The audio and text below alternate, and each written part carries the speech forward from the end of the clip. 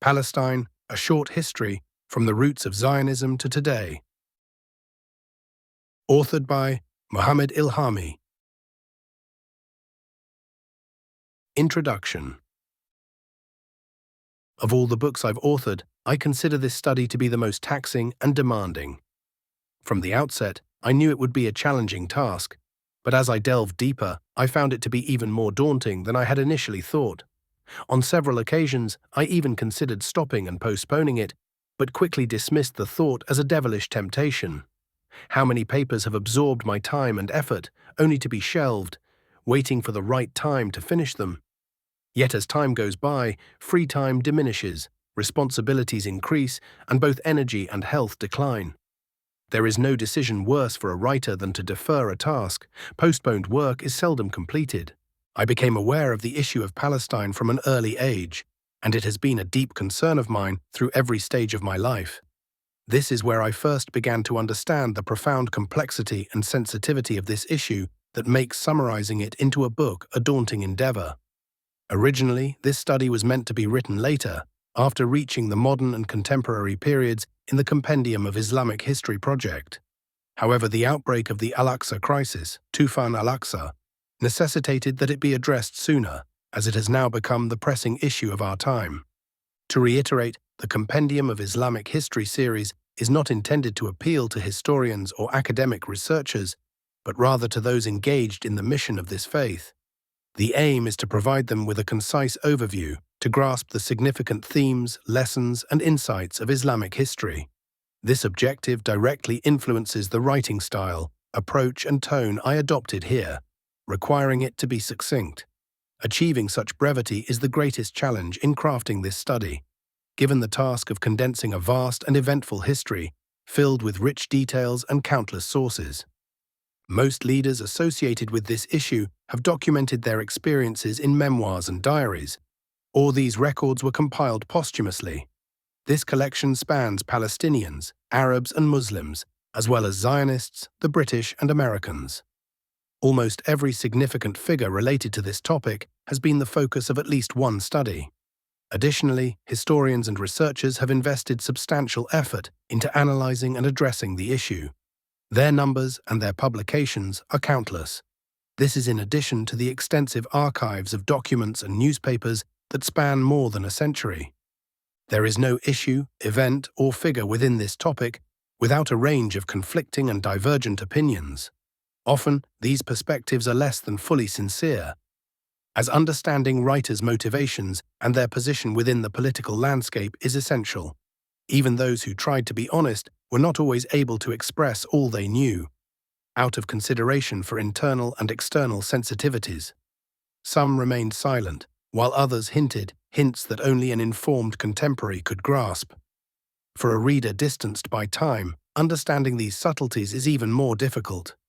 Given all of this, what could be more challenging than extracting a summary of this history from such a vast, turbulent sea? I recognize that no matter how much effort I put into a study like this, much will inevitably be left out. Mistakes, too, will slip in, despite my utmost efforts to avoid them. Circumstances have forced me to conclude this study with a list of sources far longer than those I managed to review. I tried my utmost, though it is modest, to follow, understand, and summarize this history.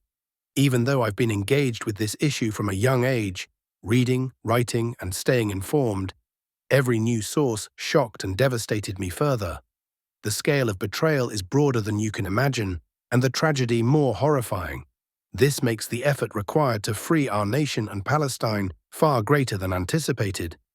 I have worked to provide a balanced account of history, addressing the religious, political, and social dimensions that are intricately connected to the issue. I concluded the narrative with key lessons and insights from this history.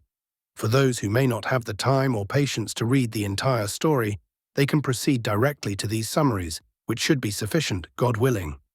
There is no need to immerse the reader in a maze of methodological and scientific details, as this study is intended to be concise and not unnecessarily long. Therefore, I'll briefly outline the study's approach by noting that readers can focus on the main text without delving into the footnotes, which are mainly for those who want to explore further or check information from its source. This approach helps the reader maintain the flow of the narrative without the distraction of excessive footnotes. Though I have avoided overusing footnotes, I realize that certain details may surprise readers, making references essential. Most of these sources are primary, particularly eyewitness memoirs. While I haven't detailed each individual's involvement or connection to the topic, the context is understandable for those familiar with these figures or inclined to verify. Important footnote. To illustrate my point, let me provide an example. I referenced Mahmoud al-Sabag's book, The Truth About the Special Organization, and its role in the Muslim Brotherhood's call to address specific issues. At first glance, the reader might wonder who Mahmoud al-Sabag is, and what relevance he has to a discussion about Abdel Qadir al-Husseini and Amin al-Husseini. This curiosity likely arises from a lack of knowledge about al-Sabag's background. He served as the liaison officer between the Muslim Brotherhood and the Arab Higher Committee. He was also a close friend and assistant to Abdel Qadir al-Husseini, overseeing armament efforts and leading the first Brotherhood volunteer unit sent to Palestine. Explaining all of this in detail would go beyond the scope of the main text or its footnotes. Similarly, I cited Malika Oufkir's book, which might initially surprise readers since it recounts the story of a Moroccan woman's imprisonment. However, my reference pertains to the relationship between Jews and the Moroccan regime. In her book, Oufkir includes lesser-known details about her father, General Mohammed Oufkir, who was the second most powerful figure in the Moroccan regime at the time. Such insights, though tangential to the primary narrative, provide valuable context. End of footnote. I was also unable to clarify why I identified this particular account and preferred it over others, as such an explanation would be too lengthy and unsuitable for a summary. However, I may occasionally make a brief note in the footnote on this matter. If a source is not primary or an eyewitness memoir, it is generally a study by a leading historian who has produced substantial and high-quality research, either on the history of the issue in general or specifically on the topic under examination. These historians often rely on archival documents that are either inaccessible or difficult to obtain. I have completely avoided any sources that might be considered emotional or not academically reliable. And anyone who reflects on the footnotes and their arrangement will understand that I have considered various technical, academic, and historical factors that cannot be fully explained here. For example, when discussing the Ottoman period, I may reference the words of a nationalist Arab leader rather than Islamic figures, or I might cite someone whose testimony is irrefutable regarding a particular event, adhering to the principle of a direct eyewitness. In addressing famous events, I typically refrain from citing the source unless it involves a tragedy or massacre. In such cases, I prefer to direct the reader to a memoir rather than a report, as memoirs capture a more personal, emotional aspect compared to the dry statistics found in reports. If the reader wishes to explore further, it is better to consult a source that conveys the event's emotional weight and tragedy, rather than a cold, systematic account. I have extensively used footnotes and references, which I reiterate are not primarily meant for the general readers of this study, wherever I believed they would be helpful, and minimized them where I thought it would be more beneficial. The methodology behind this approach is too extensive to explain here, but anyone who takes the time to reflect on it will understand. Any success I have achieved is due to God alone, and any errors or oversights are my own, or from Satan. God and his messenger are free from such faults.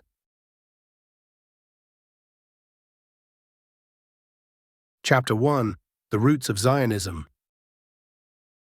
The Jewish claim to Jerusalem and Palestine is grounded in their belief that it is the Holy Land where their prophets, Abraham, Isaac, and Jacob, lived. Moses and Aaron also journeyed there, as the prophets after them. It was in this land that they experienced the height of their glory. The era of David and Solomon, the two prophetic kings who ruled from Jerusalem. After their deaths, the kingdom weakened and divided, ultimately disintegrating under the successive conquests of the Babylonian, Egyptian, and Roman empires. During these times, the Jews either lived in the land as an oppressed and defeated people, or were driven out and taken captive as slaves. Jewish attempts to return to Jerusalem. For over 3,000 years, Jews have harbored the dream of returning to the Holy Land and re-establishing their state there. Throughout history, they have made several attempts, all of which ultimately failed, raising questions about their seriousness and feasibility.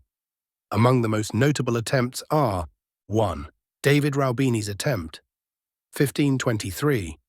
This effort is surrounded by mystery, with much of its narrative taking on a legendary character. 2. Joseph Nasi's attempt, 1561. A Jewish man who fled the Spanish Inquisition and later entered the court of the Ottoman Sultan.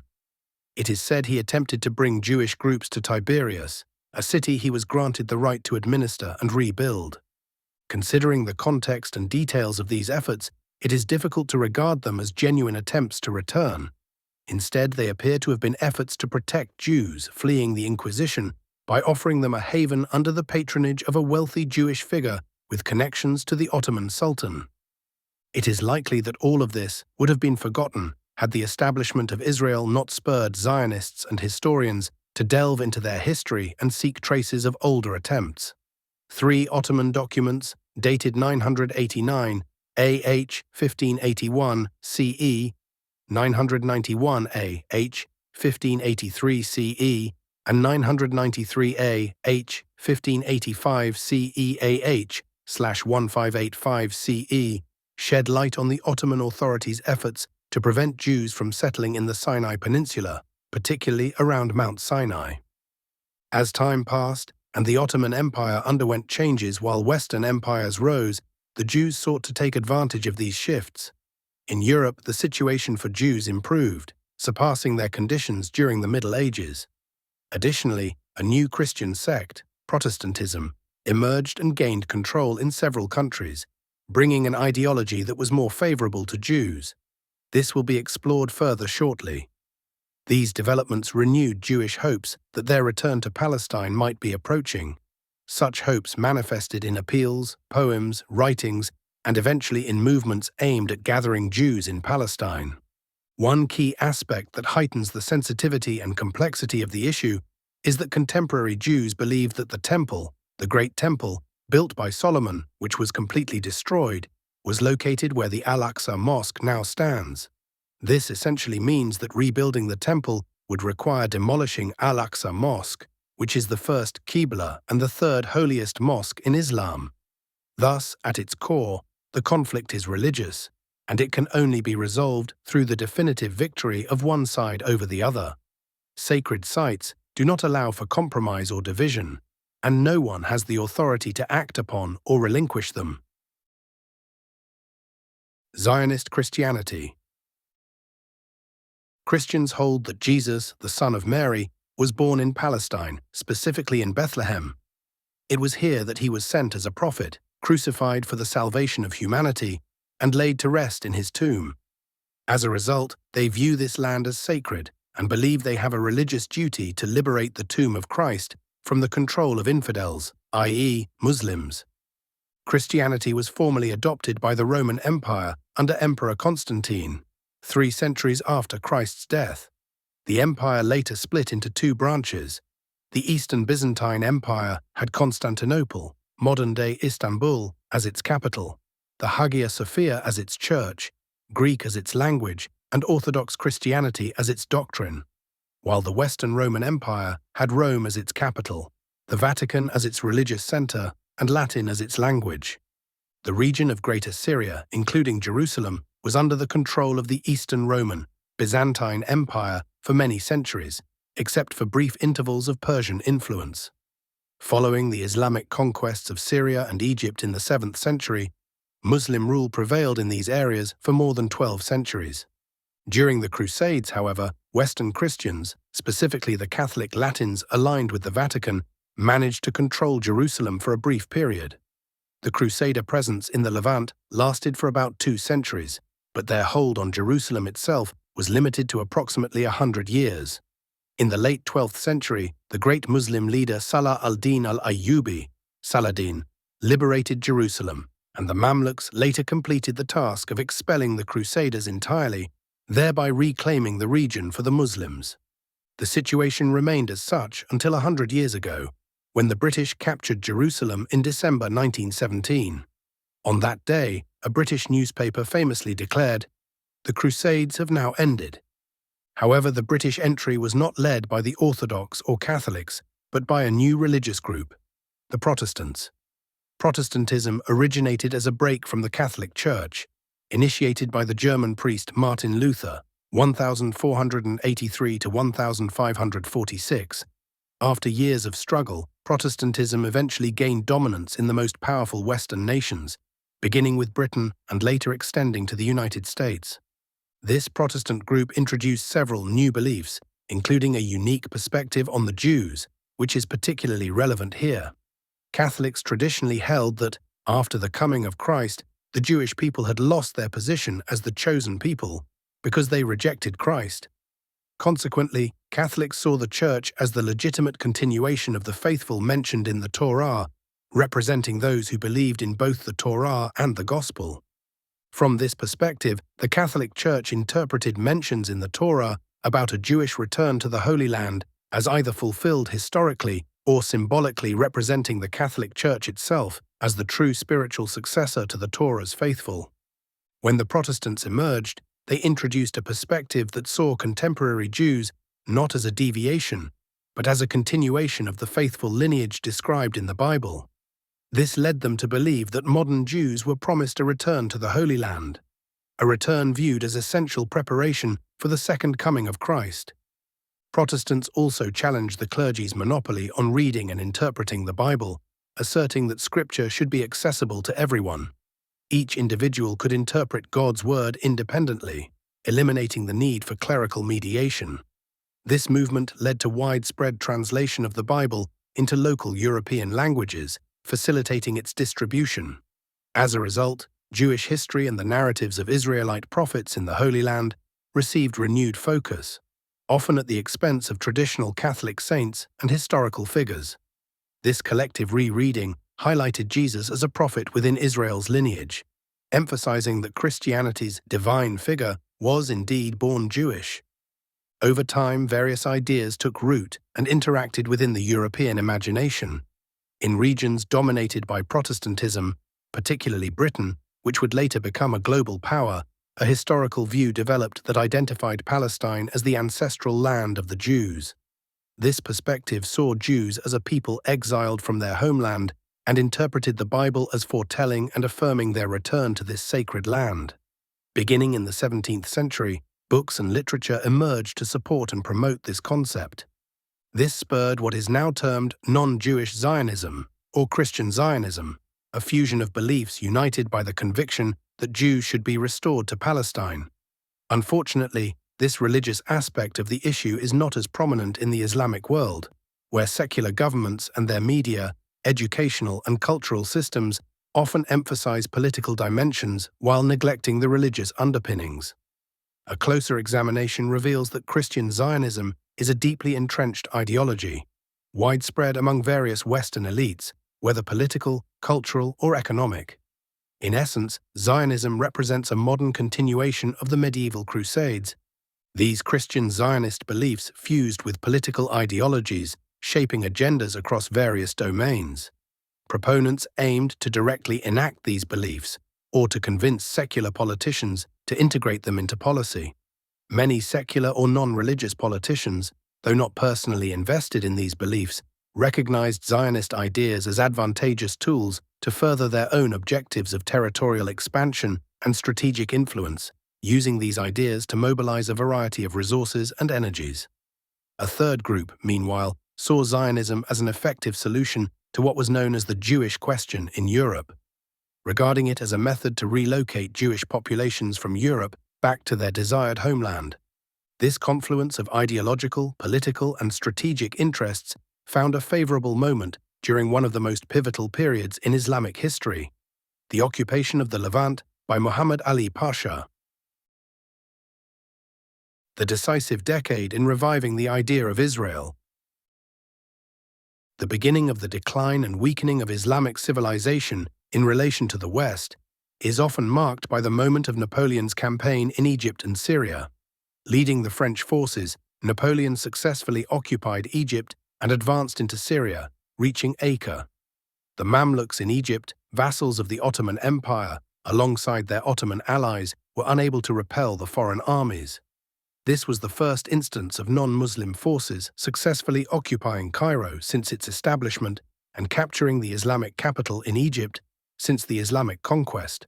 This event was a profound shock to the Muslim world and symbolized the beginning of a new era. It was reported in the French press that Napoleon, though an atheist by belief who feigned religious devotion when politically necessary, called on the Jews to return to the Holy Land during his campaign towards Syria. While the authenticity of this claim remains uncertain, it marked the first indication of a convergence of Jewish and Western interests. However, Napoleon's failure at the Siege of Acre resulted in the temporary suspension of this initiative. After French forces were expelled from Egypt by an Ottoman-British alliance, the French sought an ally who could help them maintain influence in the region. They found such a figure in Muhammad Ali, an ambitious officer in the Ottoman army, who had played a pivotal role in driving the French out. Deeply impressed by Napoleon and his policies, Muhammad Ali formed an alliance with the French. With French support and the backing of local leaders and religious figures, Muhammad Ali eventually seized control of Egypt. Muhammad Ali is recognized as one of the most influential figures in Middle Eastern history over the past 2 centuries. His achievements far surpassed those of Napoleon in Egypt, where he ruled for nearly 50 years. A ruthless and ambitious leader, he established a centralized modern state in Egypt, modeled after Western powers. His reign, however, was marked by severe oppression, and despite claiming loyalty to the Ottoman Empire, his authoritarian rule often exceeded even that of Napoleon. Muhammad Ali suffered defeat in every conflict against non-Muslim forces, which were often forced upon him. However, his victories came in wars against fellow Muslims, leaving a history of massacres across the Hejaz, Sudan, Egypt, and Syria. His most significant military campaign took place in the Levant, where, using an army of Egyptians, he conquered Syria from the Ottoman Empire, defeating its forces and nearly advancing to Constantinople. This posed a serious challenge to the West, prompting intervention from Britain, Russia, and France to restore Ottoman rule over Egypt and Syria. Eventually, after 10 years of struggle, Muhammad Ali was forced to relinquish control of Syria, securing Egypt as a hereditary monarchy for his descendants. The 10 years Muhammad Ali spent ruling Syria, including his control of Jerusalem, played a pivotal role in the revival of the idea of Israel, influencing the future geopolitical landscape. Muhammad Ali's policies in Egypt and the Levant were marked by aggressive occupation, indistinguishable from the colonialism of the British and French. His Muslim identity and nominal allegiance to the Ottoman Empire made his rule even more brutal and dangerous, complicating resistance against him. His policy in Syria can be summarized in a single phrase. Muhammad Ali worked to solidify foreign dominance at the expense of his subjects, prioritizing the interests of Jews and Christians over those of Muslims. This reflected a strategic shift that fostered greater foreign influence in the region, often to the detriment of the local Muslim populations. Muhammad Ali encouraged Jewish migration to Egypt and integrated them into his administration, increasing their presence in key roles. One noteworthy document, dating back 9 years before his occupation of Syria, is a letter from a Jewish individual in the Levant. It details the conditions in Syria, Iraq, and Iran, while also predicting future developments in Syria. This could point to an organized Jewish network working in Muhammad Ali's favor within these territories. Upon his conquest of Syria, Muhammad Ali removed taxes that had been imposed on Christian and Jewish pilgrims traveling to Jerusalem, repaired Greek Orthodox monasteries, and established a quarantine station for Christian pilgrims. Furthermore, he allocated the funds raised from these pilgrims to the monks, an action that stands in contrast to his otherwise centralized, state-controlled financial policies. From the outset, Muhammad Ali prioritized constructing and renovating synagogues, even before solidifying his control over Syria. 9 synagogues were built in Jerusalem, along with numerous churches and monasteries. Within the Jewish community, debates arose over whether to focus on additional synagogues or housing to accommodate the influx of Jewish immigrants, as Jerusalem saw steady growth in both Jewish and Christian populations. Christians were also permitted to restore and build churches without prior authorization from Ottoman authorities, as previously required. Foreigners gained access to Islamic holy sites under local protection, signaling a shift in policy. Additionally, foreign merchants were allowed to trade within the Syrian interior, previously restricted by the Ottomans to coastal cities. Taxes on Muslim trade were 7 times higher than those on foreign trade, and oversight on foreign commerce was significantly reduced. Foreign merchants were even permitted entry into Damascus, where a ceremonial reception was held for the British consul. This was a stark contrast to the Ottoman restrictions that had previously limited foreign presence in Damascus, viewing Syria as sacred Islamic territory. Ottoman ships, meanwhile, were barred from trading in Syria, marking a further shift in the region's economic dynamics. Foreigners and Jews were permitted to establish schools in Syria, where wealthy Jewish families founded modern institutions to create an educated Jewish elite. These schools aimed to empower Eastern Jewish youth to advocate for their community independently of Western influence. Additionally, Christians and Jews were appointed to positions in the military and administration, receiving ranks and titles. For the first time, Jews, Christians, Armenians, and foreigners were included in the Jerusalem Advisory Council, which oversaw the city's affairs. They were also granted licenses to launch economic and commercial projects, giving them access to Islamic endowment lands and properties under Ottoman control. In 1839, for the first time in Jerusalem's history, the British established a consulate, which soon became pivotal in supporting Jewish and Protestant communities across Jerusalem and the broader Syrian region. This consulate not only served as a significant hub for British influence, but also as a base for missionary efforts. Around this time, the American consul in Jaffa also sought to appoint a vice-consul in Jerusalem, marking the beginning of formal American involvement in the city. During this period, the first organized Jewish effort to claim part of the Barak, Western Wall Plaza, commonly known as the Wailing Wall, took place with the assistance of the British consul and endorsement from the Egyptian authorities. Under Muhammad Ali's rule, Jews and Christians enjoyed a legal status that largely exempted them from the usual restrictions. Egyptian officials even punished soldiers who unintentionally offended these groups, sometimes pardoning Christians or Jews involved in serious incidents, such as the infamous Badiri incident. While Egyptian forces suppressed local uprisings with extreme measures, they showed a marked leniency toward Christian insurgents, a stark contrast that underscored the hostility Muhammad Ali and his administration appeared to hold toward Islam and its followers.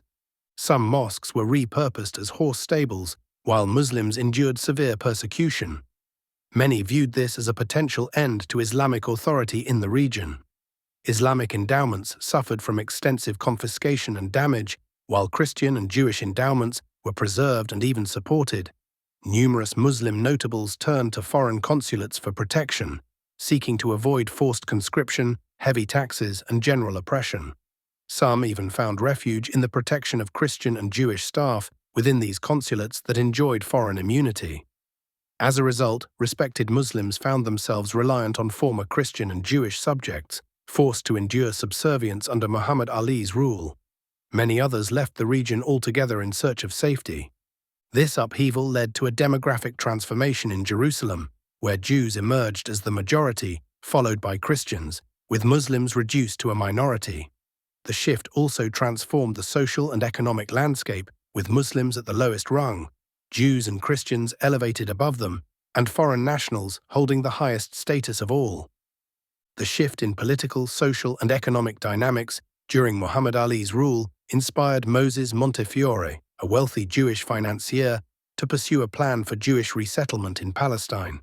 This initiative marked the first significant attempt to establish a Jewish presence in the region before Theodore Herzl. Montefiore sought to acquire large tracts of land with special rights for agriculture and trade. Muhammad Ali warmly embraced this proposal, even offering self-governance for the purchased villages. Montefiore successfully established agricultural settlements, industrial projects, and the first Jewish neighborhood outside Jerusalem's walls, granting Jews in Syria and Palestine a privileged status. With the support of the British consul, these developments ultimately transformed the Jewish community into a foreign entity, increasingly disconnected from the region and capable of becoming a settler community. This shift in policy sparked the broader idea of relocating Jews from Europe to Palestine. What began as religious aspirations evolved into a political discourse, with discussions in intellectual circles, political meetings, and eventually among government officials. For instance, the socialist thinker Charles Fourier, in his 1835 to 1836 work La Fausse Industrie, expressed deep anti-Semitism and suggested that the solution to the Jewish question was to expel Jews from Europe and resettle them in the Levant. 2. In 1839, the Earl of Shaftesbury wrote a review in the widely read Quarterly Review of a traveller's book on Palestine. Shaftesbury argued that the land could accommodate Jewish labourers under the oversight of the British consul in Jerusalem. By 1840, he had further refined this idea and presented it formally to Lord Palmerston in a memorandum, September 25, 1840, stressing the strategic advantages of a Jewish resettlement initiative for Britain. 3. The Times reported that the idea of Jewish resettlement had become a political issue, and the Globe, a paper with close ties to the British Foreign Office, published articles throughout 1839 to 1840 advocating for relocating a significant Jewish population to the Levant. This concept gained Lord Palmerston's approval. That same year, he wrote to the British ambassador in Constantinople, proposing the establishment of a Jewish state as a buffer for the Ottoman Empire against Muhammad Ali. 4. In 1841, Colonel Churchill presented a memorandum to Moses Montefiore, suggesting the formation of a political movement to support the restoration of Jewish presence in Palestine. In summary, Muhammad Ali's policies in Syria catalyzed discussions around establishing a Jewish state. His influence thus positioned him, if not as the founder, then as a significant precursor to Israel's eventual establishment. Without external political constraints, Israel might have been founded 50 years earlier. Ottoman resistance to a Jewish state. While Muhammad Ali's ambitions in Syria were ultimately thwarted, his policies left a lasting impact that shaped the region's future. Following their reclamation of Syria, the Ottoman Empire struggled to fully restore the previous order. The area had undergone significant transformations, including an increase in Jewish communities, economic projects, and the establishment of a British consulate, which symbolized enduring foreign influence. Additionally, the Ottoman return to power was heavily dependent on British support, reinforcing a foreign, particularly British, presence that would later influence the political landscape. Though Muhammad Ali's efforts may have ended, Jewish initiatives continued. Between his departure from Syria and the rise of Herzl and Zionism, various attempts were made to establish a Jewish presence. One such effort was by the Jewish traveller Lawrence Oliphant, who proposed a plan in 1880, described in his book The Land of Gilead. Another was by Samuel Montague, a British Jewish banker, parliament member and leader of the Lovers of Zion, who in 1893 appealed to Sultan Abdulhamid II to permit Jewish settlement in eastern Jordan. In the same year, German Zionist Bohlen Dorf suggested a scheme to bring Zionist settlers to eastern Jordan, intending to drive out the Bedouins. During this period, numerous Jewish organizations in Europe and Russia were established to support Jewish migration to Palestine and bolster the Jewish community there through financial aid or the development of agricultural and industrial projects. Additionally, Jewish settlement efforts were cloaked in and bolstered by foreign influence, primarily through two channels: influential politicians and decision-makers in European capitals, and foreign consuls stationed in the Levant representing these powers. Prominent political leaders aligned imperial interests with the aim of Jewish resettlement in Palestine. Significant roles were played by figures such as Ernest Laharan, Napoleon III's private secretary, who authored a work promoting Jewish return, and Lord Palmerston, Britain's Foreign Secretary and later Prime Minister. Palmerston made considerable efforts to secure the Ottoman Sultan's approval for a Jewish homeland in Palestine. Other advocates, including Lloyd George, drew on deep-rooted Protestant education and familiarity with biblical lands, noting that he knew the villages of Palestine better than European locations and was more acquainted with Israelite kings and prophets than British monarchs. Overall, many European nations issued Balfour-like promises or comparable pledges. The United States also joined in exerting pressure on the Ottomans, particularly after anti-Jewish pogroms erupted in Russia in 1881. As for the foreign consuls, they worked, whenever possible, to purchase land in Palestine under the foreign ownership laws that existed in the Ottoman Empire, much as they do in other countries even today. This practice often exploited existing conditions, some of which were naturally established, such as laws allowing foreigners to own land or property, and others stemming from the aftermath of Muhammad Ali's era or from Ottoman weakness. This weakness was evident in the financial crisis that plagued the Ottoman state, which led to mounting debts, occasionally forcing it to auction lands to raise funds. Additionally, foreign consuls extended protection to Jews under foreign privileges and used consular influence to solidify the Jewish presence and empower them. Moreover, many consuls actively circumvented and violated Ottoman laws. Undoubtedly, this foreign influence infiltrated the Ottoman Sultanate through corrupt officials. Whether they were westernized figures inclined toward foreign interests or driven by personal gain and desires. Thus, examining the Ottoman resistance to a Jewish state involves more than Sultan Abdulhamid II's response to Herzl, which will be discussed later. This resistance predates Herzl and Zionism. As previously noted, Ottoman sultans during the empire's periods of strength issued decrees opposing Jewish settlement in the Sinai, centuries before these later developments.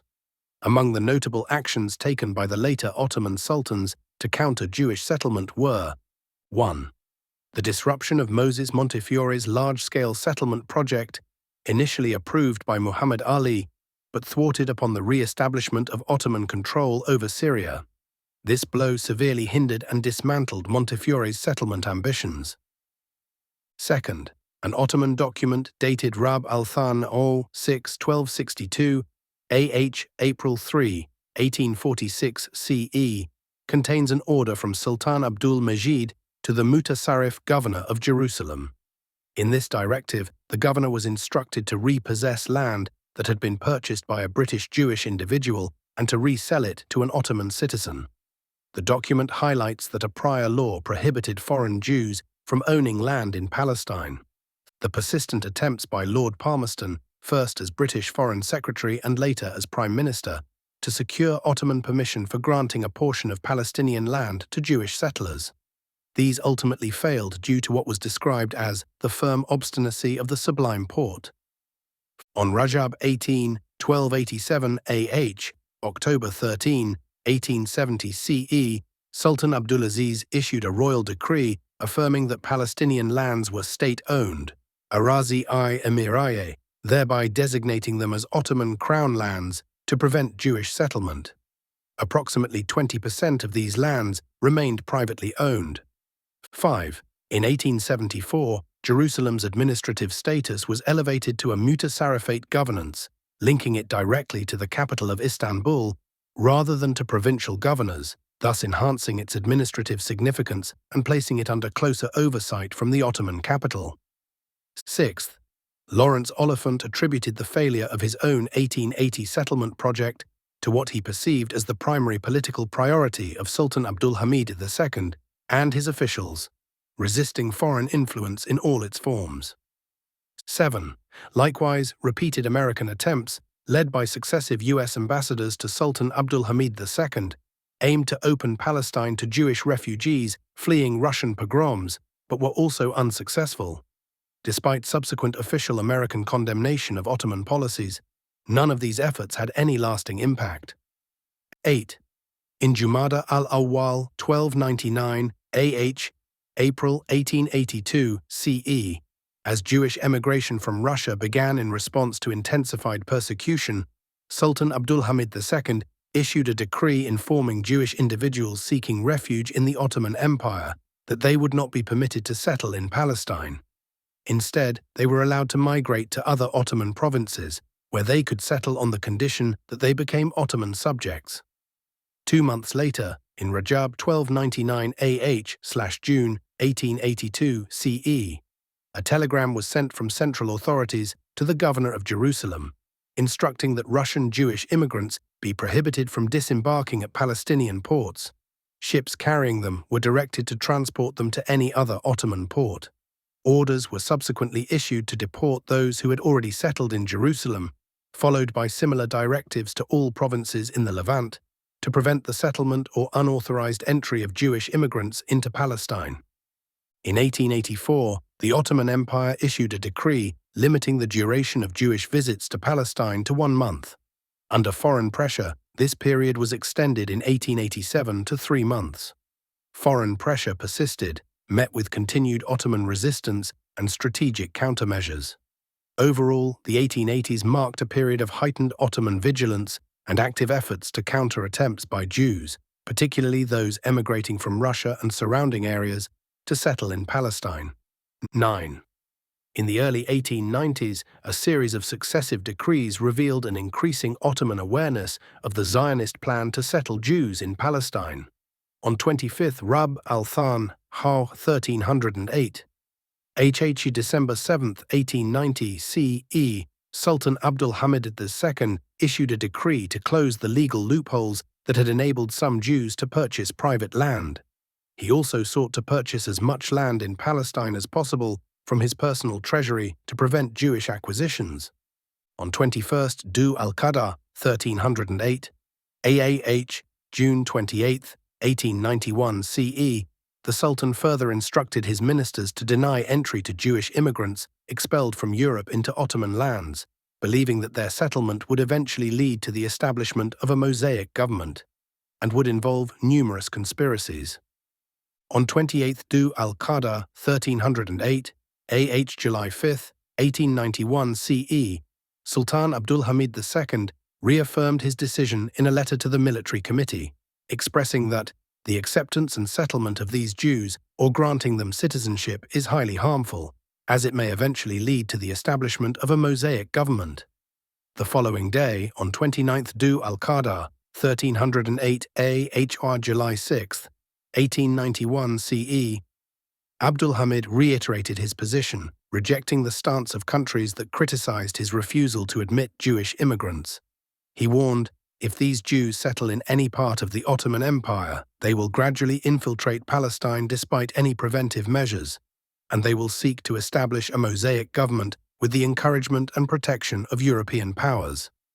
In 1896, he further restricted Jewish land ownership, prohibiting Jewish companies from acquiring land and allowing ownership of immovable property only for Jewish settlers who had arrived before 1893.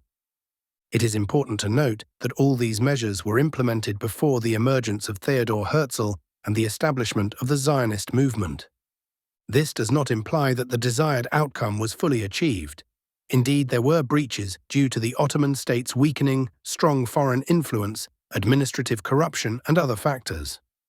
However, the aim here is to emphasize that the Ottomans consistently sought to protect Palestine and resist the establishment of a Jewish state. This should be self-evident and not require extensive proof, as it is natural for states to defend their territories and guard against the formation of independent entities within their borders. Nonetheless, we find it necessary to address this for 2 reasons.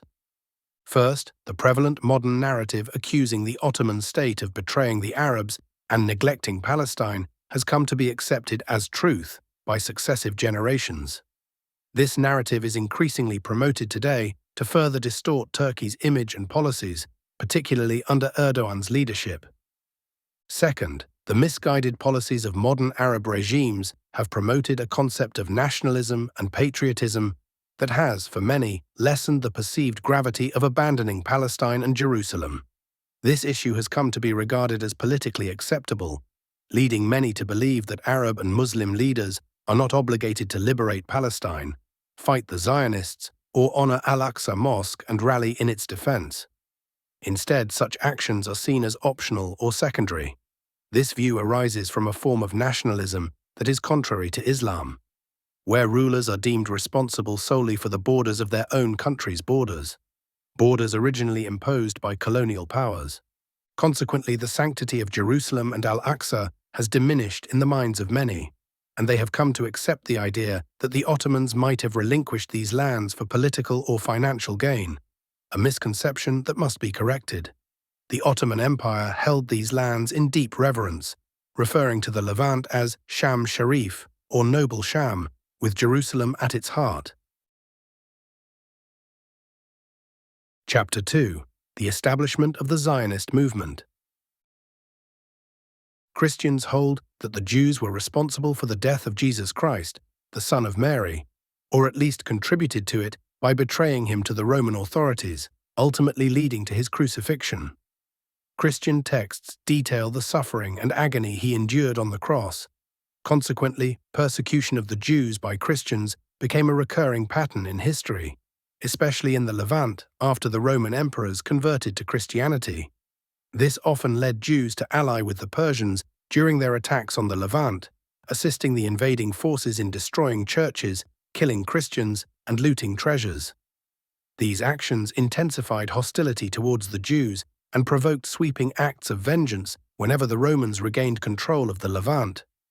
Roman emperors and military commanders in the region dealt some of the most crushing blows to the Jews, scattering them widely and severely. In medieval Europe, Christian persecution of Jews was a prominent aspect of the period, with Jews being repeatedly expelled from various countries at different points in history. The reasons behind these expulsions were a blend of religious, political, economic, and social factors. Religious tension was rooted in perceived Jewish hostility toward Christ, while political and economic motivations stemmed from the Jewish community's inclination toward isolation. Jews often concentrated in specific areas that became known as Jewish quarters, or exclusive communities, ghettos, frequently monopolizing certain trades, particularly commerce and gold, along with engaging in usury. This both increased their separation from wider society and intensified hostility toward them. Additionally, a general societal aversion to outsiders, coupled with the tendency of rulers to rely on minorities to advance their interests or schemes, created conditions that could turn against both rulers and minorities during periods of public unrest or popular protest.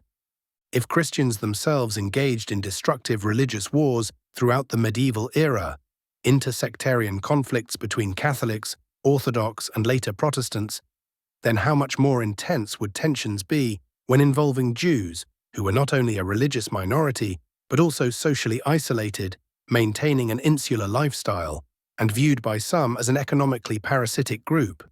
The situation of Jews in Europe began to improve as the continent gradually distanced itself from Christianity and the dominance of the Church, giving rise to secularism, nationalism, the modern state system, and positive laws and legislation.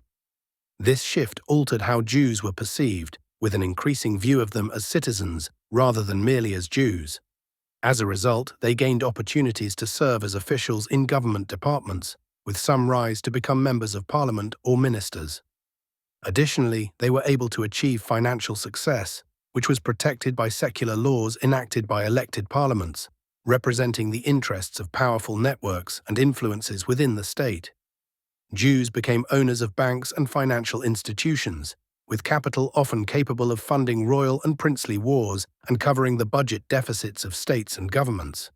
This coincided with the rise of Protestantism, which brought with it a Christian Zionist movement that, as we discussed earlier, positioned Jews as objects of sympathy, care, and even respect and reverence.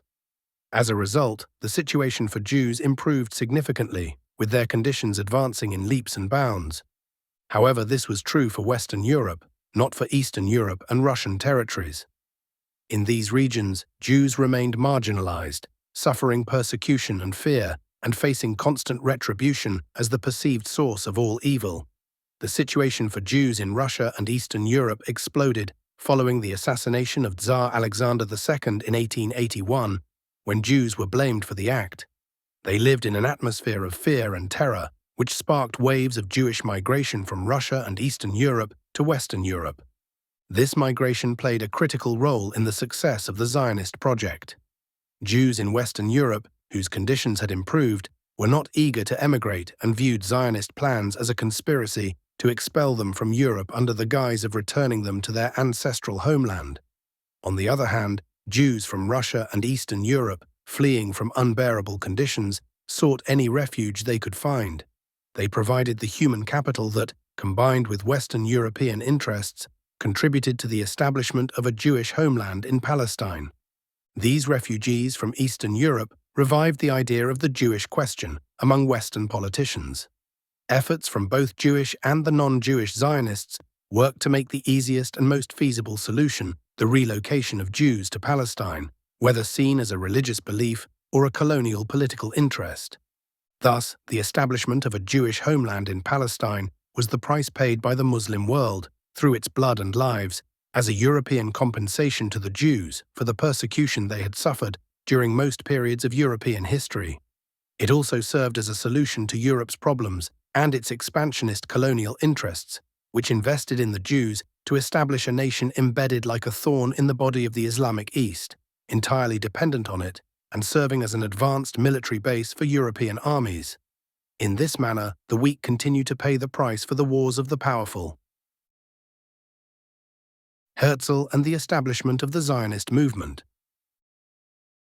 All these circumstances came together to inspire a young Jewish journalist from Austria named Theodor Herzl, who was a brilliant, astute, and highly active individual. He was able to skillfully leverage all the surrounding conditions to support the project of establishing a Jewish state in Palestine. Herzl based his project on three main pillars.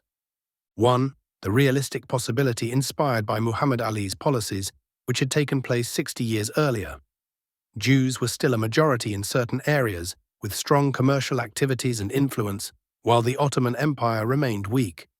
2. The rise of nationalism, which established the idea that each nation should have its own state, with clearly defined political borders and independent sovereignty. Herzl's belief was that Jews were a people without a state, a nation without a land. This made it an ethical and natural obligation for Jews to have their own state. This idea formed the essence of his book, The Jewish State, published in 1896, marking the beginning of his Zionist project. This movement held its first conference in Basel, Switzerland, in 1897, launching the efforts to establish a Jewish state. 3. The era of colonialism and European dominance, where Europe had substantial control over the world, either through direct occupation or significant influence in non-occupied regions. Therefore, establishing a state for the Jews was feasible if he could convince Western politicians and align the idea of a Jewish state with Western colonial interests, addressing multiple issues at once, particularly the Jewish migration from Eastern Europe, which Western countries saw as a problem. While Herzl was pursuing this, he discovered that Jews would not embrace the idea of a state for them unless it was in Palestine, specifically in Jerusalem. Initially, Herzl had considered locations like South America or Africa for the state, but he realized that the success of the project depended on connecting with the Jews' spiritual yearnings, dreams, and historical ties to the land. Consequently, he revised his plan to establish the Jewish state in Palestine. Herzl began his intense efforts to convince Western politicians of the project to establish a Jewish state in Palestine. He made numerous trips to Austria, Germany, Italy, France, England, and the Ottoman Empire, deploying all his intelligence and persuasive skills in each case. He tailored his approach to each country's specific interests, conflicts, and priorities, aiming to align the Jewish state project with the national objectives of those he approached. For the Germans, the creation of a Jewish state in Palestine would help them manage the influx of Jewish refugees fleeing Russian persecution. It would also attract surplus Jewish labor and farmers, establishing a Middle Eastern state reliant on cheap Jewish labor and abundant raw materials. This would appeal to European investors and capital, particularly in comparison to China. Moreover, it would spare Germany from having to absorb persecuted Jewish workers who could potentially join revolutionary movements. The Jewish state would also act as a buffer against French and Russian ambitions, Germany's adversaries, in the event of the Ottoman Empire's collapse, as persecuted Jews would resist Russian influence. Additionally, the state would bolster Western policies in the region, support Eastern Christians, and prevent any single country, particularly Britain, Germany's rival, from dominating the vital trade routes between East and West, which Britain already controlled through its holdings in India, the Arabian Gulf, Egypt, the Suez Canal, and Cyprus. For the British, Herzl proposed that the Jewish state would provide an alternative, shorter land route between East and West, ensuring Britain's complete control over transportation networks and colonial interests. The Jewish state would build a railway linking the Gulf to the Mediterranean, with a branch extending to Afghanistan. benefiting Britain more than any other power, at no cost to Britain, as the Jews would finance and manage the project. Furthermore, the establishment of a Jewish state in the region would weaken Turkey and prevent Russian expansion into the east. If the Jews succeeded in gaining the Sultan's favor through financial support, the Ottoman Empire could avoid borrowing from France and Russia, Britain's enemies, thus curbing their influence. For the religiously inclined British, there was also a theological motive. The Jews' return to their homeland was seen as a necessary precursor to the second coming of Christ. As for the Russians, Herzl presented the idea of a Jewish state as an excellent opportunity to resolve the Jewish problem by relocating Jews to Palestine. This relocation would be smooth and seamless, as the Jews themselves would welcome it. Since many Jews were Russian and shared their culture, the Jewish state would fall under Russian influence, effectively blocking the expansion of Western influence in the East. Moreover, the Jews would offer money to the Ottoman Sultan to purchase the land, and the Sultan would be compelled to use these funds to implement reforms and improvements, especially those pressured by Christian nations to better the situation of Christians. In effect, it would appear as though the Jews had financed the betterment of Christians, many of whom were influenced by Russia. Herzl also took care to reassure them about Jerusalem, asserting, "Jerusalem will remain free from commercial transactions." Herzl even presented the project to a representative of the Pope, renouncing the holy sites that would not fall within the borders of the desired Jewish state, such as Jerusalem, Bethlehem, and Nazareth. Additionally, Herzl met with the young Egyptian leader Mustafa Kamil, who was only 23 years old at the time. Herzl was impressed by Kamil's enthusiasm to expel the British from Egypt and considered that this could align with the interests of the Zionist movement. Expelling the British would force them to relinquish control of the Suez Canal, thereby increasing their commitment to the Jewish state project, which would offer a land alternative.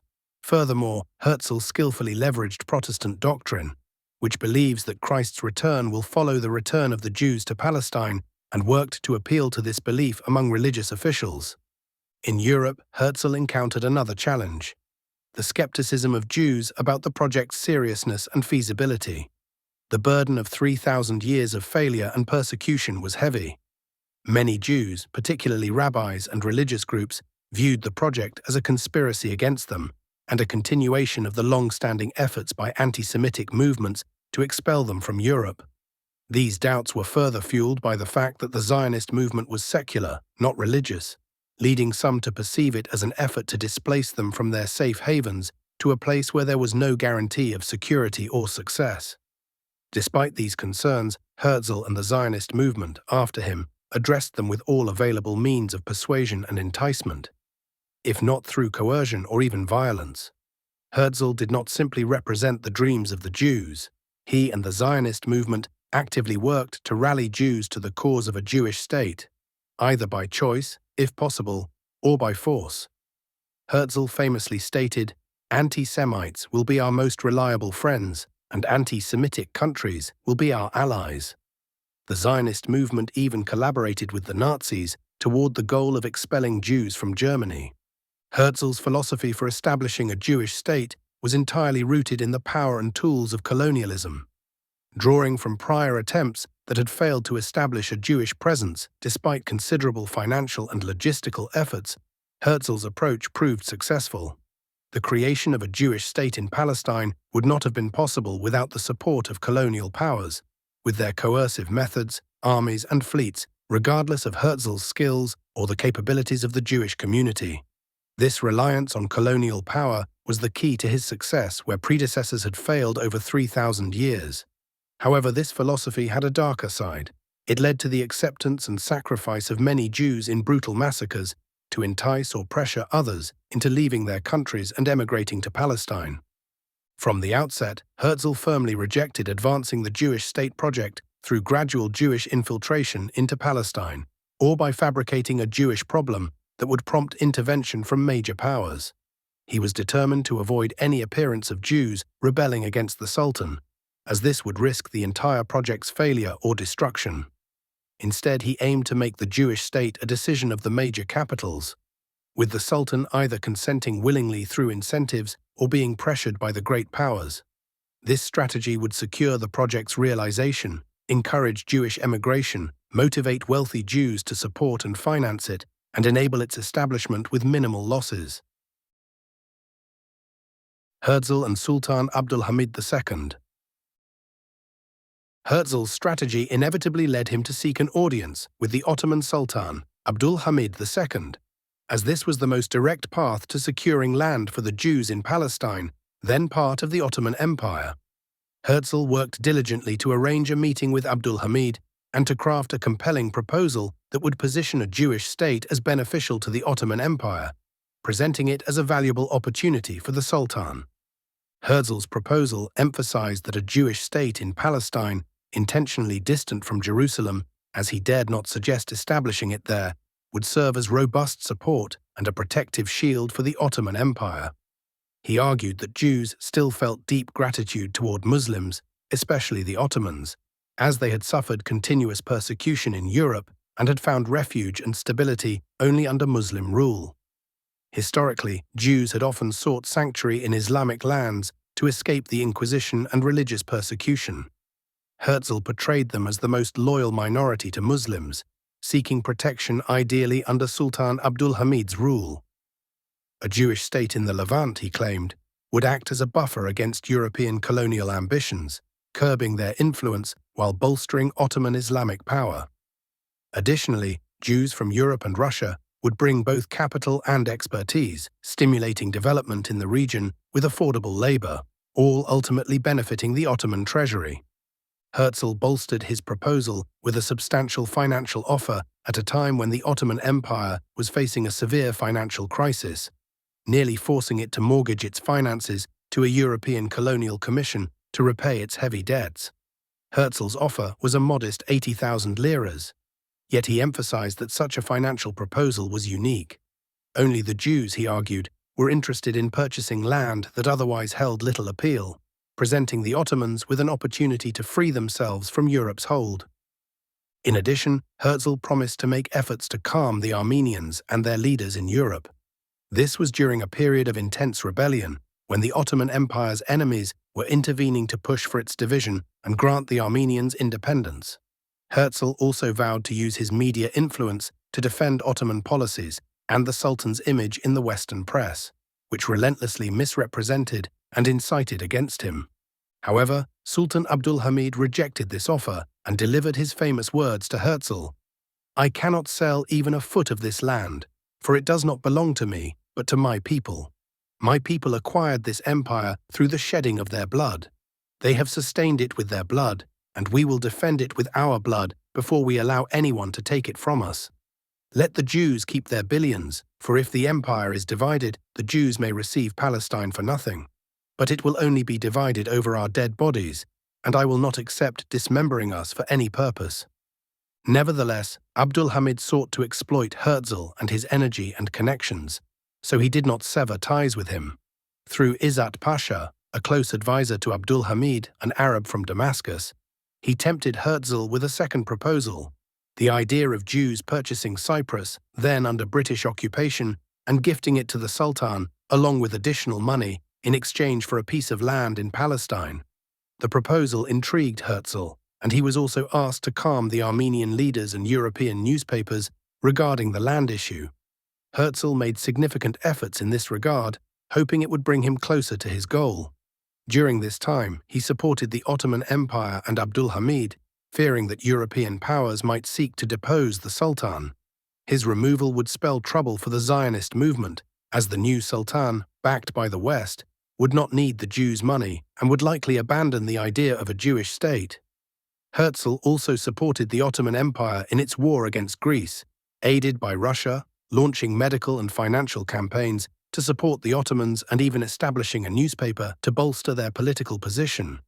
In recognition of his efforts and to encourage him to do more, Abdulhamid awarded Herzl a medal. Meanwhile, Herzl persisted in promoting the idea of a Jewish state, each time easing and conceding some of his demands. He even suggested to the Sultan that he personally take charge of the Zionist movement and announced that he would offer Palestine as a province under his complete sovereignty, in exchange for an annual payment of £1 million. Looking at Herzl's attempt, the Sultan successfully exploited Herzl and his efforts, while Herzl gained nothing from Abdulhamid. Abdulhamid persisted in his efforts to prevent Jewish settlement in Palestine. In 1897, he established a special committee in Jerusalem to oversee the enforcement of restrictions on Jewish entry into the country. In June 1898, he issued instructions forbidding foreign Jews from entering Palestine unless they paid a security deposit and pledged to leave within a month. The Sultan further tightened airport regulations, granting no exemptions, not even for the British vice-consul in Antioch, solely because he was Jewish. These restrictions were subsequently enforced with even greater rigor. In 1901, the Sultan issued a law regulating Jewish visits to Jerusalem, requiring them to carry a travel pass detailing their journey and its duration.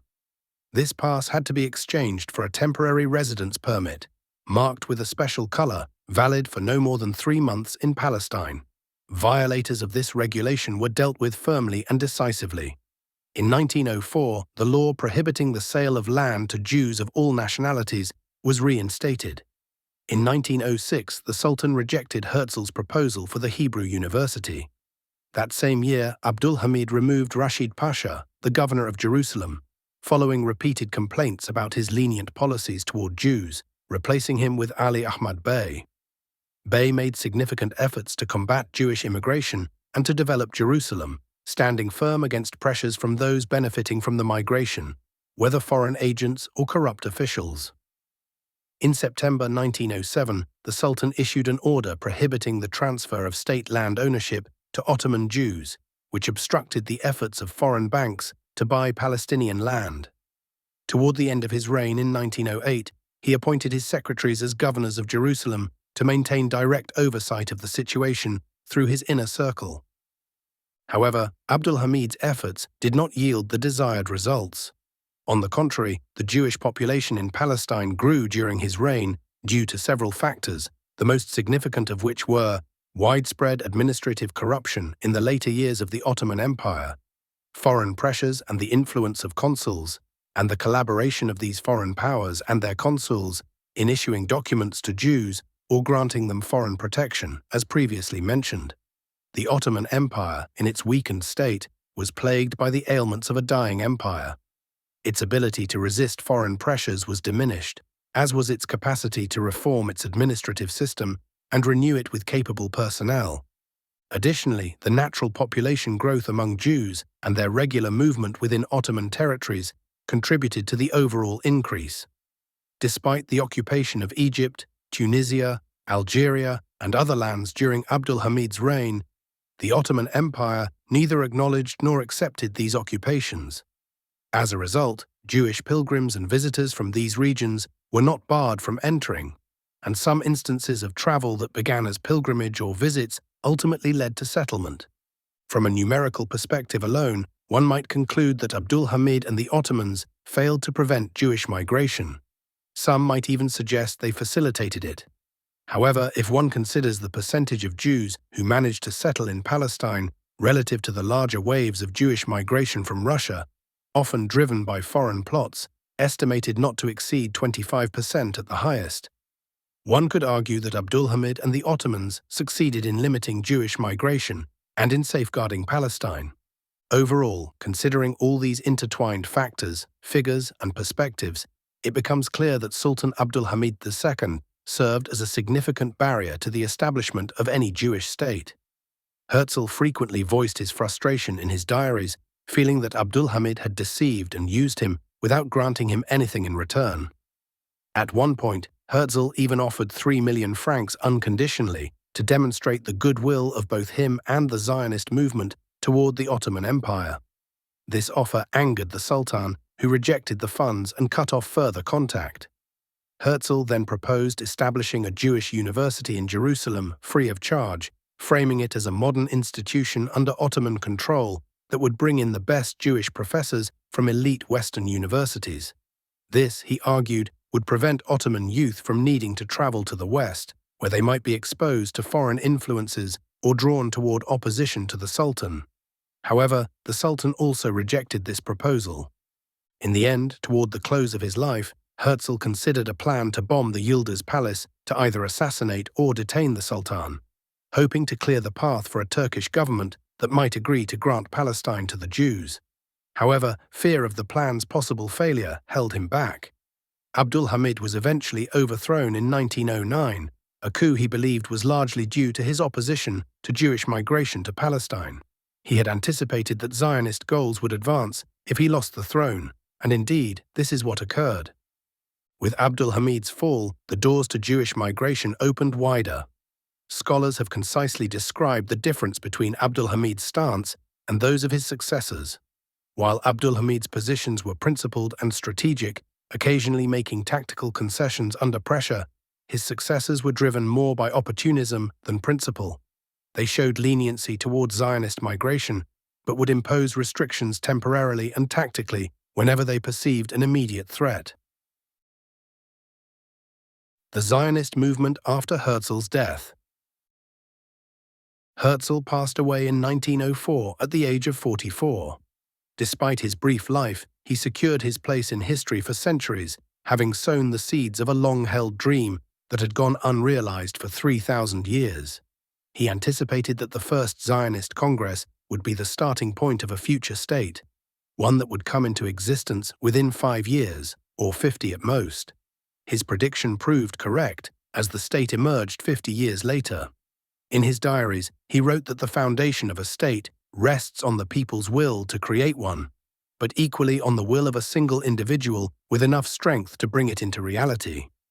After Herzl's death, the Zionist movement encountered a period of confusion and instability under leaders who lacked his level of intelligence and dynamism, including David Wolfsohn, 1905–1911, and Otto Warburg, 1911–1920. However, the movement regained its momentum and strength when Chaim Weizmann, a powerful figure, assumed leadership in 1920. Weizmann proved to be as capable and resilient as Herzl, steering the Zionist vision to realization within his lifetime and ultimately becoming the first president of the State of Israel after its establishment. This turmoil and confusion that plagued the Zionist movement serves as one of the strongest pieces of evidence that the movement itself lacked the strength to succeed in such a monumental project as establishing a Jewish state in Palestine. Its success was primarily the result of support from European imperial powers. How could a movement, whose progress had effectively stalled for 16 years after the death of its founder, resume such an ambitious project as the establishment of a homeland? However, acknowledging this fact does not diminish the immense effort Chaim Weizmann exerted. Just as Zionism could not establish a homeland purely through its own strength, Western colonialism itself cannot breathe life into a lifeless body or revive an inert, lazy entity. While it may appear that Weizmann was just as determined and ambitious as Herzl, he was much more fortunate, as the circumstances and prevailing winds were in his favor.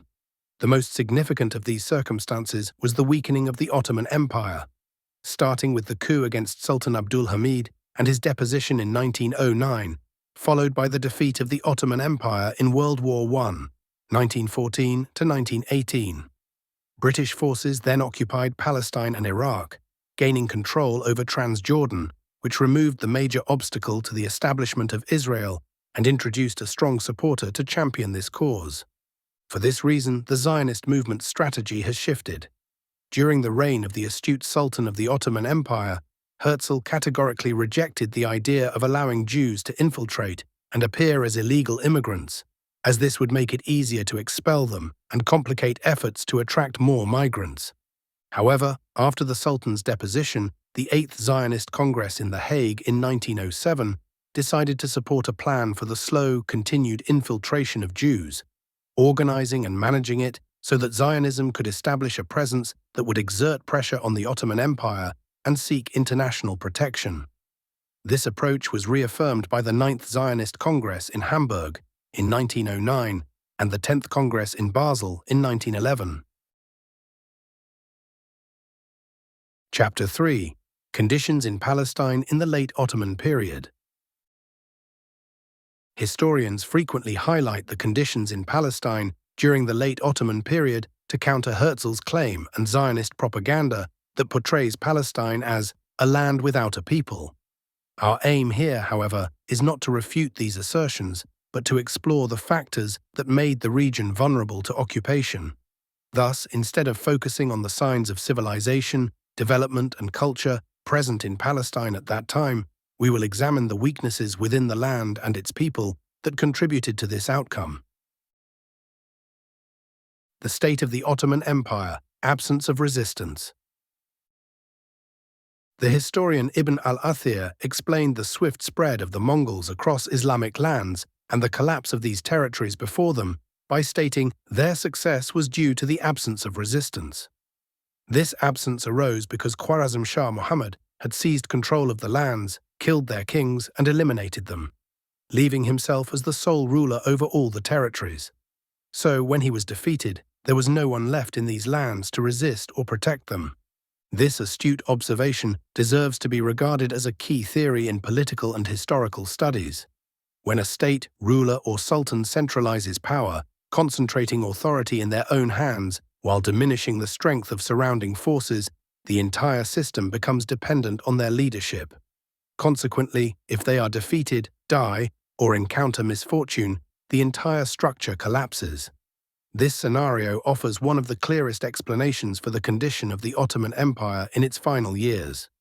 During its decline, the Ottoman Empire embarked on a process of modernization, a Western secular model of governance and administration that concentrated power in the hands of the ruling authority, distancing it from society. Gradually, and often unwittingly, the Ottoman state moved away from the Islamic system that had been based on a balance of powers. This shift mirrored Ibn Khaldun's theory that conquered peoples tend to emulate their conquerors. However, this modernization did not have the strengthening effect that the Ottomans had hoped for. Despite adopting the European model, the Ottomans continued to face defeats throughout the 19th century. This is because Europe's rise was not solely the result of modernization, and the decline of the Ottomans cannot be attributed simply to their failure to modernize. What concerns us here is the growing centralization and monopolization of power within the Ottoman state, as it expanded its bureaucratic apparatus to encompass all remaining territories under its rule, including Palestine. This vast and intrusive bureaucracy, deeply woven into the fabric of society, progressively eroded social cohesion, weakened local sources of strength, and diminished the capacity for self-reliance. As a result, society's ability to independently manage its affairs and restore order in the face of chaos or corruption within the Ottoman administration was significantly undermined. Moreover, the decline of the Ottoman Empire opened the door for significant foreign influence from Western powers and Russia, particularly through their support of Christian and Jewish minorities, which strengthened their influence and privileges. This dynamic played a key role in the rise of Arab nationalism, led by Arab Christians in the Levant, alongside the emergence of Turkish nationalism. These Islamic regions, influenced by the nationalist ideologies spreading in the West, saw the rise of passionate movements advocating for Arab independence in Arab territories and the Turkification of Arabs within the Ottoman government. The situation had therefore changed from what it had been before. In the late Ottoman period, anyone born in Palestine, like most Arabs at the time, had no doubt or hesitation in identifying as Ottoman. It was their identity, their bond, and their sense of belonging. Even if their roots were Arab, they would encounter in the streets, neighborhoods, and schools another boy of Turkish origin, who often had an Arabic name. This Turkish boy did not see himself as merely Turkish, but also as Ottoman. The two students would unite in their study of geography or history, or when singing the anthems that praised the Ottoman Empire and its victories. The rift had now emerged, and its crisis was deepened by the turmoil that followed the deposition of Abdul Hamid and the Ottoman entry into World War I. It was a time marked by intense suspicion, during which Turkish nationalism solidified as a dominant force, particularly evident during the era of the Committee of Union and Progress. This period saw the rise of a secular Turkish military regime that pursued policies of Turkification in the Levant, enforced strict control over the Arab provinces, and swiftly implemented punitive measures. It was a bitter era, epitomized by Jamal Pasha's harsh governance in the Levant. On the other hand, the idea of Arab nationalism had evolved significantly. It was no longer merely a call made by a few Christians in the Levant. The British had now become involved, enticing Sharif Hussein, the Sharif of Mecca and ruler of the Hijaz, with the promise of an Arab caliphate, with him at its helm. Intriguingly, this caliphate was intended to be limited to the Arab territories under Ottoman control, which is why its slogan was "From Rafah to Taurus," not "From the Atlantic to the Gulf." It was a caliphate designed along the lines of Western occupation. More than just an idea, it had now become a dangerous reality, as Sharif Hussein and his Arab forces rebelled, opening a new front against the Ottomans at a critical moment when they were already stretched thin in World War I. Here began a cycle of interconnected issues, each amplifying the other and escalating tensions. Errors, missteps, and even ordinary policies and actions were swiftly framed as expressions of either Arab or Turkish nationalism, prompting a counter-response fueled by nationalist sentiments in turn. When the Ottoman Empire was defeated in World War I, society was left in a state that epitomized Ibn al-Athir's concept of the absence of resistance. By that point, society had already lost much of its self-reliance. Many of its members had perished in the war, either conscripted into the defeated Ottoman army or joining Sharif Hussein's forces, whose public slogans called for rebellion against the Committee of Union and Progress and the restoration of the oppressed Ottoman Muslim Caliph. Others scattered, fleeing the horrors of war, famine, and the tragedies of displacement. As such, in Palestine, only the most fundamental forms of social cohesion remained: the bonds of family, tribe, and clan. Within these groups, it was mainly the wealthy, those who had established themselves in the cities and maintained ties with the Ottoman administrative apparatus, who stood out. These individuals were often the ones who prioritized, or rather could afford, sending their children to study in major capitals such as Istanbul, Cairo, London, and Paris, striving to preserve their social standing. Thus, when the British entered Palestine, they found a society in this fragmented state. The remaining elites and prominent figures were open to engagement through various means, either by tempting them with promises to safeguard their social positions, privileges, and influence. By invoking the Arab nationalist sentiment the British were actively supporting at the time, or through the appeal of progress and the Western model of modernization, which had captivated some of these elites and their sons who had studied abroad. These incentives were counterbalanced by the stark reality of a lack of means to oppose the British presence. What could a small, resource-poor population do against a mighty empire that has just emerged victorious over the world's great powers? A nationalist Arab leader from Acre recounted hearing elders nostalgically refer to the Ottoman era as the days of prosperity and dignity. Even those who, under British rule, came to view the Ottoman period as an occupation still lamented the lost unity of the Arab lands, as Arab unity had been a reality under Ottoman rule, even if under occupation. But with the arrival of the British and French, this unity dissolved, replaced by both occupation and fragmentation, and the banner of Arab unity was no more. Islamic civilization set an unparalleled example in its fair and compassionate treatment of minorities, integrating them and protecting their rights in a way unmatched by any other civilization in history.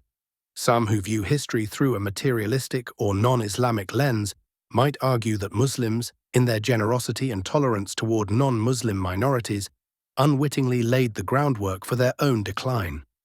In time, these minorities turned against them, delivering a profound blow to the unity and strength of the nation and its civilization. Nevertheless, we do not hold that view. Rather, we believe that if we could turn back time, we would once again embrace minorities with the utmost goodwill as our religion commands. The root of the issues lay in straying from our principles by assigning minorities to sensitive positions and placing full trust in them, despite knowing, as God cautions in Surah Al-Imran, "O you who have believed, do not take as intimates those other than yourselves, for they will not spare you any ruin. They wish you would have hardship. Hatred has already appeared from their mouths, and what their breasts conceal is greater." Additionally, it was military and political weakness that rendered our nation vulnerable to both internal and external threats. Even a noble nation becomes an easy target when it is weak. Strength is the best safeguard for morals. As the saying goes, firmness is the fence around justice, and misplaced mercy is merely a form of weakness.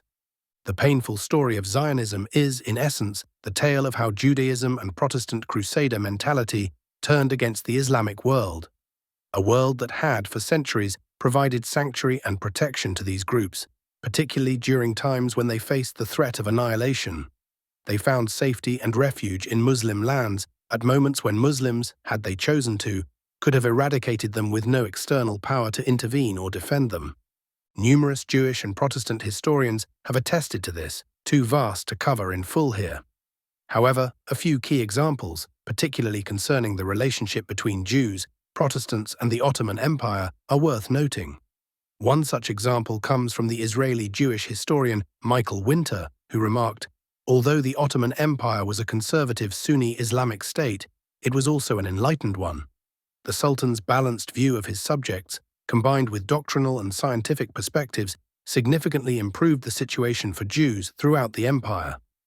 During the Ottoman period, especially for Jews working in the Treasury Department, they reached heights they had never known before, or at least not since the Fatimid era in the Middle Ages.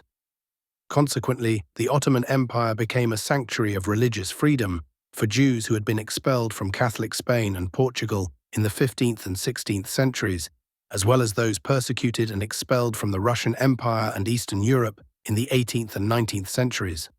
Furthermore, the American Jewish historian Salo W. Barron, regarded as the greatest Jewish historian of the 20th century, testified that the most prosperous centers of Jewish communities, from the rise of the Caliphate to the abolition of the Jewish ghettos in Europe, were in the Islamic lands, in Iraq under Abbasid rule, in Spain during the Berber period, and later in the Ottoman Empire.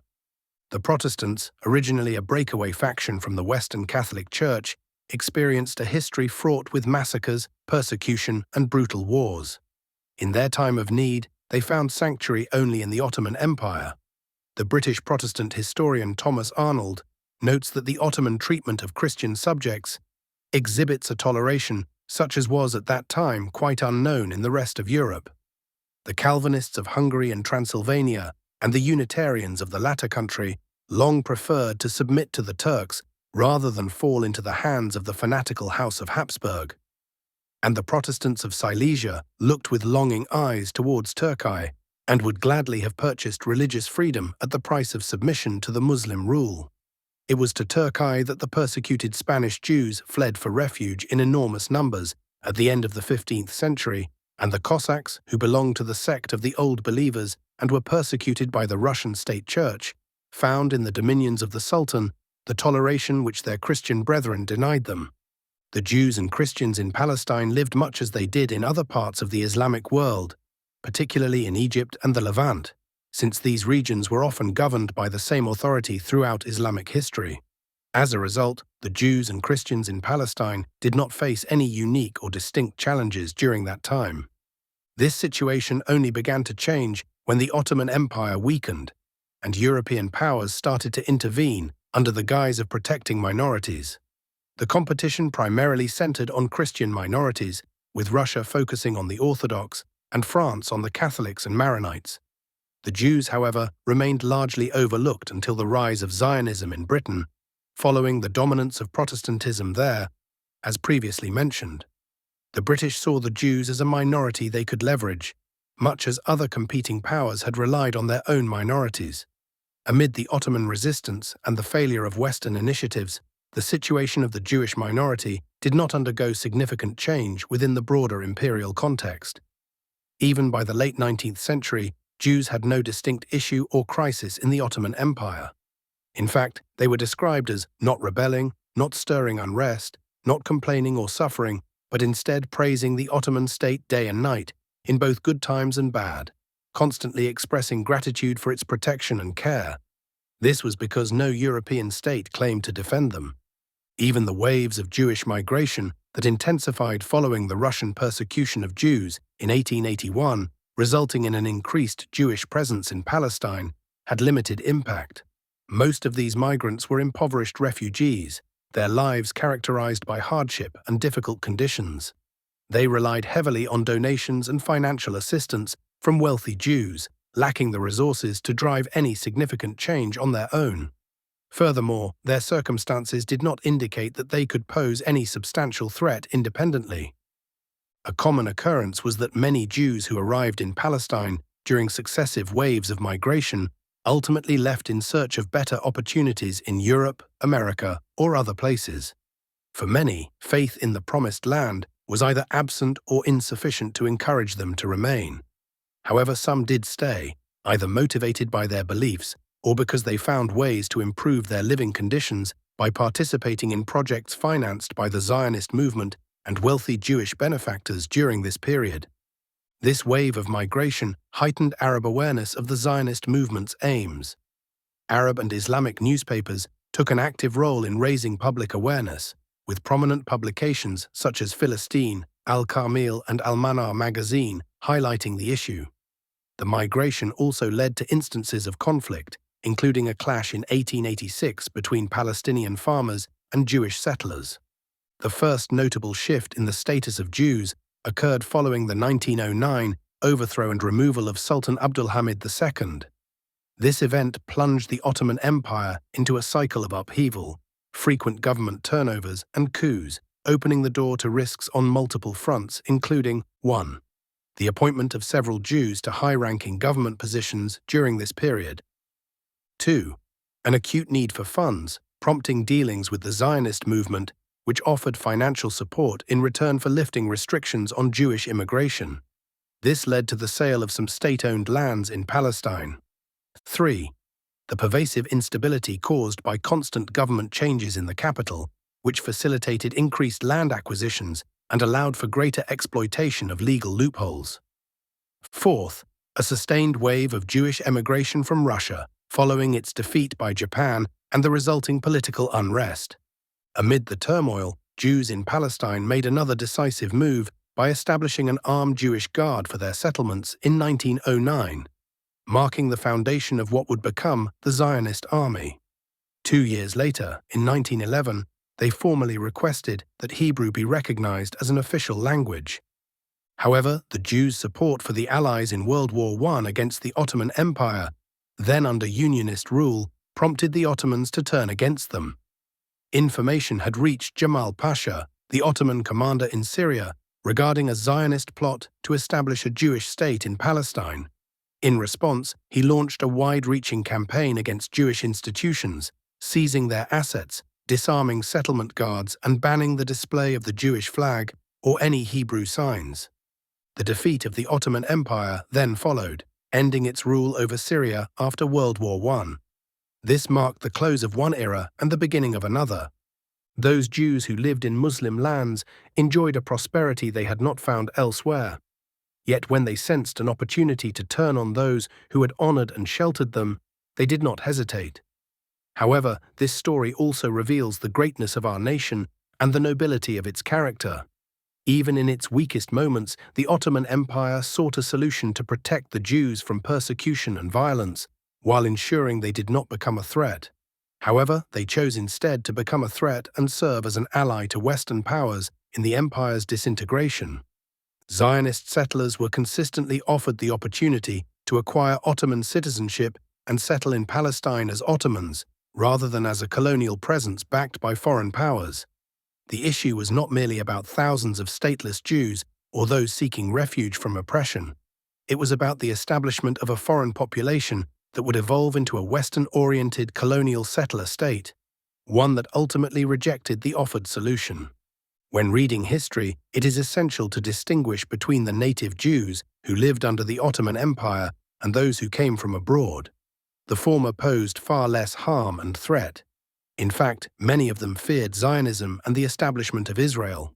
Over time, however, they became integrated into the dominant movement, adopting its aims and objectives, and thereby became a part of it. In doing so, they turned against their Islamic civilization and betrayed the Muslims who had long honored them. Although their involvement in this great transgression is undeniable, it remains less significant than that of the foreign settlers. It is also important to remember that there were Jews, even among the Zionist immigrants, who enjoyed security and respect from Arabs, even during the peak of later conflicts. The simple reason for this was their ability to coexist and interact with their Arab surroundings with respect and good character. Chapter 4. The Period of British Occupation.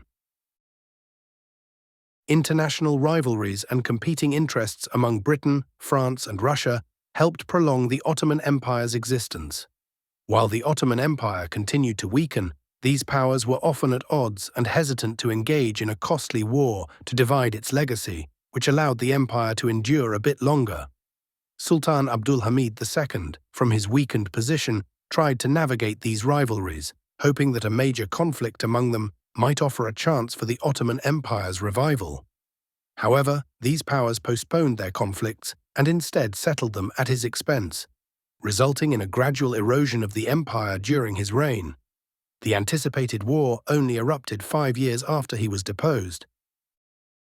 World War I and its consequences. While World War I was fundamentally a European conflict with little initial involvement from the Ottomans, its impact would inevitably extend to Ottoman-occupied territories, such as Egypt and North Africa, and its consequences would affect the unoccupied regions: the Levant, Iraq, the Arabian Peninsula, the Caucasus, and Anatolia. As a result, it became crucial for the Ottomans to assess the positions of the major powers. Sources indicate that the Allied forces were intent on dismantling the Ottoman Empire after the war and refused to provide any guarantees or agreements that would protect Ottoman lands. Faced with this uncertainty, the Ottomans were forced to ally with Germany and the Axis powers.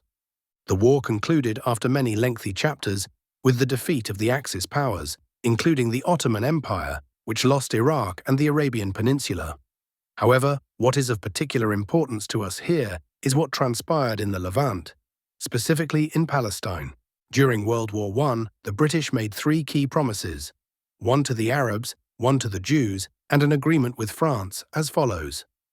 1. Britain promised Sharif Hussein bin Ali, the ruler of the Hijaz, that he would become the Arab caliph of a vast state that would include the Levant, Iraq, and the Arabian Peninsula. A strong alliance formed between the two parties, with Sharif Hussein and his sons, Faisal and Abdullah, becoming some of the British Empire's most loyal supporters. In return, they would fight the Ottoman forces in the Hijaz and the Levant. Sharif Hussein fully embraced this betrayal, delivering a significant blow to the Ottomans during their most vulnerable period. Additionally, the British secured Faisal's approval of the Balfour Declaration and the facilitation of Jewish immigration through the Faisal-Weizmann Agreement, signed with Zionist leader Chaim Weizmann on January 3, 1919. In this agreement, Faisal agreed to forego Palestine in exchange for an Arab state to be ruled by his father and brothers. When the dust settled, the British betrayal became clear. Hussein lost the Hijaz to Abdulaziz al-Saud and was exiled to Cyprus, receiving nothing in return. However, the British appointed his son Abdullah as the ruler of a desert territory that would later be known as Jordan, while Faisal was made the king of Syria. When a dispute arose between France and Britain over the division of Syria and Iraq, the two powers agreed that France would control Syria, while Britain would take Palestine. After France occupied Syria, Britain moved Faisal to Iraq, making him its king.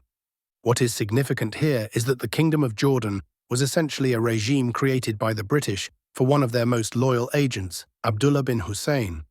This regime would play a critical role in the Palestinian issue from that point onward, and continues to do so to this day.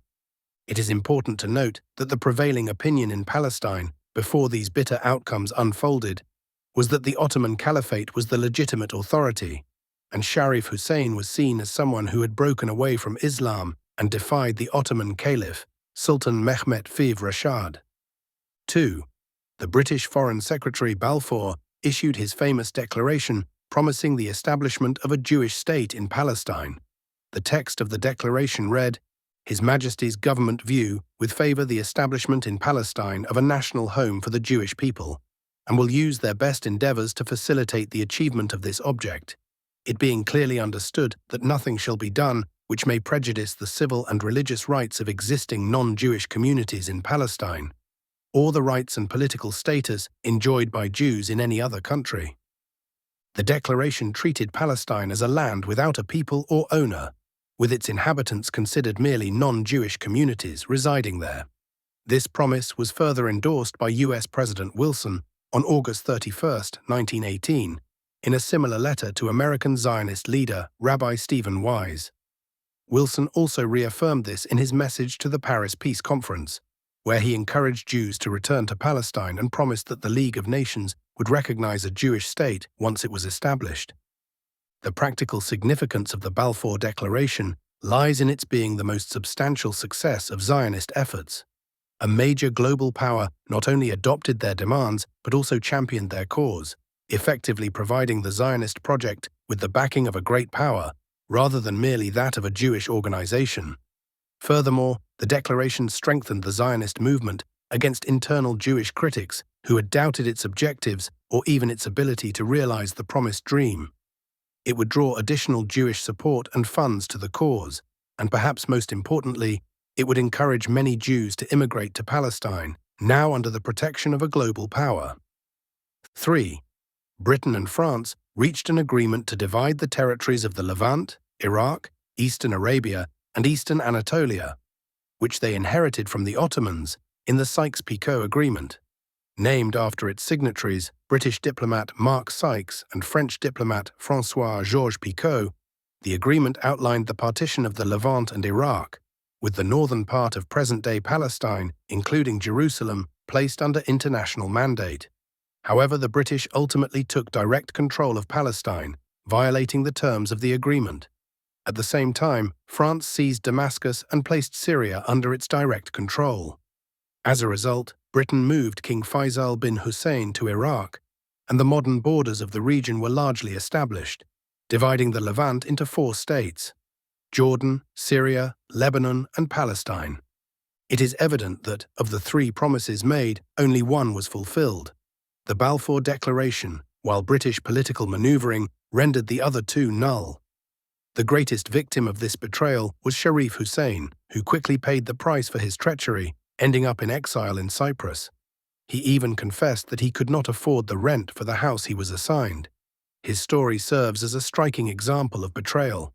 Despite his intense longing for a throne, Hussein repeatedly recognized that the British were deceiving him.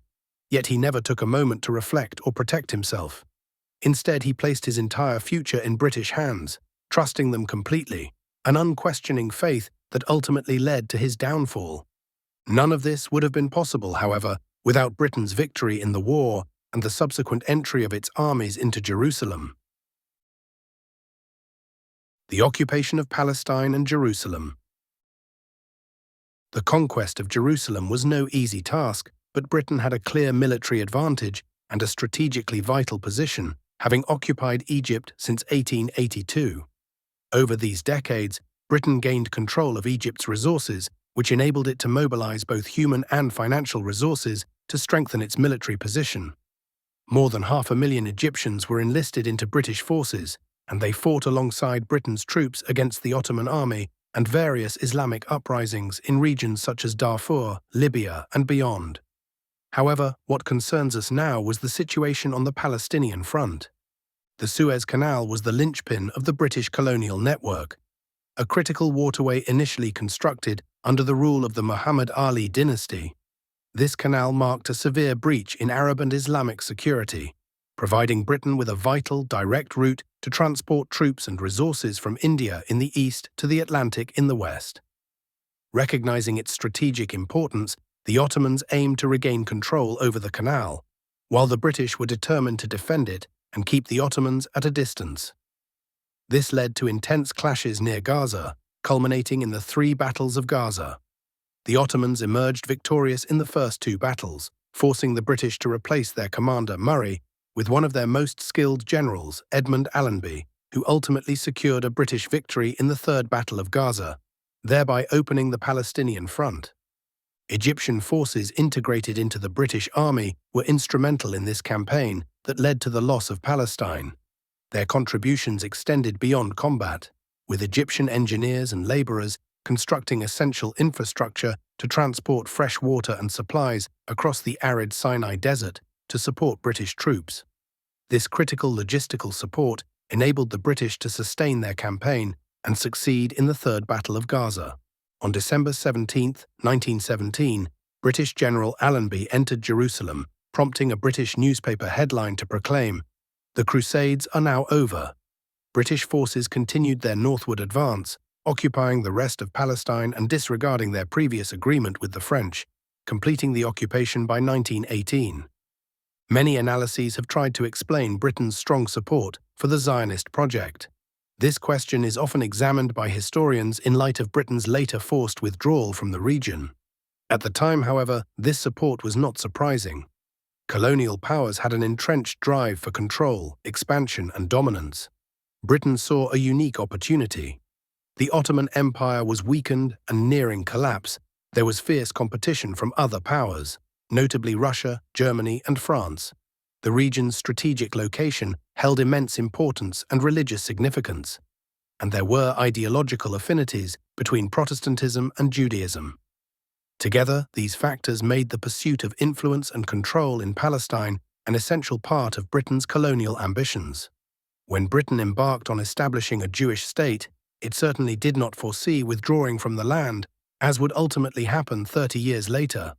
Rather, Britain envisioned the Jewish state remaining under British sovereignty, akin to the arrangements in Egypt, Iraq, and Jordan, where British forces maintained a military presence and held ultimate authority, while local governments managed daily administration and projected a veneer of national autonomy for the public.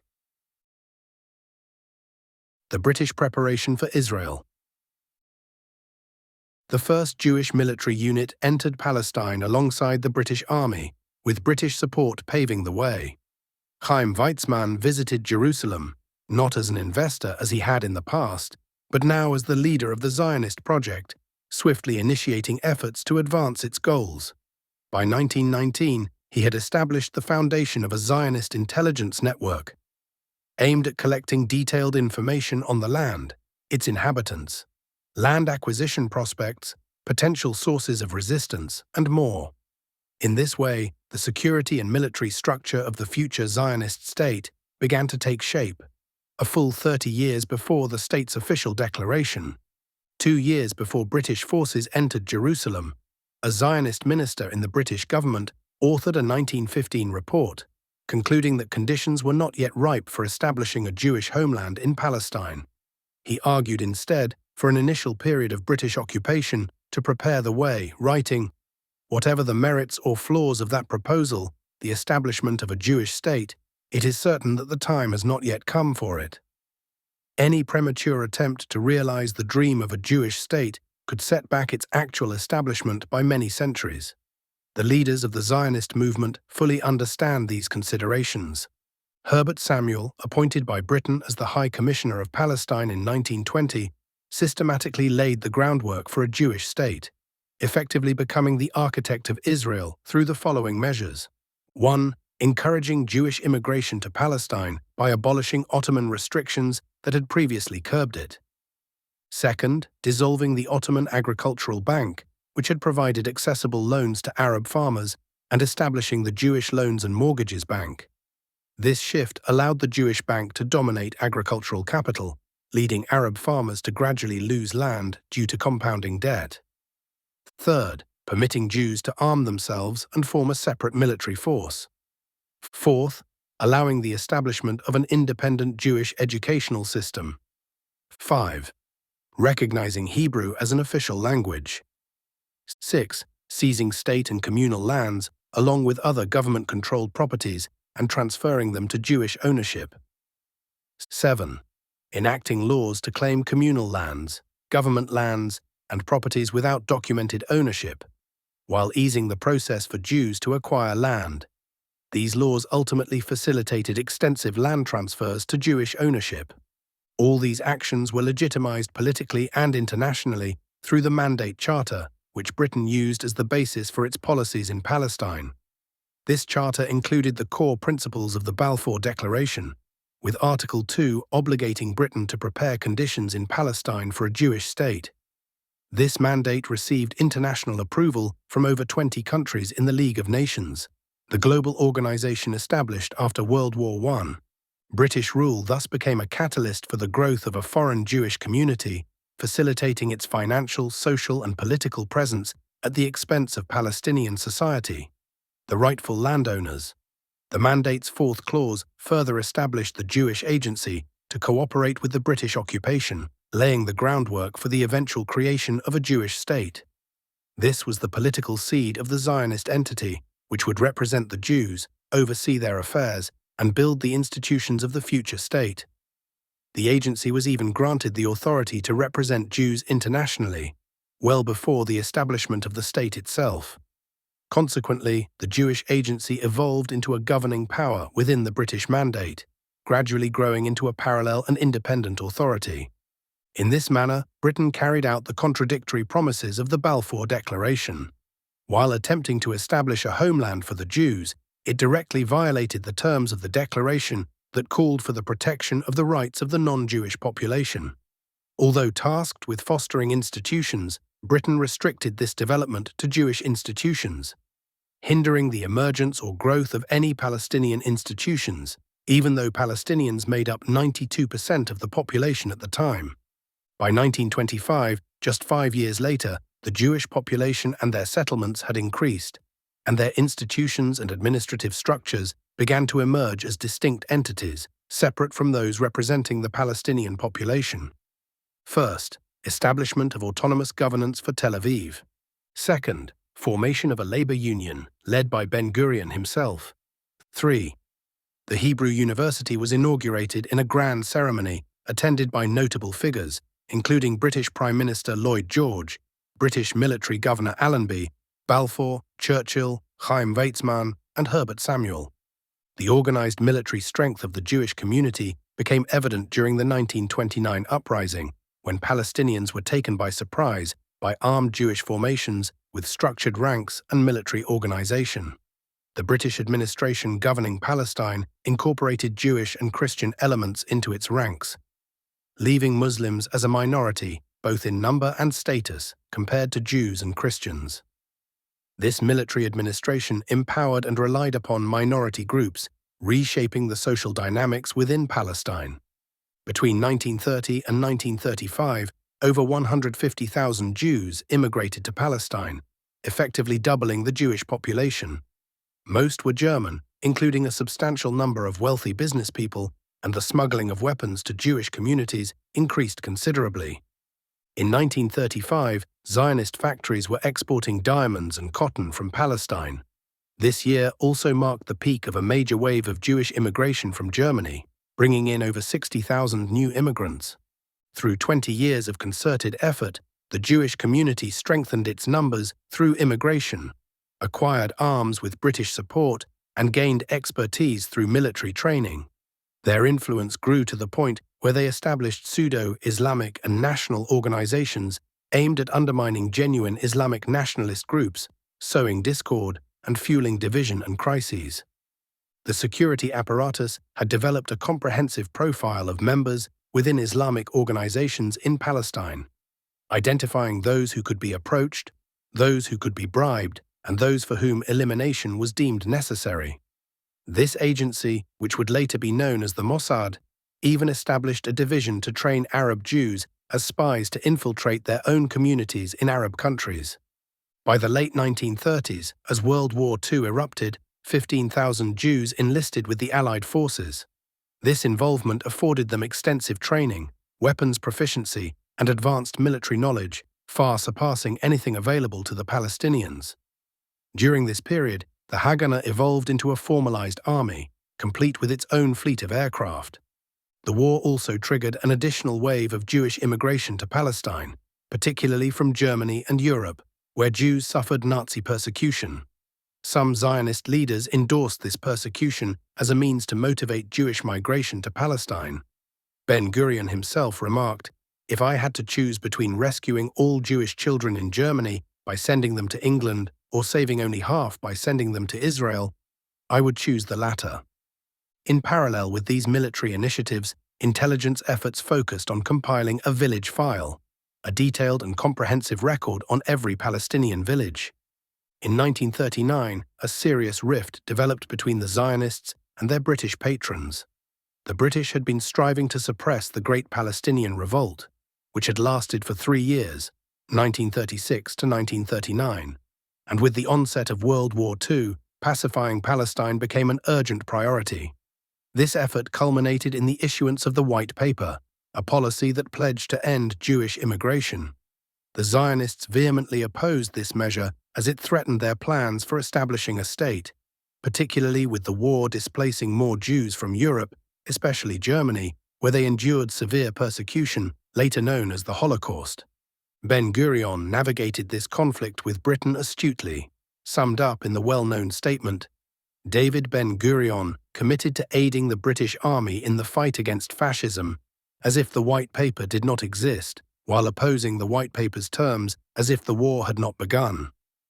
Although Jewish militias had fought alongside the British in World War II, some of the more radical factions split from the Haganah, forming militias like the Irgun in 1937. From Irgun, an even more extreme faction broke away in 1940, known as the Stern Gang, led by its Polish founder, Yair Stern.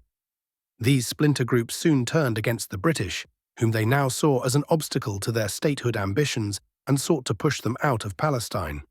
The Stern Gang, in particular, escalated its hostility toward the British, even attempting contact with Nazi Germany, despite its persecution of Jews, in hopes of collaborating to undermine British interests in Palestine.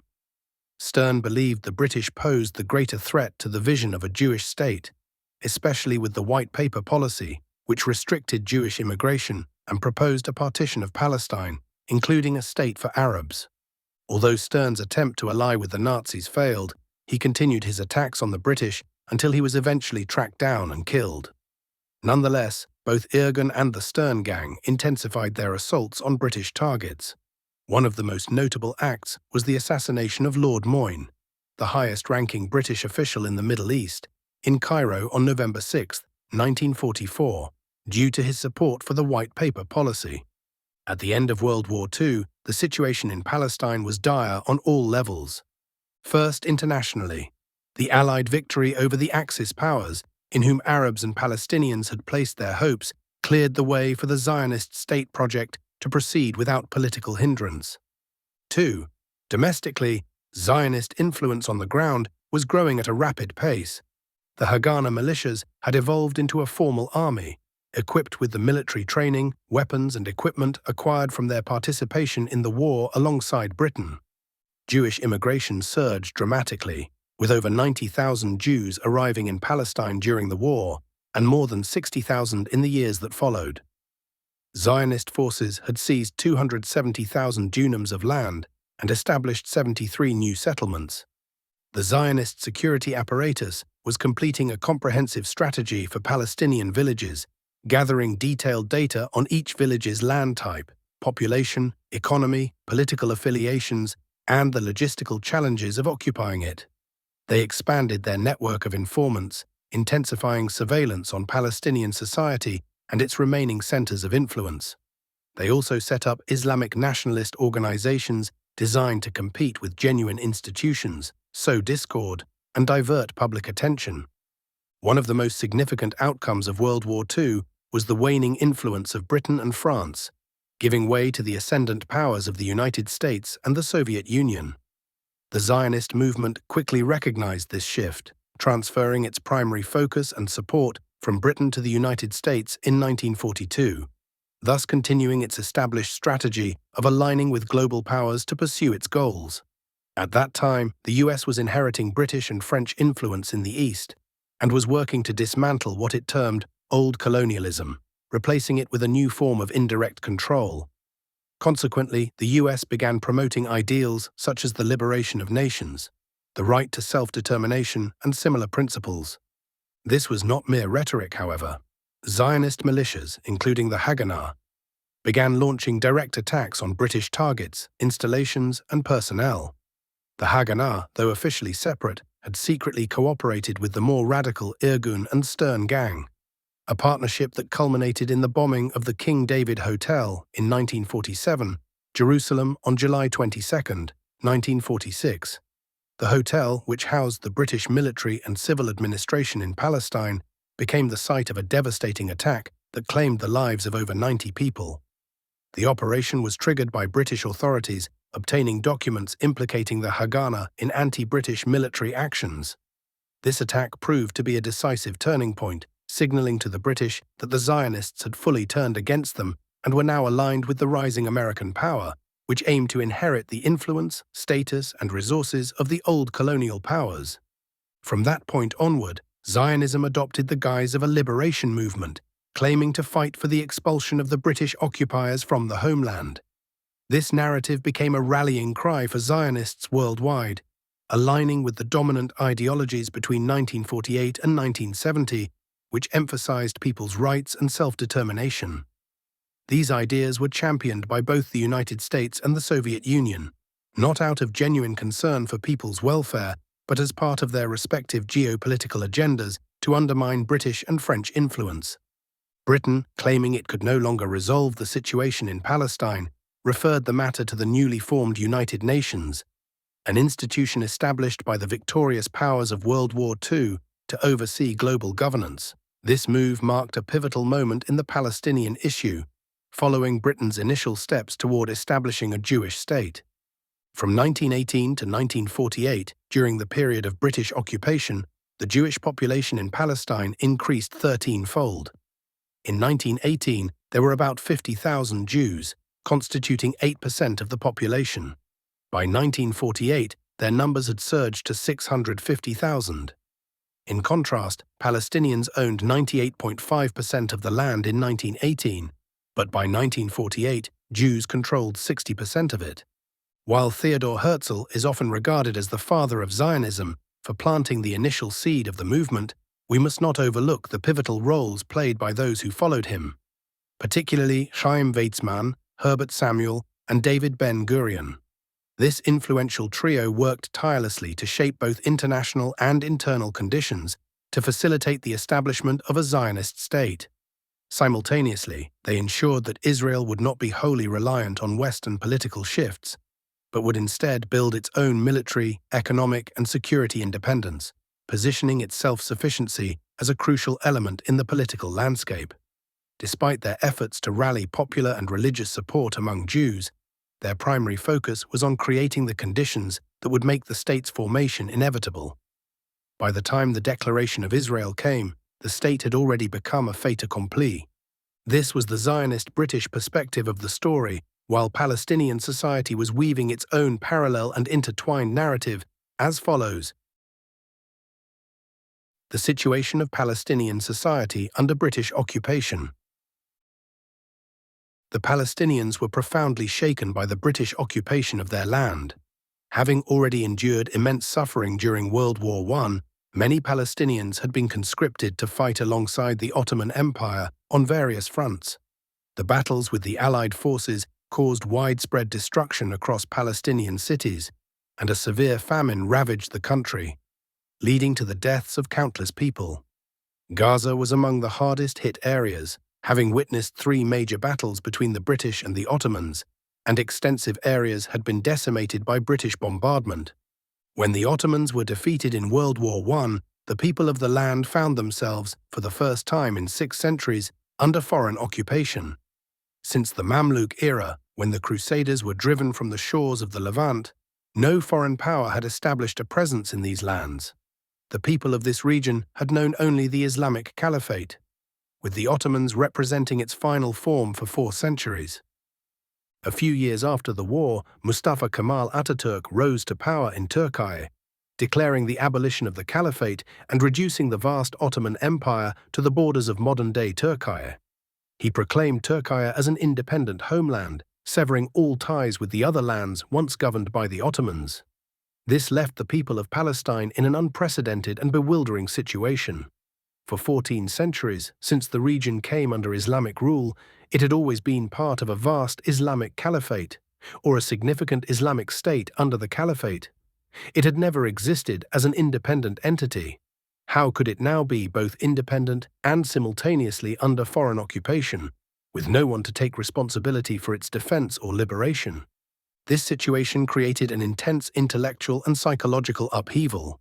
Until then, the people of Palestine had not identified themselves explicitly as Palestinians. This term held little meaning as an identity marker. Instead, people identified themselves by their family, city, religion, or as part of the larger Ottoman millet, nation. But now a new concept was taking shape, a novel idea and emerging identity: Palestine. From this point forward, Palestine began to hold a unique significance, not merely as a geographic region, but as a distinct homeland, separate from others, under foreign occupation, embodying a collective identity for its people. It became a homeland seeking a path to liberation and self-determination. Nationalist ideas began to permeate Palestinian society through several key channels. 1. The expansion of education. The spread of schools established by missionary organizations and foreign missions led to an increase in educated individuals. In response, the Ottoman state founded its own schools to retain influence over its citizens, though even these schools were influenced by the rising nationalist sentiments of the time. Education levels were also on the rise in neighboring countries like Egypt, Syria, and Lebanon, where nationalism was a dominant theme shaping curricula, news outlets, literature, and cultural narratives. These ideas began to resonate strongly among the growing educated class, which was gaining social influence. 2. Nationalism as a byproduct of foreign occupation. Foreign occupation itself fostered nationalist ideas, as occupying powers tend to introduce their ideologies into the countries they controlled, using both coercion and inducement. Just like occupiers reorganize societal structures to align with their interests, people under occupation often begin to adopt elements of the occupier's worldview. This can create a tendency among the oppressed to emulate the dominant power, and nationalist ideas circulated widely, especially among those classes more closely connected to the occupation. 3. The collapse of Islamic authority. With the defeat of the Islamic Caliphate and its subsequent abolition by Mustafa Kemal, a major shift occurred. Defeated ideologies often face rejection, and societies tend to gravitate toward the prevailing ideas of those in power. This contributed to a decline in adherence to Islamic thought and an increased attraction to nationalist ideologies. Even influential religious and legal leaders, including scholars and judges, began adopting the secular ideas gaining ground at the time. 4th, absence of regional support for Palestinian defense. Regional leaders no longer saw the defense of Palestine as their responsibility. Meanwhile, the occupying power, rooted in a European nationalist and ethnic identity, was actively promoting a national identity within Palestine itself, specifically a Jewish state. This, combined with an international system built on nationalism through the League of Nations, made nationalism a natural recourse for resisting the occupier and seeking independence. Palestinians and other colonized nations turned to the principles of liberation, national independence, and the right to self-determination, principles that were publicly endorsed by the American president and widely embraced by colonized peoples. Through these ideals, many tried to negotiate independence from their occupiers in the global conferences that followed World War I. Due to these factors, along with several lesser influences, nationalist ideas began to take hold among the people, who would gradually come to be known as the Palestinian people. This emerging identity took root, and indeed needed to, in the face of the dual pressures from British and Zionist occupation. From the very beginning, the Palestinian people, in this modern nationalist sense, found themselves in a continuous struggle to assert their existence, affirm their right to their land, and seek freedom from British rule and the existential threat posed by Zionism. This does not imply that Palestinians abandoned their Islamic identity and affiliations. Throughout all periods of struggle and resistance, the Islamic presence remained predominant, with the sanctity of Islam serving as the primary force in arousing emotions, mobilizing efforts, and drawing support from beyond Palestine's borders. Rather, the point here is that these various factors collectively steered the political landscape of what was feasible and attainable toward a nationalist and patriotic framework. As a result, much of the political and media discourse shifted in this direction, focusing on the liberation of a national state, Palestine. One of the British Mandate's primary objectives since Herbert Samuel was to prevent the Palestinians from forming a state or political entity that could represent them. British policy, backed by its military forces, actively opposed the creation of any representative council for the Palestinians, as demanded by the 1928 Arab Congress in Jerusalem, since such a council would have had an overwhelming Arab majority. Moreover, British policy sought to stifle the rise of any leadership capable of representing the Palestinians and to suppress any movement that could lead to the formation of a Palestinian political force. Thus, British policy pursued two contradictory objectives simultaneously: facilitating, supporting, and nurturing the establishment of a Jewish state devoid of the essential elements of statehood, while actively preventing the creation of a Palestinian state with all the necessary attributes of sovereignty. This exceptional and anomalous situation was unique to Palestine. In contrast, in other Arab countries under British occupation, the British approach was to install client regimes, as evidenced in Egypt, Jordan, Iraq, and elsewhere. One consequence of this policy was the intensification of rivalry and conflict among influential Palestinian families, such as the Husseinis and the Nashashibis. Hajj Amin al-Husseini, who had emerged as the primary Palestinian political leader, was pursued by the British authorities and sought refuge in Al-Aqsa Mosque. To arrest him, the British deployed a Muslim Indian battalion to storm the mosque. But al-Husseini managed to escape Palestine, launching his resistance efforts from abroad. This separation between political leadership and on-the-ground activities significantly weakened the movement's cohesion. At the same time, secular nationalist and leftist communist ideologies began to spread among the Palestinian elite and the socially rising educated youth. This influx of foreign, modernist ideas fractured the unity of Palestinian society, creating divisions between its long-standing Islamic identity and the new ideologies, thereby disrupting its internal harmony. Furthermore, the educated youth were advancing socially by taking positions within the administrative institutions set up and supervised by the occupying forces to manage the daily affairs of the Palestinian population. This emerging class of employees was tasked with tax collection and reinforcing the administrative reach of the occupiers. Their involvement was not driven by intent or loyalty to the occupiers, but rather by necessity, as these roles represented one of the few viable career paths for graduates. Employment in these institutions also provided a route for social mobility, a natural aspiration for middle and lower class individuals, and even a means of preserving the upper class's social and economic standing within society. Palestinian society thus found itself under foreign occupation, facing an influx of Western ideas and a dominant system that structured pathways for education, financial advancement, and social mobility. Together, these influences undermined the formation and unity of a cohesive resistance movement.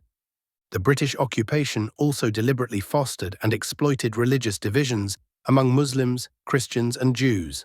Although Christian and Jewish minorities initially held reservations about the incoming occupation, the course of events, along with the prevailing power dynamics and sustained policies, gradually drew many Jews into alignment with the Zionist project, while Christians increasingly turned to British protection. Christian opponents of colonialism had hoped to promote a secular, nationalist Arab identity instead of an Islamic one, an approach that struggled to gain traction in a predominantly Muslim society. Moreover, British favoritism towards the Christian minority, marked by the gradual allocation of high-ranking positions and exclusive privileges, further reduced resistance to the occupation. Only a small contingent, driven by a shared Arab identity and an acute awareness of the dangers posed by occupation, maintained their opposition. It is both natural and expected for an occupying force to sow discord, incite conflicts, and heighten tensions between Palestinians and Jews in pursuit of its political goals. This strategy persisted throughout the entire duration of the British Mandate. Despite the political turbulence, many Arab sources recount a history of coexistence between Muslims and Jews, particularly among local populations and Jews of Arab heritage. This coexistence was especially noticeable in major commercial cities, where social interactions and tolerance often unfolded independently of the broader political landscape. The everyday dynamics were characterized by a natural harmony. One young man from Jaffa even remarked that it was not uncommon for Palestinian men to fall in love with Jewish women, and marriages with Jewish women were not rare. This social fabric, however, began to fray in the years preceding the Nakba as political tensions escalated, bringing a heightened sense of fear and uncertainty. Understanding the circumstances in which Palestinian society existed provides valuable insight into the nature of the resistance it generated. the obstacles it confronted, and helps set more realistic expectations of its potential outcomes. Resistance in Palestine. Given the conditions in which Palestinian society lived, the forms of resistance can be divided into two categories. First, peaceful political and legal resistance, and second, armed, violent, or illegal resistance, as defined by British law, of course. Peaceful political and legal resistance sought to harness British political principles, laws, and slogans in support of the Palestinian cause and to benefit the Palestinian people. Its aim was to pressure the British into adhering to their own proclaimed values, using methods such as public shaming, denunciation, and other tactics permitted under British rule. This form of resistance is often adopted by the weak, those who have yet to gain the strength to directly confront their oppressors. In this case, it reflects a society that had lost the Islamic power that once protected it, now continuously drained under the occupation of a global superpower. Although peaceful political and legal resistance is not a path to liberation or independence, it becomes a necessary recourse when alternative means of strength are unavailable. The occupation's entrenched nature, coupled with the West's overwhelming power and its prolonged duration, led some segments of society to embrace this peaceful approach, especially when it aligned with their personal interests. In such an environment, the occupiers, with their manipulative political strategy, co-opted local elites and wealthy figures to serve their interests. These individuals were granted privileges and positions that allowed them to pacify and control the population. This phenomenon, referred to by some researchers as tame nationalism, saw these elites competing to demonstrate their ability to appease the occupiers and suppress popular dissent. Meanwhile, they also vied for favor among the people by presenting themselves as capable of securing concessions from the occupiers without resorting to costly and high-risk confrontations. It is crucial to note that such individuals cannot be easily dismissed as traitors. The circumstances were complex and layered, blending weakness, vulnerability, and conflicting interests between national welfare and personal or familial gain. Some were simply naive or misled, while others aligned themselves fully with the occupation. Certain figures began as duped collaborators, but later became steadfast proponents of resistance, while others started by resisting only to be gradually co-opted or coerced by promises and threats, ultimately aligning with the occupation's interests. Therefore, assessing these leaders and individuals must be approached on a case-by-case basis, grounded in careful, nuanced investigation. Additionally, it is important to recognize that the region's fragmentation severely weakened Arab leadership. The collapse of the Ottoman framework, which once offered broader national ties, left leaders isolated within narrow national boundaries. This isolation constrained their capabilities, limiting their potential to resist, challenge, and mount significant opposition.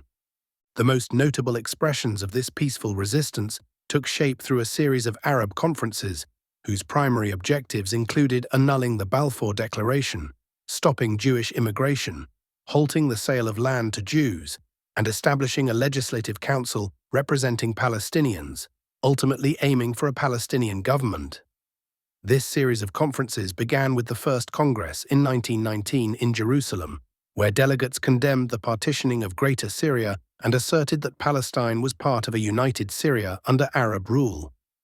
However, the overwhelming strength of the colonial powers, combined with the submission of Sharif Hussein's sons, Faisal and Abdullah, to foreign authority and their acceptance of appointed positions in Iraq and Jordan, rendered these demands ineffective. The conferences continued, with 7 held by 1928 under the leadership of Musa Kazim al-Husseini, who served as the foremost Palestinian political leader until his death in 1934.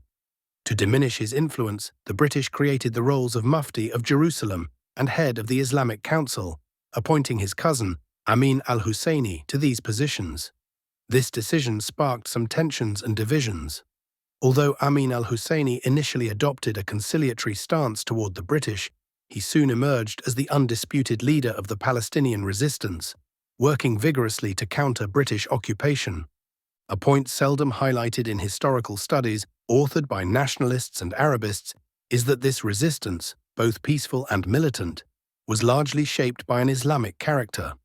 The leading figure of the era was the Mufti, Hajj Amin al-Husseini, who, while backed by the strength of the al-Husseini family, relied even more on his religious authority and influence over Islamic endowments, Sharia courts, judges, imams, and preachers.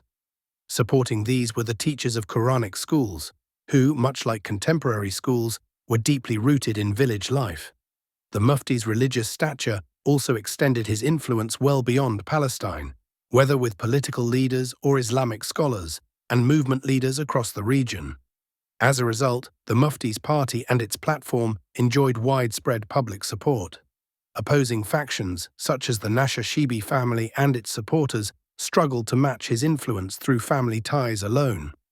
Peaceful resistance effort also encompassed various methods, including diplomatic visits to London, organizing protests, issuing petitions, and making appeals, actions typical of peaceful resistance movements. While these efforts sometimes achieved limited success in specific circumstances, they did not substantially change the trajectory of the conflict. However, this path of peaceful resistance suffered two major setbacks. The first was the unsuccessful visit by Musa Kazem al-Husseini and the Arab delegation to London in 1930. The second was British Prime Minister Ramsay MacDonald's letter to Chaim Weizmann in February 1931, often referred to as the Black Letter, which reiterated Britain's commitment to supporting Zionism. This letter effectively nullified Britain's prior pledge from October 1930, where it had agreed to restrict Jewish immigration based on a British expert's recommendation that no more land was available in Palestine for additional Jewish settlers.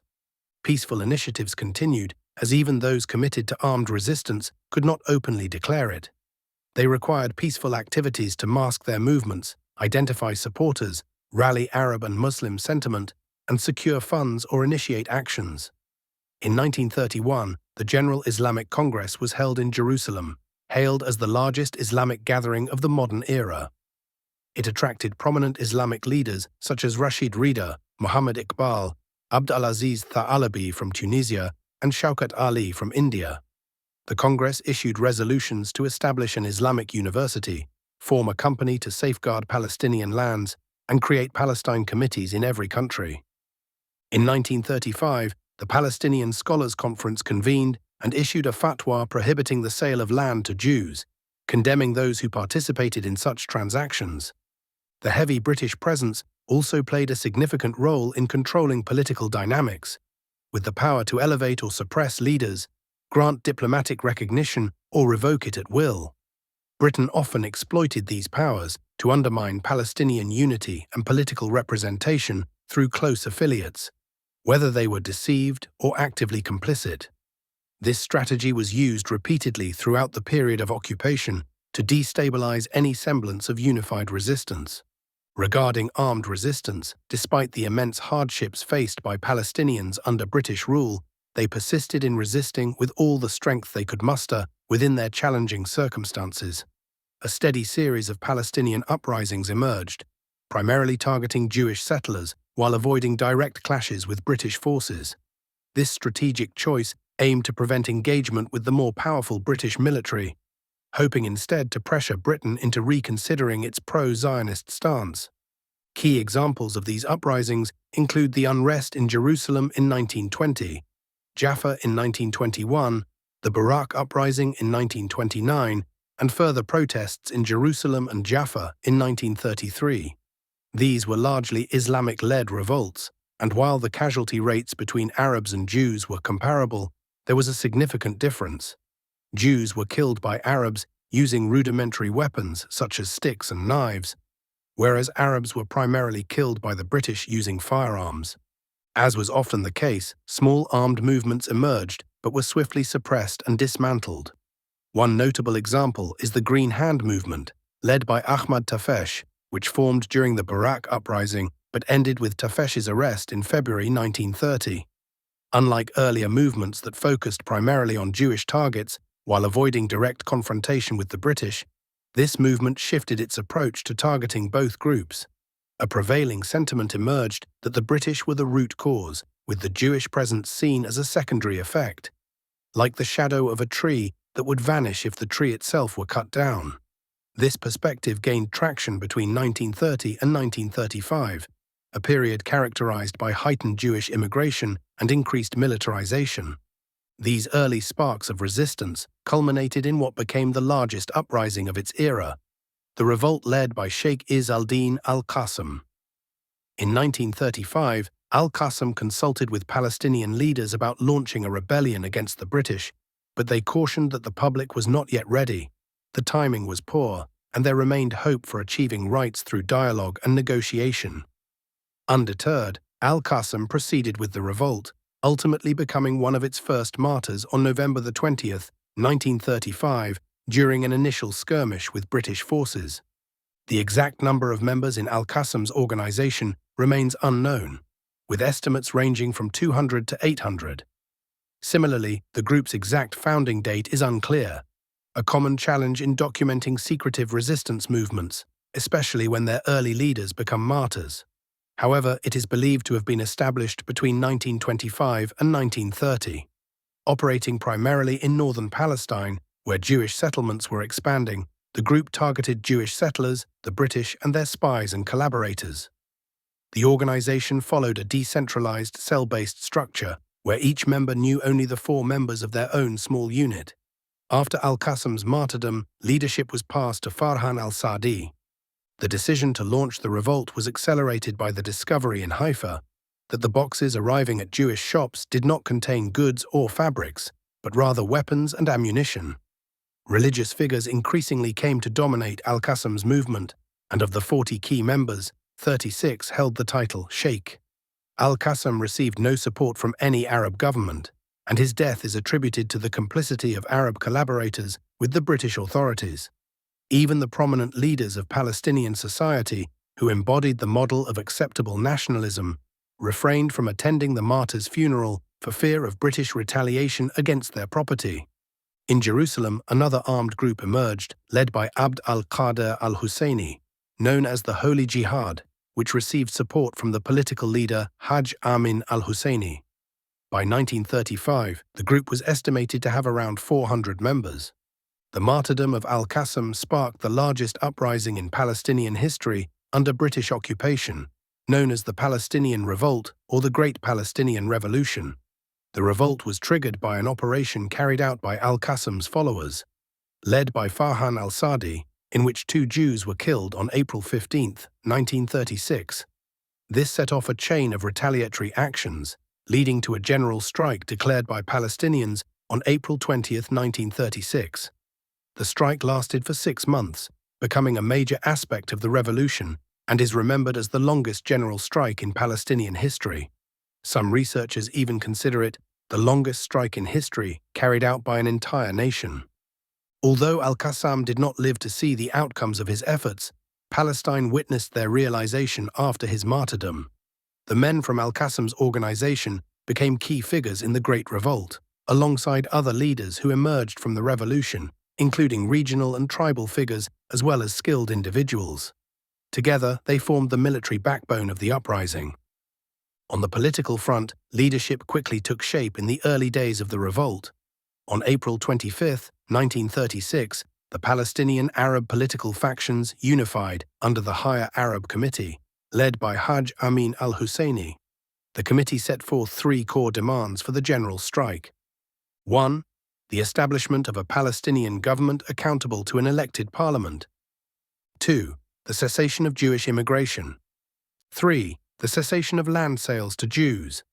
Let us first focus on the political course of the revolution, and then look at its military and field progression. Britain was shocked by this sudden development and the widespread eruption of the revolution. In response, it resorted to using violence and political pressure to force the Palestinians to end the strike, which had been both surprising and difficult for them to contain due to its spread, expansion, and prolonged duration. Britain instructed the Arab rulers under its influence to intervene and pressure the Higher Arab Committee to end the strike, which ultimately occurred. Britain responded by pledging to send a high-level commission to assess the situation, known as the Peel Commission. This combined approach of pressure, incentives, and Britain's severe military actions led the Palestinians to end the strike, hoping to create space for potential Arab and British diplomatic solutions. However, the Arab leaders offered no concrete support, and the British Commission took an entire year to release its report in July 1937. The report ultimately recommended partitioning Palestine between Arabs and Jews, marking the first formal proposal to displace and dispossess the Palestinian people from their homeland. This result appeared primarily as a tactic to buy time and pacify the revolt. Although Jews owned only 5% of the land at the time, the Commission proposed allocating them a third of northern Palestine, with 2/3 in the south for the Arabs, and designating the corridor from Jerusalem to Haifa as a British-administered area. This political arrangement, a new gain for the Jews secured through British policy, was insufficient for them, and, as was often the case, they did not stop there. This fueled Palestinian anger and reignited their revolution. In response, Britain dissolved the Higher Arab Committee and arrested its leaders, exiling 4 of them to the Seychelles. The committee's leader, Haj Amin al-Husseini, managed to escape capture and fled to Lebanon in October 1937, from where he continued to support and direct the revolution from abroad. The revolution's military and field operations targeted not only Zionists and the British, but also collaborators and spies. Key actions included attacks on British government offices and infrastructure, as well as on Jewish settlements. The revolutionaries also focused on eliminating high-ranking officials and pressuring Arab police officers who cooperated with the British. Among the most significant operations was the assassination of British Governor Lewis Andrews on July 26, 1937, shortly after the Peel Commission proposed partitioning Palestine between Arabs and Jews. The revolt continued to escalate, reaching a high point in the summer of 1938, when rebels managed to gain control over nearly all rural Palestine and even took several cities from British control, albeit temporarily. As in many Islamic resistance movements, Muslim volunteers from Egypt, Jordan, the Levant, and Iraq joined the revolution. Some rose to leadership positions, including figures like Fawzi al-Qawuqji. In each popular uprising, British forces responded with intense brutality to crush resistance, employing a wide array of oppressive tactics, including killings, assassinations, mass arrests, exile, and trials. These harsh actions were bolstered by intelligence operations and political strategies aimed at fragmenting Palestinian leadership and undermining the movement by stirring sectarian and religious discord. The Great Palestinian Revolt bore the brunt of the full British repressive apparatus. Their approach was systematic. They targeted field leaders for assassination, severed political leaders from on-ground operations through exile or facilitated escapes from Palestine, and rigorously disarmed civilians. Homes were demolished if even a single spent bullet was found, and civilians were used as human shields, tied to the fronts of British vehicles and trains to deter ambushes. Determined to end the 3-year revolt, Britain deployed 20,000 troops, led by 4 seasoned generals who had served in World War I. By late 1938 and early 1939, Britain had effectively reoccupied Palestine, imposing direct military rule and bolstering its forces to 100,000 soldiers, equivalent to 1 soldier for every 4 Palestinians. This overwhelming presence underscored the magnitude of Britain's campaign, especially when contrasted with the hardline Zionist leader Ze'ev Jabotinsky's claim that establishing Israel would require no fewer than 50,000 soldiers. The 3 years of the revolution, 1936 to 1939, led to the martyrdom of around 5,000 Palestinians, with approximately 14,000 others wounded, in addition to those arrested, exiled, or forced to flee. Some estimates suggest that these losses represented 10% of the adult male population capable of fighting. In practical terms, this meant the elimination of the generation that could have confronted Zionist militias a decade later. Therefore, the reality is that the Nakba was effectively set in motion with the suppression of the Palestinian Revolution at the end of the 1930s. The Palestinians demonstrated remarkable bravery, despite their resistance being scattered and fragmented. Their first organized popular movement took shape in a large 1933 demonstration, which then evolved into the Jerusalem and Jaffa uprisings. This long delay underscores the difficulties of a society struggling with fragmentation and deprived of effective leadership. It took 15 years before they could mount a peaceful popular movement comparable to Gandhi's resistance in India. In addition to its fragmentation, the Palestinian resistance was hampered by a vast imbalance in power and weaponry, compounded by global complicity, especially from the British, and by Arab betrayal, with many regional capitals governed by leaders aligned with the occupiers. It is crucial to remember that the British Empire was the world's dominant power at that time. Even populous, resource-rich countries like India, Egypt, and Iraq faced prolonged struggles to free themselves from British rule. How, then, could a small, resource-poor people like the Palestinians succeed in such an unequal struggle? Yet the Palestinians performed extraordinary feats of valor, achieving results that defied the enormous disparity in resources. Their very decision to take up this fight and sustain their resistance is a testament to their unique courage. Palestinian resistance was not in vain, as Britain's response to this relentless uprising led it to seek a measure of appeasement. With the onset of World War II on the horizon, Britain urgently needed stability in the region. Consequently, it revoked the Palestine Partition Plan, released exiled leaders of the Higher Arab Committee, and convened a conference in London for negotiations between Arabs and Jews. In May 1939, Britain issued the White Paper, representing its most substantial concession to the Palestinians. This document, however, ignited tensions with the Jewish community, as it limited Jewish immigration to 75,000 and restricted land sales, banning them in some areas. Yet Britain firmly withheld amnesty for Palestinian rebels and barred the return of Amin al-Husseini, the political leader of Palestine. Britain sought a controlled peace, carefully avoiding any actions that might rekindle revolutionary fervor. Amin al-Husseini was unable to return to Palestine, but he undertook a challenging and eventful journey, moving through Lebanon, Iraq, Iran, and Turkey before eventually settling in Germany. There, he sought an alliance with the Germans, Britain's enemies, in hopes of securing a commitment countering the Balfour Declaration. His aim was an agreement in which the Arabs would align with Germany in exchange for support to liberate their lands and dismantle the Zionist project. This agreement was indeed formalized and extended to German training of Arab forces and supplying them with some weaponry. However, the situation was reversed with the defeat of Germany and Italy in World War II, positioning the British among the victors. Moreover, the United States emerged as a new superpower, concluding the war and standing as the most dominant force, untouched and unexhausted by the global conflict in the manner the British, French, and Russians had been worn out. At this juncture, Britain officially abandoned the White Paper, as announced by Foreign Secretary Ernest Bevin on November 14, 1945. This was followed by two large waves of Jewish immigration, over 90,000 Jews during World War II and another 60,000 afterward. The situation for Haj Amin al-Husseini became increasingly dire. He fled to France, where he was captured but eventually managed to escape. Making his way to Egypt, he sought to lead the next crucial phase of Palestinian resistance in the tense period leading up to the Nakba and the declaration of the State of Israel. Chapter 5: The Nakba of 1948 and the Declaration of the State of Israel.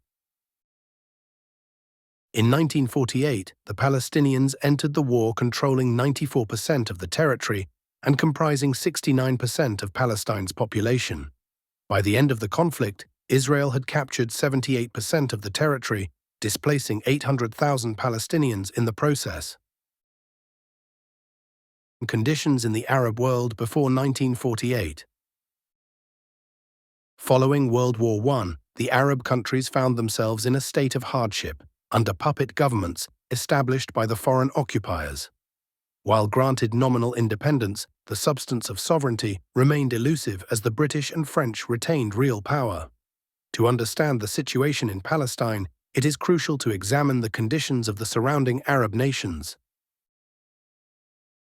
Egypt. By the close of World War I, Egypt had been under British occupation for nearly 40 years. The British had taken control of Egypt to ensure the stability of the Muhammad Ali dynasty, which had introduced modernization to Egypt but also turned the country into a resource for foreign exploitation. In the midst of World War I, the British made various promises to appease the Egyptian people and gain time, one of which was a pledge to eventually withdraw from Egypt. When the British delayed their withdrawal and the political leaders failed to act effectively, a massive Egyptian revolution erupted in 1919, nearly shaking the foundations of British rule in Egypt. In response, the British sought to defuse the revolution by creating a leadership loyal to them, in which they succeeded. Saad Zaghloul, a figure closely aligned with British interests, emerged as the leader of the revolution. However, instead of sustaining the popular uprising, he diverted it into negotiations, resulting in a symbolic form of independence. A new constitution was enacted, granting substantial powers to the king, and a parliament was established with limited authority. Beginning in 1923, Egypt entered what became known as the liberal era, but real power remained firmly in British hands. Their westernized supporters controlled the press and media, leading political parties and engaging in a peaceful struggle for independence, an independence they would not achieve for another 3 decades. During this period, the concept of the nation-state solidified, particularly in the form of secular Egyptian nationalism. Egyptian politicians largely disregarded the Palestinian cause. In fact, Egypt was home to a significant Jewish community, alongside a pro-Zionist Jewish press, including publications like Israel, Al-Shams, The Sun, and Al-Ittihad al-Israel, the Israeli Union, which openly supported Zionism. Even non-Zionist media often reflected Zionist viewpoints. Many Egyptian politicians seeking to navigate these dynamics publicly expressed sympathy for Jewish rights and condemned Palestinian resistance, framing it as religious intolerance and ideological extremism. As a result, the Palestinian issue became highly divisive among Egypt's political elite, with opinions ranging from passive indifference to outright neglect, often leaving the cause sidelined in political discourse. The Egyptian authorities and elite frequently offered open support to Zionist interests while actively detaining Palestinians and their sympathizers on numerous occasions.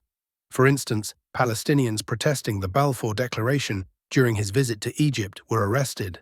During the 1929 Al-Barak uprising, the Egyptian government, under Prime Minister Mohammed Mahmoud, adopted a hostile stance. The state newspaper Al-Siyasa even threatened Palestinian deportations, citing accusations of inciting sectarian strife and public unrest. Indeed, several Palestinians, including Abdel Qadir al-Husseini, were ultimately expelled. In 1930, under Prime Minister Ismail Sidki, the government shut down the Palestinian newspaper Al-Shura. At the same time, the palace-affiliated newspaper Al-Sarai openly supported the idea of a Jewish homeland in Palestine, claiming that Jewish migration would bring valuable expertise and capital, a full endorsement of Zionist arguments. The newspaper further alleged that even extremists were beginning to accept this solution, suggesting that Palestinians were growing more receptive to the Jewish presence through cohabitation. Under Prime Minister Ahmed Zawar, the Egyptian government sent Ahmed Lutfi al-Sayed, president of the Egyptian University, as its official representative to the opening of the Hebrew University. Taha Hussein also sent a congratulatory telegram and later visited Jerusalem at the invitation of the Hebrew University and the British governor. Hussein even found ways around regulations to facilitate an Egyptian student's enrollment at the Hebrew University. At that time, Taha Hussein was a prominent advocate for an Egyptian identity rooted in its pharaonic heritage. Under Prime Minister Ismail Sidki, the Egyptian government took part in the Tel Aviv Zionist Expo in the spring of 1932. Khedive Abbas Hilmi II went even further, leveraging his influence with certain leaders to urge Palestinians toward reconciliation with the Jews, even proposing that they leave their land and relocate east of the Jordan River. During the major Palestinian strike of 1936, the Egyptian government, led by Prime Minister Mustafa al-Nahas, allowed hundreds of Egyptian workers to travel to Palestine to offset the labor shortage caused by the strike. When Egyptian Prime Minister Mohammed Mahmoud Pasha was asked about the Palestine issue during a visit to Europe, he replied, "I am the Prime Minister of Egypt, not the Prime Minister of Palestine." In Egypt, several books praised the Jewish people and promoted the idea of their return to Palestine. Some publications went as far as urging the Egyptian king and government to support the establishment of a Jewish state and assist in the rescue of this oppressed Jewish people. Meanwhile, publishing works that addressed the massacres and destruction in Palestine was a risky endeavor. authors had to publish anonymously, distribute secretly, and risk punitive action. Since 1920, Israel, a newspaper affiliated with the Zionist movement, had been published in Egypt. The aim here is not to evaluate the Egyptian government's stance on the Palestinian cause or to examine its inconsistent approach, but rather to highlight that this was never a strictly principled position. The approach was varied and influenced by shifting interests, with the same actors often adjusting their positions based on personal agendas, strategic calculations, or intra-elite rivalries. Police forces, military power, and economic resources were under effective British control. Although the Egyptian people were sympathetic, supportive, and willing to sacrifice for Palestine, their actions were limited to what British authorities would permit. As a result, Egypt became one of the main hubs of Zionist propaganda in the Arab world. Jordan. Following World War I, Sharif Hussein's ambitions for an Arab caliphate stretching across Iraq and the Levant came to nothing as British promises went unfulfilled. His life ended in exile in Cyprus, stripped of his kingdom and title, despite once being the Sharif of Hijaz and dedicating his forces to British interests. His eldest son, Abdullah, was given a barren piece of desert east of the Jordan River by the British, forming a political entity somewhat awkwardly named the Emirate of Transjordan. This region, later transformed into the Hashemite Kingdom of Jordan in 1947, lacked resources, infrastructure, and even a city of significant size. At its inception, the emirate was far from being a functional state, much less a kingdom. Abdullah inherited from his father a deep-seated loyalty to the British, becoming one of their most trusted and compliant allies. His relationship with them was often described as exceptionally close and unparalleled. The British funded him to establish a personal army, sustain his rule, and consolidate his authority over the Arab tribes in the region. This army, led by British officers, aimed to recruit tribal members as soldiers to form what would resemble a national force, with the prominent British commander Glubb Pasha at the helm. Abdullah was far from content with the meagre, barren territory he had been granted that was devoid of substantial resources. While the British had awarded Iraq to his younger brother Faisal, the Hijaz slipped from the family's hands when Ibn Saud, with British acquiescence, seized it, as they had withdrawn their support for Sharif Hussein and his sons. To the north, Syria was under French control. Hemmed in on all sides, Abdullah turned his ambitions toward Palestine, envisioning it as a stepping stone for further expansion into Syria or Iraq. He saw Palestine as a region without a formal government, making it a plausible addition to his emirate. His aspirations gained momentum in 1946 when he obtained nominal independence, though his army's funding still relied on Britain, as the emirate's resources were inadequate to sustain it. Lacking true strength and bound tightly to British interests, Abdullah resolved to be their most loyal ally, hoping they might eventually support his ambitions in Palestine.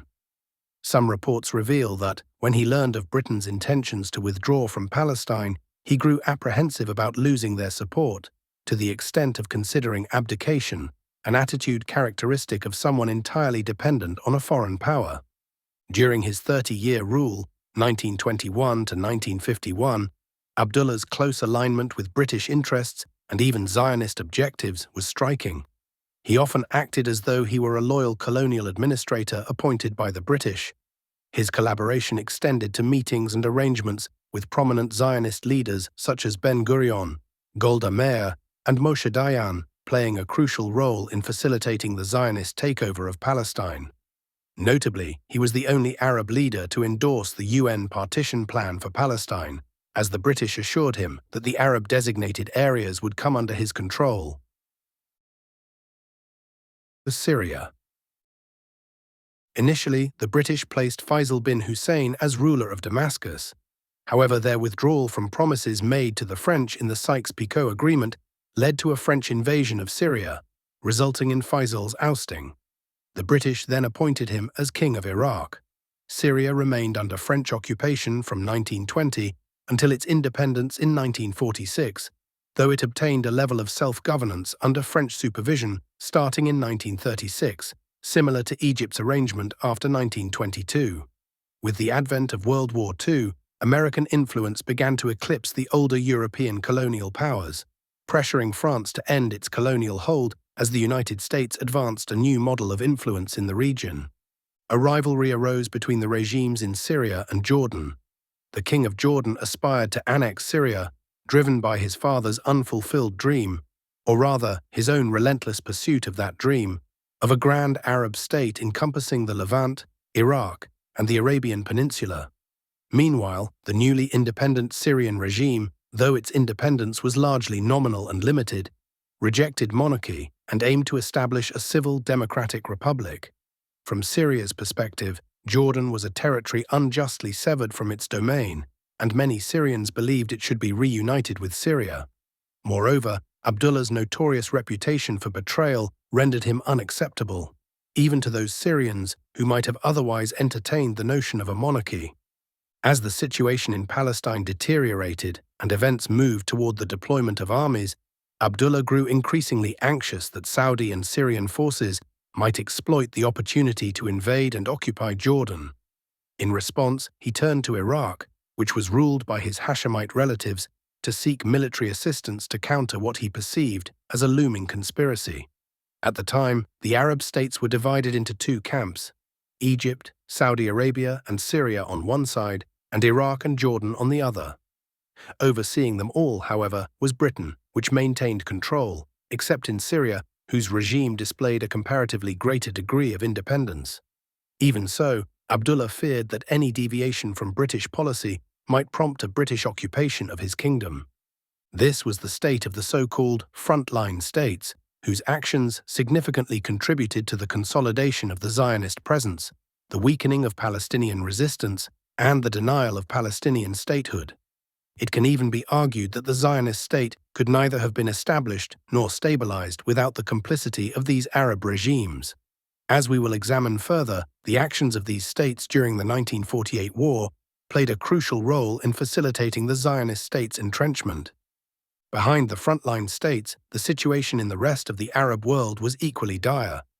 In Iraq, the other branch of the Hashemite family, Faisal bin Hussein, who had been expelled by the French from Syria, ruled under the shadow of British dominance. Following the suppression of the 1920 revolt, the British installed Faisal as king after Iraq was granted nominal independence in the aftermath of its 1920 revolution. This arrangement echoed Britain's actions in Egypt following the 1919 revolution. Hashemite rule in Iraq faced multiple attempts at liberation, all quashed with British intervention, such as Rashid Ali al-Kilani's coup in 1941. Ultimately, a military coup in 1958 toppled the monarchy and established a military republic in Iraq. Even if these rulers had desired to support Palestine, a notion that is itself questionable, their options were constrained. Notably, King Faisal himself had participated in an agreement with Chaim Weizmann, endorsing the establishment of a Jewish state as part of the Greater Arab State Britain had promised to Sharif Hussein, a promise later betrayed. In Saudi Arabia, Abdulaziz Al Saud governed with ties to the British that rivaled or even surpassed those of the Hashemites. It was the British who drew the borders of his kingdom and later aided him in suppressing the Ikhwan, Brotherhood movement, when it threatened to rebel against his authority. Even if Abdulaziz had harbored the desire to aid Palestine, his capacity was limited. He ruled over a vast, sparsely populated territory devoid of significant resources. This was before the discovery and exploitation of oil, which was managed by British and American companies. Further afield, the rest of the Arab world, including the small Gulf monarchies and the North African states, was likewise under colonial control. While their populations were moved by deep sympathy and solidarity with Palestine, their limited resources left them unable to secure their own independence, let alone confront the conspiracy targeting Palestine. In all these countries, the governments were, at best, weak and ineffectual, and subservient to their colonial rulers. They differed only in the degree of their dependence and loyalty to these powers. The partition of Palestine. Britain emerged from World War II battered and depleted. As its influence waned, the Zionist movement shifted its efforts toward aligning with the new global superpower in the United States. At the same time, Zionist militias in Palestine launched a campaign against the British, framing themselves as a liberation movement, striving to expel the colonial occupiers. This narrative harmonized with the global discourse on self-determination, championed by the rising powers of the US and the Soviet Union, as they positioned themselves to take over the colonial holdings of the declining British and French empires. The American model of imperialism was innovative, favoring indirect control through influence and client governments, rather than direct military occupation. The Zionist movement skillfully adapted to this approach, serving as an instrument of American influence to drive the British out of Palestine. Disguised as a liberation struggle, it capitalized on global sympathy by opposing British colonial rule. At the Zionist Congress in Atlanta in 1944, the movement formally demanded the withdrawal of British forces from Palestine and called for international protection for the Jewish community. The Zionists intensified their efforts through a calculated guerrilla campaign against British forces, engaging in bombings, assassinations, and kidnappings with significant impact. Between 1946 and 1947, British casualties reached 169. By the end of the British Mandate, Zionist militias had carried out over 500 operations against British targets. It was particularly ironic that Winston Churchill, who had played a key role in training early Jewish militias, publicly expressed his frustration and issued warnings at the United Nations. Yet these warnings were widely regarded as empty rhetoric that was devoid of meaningful action or consequences. Despite all this, Britain largely remained silent, refraining from taking any significant action against the Zionists. By this time, the Zionist movement had secured the protection of the United States. Moreover, many members of the British police and military forces stationed in Palestine were themselves Jews or were aligned with Zionist interests. Simultaneously, Britain continued to suppress Palestinian resistance, arresting individuals merely for possessing weapons, leading to 300 detentions in the first half of 1946 alone. On the global stage, the Zionist movement played a pivotal role in financing the campaign of US President Harry Truman, a Christian Zionist sympathizer. After his victory, Truman rewarded their support by approving the immigration of 100,000 Jews to Palestine. In the United States, Zionist organizations also mobilized Jewish communities to raise funds for the establishment of military industries in Israel. This enabled Haganah militias to begin producing their own weapons, further bolstering their position, even against the British. By this point, the situation in Palestine had crystallized into three distinct realities. First, British occupation. After nearly 3 decades of control, Britain was under increasing pressure from the United States to withdraw. Meanwhile, it faced resistance from both Palestinian and Zionist forces, with its position increasingly untenable. Second, Zionist expansion. The Jewish population had grown significantly, with military organizations, educational systems, industrial capabilities, media networks, and commercial enterprises firmly in place. They demanded independence from British rule and enjoyed strong international backing, especially from the emerging global power, the United States. Additionally, they had indirect support from neighboring Arab regimes. Third, Palestinian resistance. The indigenous Palestinian population, worn down by decades of suppression and resource depletion, sought liberation from both British and Zionist occupations. However, they lacked the means of resistance and the support of influential allies, leaving them at a significant disadvantage in their struggle. After World War II, the victorious powers established an international organization, the United Nations, through which they could oversee global affairs, effectively serving as a world government. This organization granted special privileges to the 5 victorious nations, the United States, the Soviet Union, Britain, France, and China, by making them permanent members of its Security Council, each with the power of veto. This veto power allowed any one of these nations to block the implementation of resolutions, regardless of majority consensus. The United Nations thus became a tool for the victors to maintain global dominance, cloaking their interests in the guise of international law and universal resolutions. The Palestine issue was presented in the United Nations as a conflict between Arabs and Jews, with both sides asserting historical claims to the land.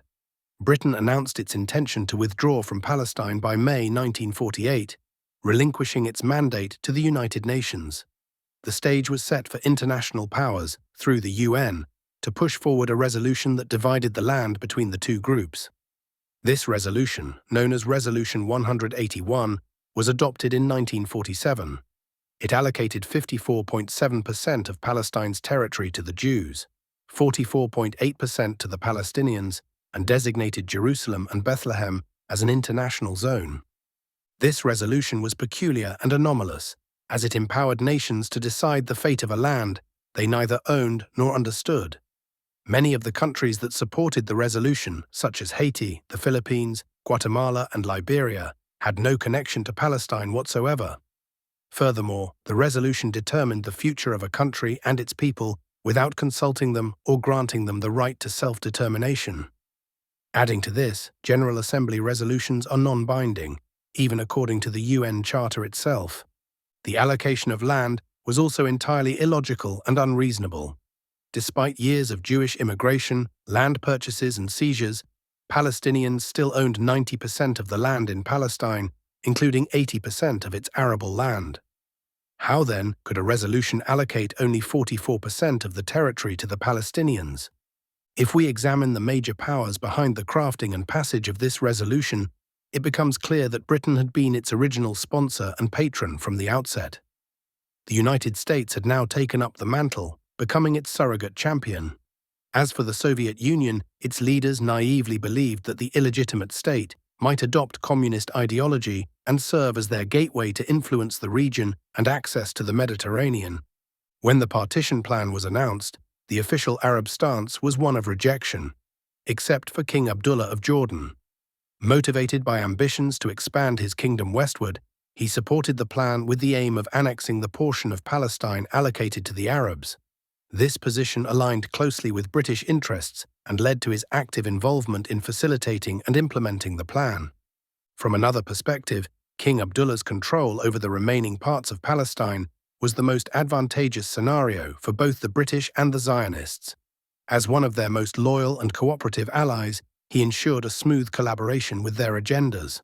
For Palestinians, however, this annexation was deeply opposed, as they saw it as merely shifting from direct British occupation to indirect control under British influence. The official Arab rejection of the partition plan amounted to little more than empty rhetoric. Their declarations did not align with their actual intentions, and even if some leaders were sincere, their stance lacked the practical means to be translated into action. This weakness stemmed from the fact that these governments were largely subservient to British control and possessed only nominal independence. Furthermore, the Arab League, the body tasked with coordinating Arab efforts, was inherently weak, having been established to serve British interests and remaining firmly under British influence. Arab military forces were equally unprepared, lacking the numbers, equipment, and organization needed to confront British forces already in control of Palestine. They also suffered from inadequate intelligence about both the land and their Zionist adversaries, and they operated without a unified, or even partially unified, command structure. Although some individuals within the Arab League were motivated by genuine Islamic, Arab, and nationalist sentiments, the League's overall actions ultimately facilitated, supported, and even empowered the establishment of the Zionist state. The League adhered to British policy, which barred the entry of Arab forces into Palestine until May 15, 1948, the official date of the British withdrawal.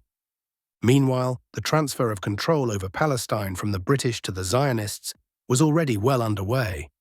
The Zionists acquired arms from the British through purchases and obtained additional resources via direct support. By early 1948, they had procured 24 aircraft for £5 million.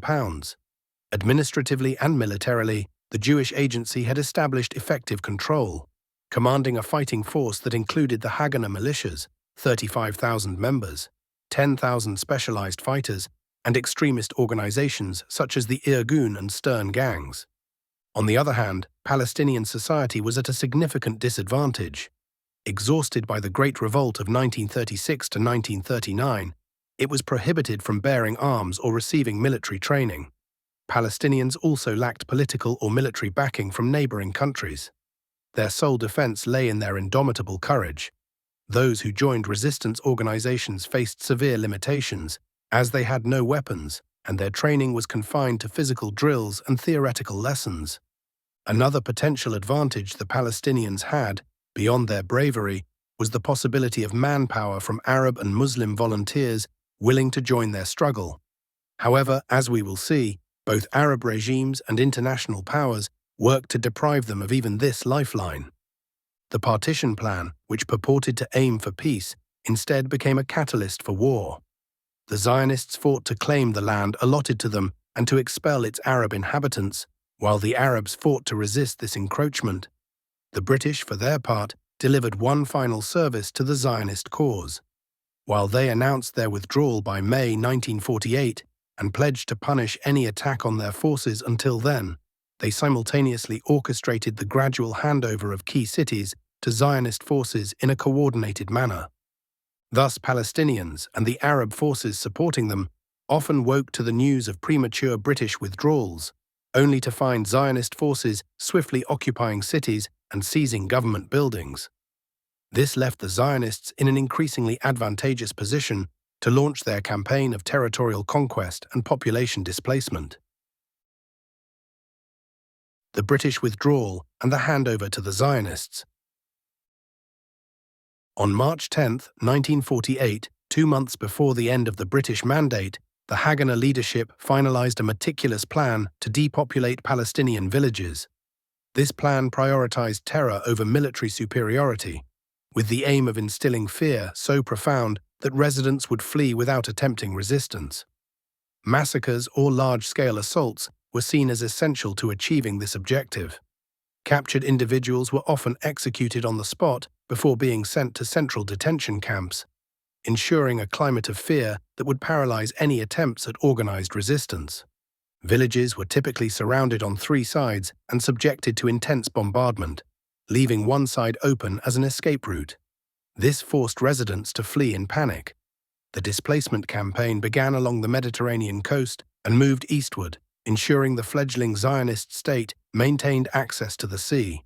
The first targets of this operation were villages and towns in northern and western Palestine, with an estimated 350,000 Palestinians forcibly displaced in its initial phase. Zionist militias employed a range of brutal methods to achieve their objectives.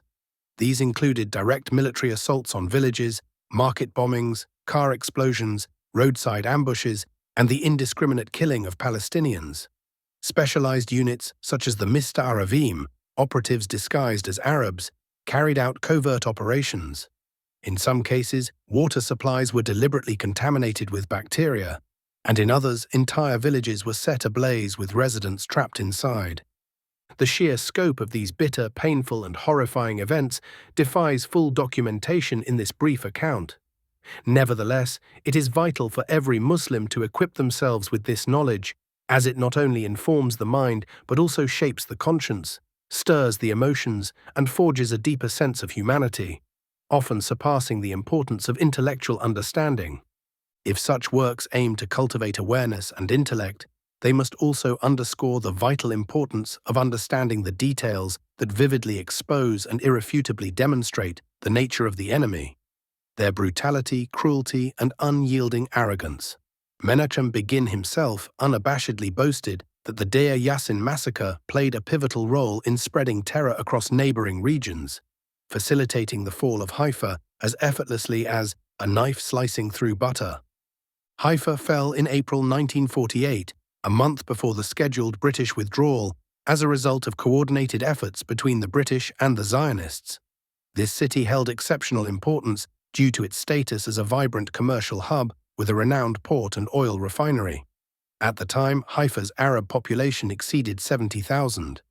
Zionist assaults on the city began as early as December 1947 and escalated in April 1948, supported by artillery and airstrikes. By the end of the onslaught, Haifa's Arab population had been reduced, through killings and forced displacement, to a mere 3,000 to 4,000. A few days later, Jaffa succumbed to a similar fate. The offensive on its outskirts began on April 27, 1948. As each area fell, Zionist militias strategically positioned artillery to bombard the remaining parts of the city, leaving the residents with no choice but to flee. Jaffa, which had also been home to around 70,000 Arabs, saw its population dwindle to just 4,000 or 5,000 by the time the Zionists completed their operations. Other cities, such as Safed, Basin, and various areas in Galilee, fell in similarly orchestrated campaigns. A recurring pattern in these events was the premature withdrawal of British forces from key locations, meticulously coordinated with Zionist militias. Meanwhile, Britain steadfastly barred Arab forces from entering Palestine until May 14, 1948, the official date of their withdrawal. The Arab Liberation Army, composed of volunteer forces, was left in a compromised state, as will be discussed later. Thus, the conspiracy against the defenseless and war-weary Palestinian people reached its culmination.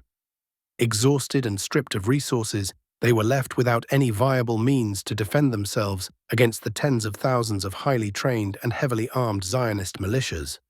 In every account of a city's fall or a village massacre, waves of refugees poured forth, whether fleeing from cities that had been seized, villages that had been destroyed with their inhabitants slaughtered, or from those who saw these horrors as a harbinger of their own fate.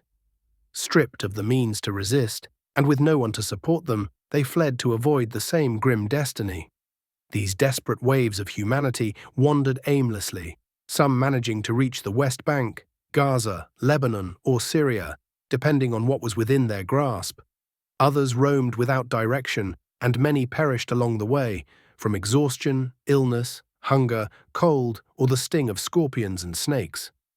The fortunate few found refuge in caves, under rocks, or within the shelter of boulders, but for most, no sanctuary was to be found. On May 14, 1948, the British formally departed Palestine. David Ben-Gurion stepped forward to proclaim the independence of the State of Israel, standing beneath a towering portrait of Theodor Herzl, the ideological visionary who had sown the seeds of Zionism.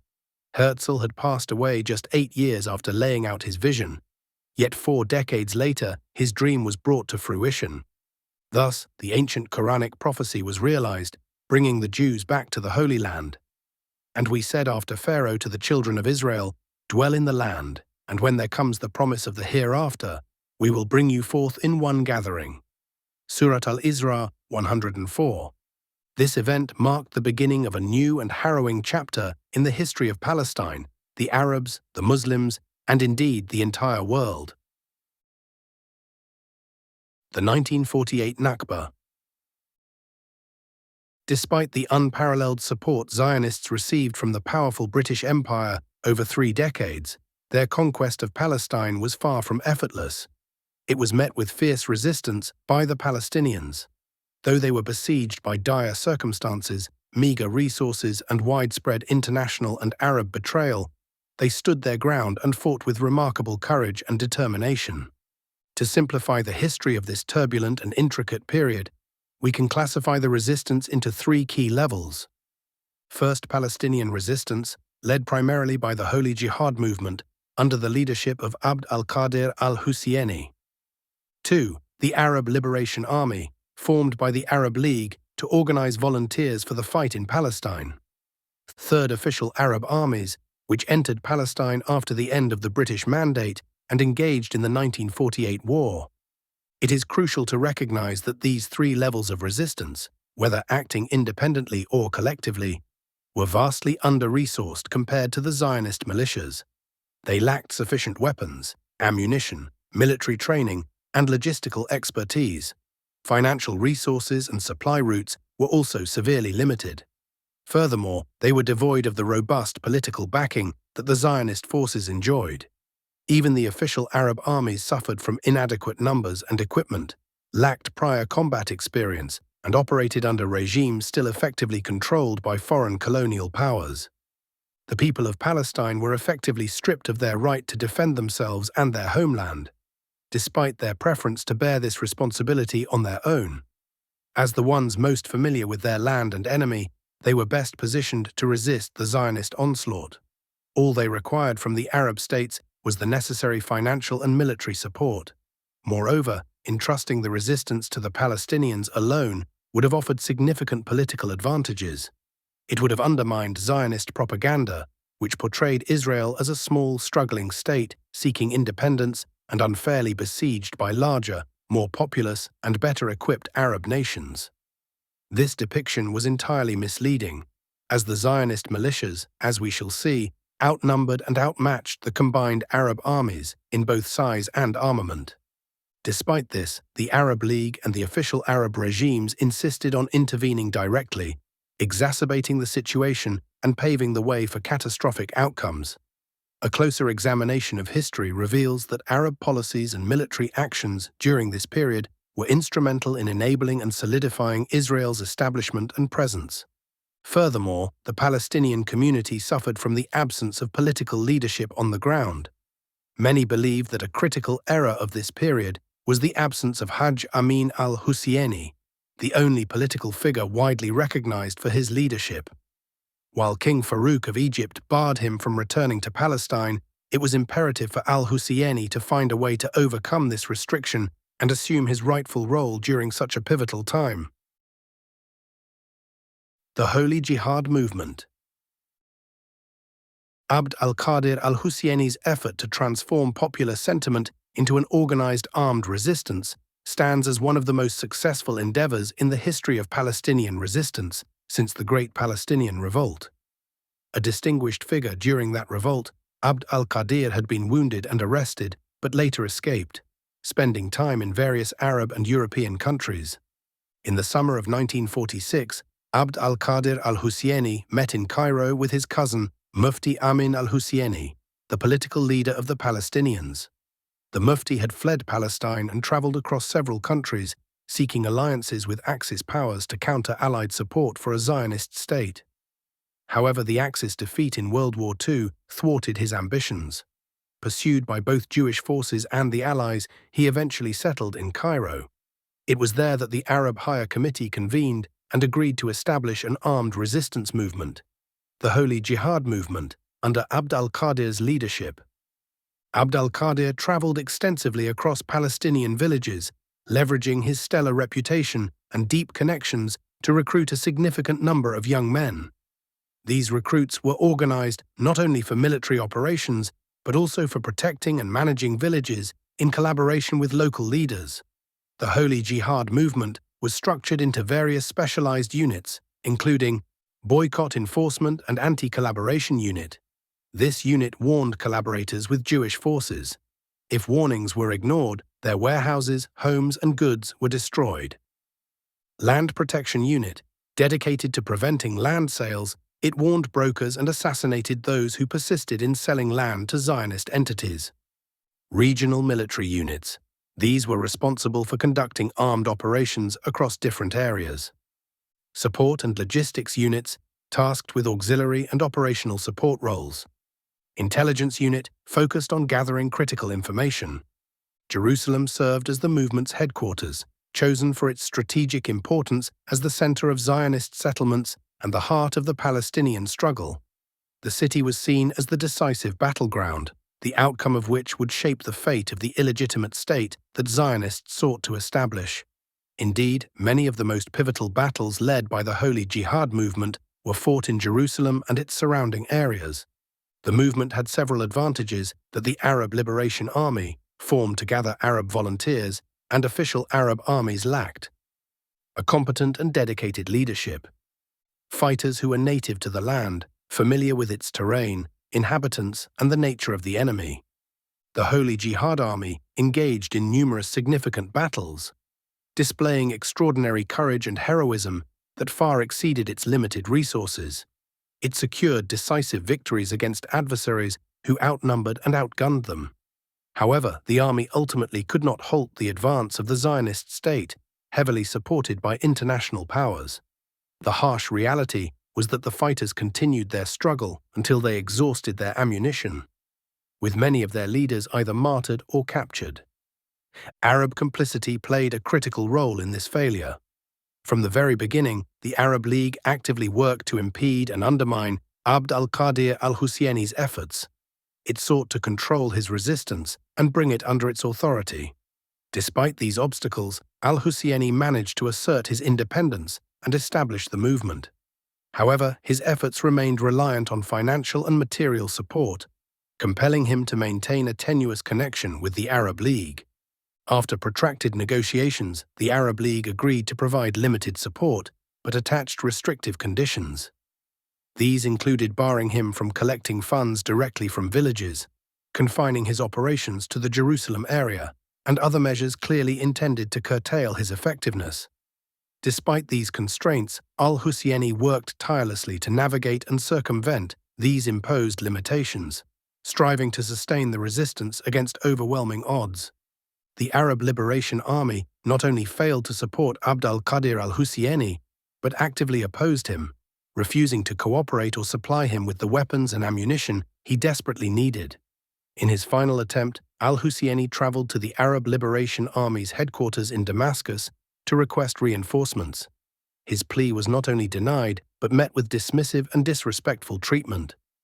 While still in Damascus, al-Husseini received alarming news. The strategically vital village of Al-Kastal had fallen to Zionist forces.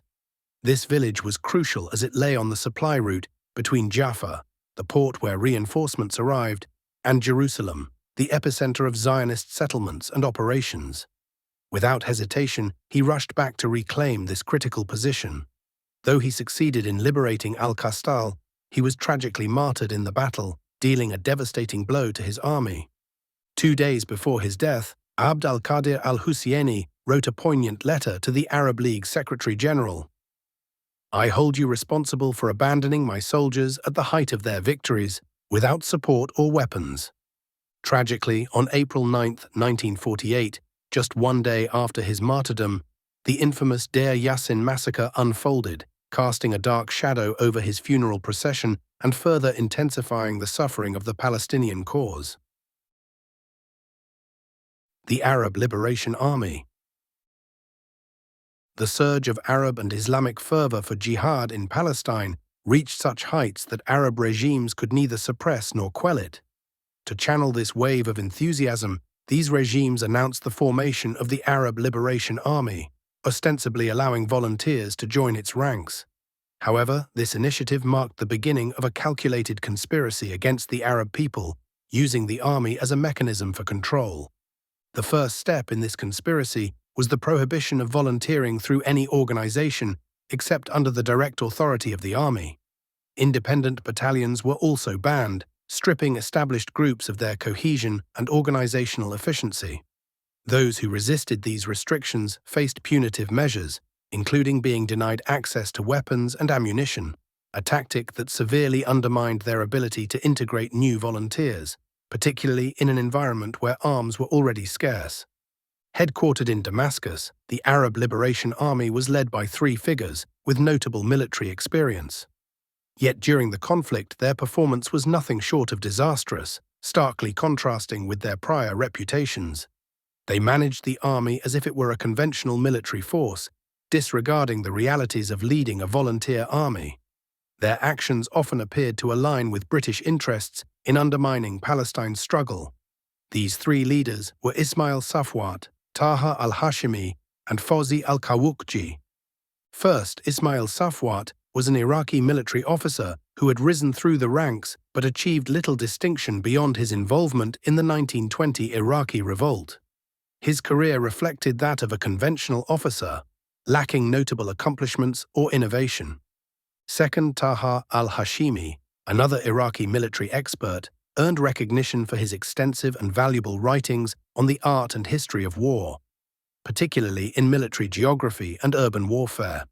His career was marked by significant roles in various conflicts, including serving as Iraq's Minister of Defense in 1938 and as Prime Minister in 1941. By 1948, at the age of 60, al-Hashimi possessed vast experience and expertise, but these qualities failed to manifest effectively during the campaign. Third, Fawzi al-Kawukji, by 1948, was nearing 60 years of age and widely recognized as an expert in guerrilla warfare. A seasoned veteran, he had a storied history of resistance, fighting the British in Basra, serving with the Ottomans during World War I, and resisting the French invasion and occupation of Greater Syria, most notably in the Battle of Maysalun. He led the revolution in Hama against French forces and was a key figure in the broader Syrian revolt of the 1920s. His life was one of relentless struggle, Wherever a call to arms arose, he answered it. Al-Kawukji also volunteered in Palestine during the Great Revolt of 1936 and participated in the failed 1941 coup attempt led by Rashid Ali al-Kilani in Iraq. His unwavering commitment to resistance brought him back to the Levant as war loomed in 1948. In contrast, neither Ismail Safwat nor Taha al-Hashimi had experience in guerrilla warfare.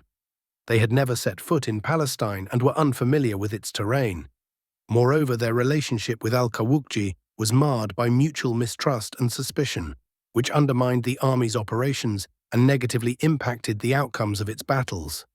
The most significant and damaging division, however, lay between the leadership of the Arab Liberation Army and the Palestinian leader Hajj Amin al-Husseini. The Mufti was a staunch adversary of the Hashemite regimes in both Jordan and Iraq. His hostility toward King Abdullah of Jordan was understandable. It was a rivalry between a British-aligned monarch and a steadfast opponent of British influence. Their competition for control over the same territory further deepened their animosity. Al-Husseini's opposition to the Hashemite regime in Iraq was similarly rooted in its alignment with British interests. He had also played a role in supporting the failed coup led by Rashid Ali al-Kilani, aimed at expelling British influence from Iraq. Both Taha al-Hashimi and Ismail Safwat were loyal to the Iraqi regime, exacerbating tensions with al-Husseini. The Arab League structured the leadership of the Arab Liberation Army in a way that intentionally sidelined al-Husseini and his followers. This decision reflected the League's broader strategy of preventing Palestinians from independently organizing their defense, further stifling their ability to confront the challenges they faced. The Mufti strongly advocated relying on the people of Palestine by arming and training them, emphasizing that organized military units were unnecessary. If external intervention became unavoidable, he argued that any volunteers should be placed under his leadership and that of his cousin, the field commander Abd al-Qadir al-Husseini.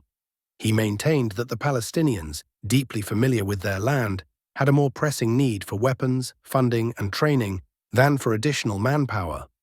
The discord between the leadership of the Arab Liberation Army and the Mufti's faction had devastating repercussions, made worse by the critical timing of the conflict, when even minor disagreements could prove catastrophic.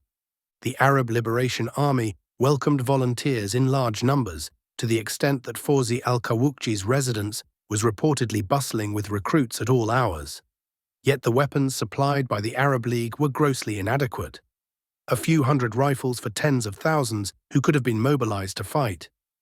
The League defended its failure by asserting that it had assumed sole responsibility for liberating Palestine. Meanwhile, the Arab Liberation Army was hamstrung by the limited resources provided by Arab regimes, including insufficient funds, subpar weapons, and delayed supplies. The army also suffered from poor timing and constrained authority, leaving it without true operational independence. Its leaders frequently criticized the Arab regimes, blaming their policies, procrastination, and the inadequacy of the arms and equipment provided. These issues were further exacerbated by a lack of clarity about the army's mission. Was it intended to directly support the Palestinians, launch a full-scale campaign against the Zionists, or simply maintain a state of tension until the Arab armies intervened? This ambiguity undermined the army's effectiveness and hindered its ability to achieve meaningful results. The Arab Liberation Army committed a series of critical missteps despite the limited resources and authority at its disposal. Eyewitnesses and historians remain divided on whether these were unintentional blunders, acts of betrayal, or a combination of both. Below is a summary of these errors, presented without analysis, as the scope here does not allow for deeper examination. 1. Restricting volunteer recruitment. Although there was overwhelming enthusiasm to join the army, only a small fraction of volunteers were accepted. Recruitment was subsequently halted under the justification that the number of recruits already far exceeded the army's needs. A vague promise to reopen recruitment if necessary left countless eager individuals sidelined and unable to contribute to the struggle. Second, flawed selection of recruits. Many of the accepted recruits were drawn from undisciplined or unsuitable groups, including untrained civilians, individuals with criminal records, and idle youth. This poor selection process led to widespread incidents of theft, looting, and assaults on civilians and businesses. Internal conflicts among recruits occasionally escalated into armed altercations. More alarmingly, the lax vetting allowed Jewish spies and Arab collaborators working for the Zionists to infiltrate the ranks, further compromising the army's effectiveness. 3. Ineffective training practices. Instead of training volunteers in guerrilla warfare suited to the context of the conflict, the army adopted methods designed for regular soldiers. This approach was slow and rigid, failing to keep pace with the rapidly unfolding events on the ground. The mismatch between training methods and the realities of the battlefield left the army ill-equipped to respond swiftly and effectively. 4. Deploying fighters into battles without proper planning, organization, or coordination resulted in chaotic offensives and disorganized retreats, which not only failed to achieve victories but often caused significant setbacks. In some instances, fighters were observed idling in cafes near the front lines, abandoning their posts and neglecting their combat duties. 5. Limiting the Arab Liberation Army's operations to areas designated for Arabs under the partition plan diverted its focus to regions not under immediate threat. For example, Fawzi al-Qawuqji stationed himself in Nablus and did not extend support to cities allocated to the Jewish side, despite their dire need for defense. As a result, cities like Jaffa and Haifa fell without sufficient resistance. Similarly, the army failed to respond to the crisis in Deir Yassin, despite being stationed close to the village. 6. Refusing to collaborate with other volunteer factions and withholding critical supplies, such as ammunition, severely hampered the defense of Jerusalem. Taha al-Hashimi, for instance, denied these factions the resources necessary to sustain their fight.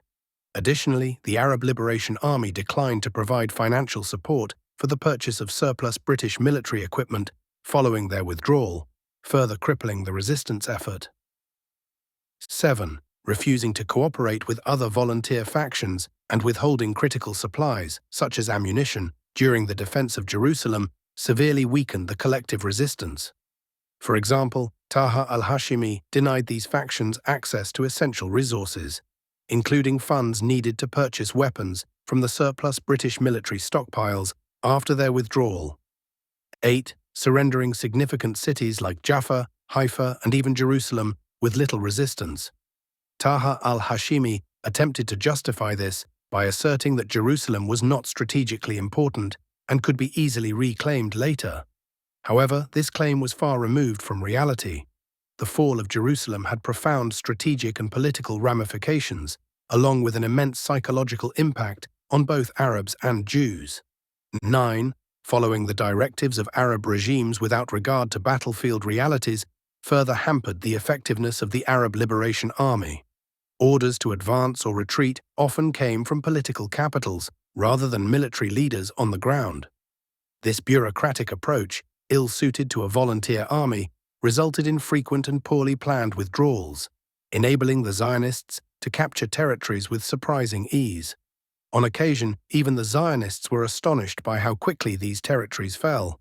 Moreover, some researchers have highlighted the Arab Liberation Army's disastrous practice of disarming villages in various areas, only to retreat when faced with Zionist attacks, thereby leaving these communities defenseless. Fawzi al-Qawuqji, for instance, is reported to have executed such actions in villages in the Upper Galilee, exacerbating the vulnerability of the local population. 10. Accepting a truce during pivotal moments allowed the Zionists to exploit the pause, shifting the balance of the battle in their favor by securing reinforcements in manpower and weaponry, a misstep exemplified by Fawzi al-Qawuqji during the Battle of Mishmar Hayemek. Moreover, during critical moments, the volunteers received no support or reinforcement from the Arab capitals, even after the entry of the Arab armies. Arab officials showed little concern when the forces appealed for help, often instructing them to retreat, even if such withdrawals risked massive massacres of refugees and local residents, including in Jerusalem itself. The inevitable outcome was a series of uneven and disorganized battles. Ultimately, these poorly trained and disjointed forces succumbed to the highly organized, well-trained Zionist militias, bolstered by British military and political support. These failures significantly tarnished the reputation of the Arab Liberation Army's leadership. Leaders once celebrated with widespread admiration prior to the Nakba became subjects of doubt and even accusations of betrayal afterward. A thorough analysis of their actions requires a dedicated and detailed study. What remains certain, however, is that the leadership of the Arab Liberation Army bears a considerable share of the responsibility for the loss of Palestine and Jerusalem. Their treatment of Abd al-Qadir al-Husseini in his most desperate hours epitomized their failures. In their final meeting, they refused to provide him with weapons. Incensed, he turned to Ismail Safwat and Taha al-Hashimi, declaring, "You are traitors, you are criminals, and history will record that you lost Palestine." He left that meeting fully aware that his fate was martyrdom, and so it was. Sheikh Mustafa al-Siba, who led the Muslim Brotherhood volunteers from Syria, concluded that the Arab Liberation Army was established not to engage in meaningful combat, but to pacify the inflamed Arab sentiment. He noted that the Liberation Army did not participate in a single serious battle in Palestine. Its leaders lacked awareness of the true situation on the ground, and its primary mission was to dismantle the Holy Jihad organization led by Abd al-Qadir al-Husseini. Additionally, others have argued that the Arab Liberation Army functioned as a tool to withhold weapons, aid, and donations from the Palestinian people. It also served to absorb the energy and enthusiasm of Arab youth volunteers, redirecting their efforts toward implementing the partition plan. Nevertheless, despite these challenges, the people of Palestine, along with the volunteers, managed to retain control of 82% of Palestinian land prior to the entry of the Arab armies. The Arab armies.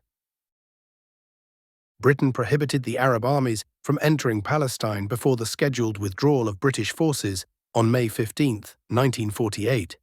The armies adhered to this timeline, even though many key cities were abandoned by the British before this date and subsequently taken over by the Zionists. As a result, the Holy Jihad forces and the Arab Liberation Army faced extremely harsh conditions in the face of this British Zionist collusion. It is worth noting that the Arab states did not decide to deploy their armies until May 12, 1948, a mere 2 days before the British withdrawal. This delay highlights the absence of a genuine commitment to intervene from the outset. Realistically, what could be achieved in just 2 days in terms of mobilization and strategic planning for war? Moreover, the total number of Arab forces did not exceed 25,000 fighters, while the Israeli Defense Forces, the name adopted by the military of the newly established state, initially numbered 35,000 soldiers. During the war, both the Arabs and Israelis reinforced their troops. However, the Arab forces never came close to matching the Israeli numbers, which reached 65,000 soldiers by mid-July and peaked at over 96,000 in December 1948. Moreover, the disparity in armament and training was overwhelmingly in favor of the Zionist forces. The Zionist army benefited from British military training and weaponry, as well as significant combat experience gained in major conflicts such as World War II. In contrast, the Arab armies were poorly equipped and inadequately trained, consisting of nascent forces operating under foreign domination. These armies represented states with only superficial independence, lacking true sovereignty or the resources necessary for sustained military engagement. The Zionist militias held a significant advantage in terms of information, having lived and trained on the land. Their intelligence networks had been gathering data on the terrain and population for 30 years, enabling them to develop detailed plans for seizing villages. In stark contrast, the Arab armies lacked even the most rudimentary knowledge of the conditions in Palestine. Mahmoud al-Sabag, commander of the Egyptian Muslim Brotherhood volunteers, recounts that when he requested maps from the Egyptian army leadership, they supplied him with outdated maps from 30 years prior. These maps were entirely useless, as the landscape had changed drastically with the construction of new roads, settlements, and Jewish infrastructure. As a result, the volunteers were forced to gather intelligence from scratch. Moreover, the Arab armies suffered from a lack of political, financial, and military support, unlike the Zionist forces, which enjoyed robust backing from the great powers. Politically, the Zionists received support through international organizations and even within the corridors of Arab rulers. Financially, they capitalized on open sea routes that facilitated the uninterrupted flow of Jewish capital. Militarily, reinforcements and assistance were readily accessible when needed. Finally, these armies lacked even the most basic level of trust, coordination, or a unified sense of purpose in battle. One British historian observed, had the Arab intervention been characterized by even a modest degree of coordination, advanced planning, a semblance of confidence, and a shared goal, the Arab forces might have achieved victory. Instead, the Arabs entered Palestine fighting each other more than they fought the Jewish state. This lack of organization led to absurd and almost unbelievable situations. For instance, the Iraqi army was deployed in a mountainous region equipped with tanks that were ineffective in such terrain, while the Egyptian army was fighting in open areas without any tanks. Similarly, the Iraqi army had 25-pound artillery pieces but no ammunition, whereas the Egyptian army had ammunition for such artillery but no guns to use it with. These stark disparities in strength were enough to decisively shift the balance of any battle. Even an army filled with enthusiasm, dedication, and bravery would be expected to face a crushing defeat under such circumstances. How much worse would the outcome be when these same armies were burdened with additional internal failures and causes of collapse? The 1948 war was one of the most tragic and peculiar conflicts, epitomizing the adage, "You don't know whether to laugh or cry." Beyond the already dire circumstances, there were further ironic and catastrophic factors, including 1. Leadership under the Jordanian army. The Arab armies were subordinated to the Jordanian army, even though the King of Jordan had accepted the partition plan. How could someone who endorsed the partition lead a battle against it, particularly when his objective was to annex the Arab-designated territories to his kingdom? 2. British command of the Jordanian army. The Jordanian army itself was commanded by British officers, with Glub Pasha, a British officer closely connected to the Zionists, at its helm. Thus, the Arab armies that entered Palestine to liberate it from Zionist control were, paradoxically, under the leadership of a British officer. 3. British armed Arab armies. The primary Arab armies, Egyptian, Iraqi, and Jordanian, were armed with British weapons and ammunition. These armies had been established during British occupation, and their weaponry was supplied with Britain's full knowledge and careful calculation, ensuring that it would not constitute a genuine threat to the Zionists. The Arab armies strictly followed the political directives issued by politicians who were themselves subservient to the British occupiers. Their actions were dictated by orders.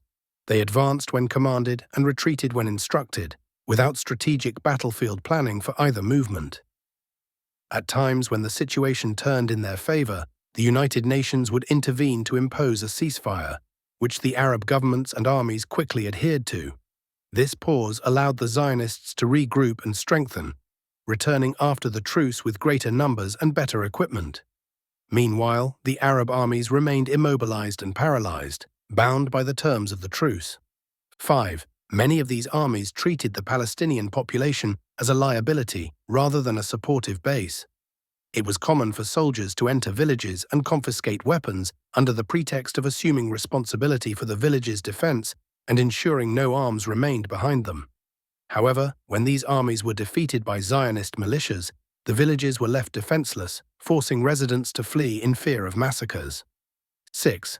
As previously noted, Palestinian resistance forces often preferred that official armies refrain from direct involvement in the conflict.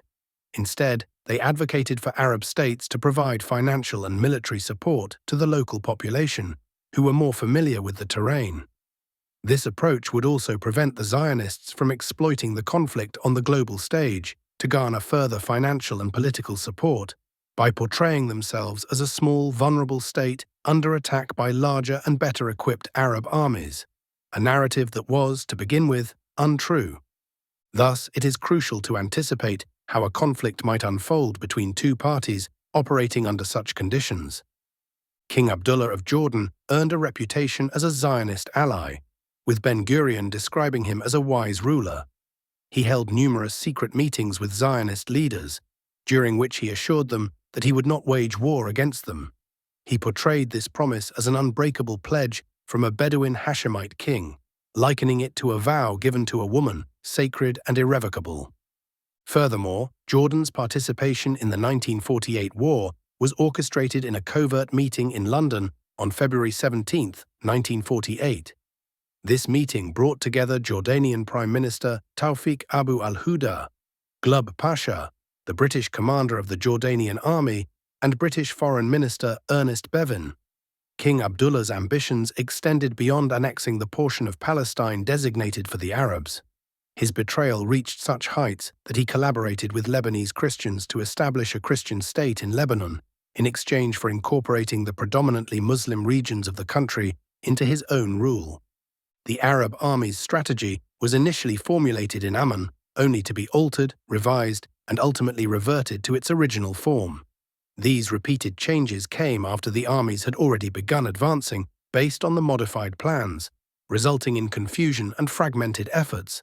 This disarray not only fueled mistrust, but also left the uncoordinated and poorly unified forces as easy targets for the organized and well-prepared Zionist militias they faced. Adding to the chaos, Glubb Pasha deliberately withheld Jordanian forces from entering Jerusalem, providing the Zionists with a critical opportunity to secure control of the city and shift the balance of the conflict in their favor. This led to a series of violent and grueling days, now remembered as the 5 Red Days in Jerusalem. Consequently, the Zionists seized West Jerusalem, effectively nullifying the UN partition plan, which had designated the city as an internationally governed zone. This takeover also triggered the forced displacement of approximately 60,000 Palestinians.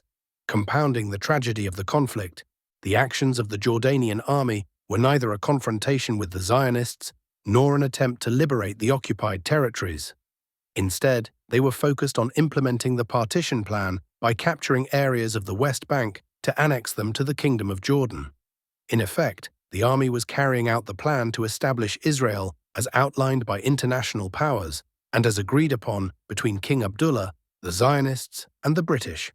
Some sources even document instances where the Jordanian army directly handed over positions to the Zionist forces, one by one. The Jordanian army, including its British officers, actively thwarted attempts to capture the Old City of Jerusalem and Al-Aqsa Mosque.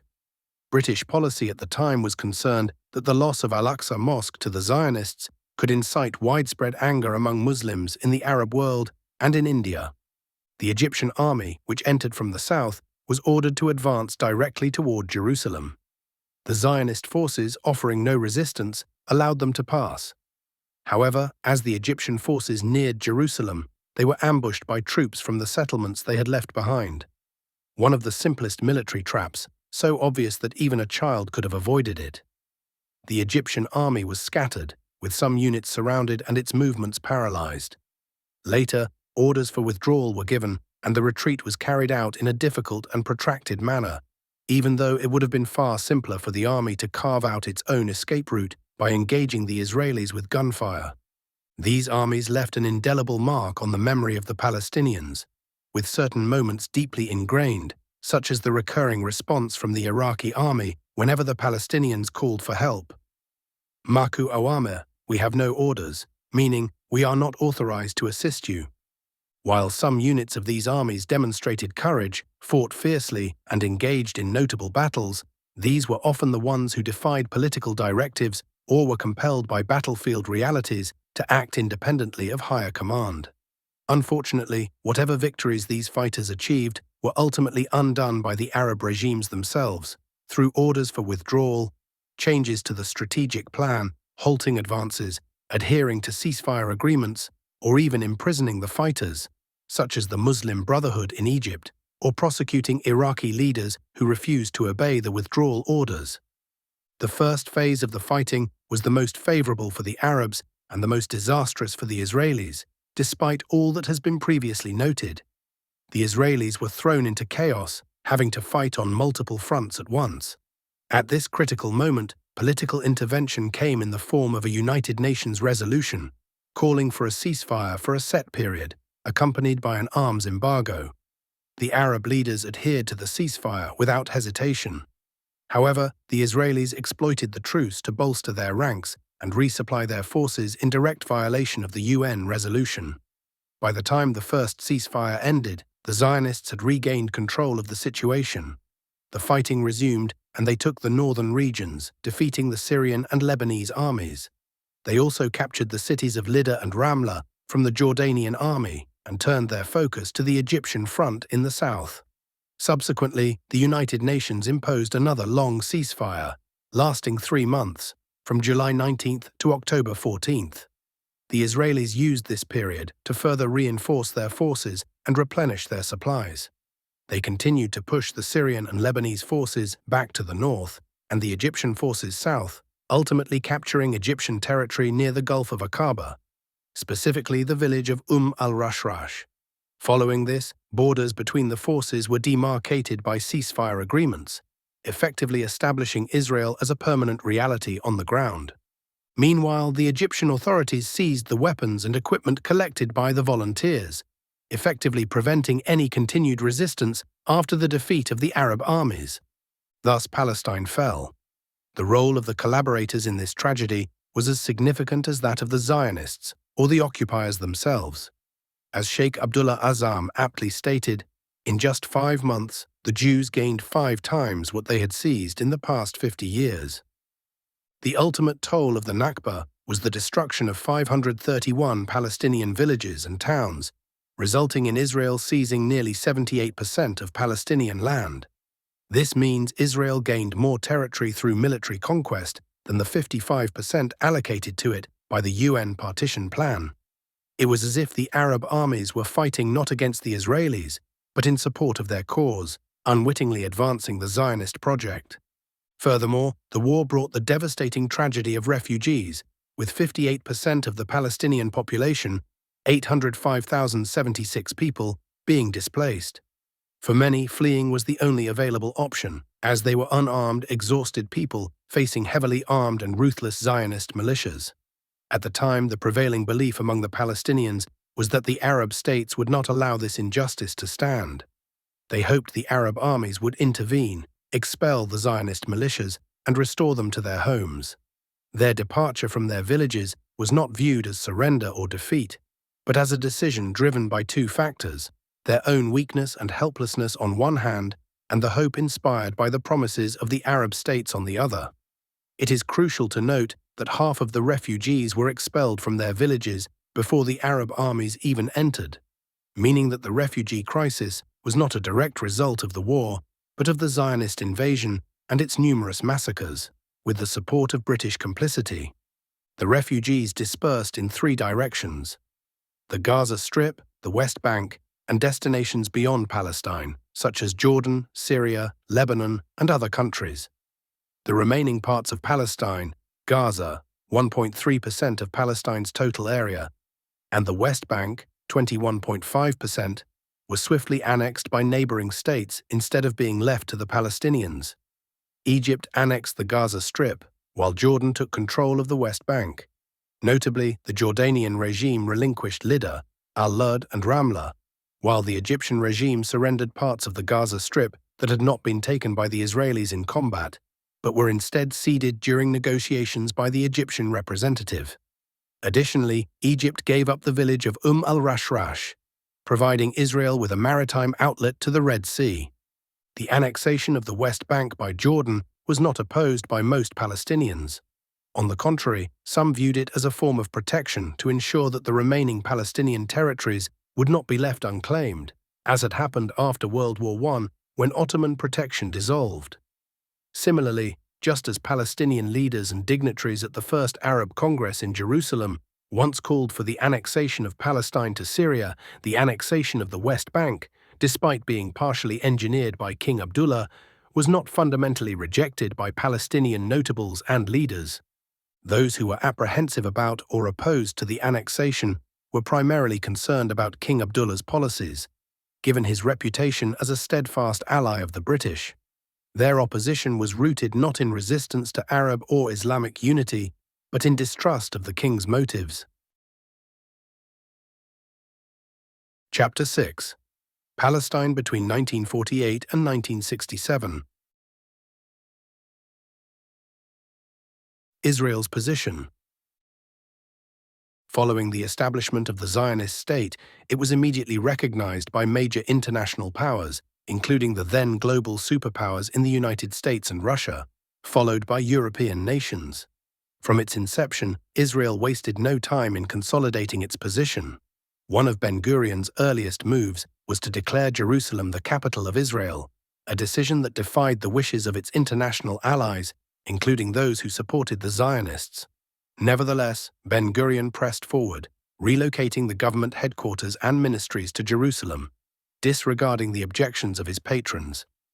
Only the Ministry of Foreign Affairs remained in Tel Aviv, as embassies and diplomatic missions continued to operate there.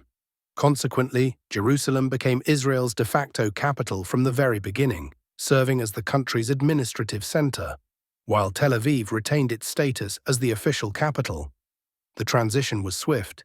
Ministers hurried to move to Jerusalem, and Golda Meir, for instance, had to temporarily reside in a room on a rooftop until a suitable ministerial residence was prepared.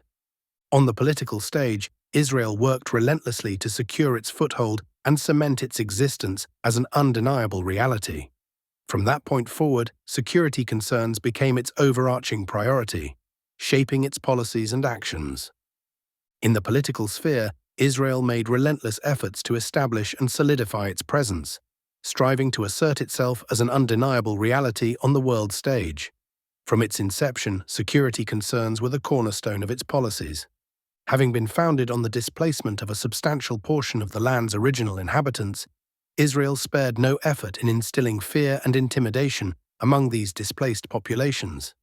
This was done to deter any attempts at reclaiming their land or even infiltrating territories now within Israel's borders.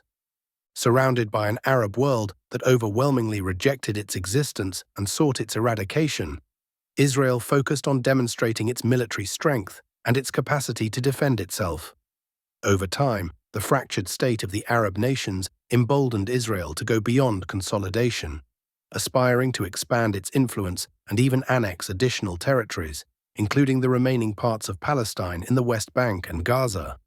To this end, Israel launched numerous attacks on the West Bank, Gaza, Syria, and Jordan, resulting in the deaths of many civilians, police officers, and soldiers. It even resorted to mutilating the bodies of those captured attempting to infiltrate the territories it had occupied in 1948. One of Israel's most significant and far-reaching military actions was its large-scale assault on the Sinai Peninsula in 1956, deep within Egyptian territory. This operation initiated a conflict that provided a pretext for British and French intervention after President Jamal Abdel Nasser announced the nationalization of the Suez Canal Company. Capitalizing on what it perceived as weaknesses and corruption in Nasser's regime, Israel advanced into Sinai. Meanwhile, British and French forces swiftly occupied the Suez Canal zone, delivering a heavy blow to the Egyptian army. This aggression, known as the Suez Crisis or the Tripartite Aggression, was met with strong opposition from both the United States and the Soviet Union. Both superpowers resisted the resurgence of old colonial powers, Britain and France, in a region they sought to influence themselves. The United States exerted immense diplomatic pressure against the tripartite aggression, ultimately forcing all parties to withdraw.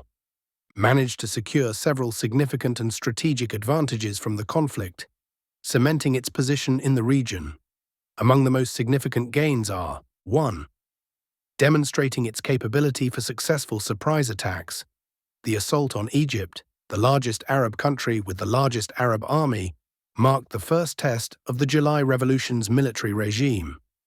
This regime had claimed to have launched the revolution for several reasons, chief among them the Palestinian cause.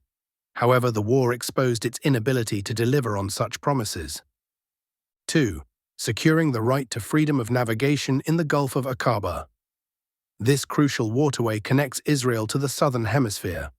While Israel already controlled the northern tip of the Gulf at Eilat, its southern outlet was blocked by 2 Egyptian islands. Through this war, Israel secured the right to free navigation in exchange for withdrawing from occupied territory, a concession largely unnoticed by the Egyptian public. 3. Stationing international forces on the Egyptian-Israeli border. This deployment effectively prevented Egypt from launching a surprise attack against Israel. Any planned Egyptian offensive would require notifying or requesting the departure of these international forces, rendering an attack against internationally protected troops highly improbable. Israel also came close to placing Gaza under international supervision. However, widespread protests led by Gazan Islamists ultimately ensured the Strip remained under Egyptian sovereignty. Through the 1956 war, Israel strengthened its regional power and influence, increased its strategic significance, and boldly displayed its expansionist ambitions. The war revealed that Israel was not satisfied with the territorial gains of 1948. The relative ease of capturing Sinai further emboldened Israel, paving the way for its actions in 1967. During this period, one of Israel's most dangerous strategies was its infiltration of Arab regimes through agents placed in highly sensitive positions.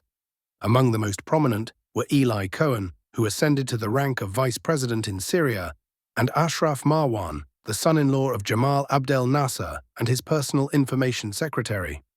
Both played pivotal and decisive roles in delivering critical intelligence to Israel during the 1967 war, often referred to as the Second Catastrophe, and the October War of 1973. The position of Palestine between the two catastrophes. Under British occupation, a distinct Palestinian identity began to crystallize within Palestinian society. However, this period also witnessed a marked decline in collective attachment to Islamic identity and solidarity, which can be traced to several factors. 1. The decline of Islamic identity across the Muslim world following the fall of the Islamic Caliphate.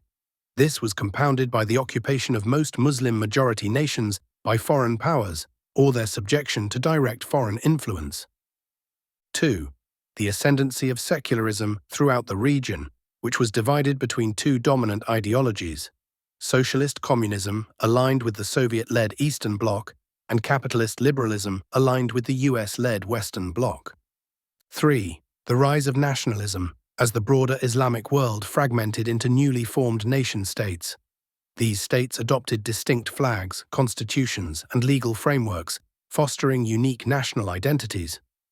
To assert their independence, they often sought to construct historical narratives by exploring antiquities and ancient heritage, thereby crafting distinct national histories. These three elements, the absence of the Islamic Caliphate, the spread of secularism, and the entrenchment of nationalism, interacted in a mutually reinforcing manner.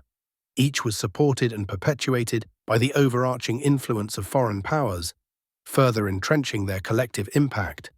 However, this general weakening of attachment to the overarching Islamic bond did not, in the case of Palestinians, indicate a drift toward a purely national identity detached from the broader Arab identity. The Palestinian people continued to see the liberation of their homeland as a shared Arab obligation. They believed that Arab efforts in Palestine were not acts of charity or assistance, but rather a natural duty.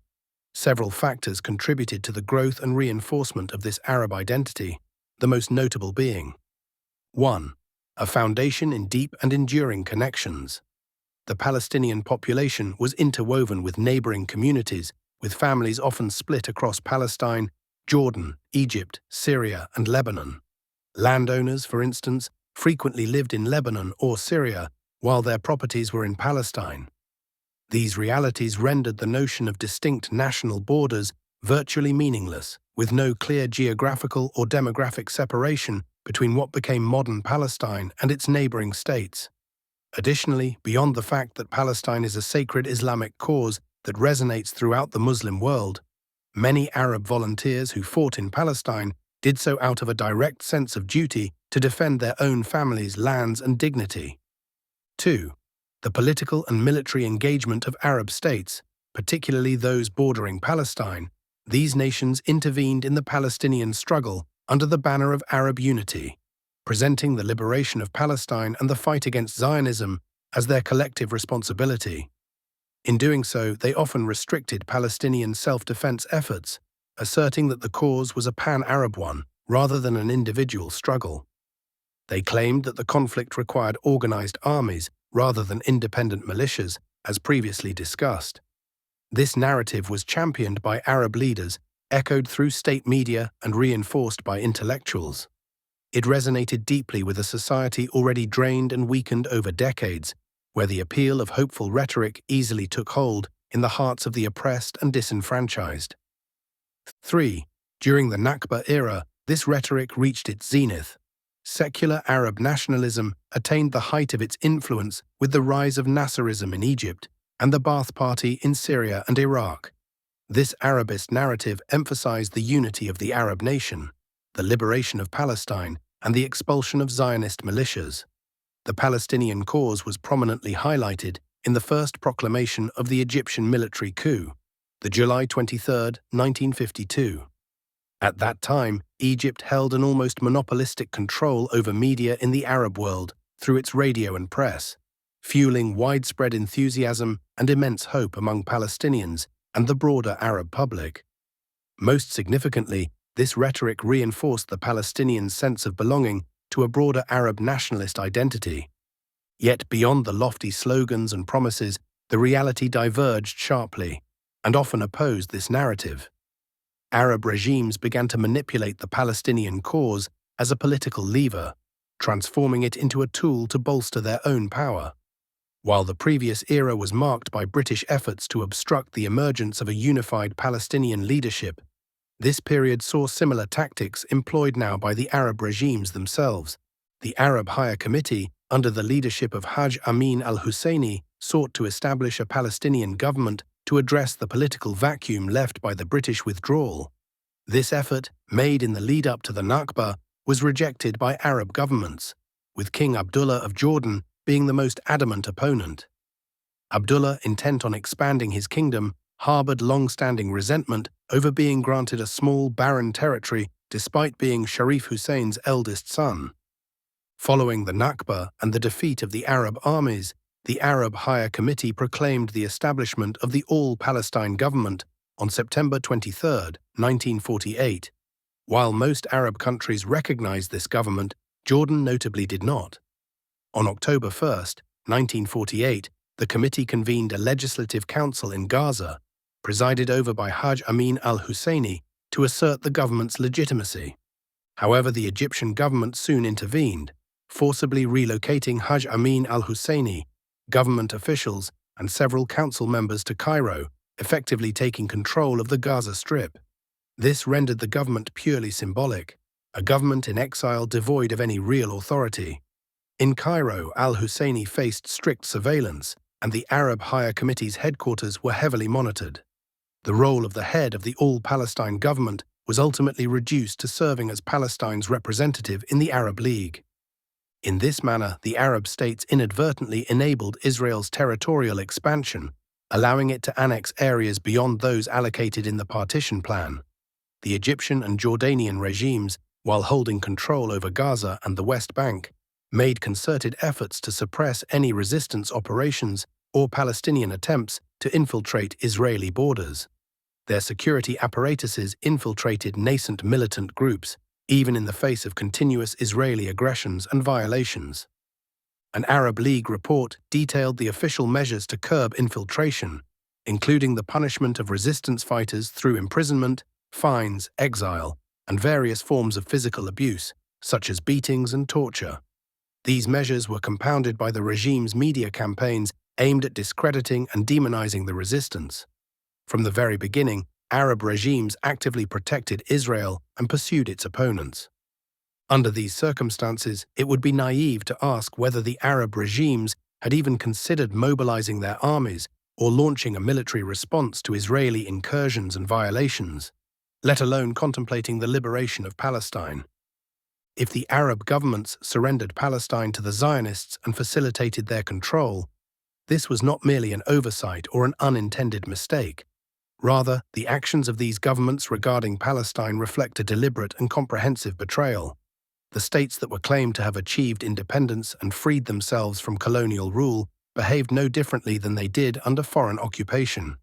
Palestinian society underwent a profound upheaval, political, economic, and social, following the Nakba and the subsequent waves of displacement that reshaped its very fabric.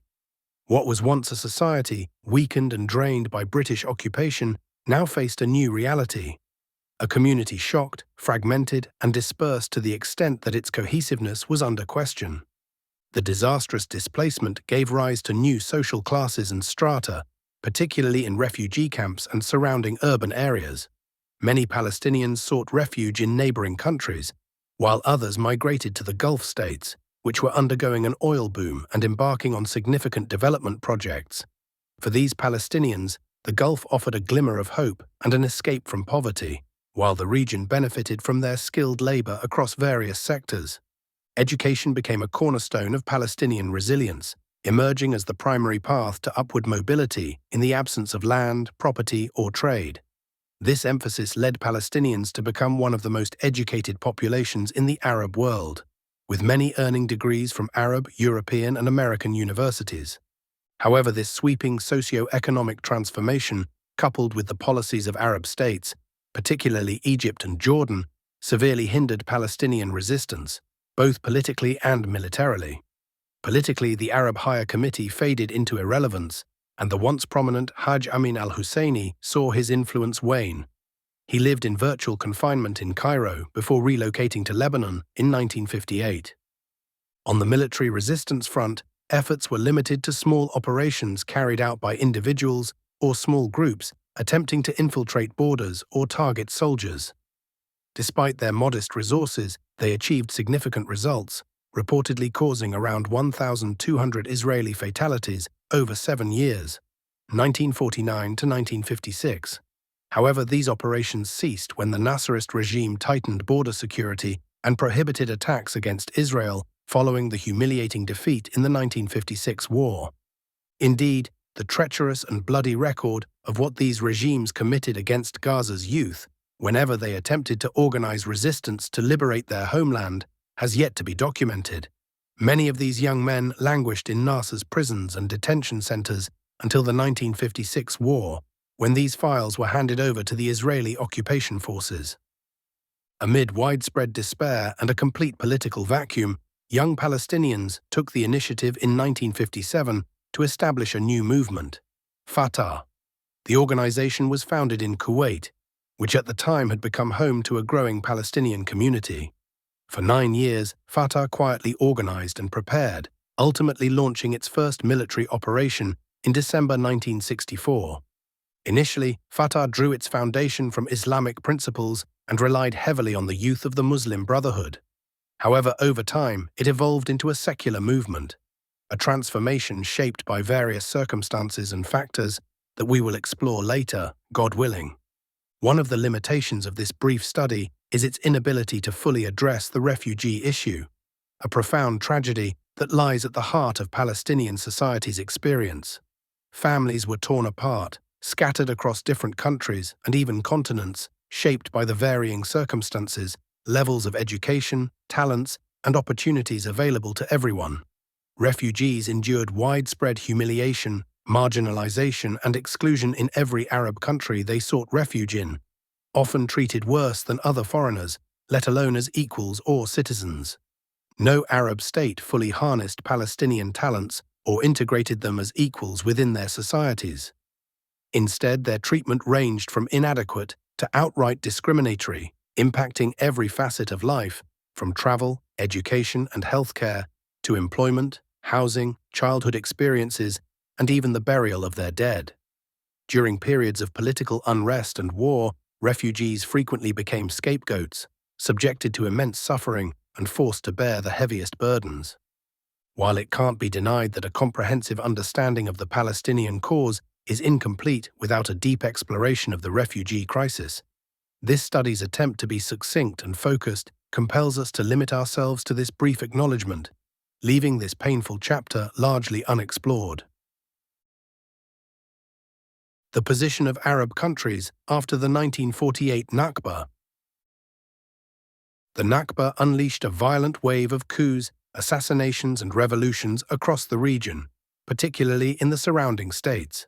Interpretations of the Nakba and its causes varied, giving rise to divergent visions for the future.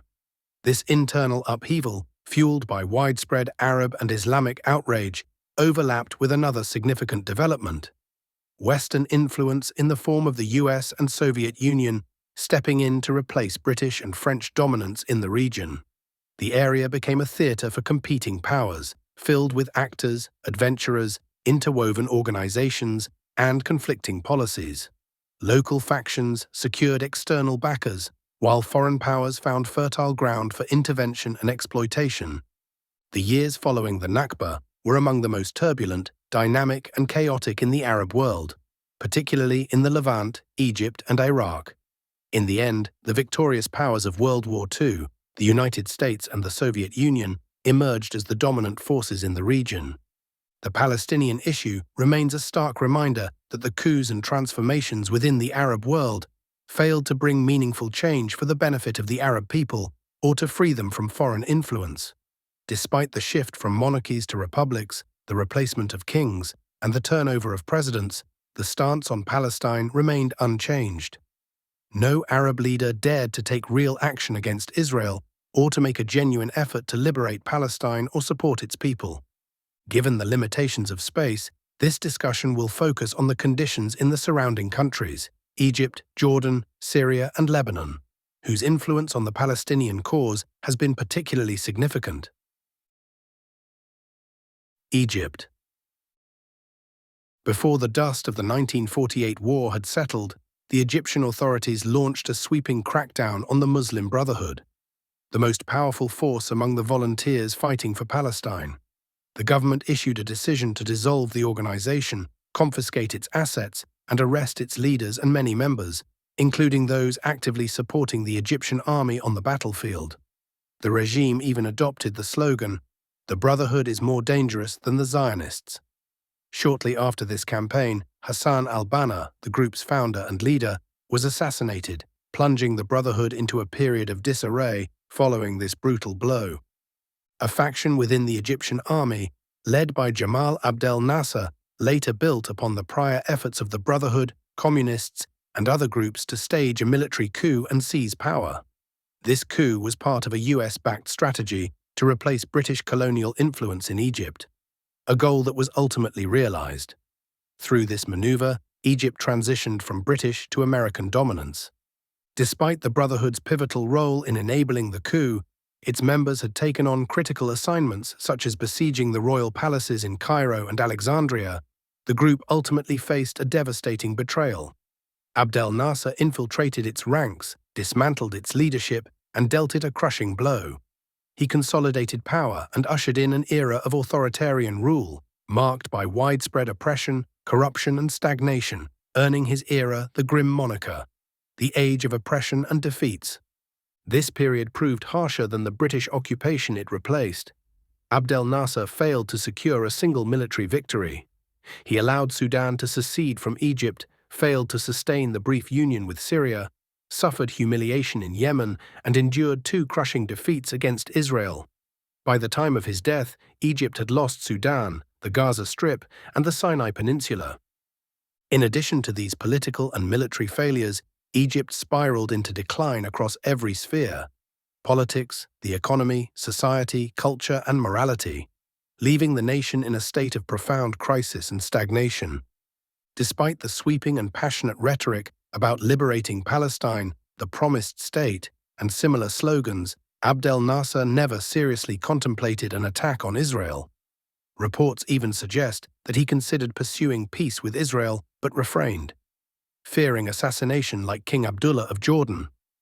In the early years of his rule, he cut the military budget and retained the same military leaders responsible for the defeat in 1956, leaders who would later preside over an even more catastrophic failure in 1967. During this period, the military and other state institutions were mired in corruption and decay, further compounding the nation's woes. Syria.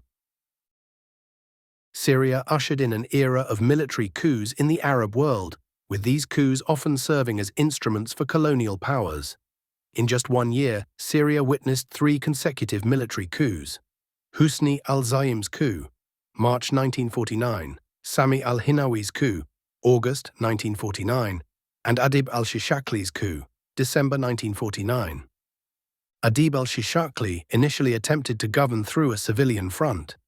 However, when this strategy failed, he staged his second coup, the fourth in Syria's history, in November 1951, establishing a totalitarian military regime.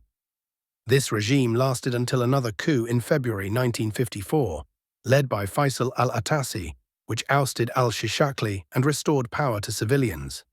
This event marked the beginning of what came to be known as Syria's Democratic Spring, a brief period of 4 years of relative political openness. In 1958, Shukri al-Quwatli proposed a union with Egypt. Although Jamal Abdel Nasser initially hesitated, he eventually agreed, leading to the creation of the United Arab Republic, a union between Egypt and Syria under a single banner.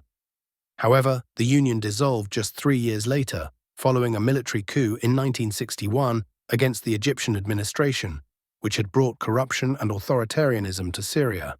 Nasser's passive response to the coup reflected his broader failure. Through flawed policies and a lack of resolve, he squandered a historic opportunity to unite the two most pivotal Arab nations during a critical juncture in modern history. In 1963, a military coup orchestrated by the Ba'ath Party's military committee plunged Syria into an era of rigid and oppressive Ba'athist rule. The situation worsened in 1966 with another internal coup, which ousted the Ba'ath Party's old guard and deepened the rift between its factions in Iraq and Syria. This instability culminated in a third internal coup in 1970, led by Hafez al-Assad. Assad dismantled the last remnants of civilian governance and political plurality, ushering in an authoritarian regime widely regarded as one of the darkest chapters in the history of the Levant. This overview highlights Syria's lack of readiness and capacity to provide meaningful support to the Palestinian cause. On the contrary, Husni al-Zaim, leader of the first coup, pursued a peace deal with Israel that included full normalization, the exchange of ambassadors, and the resettlement of 300,000 Palestinian refugees in Syria. However, David Ben-Gurion rejected the proposal as he sought full control of Lake Tiberias rather than sharing it with Syria, and refused to set borders that constrained his broader ambitions for a greater Israel. Jordan. In sharp contrast to the upheaval in Syria and the overthrow of monarchies in Egypt and Iraq, Jordan enjoyed a remarkable degree of stability and continuity. It stood as the only Arab country where the ruling system remained unchanged, with the monarchy enduring under King Abdullah and his descendants. However, this stability was not rooted in popular approval or intrinsic strength, both of which were tenuous at best. Instead, it was upheld by colonial powers determined to preserve it. Jordan's regime proved to be the most compliant and loyal to foreign interests, particularly in relation to Palestine. Following the conclusion of the 1948 war, King Abdullah assumed control of the West Bank.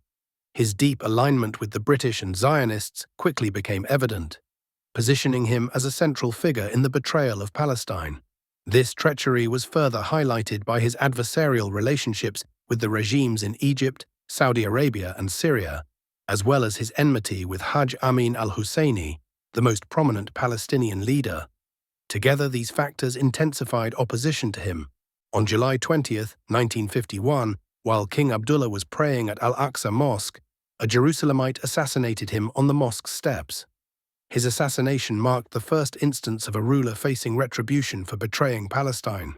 His grandson, Hussein bin Talal, who would later ascend to the throne, recounted that King Abdullah had foreseen his assassination, a premonition he shared with those close to him.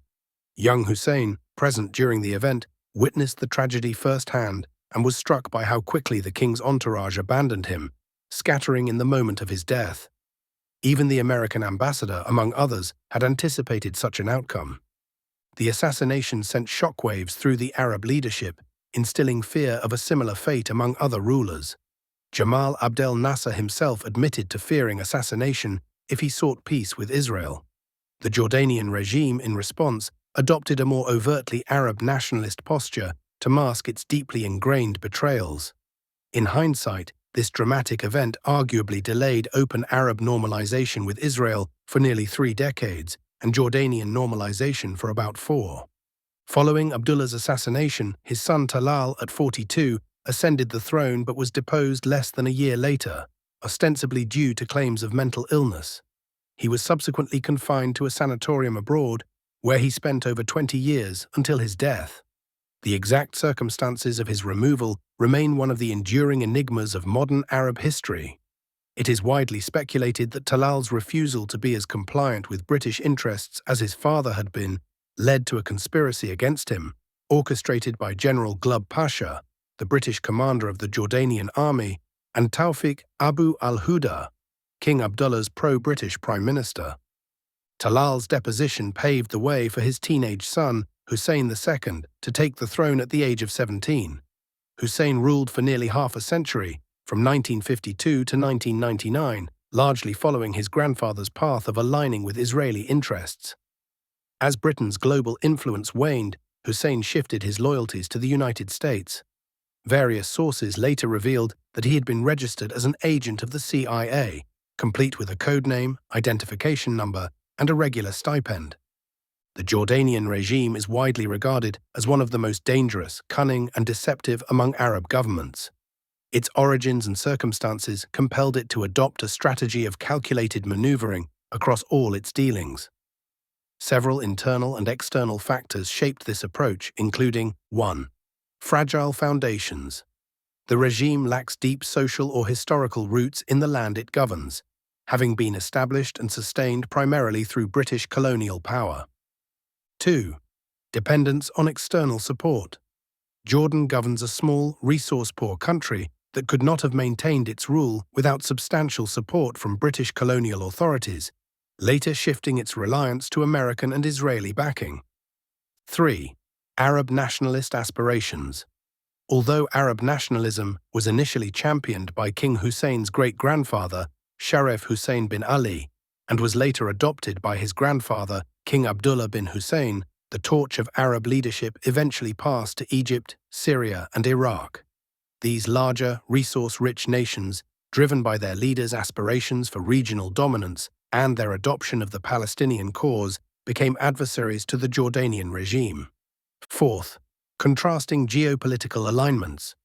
While Egypt, Iraq, and Syria were governed by regimes aligned with socialism, communism, and the Soviet Union, Jordan firmly aligned itself with the United States and the Western Bloc. This divergence fostered significant tensions, polarization, and animosity. 5. Palestinian demographic dominance. The Jordanian regime governs a population in which Palestinians form the majority. Before the British occupation and Jordan's creation, familial and tribal connections spanned both sides of the Jordan River. Following the occupation of Palestine, Jordan assumed control of the West Bank and integrated large numbers of displaced Palestinians. This demographic reality has shaped the kingdom's policies and added to its internal and external challenges. For these reasons, the Jordanian regime has consistently pursued a strategy of deception, manipulation, and maneuvering. While it projects Arab nationalist rhetoric and slogans, its policies and loyalties are firmly aligned with Zionist and American interests. The regime opened its doors and even granted positions to Islamist fugitives fleeing the oppressive regimes of Egypt, Syria, and Iraq.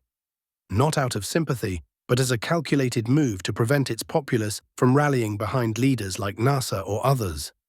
Simultaneously, it exploited the Palestinian cause, permitting limited and tightly controlled activities, not out of genuine support for jihadist efforts, but to contain, pacify, and channel the fervent energies calling for resistance against Zionism and the liberation of Palestine.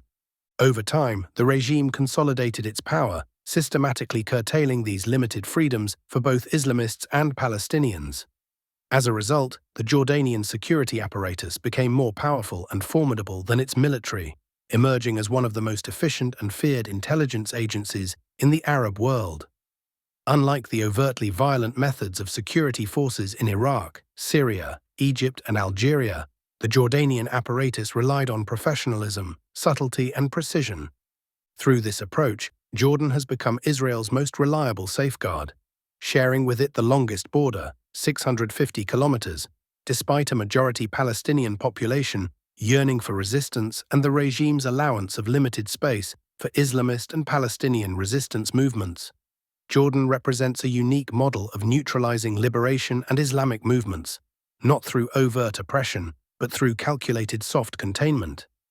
However, this does not imply a lack of harshness when opportunities arise. Rather, it highlights that cunning, deceit, and calculated manipulation have played a greater role in the regime's strategy than brute force and repression.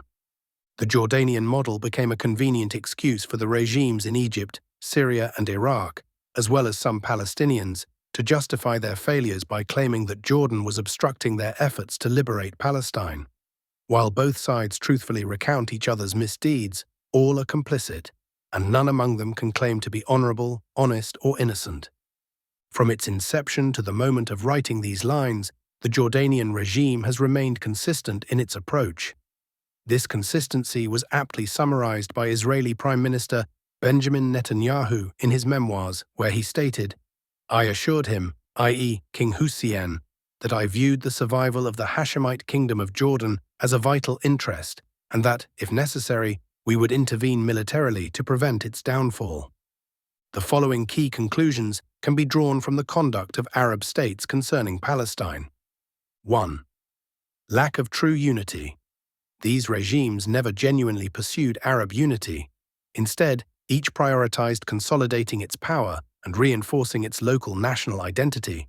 Despite their lip service to Arab nationalism and slogans like "unity is the path to liberation," their words belied their true intentions. 2. Oppression of Palestinian refugees. These states did not allow the displaced Palestinians in their territories to engage in meaningful efforts toward liberating Palestine.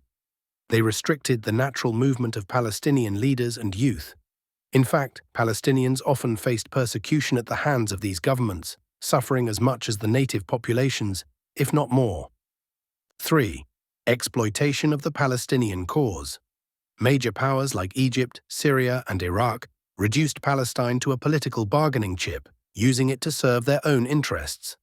This approach fragmented and divided the Palestinian people, fostering jealousy and rivalry, and encouraging opportunists to vie for leadership at the expense of unity. 4th, absence of military action against Israel. None of these Arab states seriously contemplated waging war against Israel or actively working to liberate Palestine. Instead, each regime focused its military and security forces on securing its own rule and suppressing its people. This period ultimately culminated in the second catastrophe, a disaster even more severe and devastating than the first, the Nakba of 1967. Chapter 7: The 1967 Nakba and the Surge of Israeli Expansion. Nearly 6 decades after the 1967 war, much about its events and causes remains concealed. The enduring Arab regimes from that period have refrained from releasing their archives, leaving historians dependent on published eyewitness accounts and foreign research. The 1967 Nakba. One of the most surprising aspects of this war is how Egyptian President Jamal Abdel Nasser appeared to rush into the conflict as though he was fully prepared, only to suffer a crushing defeat that seemed entirely unforeseen. The consequences of the war extended far beyond Egypt, as Israel in a single day, June 5, 1967, captured territories from 4 Arab states. 1. Egypt, Israel occupied Gaza, previously under Egyptian control, and seized the Sinai Peninsula, a vast area larger than Israel itself and double the size of all Palestine. 2. Syria.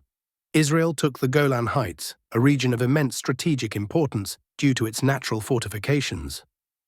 3rd Jordan. Israel captured the West Bank, which was previously under Jordanian sovereignty.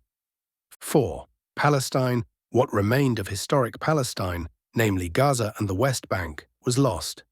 These areas, governed by Egypt and Jordan under the banner of Arab nationalism, were ultimately handed over to Israel. This surrender represents one of the most significant betrayals in modern Arab history. Egypt and Jordan had ruled Gaza and the West Bank respectively, cloaking their governance in the rhetoric of Arab nationalism. Yet, after relinquishing these territories to Israel, both regimes shifted to nationalist slogans, abandoning the broader Arab cause. This marked not only a military and political failure, but also a pivotal shift in the ideological landscape of the Arab world. This war, famously known as the Six-Day War, was decisively won in its first 6 hours, a feat often described as one of the most comprehensive victories in modern military history, drawing parallels to the epical collapse of the Byzantine Empire to Arab forces. The conflict began when Egyptian President Jamal Abdel Nasser closed the Strait of Tiran to Israeli shipping. This move not only marked a significant military escalation, but also exposed to Egyptians for the first time that Israeli ships had been traversing their waters since 1956. The closure was soon followed by Nasser's demand for the withdrawal of the United Nations Emergency Force from the Egypt-Israel border, a clear signal of impending war. Yet beyond these dramatic gestures, no substantial war preparations had been taken. Many historians view Nasser's actions as calculated brinkmanship aimed at provoking international intervention to secure political or economic gains. However, his strategy backfired. The withdrawal of UN forces left him without external support or mediation, and he seemed unprepared for the subsequent events. This lack of foresight and planning left the Egyptian military in a state of paralysis. Its troops were ill-prepared, and reservists were hastily mobilized and deployed to the battlefield without adequate training, clear objectives, or an understanding of the terrain and enemy positions. These factors compounded Egypt's already precarious position, culminating in its swift and decisive defeat. Nasser's philosopher and spokesperson, Mohammed Elhamy, noted that Egypt had chosen to absorb the first strike in the 1967 war. However, this decision proved disastrous, as the Egyptian leadership was unprepared to mitigate its devastating effects. The initial Israeli assault was overwhelmingly destructive, catching Egypt off guard despite its claims of readiness. The conflict commenced with the near-total destruction of Egypt's air force, which had been left exposed on runways without protection, seemingly awaiting annihilation. This unprecedented military failure set the stage for a rapid and catastrophic collapse. Egyptian troops were ordered to retreat from Sinai in disarray, without a coherent plan. The withdrawing forces became easy targets for Israeli air and ground attacks, turning the retreat into a massacre. Over 10,000 Egyptian soldiers were killed, and more than 5,000 were captured, many executed or buried in mass graves, while others were released after enduring humiliating conditions. Egyptian media worsened the situation by spreading false reports of victories, claiming enemy losses in aircraft and tanks while portraying an imminent advance on Tel Aviv. This misinformation created a widespread illusion of success among the Arab populace. The stark reality only emerged on June 9, 1967, when President Jamal Abdel Nasser publicly admitted defeat in a somber address. He announced his resignation, stating, "I have made a decision, and I want your support for it," and accepted responsibility for the disaster. Nasser appointed Interior Minister Zakaria Mohieddin as his successor. However, a mix of genuine and orchestrated protests erupted, urging Nasser to remain in power. Seizing the opportunity, he portrayed his return as a response to public demand, effectively consolidating his authority. Nasser then moved swiftly to eliminate political and military rivals, including his trusted ally, General Abdel Hakim Amer, the army commander. Amer's death, officially declared a suicide, remains shrouded in suspicion. Leveraging the situation, Nasser restructured Egypt's military leadership and introduced a new policy he called removing the consequences of aggression, marking a calculated effort to regain stability and control in the war's aftermath. Meanwhile, Israel had fully occupied Sinai and leveraged the Suez Canal as a formidable natural barrier. Taking strategic advantage of this waterway, Israel constructed a massive earthen rampart on the canal's eastern bank, adding another layer of defense. This fortification, reinforced by the robust Bar-Lev line, named after its architect, posed a significant military challenge due to its strategic design and resilience. The Nakba of 1948, though devastating, had been somewhat anticipated. Its roots lay in British facilitation, foreign dominance over Arab nations, and the weak, poorly equipped Arab armies under foreign influence or control. In stark contrast, the 1967 Nakba was a sudden and overwhelming catastrophe. By then, Arab countries had gained independence, embraced Arab nationalism, and rallied behind Jamal Abdel Nasser as their leader. Nasser's regime frequently proclaimed its responsibility for liberating Palestine, promoting a narrative of military strength that highlighted advancements such as rockets and sophisticated weaponry. However, even Nasser's most ardent detractors could not have predicted the scale and rapidity of the defeat. The Egyptian army, along with its arsenal, seemed to disintegrate, leaving Cairo alarmingly vulnerable. Just 2 hours from an enemy that many had believed they were on the brink of defeating en route to Tel Aviv. In Syria, the Golan Heights, a naturally fortified and elevated terrain, fell with surprising ease. This shocking loss, which might have been averted with basic military preparedness and vigilance, resulted in the deaths of 1,000 Syrian soldiers and underscored the disarray within Arab forces during the conflict. In Jordan, the close relationship between King Hussein, the Israelis, and the Americans led the king to place significant trust in his allies, making it unthinkable for him to question their intentions. Secret meetings between King Hussein and Zionist leaders had already begun, an action considered deeply controversial and forbidden at the time. This clandestine relationship was so significant that Israel reportedly warned King Hussein of its military plans either days or hours before launching its offensive. Despite this, Israeli forces invaded the West Bank, then under Jordanian control, breaching any existing agreements or trust. Some observers suggest this invasion might have been prearranged between the two sides, though such claims remain speculative. Over 6,000 Jordanian soldiers lost their lives, and the Jordan River became the new boundary between Jordan and Israel. This defeat ended the ambitions of the late King Abdullah I, King Hussein's grandfather, to expand Jordan's borders. As part of this invasion, Al-Aqsa Mosque, Islam's third holiest site, fell under Israeli occupation with minimal resistance. Shockingly, as noted in various accounts, not even a handful of young men or Jordanian soldiers reportedly died in its defense. The fall of Al-Aqsa represented a profound symbolic and strategic blow to the Arab and Islamic world, exacerbating the region's collective sense of loss and humiliation. Israel swiftly demolished the Moroccan quarter in Jerusalem, which was adjacent to Al-Aqsa Mosque, shortly after the war began on June 11, 1967. The residents were forcibly expelled, and the area was repurposed as a site for Jewish worship in front of the Western Wall, known by Jews as the Wailing Wall. On June 27, 1967, just 12 days later, Israel declared Jerusalem a unified city under Israeli sovereignty. Following this, Israel quickly began establishing new Jewish settlements in East Jerusalem, while also confiscating or demolishing Islamic historical and cultural landmarks. New synagogues were constructed close to the Al-Aqsa Mosque. Most concerning, however, was the initiation of excavations beneath the mosque, a project that has continued and now threatens the stability of the mosque's structure. Cracks have begun to appear in the walls and foundations, and a serious attempt to set the mosque on fire occurred on August 21, 1969. The fall of Pan-Arabism and Nasserism. Throughout history, ideologies thrive when linked to triumphs and diminish when they are marked by defeat. The catastrophic military loss of 1967 marked a critical juncture, signaling the decline of Nasserism, Pan-Arabism, and communism, ideologies that had shaped Egypt and much of the Arab world during Nasser's leadership.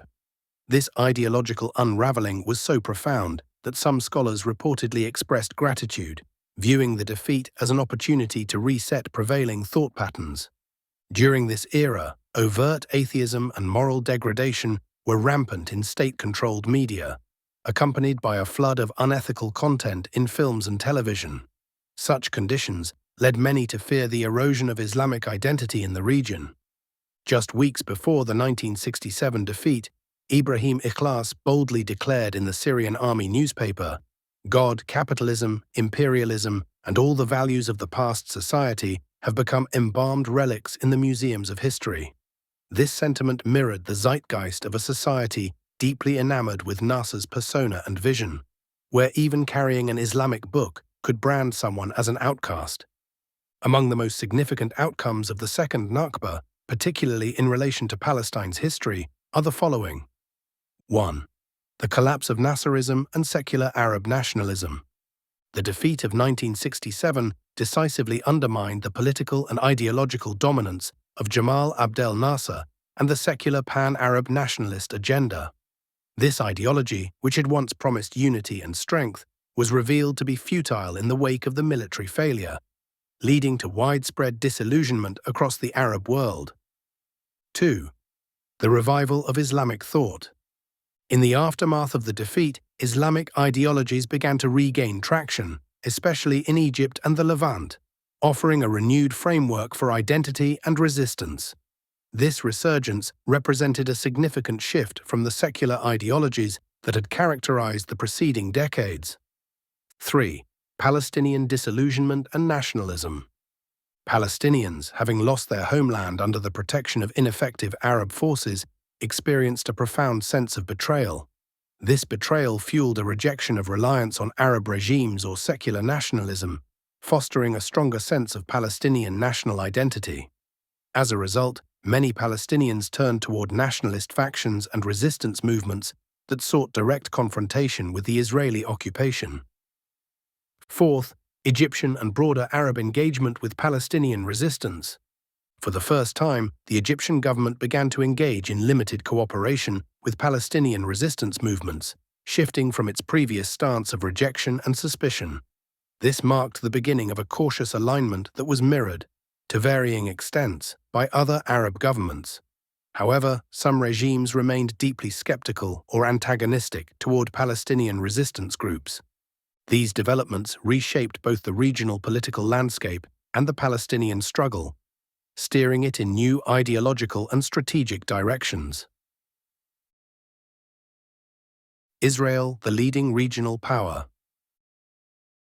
Israel achieved several pivotal milestones in the 1967 war, marking a peak in its military and political ascent in the region. This war can be regarded as a turning point for Israel's strength for the following reasons. 1. Demonstrating independent power. While Israel's establishment in 1948 depended heavily on British patronage and robust colonial backing, the 1967 war proved its ability to sustain and expand its power independently. This victory showcased its capacity to act autonomously, without direct reliance on a global superpower. 2. Securing its legitimacy. From its founding, Israel's survival was widely questioned. Many doubted the feasibility of a small state enduring in a hostile Arab region. However, the 1967 victory dispelled these doubts, proving Israel's capability for growth, expansion, and long-term survival. This achievement positioned Israel as a viable partner for political, economic, and military agreements. 3. Cementing 1948 gains.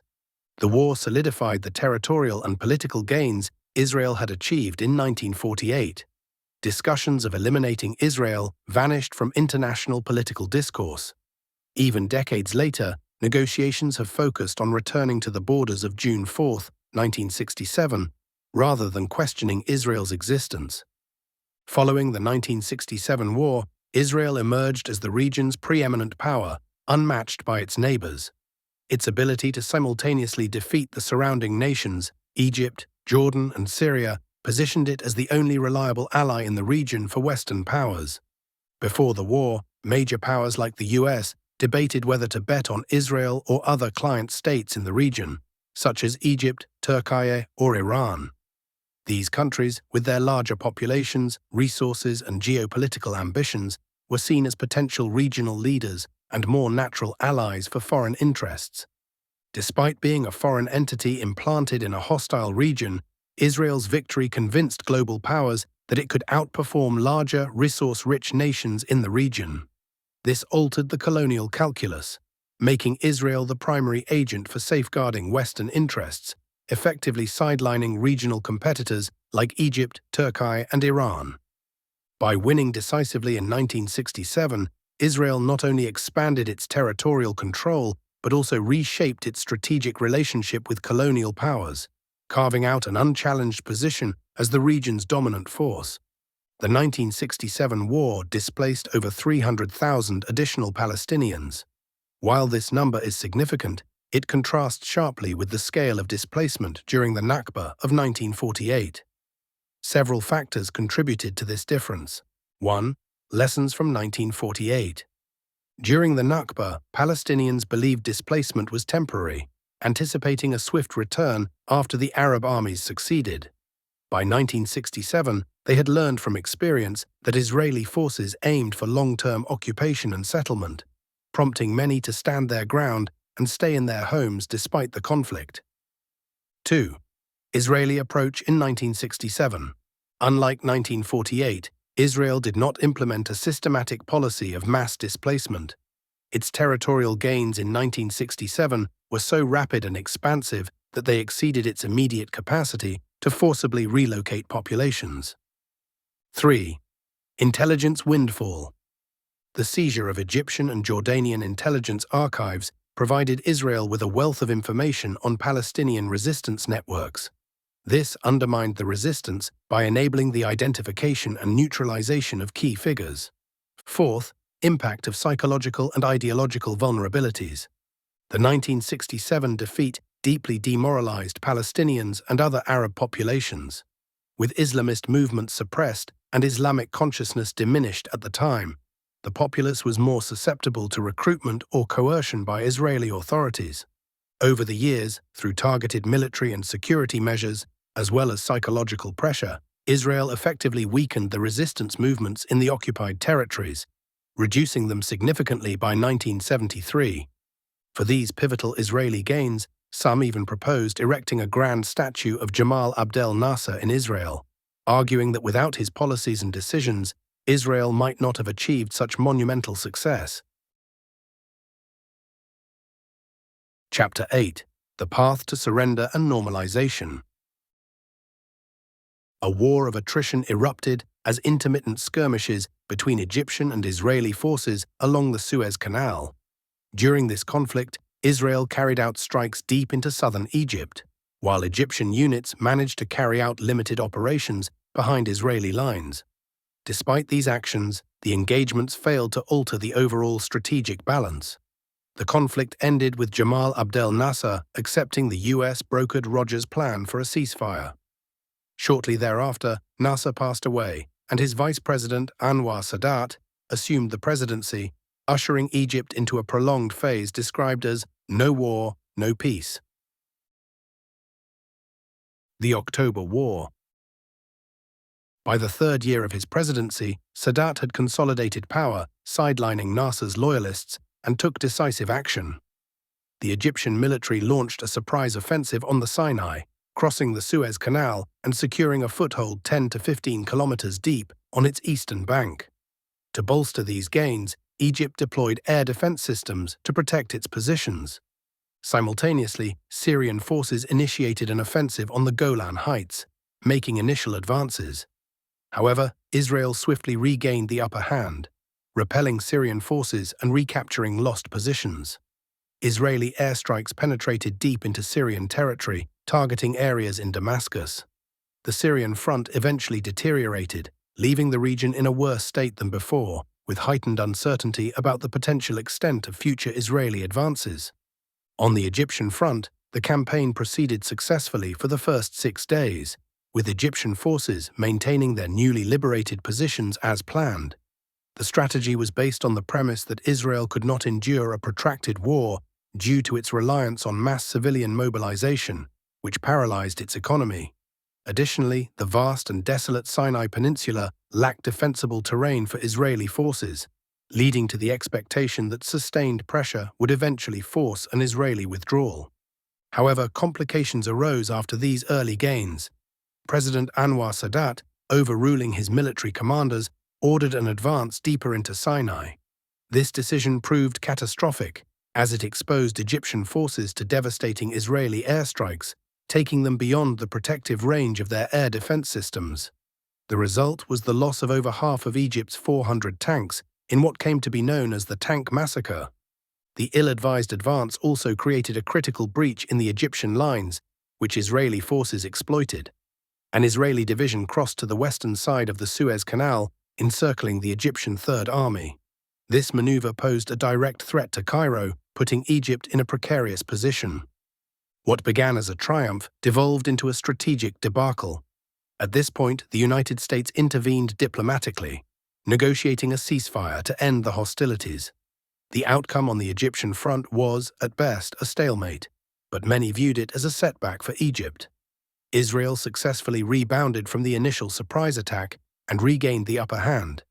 The events that unfolded after the war sparked significant debate over Sadat's intentions and strategy.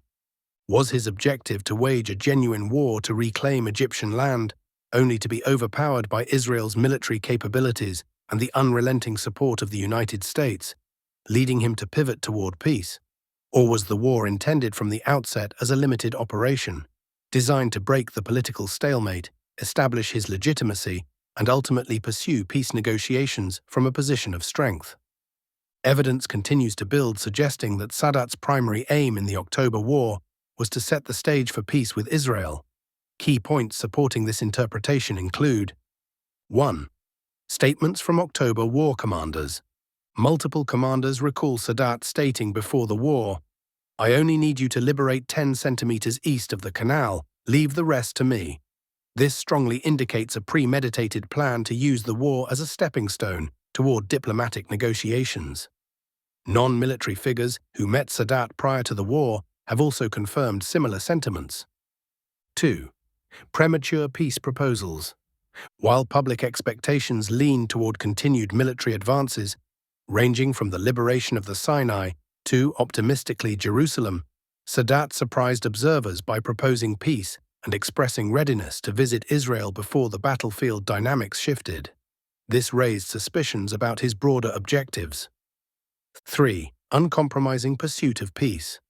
Sadat's determination to finalize the peace treaty, even at the cost of political upheaval, led to high-profile resignations, including 2 foreign ministers. His resolute declaration, "The October War is the last war," weakened Egypt's negotiating position and highlighted his unwavering commitment to the treaty. 4th, leniency toward Israeli violations. Throughout and after the peace negotiations, Sadat displayed minimal opposition to significant Israeli actions, such as bombing Iraq and declaring Jerusalem its unified capital, moves that embarrassed Egypt politically. By contrast, he often treated other Arab nations with condescension and arrogance. 5. Alignment with Western powers. Sadat's shift toward Western-aligned policies, politically, economically, and culturally, underscored his intent to firmly position Egypt within the US-led sphere, signaling alignment with Israel's Western backers.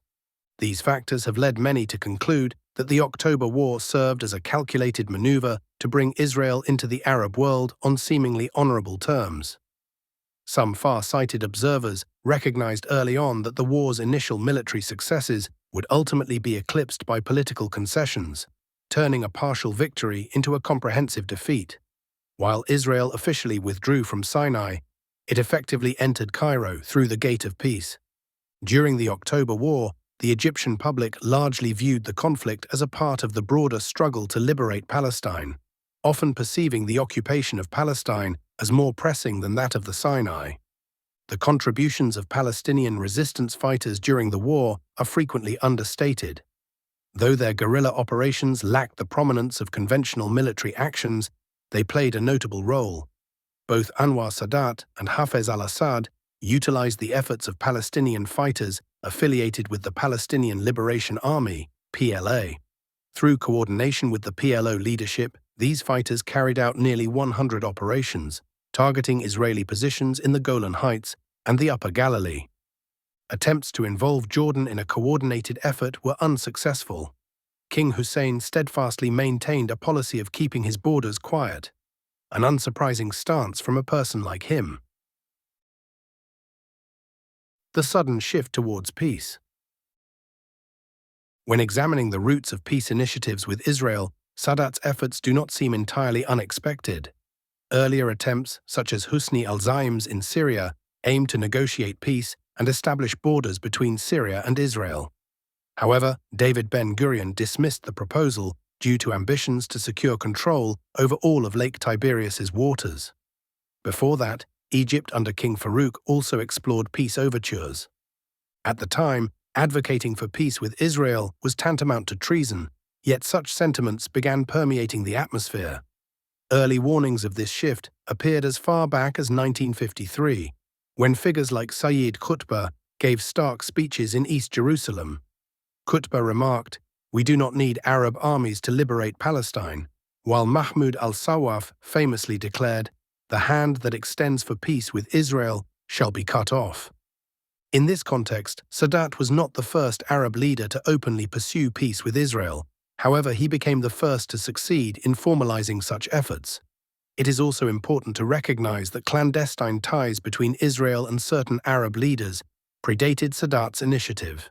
These included covert relationships with King Abdullah of Jordan, his grandson King Hussein, Morocco's King Hassan II, and his strongman, General Mohammed Elhamy, among others. When viewed in a broader historical context, Sadat's sudden shift toward peace with Israel stands out as an unexpected and dramatic departure. Previous attempts to negotiate peace with Israel had consistently failed, largely due to Israel's inflexible stance, further exacerbated by its aggressive territorial expansion during the 1967 war. At that time, Israel was widely vilified across the Arab world, perceived as a perpetual adversary to be confronted militarily.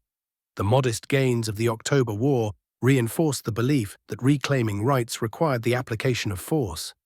Against this backdrop, Sadat's announcement advocating for peace and his expressed readiness to visit Israel came as a profound shock, unsettling both domestic and regional audiences. He rationalized his decision by asserting that Egypt could not sustain another confrontation with the United States, famously remarking that America controlled 99% of the cards in the region. Resolutely pursuing this path, Sadat disregarded widespread opposition, both internal and external, and went so far as to dismiss key military leaders who had played pivotal roles in the October War to solidify his trajectory toward peace. A series of negotiations led to the Camp David Accords in 1978 and the Egypt-Israel Peace Treaty in 1979, significantly altering regional dynamics and profoundly impacting the Palestinian cause. The agreement demilitarized Sinai, limiting Egypt's military presence to light weaponry and a modest force. Maps of troop deployment along the borders clearly indicate that Israel retains a far greater capacity to reoccupy Sinai than Egypt does to defend it. Effectively, Sinai functions as a buffer zone, enhancing Israel's strategic security. Israelis gained unrestricted access to Sinai without requiring permits or authorization from Egyptian authorities, privileges not extended to ordinary Egyptians, who face limitations in accessing the region. The treaty also initiated diplomatic normalization, including the exchange of ambassadors and fostering economic, cultural, and security cooperation. These ties deepened under subsequent administrations, reaching significant levels during Abdel Fattah al-Sisi's presidency. Following Sadat's assassination in 1981, Hosni Mubarak maintained the peace policy for 30 years, despite Israel's repeated treaty violations and aggressive actions in the region. Under Mubarak, peace with Israel became a central tenet of Egypt's foreign policy. The most critical outcome was Egypt's withdrawal from the Palestinian struggle. By shifting from Arab nationalism to a narrower nationalist focus, Egypt relegated Palestine to a local issue, leaving its responsibility solely to the Palestinians. Arab-Israeli normalization can be categorized into three distinct types. 1. Public normalization, exemplified by Egypt's openly declared peace treaty with Israel. 2. Covert relations, secret interactions between certain Arab regimes and Israel. 3. Conditional advocacy for peace. Public calls for comprehensive peace dependent on Israel's withdrawal to the 1967 borders. The trajectory of overt normalization, initiated by Sadat, unfolded cautiously and was profoundly shaped by his assassination on October 6, 1981, by Islamist members of the Egyptian military. This event sent shockwaves across the region, discouraging other leaders from pursuing peace agreements with Israel and effectively halting overt normalization for nearly 4 decades. Consequently, Egypt's normalization efforts remained largely confined to official and political spheres, rarely permeating public sentiment or grassroots engagement. Military, security, and economic cooperation between Egypt and Israel developed incrementally, with Jordan being a significant exception. Jordan formalized its peace treaty with Israel in 1994, 13 years after Sadat's death. However, even Jordan's normalization process was cautious, primarily limited to political and security domains. Publicly, Jordan maintained strong support for Palestinian rights and vocally opposed Israeli aggression, with its media often reflecting these positions. A new wave of normalization emerged in the aftermath of the Arab Spring's decline, spearheaded by the UAE in the early 2020s. Bahrain, Morocco, and Sudan soon followed. As of now, discussions are underway about overt normalization between Saudi Arabia and Israel. Given Saudi Arabia's economic clout, geopolitical influence, and its role as custodian of the two holy mosques, such a development could significantly reshape regional dynamics, potentially paving the way for more Arab and Islamic nations to establish formal ties with Israel. The path of covert relations has remained a discreet but persistent aspect of Arab-Israeli diplomacy, with established and ongoing channels between Israel and countries like Jordan and Morocco. Public initiatives advocating for a lasting peace based on Israeli withdrawal emerged soon after Egypt's normalization with Israel. In 1981, Saudi Crown Prince Fahd bin Abdulaziz proposed a peace initiative that, while contentious for implying recognition of Israel and acceptance of its post-1948 territorial gains, marked a significant shift in Arab diplomacy. The initiative was presented at the Arab summits in Fez, Morocco, in 1981 and 1982, receiving majority approval and becoming an official Arab proposal. Despite this, Israel dismissed the overture. 2 decades later, Saudi King Abdullah bin Abdulaziz revived a similar initiative at the 2003 Arab League summit in Beirut, which again gained Arab backing, only to be ignored by Israel once more. The Palestinian cause after Egypt's withdrawal. While Egypt is just one of 23 Arab states numerically, its geopolitical and demographic weight is unparalleled. Representing a quarter of the Arab world's population and possessing the strongest military among Arab nations, Egypt's withdrawal from the collective struggle against Israel dealt a blow far greater than the loss of a single state. Its strategic location, bordering both Palestine and Israel, further underscores its critical importance, as Egypt's absence from the conflict undermined what amounted to the majority of Arab military and political leverage. Even from a purely nationalistic or secular viewpoint, detached from religious or pan-Arab ideologies, Palestine remains a vital national security issue for Egypt, given its proximity and the regional implications of its instability. Sadat's unilateral decision to forge peace with Israel sent shockwaves across the Arab world, particularly among Palestinians. Before Camp David Accords, such a move was inconceivable. The deputy leader of the Palestine Liberation Organization, PLO, famously stated, "No Arab state would agree to a settlement without us, much less one against us." However, reflecting later, he remarked, "The October War for Palestinians and the Arab world was merely a brief respite. Instead of advancing the liberation of occupied territories, it entrenched U.S. influence in the Middle East and facilitated efforts to dismantle Palestinian resistance." The peace treaty had profound regional repercussions, significantly strengthening Israel's position and enabling greater regional maneuverability. Key events following the treaty include May 1, 1980, an attempt to blow up Al-Aqsa Mosque, highlighting increased tensions over Jerusalem. July 30, 1980, Israel declared Jerusalem its eternal, undivided capital, embedding this status into its constitutional framework. June 1981, Israel conducted an airstrike on Iraq's nuclear reactor, days after a meeting between Sadat and Israeli Prime Minister Menachem began in Sharm el-Sheikh. 1982, Lebanon invasion. Israel invaded Lebanon, reaching Beirut and carrying out, directly or via allies, several massacres. The Sabra and Shatila massacre, September 16 to 18, 1982, resulted in the deaths of 1,000 to 3,000 Palestinian refugees. Saudi Minister Ghazi al-Ghosaibi reflected on these developments, writing in his memoirs, "The Lebanon crisis proved that without Egypt, the Arab world cannot engage militarily with Israel. Neutralizing Egypt in the Arab-Israeli conflict acted as a green light, allowing Israel to dominate the region unchecked. Even more concerning is that the Egyptian government failed to take substantive action to deter such atrocities. The Israeli ambassador to Egypt was reportedly surprised that following the Sabra and Shatila massacre, Egypt's sole response was to withdraw its ambassador from Israel. Moreover, Egyptian officials reassured the United States that this withdrawal was the extent of their intended escalation, falling short of even Israel's minimal expectations from Egypt. The issue of Gaza, which had been seized from Egypt by Israel, also reflected this stance. The Egyptian regime no longer considered itself responsible for Gaza's liberation, despite its direct role in the territory's loss. Instead, it relegated Gaza to being exclusively a Palestinian matter. This effectively left Palestine politically orphaned, severed from its broader Arab and Islamic identity, a process that began with the British occupation.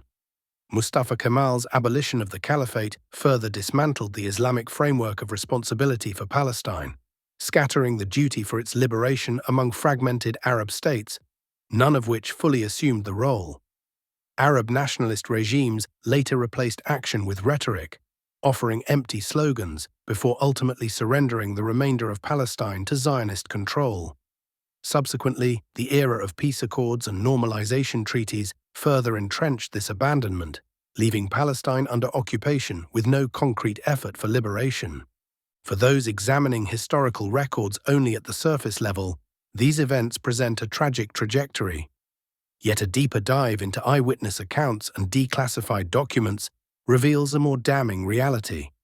Palestine's downfall was not merely the result of neglect or passive betrayal. It was exacerbated by active collaboration, where some Arab leaders conspired with Zionists, not only against Palestine, but at times against their own nations, all in pursuit of securing or maintaining political power and authority. The Israelis intensified the construction of settlements and expanded the Jewish presence in Gaza and the West Bank, triggering a relentless wave of land, water, and resource appropriation. This left Palestinians with little choice but to seek employment under Israeli control, exacerbating their dependence on the occupier. Additionally, Israel implemented multi-tiered programs designed to normalize its presence, alter the social fabric, and infiltrate Palestinian cultural and intellectual domains. In response to these escalating pressures, Palestinians recognized that reclaiming their homeland required self-reliance. This struggle, however, was daunting, an almost impossible battle given the stark imbalance of power. The Israeli military's dominance, bolstered by extensive international support and the widespread Arab betrayal, manifested in indifference and abandonment, compounded the challenges. Despite these obstacles, Palestinians never abandoned their resistance. Instead, they launched their strongest wave of defiance during the era of peace treaties and normalization, signaling their unwavering commitment to their cause. Chapter 9: The Era of Resistance.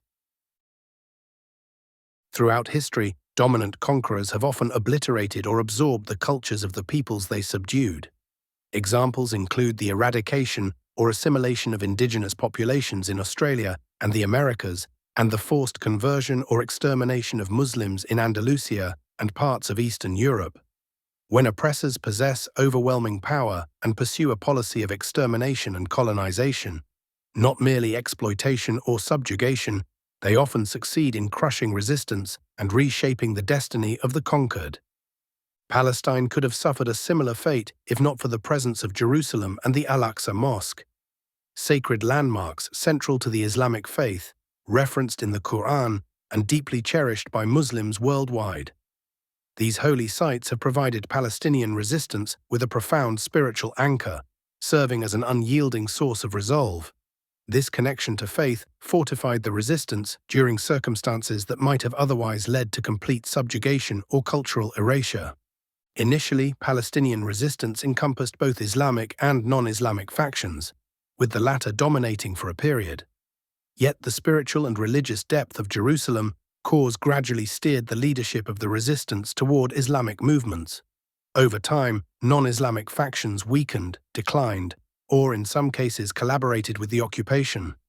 Despite fluctuating political tides, the Islamic foundation of resistance has remained steadfast, upholding the enduring spirit of Palestinian defiance. It continues to be the cornerstone of their struggle against occupation and oppression, even when other movements faltered or deviated from the cause.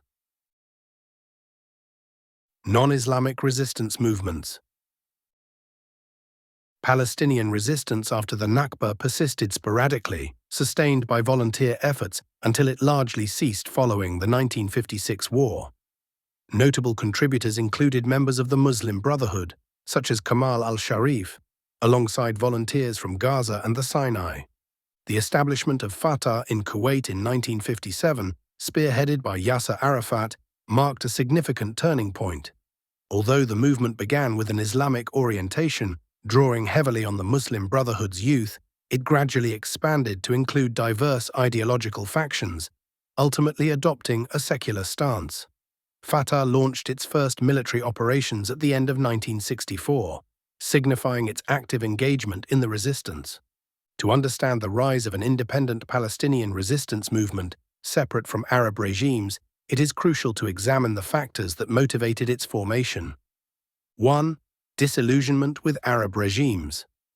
Growing frustration with the inaction of Arab governments, particularly Egypt, which faced an Israeli attack in 1956 but failed to take concrete steps toward liberating Palestine, led to a desire for self-reliant action. 2. Inspiration from the Algerian Revolution. Algeria's successful fight for independence from France provided Palestinians with a powerful example of what a determined, self-reliant nation could achieve. It demonstrated that liberation was possible without Arab armies or the long-promised but unrealized unity, proving that independence could precede unification. 3. Belief in armed struggle. A realization emerged that armed resistance was the only viable path to unify Palestinians around their cause and force international attention to their plight. 4th, frustration with inaction. Palestinians recognized the urgent need to move beyond the unfulfilled rhetoric of Arab regimes and political parties, which had failed to translate slogans and speeches into meaningful action. This context laid the groundwork for the emergence of a distinct Palestinian resistance movement, characterized by its ideological diversity and commitment to reclaiming Palestine, setting the stage for its evolution and continued struggle. The narrative resumes with Yasser Arafat, the leader of the Fatah movement and a key figure among Palestinian students residing in Egypt. Arafat was associated with the Muslim Brotherhood and led the Palestinian Students' Union, which was predominantly under the influence of Islamists or their allies until 1957. This period of Islamist leadership ended abruptly, following the severe crackdown on the Muslim Brotherhood under Nasser's regime. Khalil al-Wazir, later known as Abu Jihad, became the second in command of Fatah for 3 decades. A member of the Muslim Brotherhood in Gaza, he actively participated in resistance operations led by Kamal al-Sharif. However, al-Wazir faced repeated arrests and eventual exile by the Nasser regime, which curtailed his ability to operate within Gaza. This forced him to relocate, first to Cairo, then to Saudi Arabia, and ultimately to Kuwait, where he joined the efforts to establish Fatah. An examination of Fatah's founding members reveals that many were linked to the Muslim Brotherhood. Notable figures include Saeed al-Muzayyan, Ghalib al-Wazir, Salim al-Zanaun, Salah Khalaf, Asad al-Saftawi, Muhammad Youssef al-Najjar, Kamal Adwan, and Rafiq al-Natche. Initially, Fatah maintained its Islamist ties, incorporating Brotherhood members until 1963.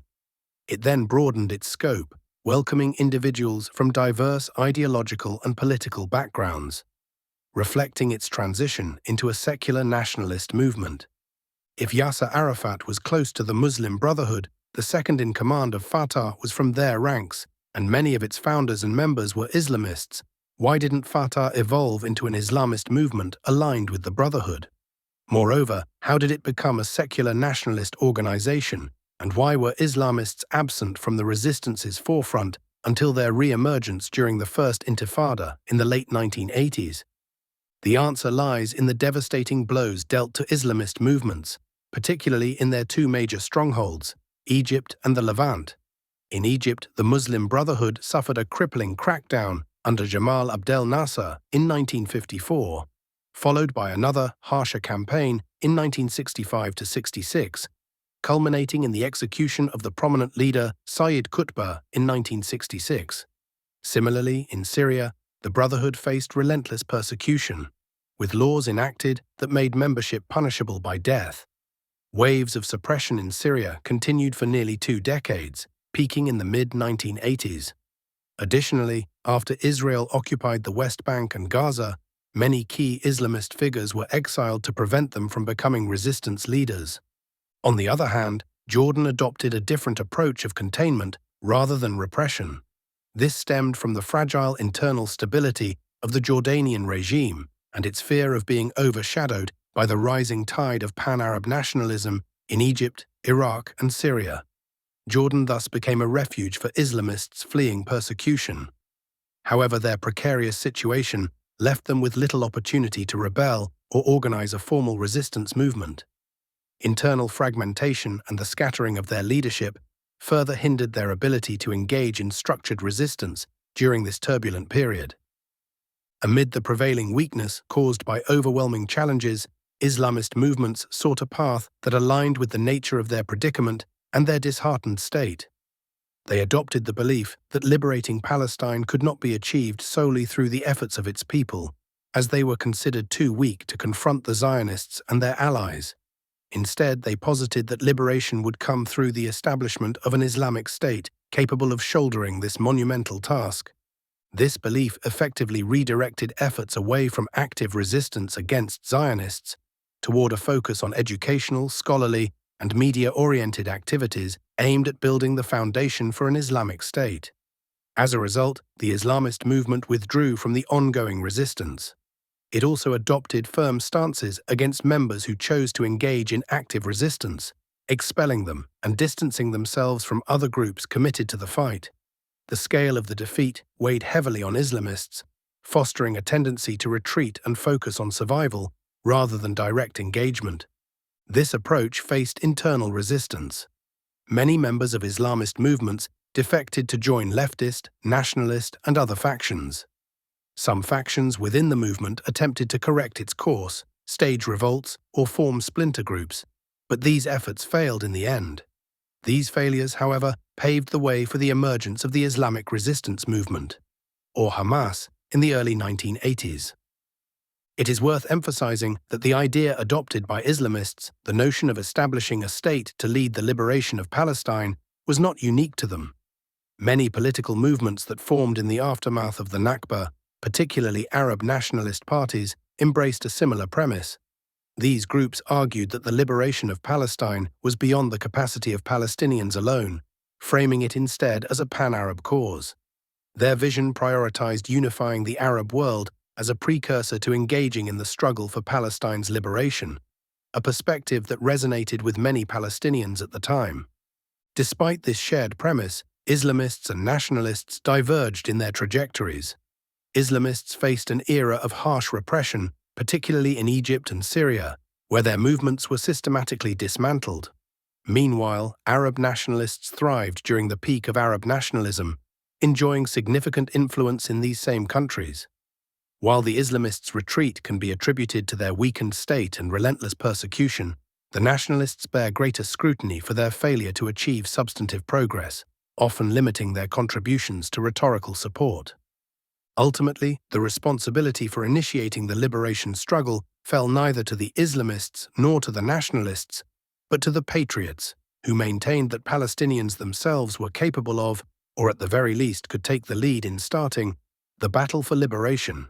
This approach marked a departure from a reliance on broader ideological frameworks, focusing instead on the agency and determination of the Palestinian people. Thus, it can be said that those who carried the burden of the struggle were neither the Islamists nor the nationalists, but rather the patriots, who believed Palestinians were capable, if not fully, then at least in taking the first steps, of initiating the liberation effort independently. From this point, Palestinian national identity began to emerge, solidify and deepen, a development that brought both benefits and challenges. Fatah played a pivotal role in this transformation, seeking to free the Palestinian cause from the grip of Arab regimes. It pursued a strategy of acting independently, as much as possible, within a difficult political environment. Fatah also attempted to strike a careful balance between retaining autonomy in its decision-making and navigating the influence of more powerful Arab states, each vying for control of the Palestinian issue. Meanwhile, Arab and regional politics leveraged the situation for their own purposes. Sometimes they co-opted the Palestinian cause under the guise of Arab unity, while at other times they deflected responsibility, arguing that Palestinians themselves were the rightful and independent custodians of their struggle. Organized Palestinian resistance began in earnest when Fatah established its military wing, Al-Asifah, the Storm, launching operations in December 1964. In less than 2 years, leading up to 1967, it carried out nearly 200 operations. Over time, Fatah's secular and nationalist character became so pronounced that its initial Islamic influences seemed almost entirely erased. Fatah was not alone in this formative period. The Arab nationalist movement, which originated among students at the American University of Beirut, initially adopted a nationalist stance aligned with Nasserism. George Habash was one of its prominent figures. This movement later transitioned to Marxist ideology and, by 1967, united with other smaller groups to form the Popular Front for the Liberation of Palestine, PFLP. This situation provoked both concern and suspicion from Jamal Abdel Nasser, who had previously dismantled the All-Palestine government and placed its leader, Amin al-Husseini, and his administration under heavy restrictions until it withered away. Observing these developments, Nasser sought to re-establish a Palestinian political entity, leveraging a dormant 1959 Arab League resolution. Consequently, the Palestine Liberation Organization, PLO, was established in 1964, with Ahmad Shukairy at its helm, backed by Nasser. A Palestinian National Council convened in Jerusalem on May 28, 1964, gathering over 400 representatives of the Palestinian people. The council elected Shukairy as the PLO's leader, reaffirmed its commitment to liberating all of Palestine, and resolved to establish the Palestinian Liberation Army. While Palestinians celebrated this development with widespread enthusiasm, emerging resistance movements harbored skepticism. Groups like Fatah and leftist factions, already pursuing paths of resistance, hesitated to join the PLO, viewing it as yet another attempt by Arab states to control the Palestinian cause without genuine efforts toward liberation. At the same time, Fatah had not yet risen to prominence as a leading resistance movement, and thus did not command significant attention from the Nasserist regime or other Arab political actors. The catastrophic defeat of the 1967 war, often referred to as the Second Nakba, had mixed repercussions. On the one hand, it enabled Palestinian resistance to establish operational bases in neighboring frontline states where state authority was weak, i.e., Lebanon and Jordan. On the other hand, resistance activities were suppressed in states with strong regimes, like Egypt and Syria. Many influential Arab countries viewed Fatah's military wing, Al-Asifah, with suspicion and hostility, and were reluctant to endorse its resistance efforts. The 3 years from 1967 to 1970 marked a golden age for Palestinian resistance, particularly in Jordan. After the shock of losing the West Bank during the 1967 war, King Hussein of Jordan was forced to release Palestinian activists and fighters, allowing them to set up bases of operation along the Jordan River. This era reached its zenith with the Battle of Karameh on March 21, 1968. In this pivotal encounter, Palestinian resistance forces, alongside the Jordanian military, successfully repelled an Israeli incursion. The battle resulted in over 30 Israeli deaths and more than 100 injuries, forcing the invaders to retreat. This marked a significant morale boost for Arabs, dispelling the myth of Israeli invincibility that had taken hold following the 1967 war. The victory at Karameh sparked widespread enthusiasm, drawing tens of thousands of volunteers to join Fatah, which emerged as the dominant force in the Palestinian struggle. During this period, young Islamic activists intensified pressure on their leaders to join the resistance effort. This led to the creation of sheikhs' camps in Jordan, which brought together Islamic youth and religious figures. However, these camps ultimately operated under the leadership of the secular Fatah movement. Resistance activity surged during these years, with operations escalating from 12 per month in 1967 to 52 per month in 1968, 199 per month in 1969, and reaching 279 per month in the early months of 1970. This period of fervent resistance solidified the foundation for future Palestinian liberation efforts. The aftermath of the Nakba and the Battle of Karameh elevated Fatah's status, reshaping its role in Palestinian and Arab politics. During this period, Fatah joined the Palestine Liberation Organization, PLO, and rapidly became its dominant faction, achieving full control by the summer of 1968. In February 1969, Yasser Arafat assumed the chairmanship of the PLO. This marked a significant milestone for Palestinians, as the leader of the PLO emerged not through external endorsement from an Arab leader, but through the credibility earned by resistance activities on the ground. However, Arafat's leadership came with complex challenges. The PLO encompassed various Palestinian factions, each maintaining affiliations with different regional powers. These factions often pursued their own agendas, making it difficult for Arafat to enforce a unified strategy. At the same time, he could neither disassociate from nor expel dissenting factions outright, even when they defied the PLO's general policies. The combination of these gains and responsibilities propelled Fatah into yet another crisis. The movement, which had risen sharply and capitalized on the Jordanian regime's weakness, grew overconfident. Many members became dangerously arrogant, convinced they were a powerful force on the ground, and even considered overthrowing the king, abolishing the monarchy, and establishing a republic. They spread the slogan, "All power to the resistance," and took actions such as hijacking planes and landing them at Amman Airport, renaming it Revolutionary Airport. These actions significantly undermined the king's sovereignty and authority. Additionally, the secular leftist ideologies within Fatah led some members to openly mock religion and God. This atheistic revolutionary mindset caused numerous conflicts with Jordanian soldiers, local elites, and religious leaders, both in Jordan and among Palestinians themselves. Moreover, the deep divisions within Palestinian factions created opportunities for internal sabotage, manipulation, and the emergence of new factions with competing agendas. On the other hand, despite suffering a significant blow in 1967, the Jordanian regime neither broke free from American influence nor transitioned into a revolutionary resistant state. From its inception, it was fundamentally reliant on foreign powers, first British and later American. Thus, engaging in direct war with Israel was never a serious consideration. Moreover, motivated by the instinct to preserve its monarchy, the regime could not tolerate the growing military autonomy that increasingly challenged its authority, exposed its vulnerabilities, and diminished its sovereignty. The regime's position was further bolstered by strong American and British support, which was unlikely to waver in favor of movements that targeted Israel.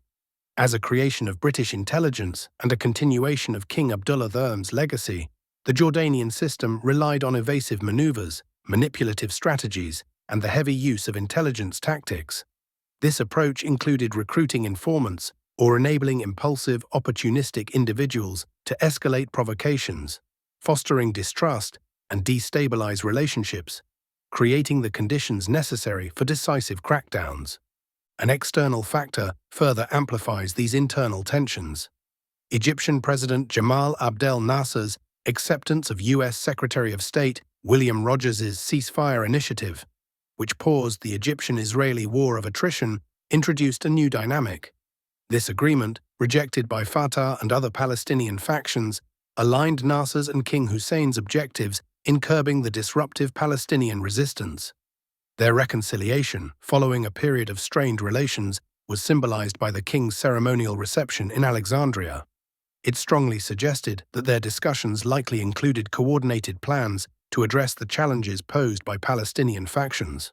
For all these reasons, events quickly escalated into what became known as Black September in 1970, marked by intense clashes between the Jordanian army and Fatah. These battles devastated cities and homes, resulting in widespread destruction and trauma. The terror inflicted on civilians was so severe that many children suffered long-lasting psychological and mental health effects. King Hussein, reportedly willing to save his throne at any cost, even if it meant burying his capital under bombardment, used overwhelming force. The campaign reached its peak with the crushing of resistance fighters in the forests of Jerash by Jordanian tanks.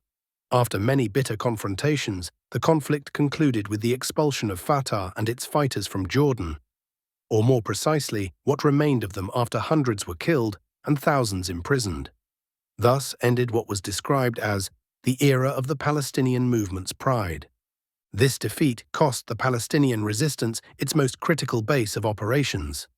Jordan offered the longest contiguous front for engagement with Israel, significant popular support due to its large Palestinian population, and a relatively weak governing system. Compounding these losses was the regime's vulnerability, having recently suffered the loss of the West Bank, and its young king, only 35 years old, still navigating the complexities of ruling a precarious monarchy. Was the Palestinian resistance defeated solely due to its military inferiority, lacking the strength to stand against the Jordanian army? Or was its defeat rooted in deeper issues, such as internal fragmentation, disarray, and security breaches, including betrayals and individual agreements with the Jordanian regime or others? Without these factors, could they have emerged victorious? The narratives surrounding these events offer widely differing perspectives. Another significant question arises regarding the role of Arab regimes that ostensibly supported the resistance while opposing King Hussein. These regimes, whose backing was central to the resistance's strategic calculations, unexpectedly adopted passive or even complicit positions. Leaders such as Nasser and Gaddafi remained silent or engaged in subtle provocations before the outbreak of conflict, while the Syrian army abstained from intervening altogether. Was this a mere coincidence, or was it a deliberate act of collusion with King Hussein, the adversary they had long vilified, to weaken the resistance they publicly supported? Here again, there are various interpretations, each supported by a wealth of details and conflicting accounts. The conclusion was painfully clear. Even at its zenith, the Palestinian resistance lacked the strength to face the military of an unstable regime. In their most desperate hour, the resistance's principal allies stood idle, failing to provide the support so critically needed.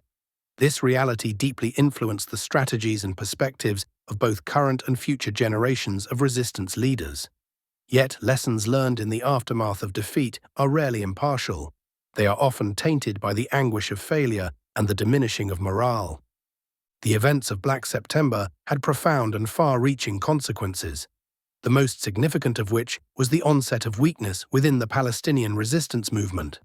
For the first time, the movement confronted its inability to overcome a weak Arab regime, let alone challenge the heavily armed Zionist state, bolstered by Western support and equipped with advanced weaponry.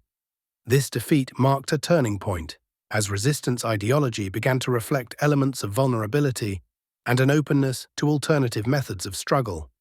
Even those who had yet to engage in the struggle drew sobering lessons from these events, restricting their reliance to Palestinians within the occupied territories and avoiding confrontation with Arab regimes, regardless of their actions or overt betrayals. Despite this grim beginning, the 1970s witnessed some of the most notable political achievements for the Palestinian resistance. In October 1974, during the Arab Summit held in Morocco, Arab states officially recognized the Palestine Liberation Organization, PLO, as the sole legitimate representative of the Palestinian people. Although this decision had technically been made the year prior, it was kept under wraps due to objections from King Hussein, who harbored aspirations of regaining the West Bank with American backing. Instead, U.S. policy leveraged his ambitions as a tool to counter Palestinian resistance efforts. This recognition is often framed as an act of Arab solidarity with the PLO. However, Salah Khalaf, Abu Iyad, a prominent leader within Fatah, the PLO, and its intelligence apparatus, revealed a more complex narrative. According to Abu Iyad, Arab leaders were pressured into the decision under the threat of assassination. He recounted that plans were made to eliminate King Hussein in Morocco, among other figures, although not all potential targets were identified, leaving an atmosphere of pervasive danger. This looming threat ultimately forced the leaders to approve and announce the decision, reshaping the trajectory of Palestinian resistance. This decision represented a significant achievement for the Palestinians in asserting their independence, particularly from King Hussein. Much like his grandfather Abdullah, Hussein had long cast a shadow over Palestine, seeking to dominate and monopolize representation of its cause. He, too, placed his trust entirely in the British and Americans, and was neither feared nor his betrayals trusted. At the same time, the decision allowed Arab states to sidestep their responsibilities toward the Palestinian cause by placing it in the hands of a group of Palestinians who had minimal power and resources. These Palestinians were left dependent on the sporadic and often withheld aid from Arab kings and presidents. The following month, in November 1974, Yasser Arafat was invited to address the United Nations General Assembly in New York. This marked a pivotal moment for the Palestinian cause on the international stage, elevating it from a humanitarian issue centered on refugees to the case of a people under occupation, presented before the global community. This milestone was not solely a result of Palestinian efforts or Arab support. It was, in large part, a byproduct of the global political landscape of the time, defined by the Cold War rivalry between the Soviet Union-led Eastern Bloc and the US-led Western Bloc. This bipolar competition created openings for smaller, weaker actors to assert themselves and influence global issues. During this period, several international resolutions in favor of the Palestinians were adopted. Notable among these were the 1975 resolution equating Zionism with racial discrimination and the endorsement of the Palestinian people's right to self-determination and the recovery of their rights by all necessary means. However, these resolutions had limited practical impact. The United States' unwavering support for Israel, coupled with the diminishing will of Arab states to genuinely support the Palestinian cause, rendered these gains largely symbolic. On the military and operational front, the Palestinians, despite losing the irreplaceable Jordanian front, successfully shifted their activities to Lebanon. While Lebanon offered only a narrow border access, 79 kilometers compared to Jordan's 360 kilometers, it was the only remaining option. Crucially, it was not controlled by a strong central government, allowing for greater operational flexibility. The circumstances in Lebanon bore similarities to those in Jordan, yet significant differences set them apart. Both countries hosted large Palestinian refugee populations, which continued to grow over time. These refugees lived in camps that evolved into densely populated areas marked by severe poverty and marginalization. They suffered a profound sense of alienation, perpetuated by laws and regulations relegating them to second- or third-class status. As in Jordan, Palestinian resistance movements recruited fighters from among the refugees, equipping them with arms for guerrilla operations. Additionally, the post-1967 Nakba era saw regional governments relax their grip on the resistance, enabling a revival of Palestinian activities. This resurgence gained further momentum after the morale-boosting Battle of Karameh in 1968, which fueled optimism among the fighters. However, this newfound confidence often manifested as overzealous displays of power, leading to frequent and unnecessary confrontations with state forces. In contrast, Lebanon's internal dynamics differed sharply from Jordan's relatively unified state apparatus. Lebanon was deeply fractured along sectarian and political lines. Divisions between Sunnis and Shias, Muslims and Christians, and Arab nationalists and Western-leaning factions. These rifts eroded the Lebanese government's cohesion and decision-making capacity. While this weakened the state, it simultaneously created opportunities for groups willing to exploit these fractures to ignite and escalate conflicts. The first significant clashes between Palestinian fighters and the Lebanese army occurred in late 1969. Egyptian President Jamal Abdel Nasser intervened as a mediator, brokering the Cairo Agreement of 1969. This agreement granted Palestinian resistance movements the freedom to operate in southern Lebanon. Leveraging this newfound operational base, the resistance launched several audacious operations, including the infamous Savoy Hotel operation on March 6, 1975. In this mission, Palestinian fighters infiltrated Tel Aviv by sea, seized control of the Savoy Hotel, and took hostages, demanding the release of Palestinian prisoners in exchange. The ensuing battle was intensely lopsided, as 8 resistance fighters faced off against Israeli special forces. The confrontation ended with the fighters depleting their ammunition, resulting in the martyrdom of 7 of them, while inflicting significant casualties. Nearly 100 Israelis were killed.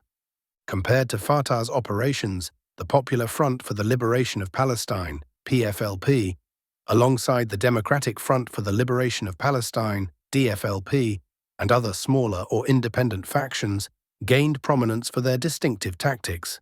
These included hijacking airplanes to exchange hostages for Palestinian prisoners, targeting sensitive sites such as the 1972 Lod airport attack, taking hostages abroad, such as the Munich operation in 1972, storming settlements to seize hostages for prisoner exchanges, such as the Kiryat Shmona, Kalasa operation in 1974, and even attacking Israeli military schools, as seen in the Ma'alot, Tershiha operation in 1974.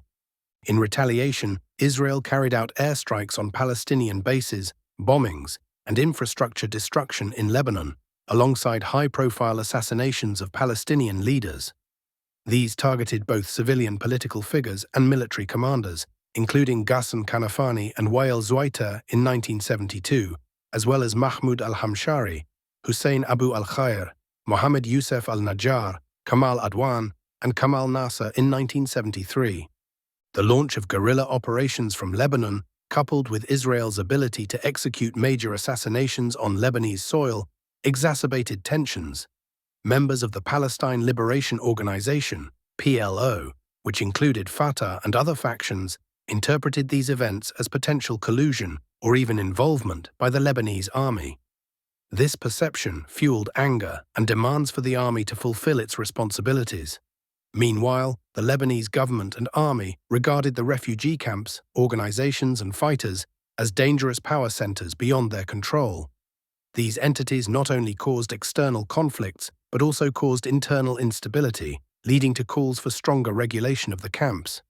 The Palestinians, experiencing a newfound sense of power and its intoxicating appeal after years of humiliation, though not yet entirely free from it, resisted any attempts at control. Among Lebanon's factions, the Maronite Christians stood out for their hostility toward and eagerness to confront the Palestinians.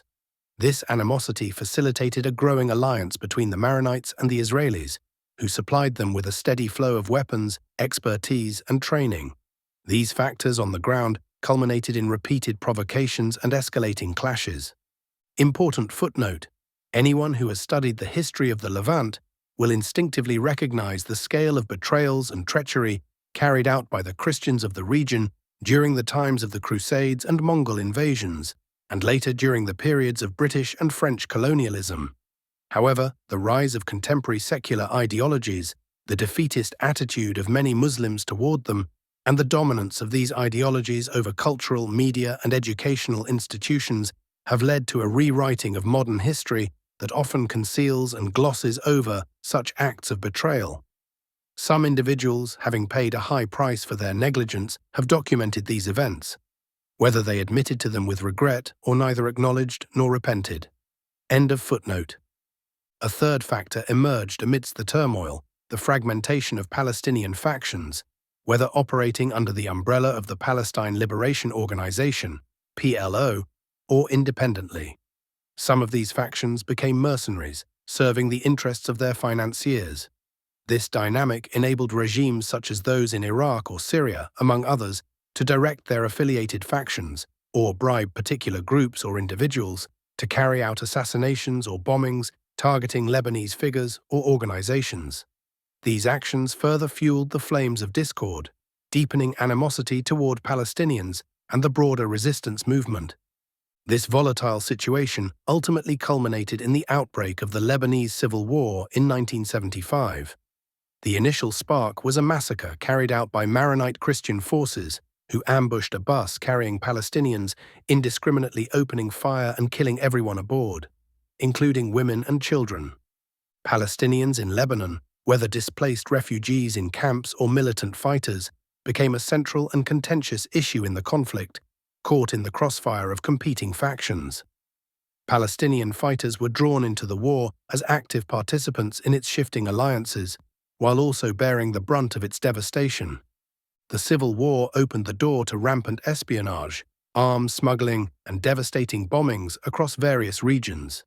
Christian militias intensified their assault on Palestinian camps, laying sieges and perpetrating widespread massacres. In response, the PLO engaged directly in the war, striving to defend its position, protect Palestinian communities, and support its allied Muslim factions in Lebanon. This is not the place to explore the intricate details, shifting alliances, and reversals of the Lebanese civil war. In summary, the Palestinian resistance aligned itself with the Druze under the banners of Arab nationalism and leftist ideology, though Islam played a much lesser role, against the Maronite Christians, who were supported by Zionists, Americans, and certain Arab regimes. The conflict ebbed and flowed until the Christian forces began to falter, prompting the Syrian army to intervene in January 1976 with American approval and Israeli consent. The Syrian forces entered as allies of the Maronite Christian factions, turning against the PLO and Fatah. Under the pretext of restoring order, the Syrian army provided cover for Christian forces besieging Palestinian camps. Ultimately, they betrayed the besieged Palestinians, leading to the Tel al-Zatar massacre on August 12, 1976, in which approximately 3,000 Palestinians were slaughtered. The war grew increasingly brutal, with Christians and the Syrian army spilling the blood of Palestinians and Lebanese alike in a series of harrowing episodes. The conflict reached a grim turning point with the Riyadh Agreement, brokered by Saudi Arabia. This accord authorized the deployment of Arab forces to stabilize Lebanon. However, the participating regimes refrained from sending troops, effectively ceding control to the Syrian army. Thus, the Syrian presence in Lebanon was legitimized, gaining Arab approval under the terms of the agreement. On the Israeli front, Israel successfully recruited Saad Haddad, a Lebanese Maronite officer whose forces established a security belt along the southern border, serving as a protective buffer for Israeli interests. Israel's primary objective remained the complete eradication of Palestinian fighters in Lebanon, who continued to maintain strongholds in the south. Meanwhile, Palestinian guerrilla fighters resumed their operations against Israel. In response, the Israeli army launched an invasion of southern Lebanon in March 1978. While the offensive failed to eliminate the guerrilla presence, it reinforced the security belt and strengthened the proxy militia led by Haddad. 3 years later, with Palestinian operations persisting and met by harsh Israeli retaliation against civilians, and following Egypt's withdrawal from the conflict after signing the Camp David Accords, Israel launched a full-scale invasion of southern Lebanon. Mobilizing nearly its entire active-duty military force, 120,000 to 150,000 troops, out of a total 180,000, the Israeli army reached Beirut in just 5 days, June 4 to 9, 1982. A fierce battle ensued between the Israeli army and the combined Palestinian and Lebanese resistance forces. The defenders' determined resistance stalled Israel's advance into Beirut for over 2 months. Eventually, international mediators brokered an agreement requiring the Palestinian resistance to evacuate Lebanon. However, following the fighters' withdrawal, Israel and its Maronite Christian allies carried out one of the most brutal massacres in Palestinian history. The Sabra and Shatila massacre, September 16 to 18, 1982. Approximately 3,500 Palestinians, including women, the elderly, and children, were systematically slaughtered. The forced expulsion from Lebanon dealt a catastrophic blow to the Palestinian resistance and marked a turning point in its trajectory. It effectively sealed off all avenues for armed struggle, as neighboring states had become inaccessible. The dispersal of approximately 12,000 guerrilla fighters to distant locations such as Tunisia, Sudan, and Yemen significantly weakened their operational capabilities. The PLO leadership relocated to Tunis, but Israel's intelligence services continued targeting key Palestinian figures. Among them was Abu Jihad, the deputy leader of Fatah, who was assassinated in Tunis on April 16, 1988. These operations, while showcasing the resilience, courage, and audacity of Palestinian fighters, ultimately faced a profound imbalance of power that worked against them. They stood isolated against a rising military state, surrounded by the apathy and inaction of neighboring Arab regimes, particularly the bordering states. Some, like Egypt, had entered formal peace agreements with Israel, while others, such as Jordan and Syria, maintained de facto peace arrangements. Those not officially aligned with Israel often engaged in covert security and intelligence cooperation, as seen with Lebanon, Morocco, and others. Adding to this challenge was the unwavering support Israel received from Western nations, not only through financial aid, arms, and political backing, but also through operational assistance. Embassies and safe houses frequently served as sanctuaries and launch points for elite Israeli operatives. Meanwhile, the global Jewish diaspora provided consistent and multifaceted support to Israel's cause. Compounding these difficulties, certain external operations, such as plane hijackings and airport attacks, alienated both Arab and Western nations, leading to widespread opposition to Palestinian organizations. This resulted in substantial attrition, with political and military leaders being systematically targeted and eliminated through assassinations. In this climate, calls for political solutions, negotiations, and peace gained traction within the Palestinian leadership, a shift further facilitated by the loss of prominent, strong-willed figures. On a broader ideological level, the sustained military resistance was rooted in secular ideals, which translated into political goals that the PLO expressed in its rhetoric and objectives. Its aim was to establish a unified Palestine, not as a Jewish or Islamic state, but as a secular one, where all citizens would enjoy equal rights and responsibilities. This vision depended heavily on the repatriation of refugees and the cessation of settlement activities, ensuring a demographic majority for Palestinians and Arabs. The secularism of the PLO served both as a cause and as a proposed solution. It was a cause in that the global dominance of secularism during the 1950s, 1960s, and 1970s gave rise to a sweeping intellectual movement that led many young people to turn away from religion, even to the point of opposing it. Beyond this ideological wave, secularism, manifested in both its liberal and communist forms, asserted itself through a series of brutal massacres against Islamic movements, effectively closing off the possibility of turning to Islam for solutions. This left secularism as a practical means to avoid conflict with both Arab regimes and international powers. Thus, the call for a unified secular state managed to harmonize several elements: the secular foundation of Palestinian resistance factions, the nationalist and pan-Arab rejection of the Zionist entity, and its commitment to a Jewish state, and the global secular hegemony, both liberal and communist, that dominated the era. This global framework promoted the idea of a single national state in which all citizens would have equal rights, regardless of religion. For the Palestinians, this idea provided a strategic avenue to appeal to the secular inclinations of major Eastern and Western powers, drawing on the same principles that underpinned the post-World War II international order. Had these major powers been genuinely committed to secularism, they would have stood with the Palestinians against the Zionists, whose ideology and state embody the very religious exclusivity and racism that secularism professes to reject. However, the Israeli project was not merely a secular colonial enterprise. It was also a crusader-like project, deeply rooted in religious ideology, which remains an enduring aspect of Western civilization. The acceptance of a single secular state that would unite Arabs and Jews as equals marked the PLO's first major concession, emerging in the late 1960s. This shift represented a retreat from the demand for Jewish settlers to return to their original homelands. Following the October War and its shocking outcomes, the PLO was compelled to make bold decisions that ended the all-or-nothing approach. This resulted in another concession at the 12th National Congress in 1974, where it was acknowledged that political action was a legitimate means of liberating Palestine, thus replacing the once unwavering belief that armed struggle was the sole path to liberation. This shift opened the door to transitional and phased solutions, allowing for the establishment of a Palestinian state on any liberated territory.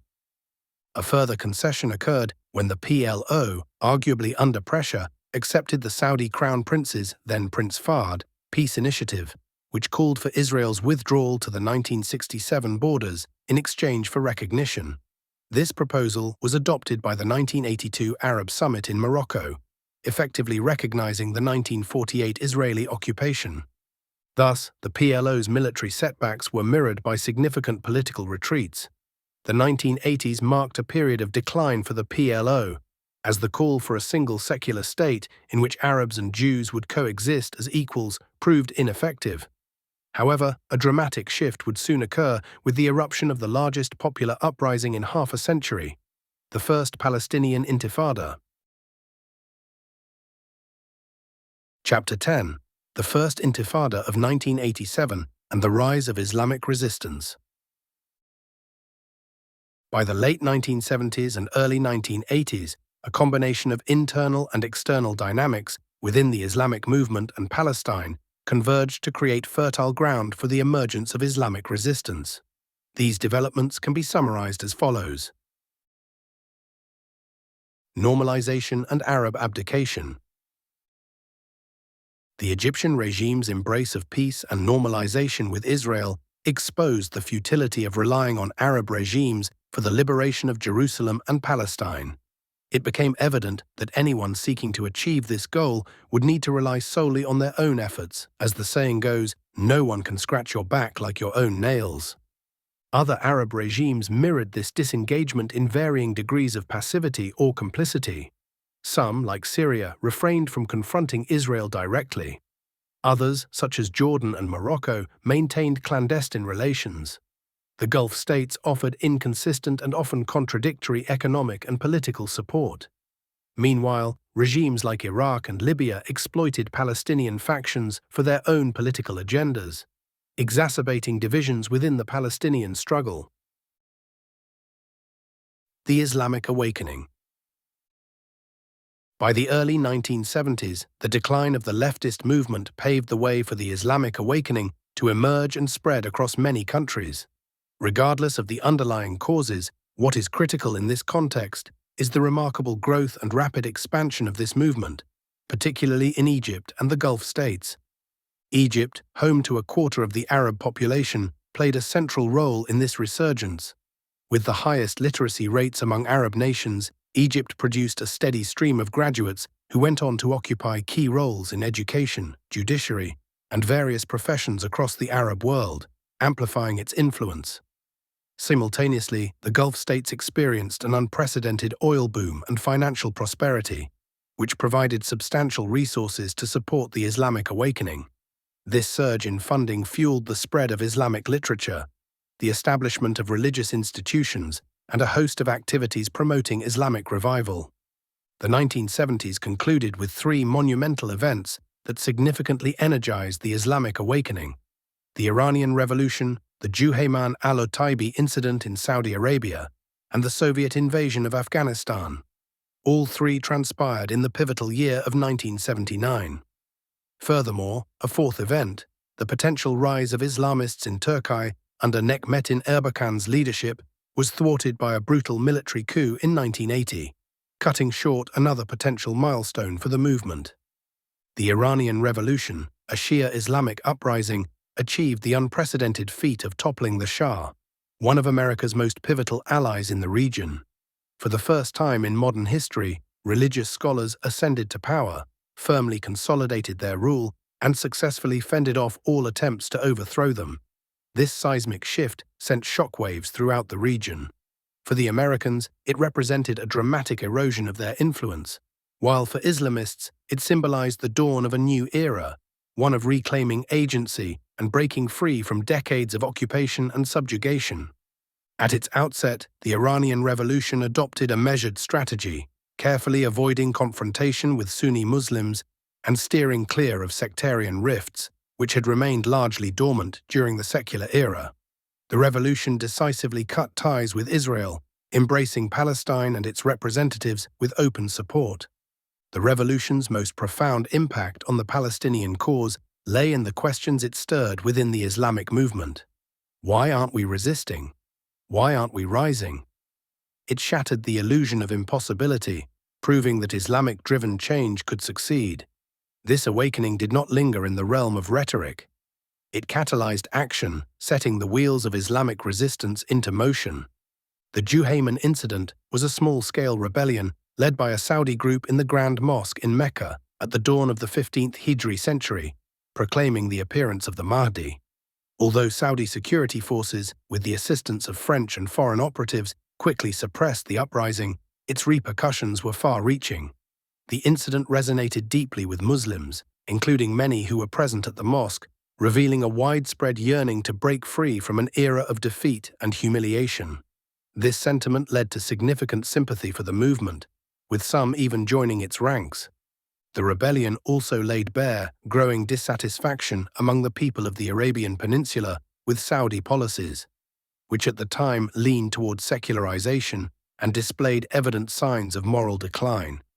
Many were discontented and awaiting an opportunity to challenge the regime. As a result, the Juhayman incident became a watershed moment that compelled the Saudi government to alter its public posture. While it adopted an outwardly Islamic and Salafi facade, it continued its underlying course of secularization, westernization, and foreign dependency. This strategy mirrored the approach of the kingdom's founder, Abdulaziz Al Saud, who maintained a veneer of religiosity while aligning his policies and state-building efforts with the interests of foreign powers. This duality endured for nearly 4 decades, culminating in the reign of King Salman and his son, Mohammed bin Salman. Under their leadership, Saudi Arabia took unprecedented steps to dismantle traditional norms, ushering in an era of rampant moral decline and societal liberalization on a scale previously unimaginable. Meanwhile, the Soviet occupation of Afghanistan sparked a wave of jihad across the Islamic world, especially after the Afghans demonstrated extraordinary resilience and unexpected endurance. This caught the Americans off guard, prompting them to support the jihad by facilitating the movement of Muslims to join the fight and covertly supplying weapons and equipment through Arab countries, particularly Egypt, Saudi Arabia, and the Gulf states.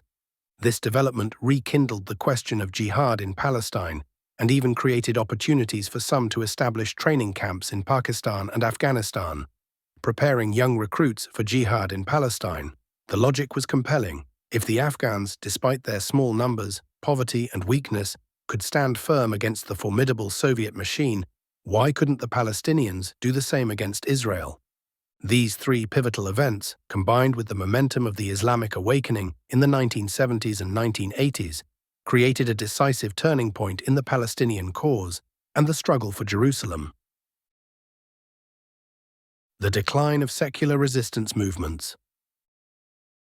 By the mid-1980s, it was evident that the secular resistance movements were either in decline or on the brink of collapse. This decline culminated when the Fatah movement was forced to leave Lebanon after the Israeli invasion of 1982. The movement's members scattered to countries like Yemen, Libya, and Algeria, while the Fatah leadership relocated to Tunisia, a nation distant from Palestine and unable to serve as a viable base for resistance. This marked the effective expulsion of the resistance from Palestine and, in the following years, from its neighboring states, Jordan in 1970 and Lebanon in 1982. Looking at the results of these movements over the 2 decades from 1965 to 1985, their accomplishments appear underwhelming.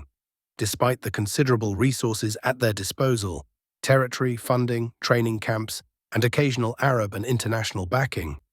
Moreover, the financial scandals, moral failings, and internal conflicts within these movements created an atmosphere of disillusionment that caused many to lose faith in them and withdraw their support. This growing disenchantment made it easier for people to abandon any hope that these movements could achieve their objectives. Additionally, these movements found themselves embroiled in a leftist struggle that led them into direct conflict with the ruling regimes in Jordan and Lebanon, as they sought to establish armed strongholds. This put them at odds with many, including those sympathetic to Palestine, as well as with the regimes themselves. Although these regimes were neither genuinely nationalistic nor truly committed to Arabism and Palestine, these movements' confrontational and arrogant approach provided a convenient excuse for the regimes to suppress and dismantle them, often with the aid of local factions disillusioned with the movements. Furthermore, the intellectual foundations of these movements, rooted in leftist, secular, and nationalist ideologies, had already suffered significant blows, diminishing their appeal, particularly when compared to the 1950s and 1960s. The Arab nationalist project was dealt a crushing blow with the 1967 defeat, and the influence of leftist and communist ideologies continued to decline in the 1970s and 1980s as the Islamic awakening gained momentum, especially in Egypt and the Arabian Peninsula. This ideological shift widened the rift between the people and these movements, many of which had become increasingly extreme in their secularism, atheism, and indulgence in immoral behaviors such as dancing, drinking, and violence. Finally, the Palestine Liberation Organization, PLO, made a series of political concessions, starting with the demand for a single Palestinian state and the return of the Jews to their land. This was followed by the acceptance of a secular state where Palestinians and Jews would have equal rights and responsibilities, then the endorsement of a two-state solution on part of the land, and finally the shift from the belief that armed struggle was the only solution to acknowledging it as merely one of several options. It became evident, even to those who had remained supportive of the PLO up until that point, that the organization and its movements had grown weary, depleted, and drained of vitality. The experience of secular resistance movements became a source of regret and reproach within the Islamic movement. The prevailing sentiment is that had the founding members of Fatah been from the Muslim Brotherhood, and had they not left the group solely out of a desire for resistance, their vision would have been more fruitful. If the Brotherhood had engaged more fully with their goals, the results could have been more successful. The movement might have avoided the secular and moral decay that infiltrated it, as well as the painful failures they endured. Fatah's decline and the rise of secularism within the resistance were a continuous source of frustration and disappointment for those who viewed the situation through the lens of Islamic values. This was especially true considering that many of the key figures in Fatah had previously been part of the Islamic movement, which failed to grasp the urgency of the moment, misjudged its course, and squandered a golden opportunity.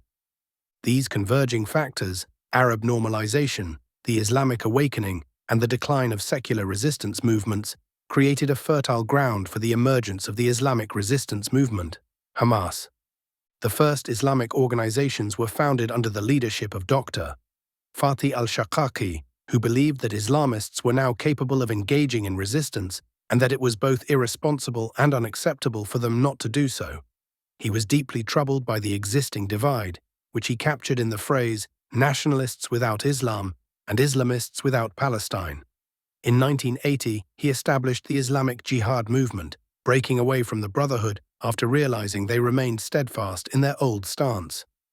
The movement's armed wing began to take shape in the summer of 1981, with its first operation occurring in 1986, known as the Bab al-Magharba operation, during which they targeted approximately 80 Israeli soldiers. This marked the start of a series of subsequent operations. Fatih al-Shaqaqi's split from the Muslim Brotherhood was one of the final significant splits. Born within or close to the group, depending on the account, he was part of the movement that would ultimately lead him to resistance. To this day, there is limited and fragmented information about the formation of Hamas and its connection to the Muslim Brotherhood in Palestine, particularly in Gaza, which remains the center of the Islamic movement. However, the available details suggest that Hamas represented a quiet coup or a smooth takeover of the Brotherhood's presence in Palestine.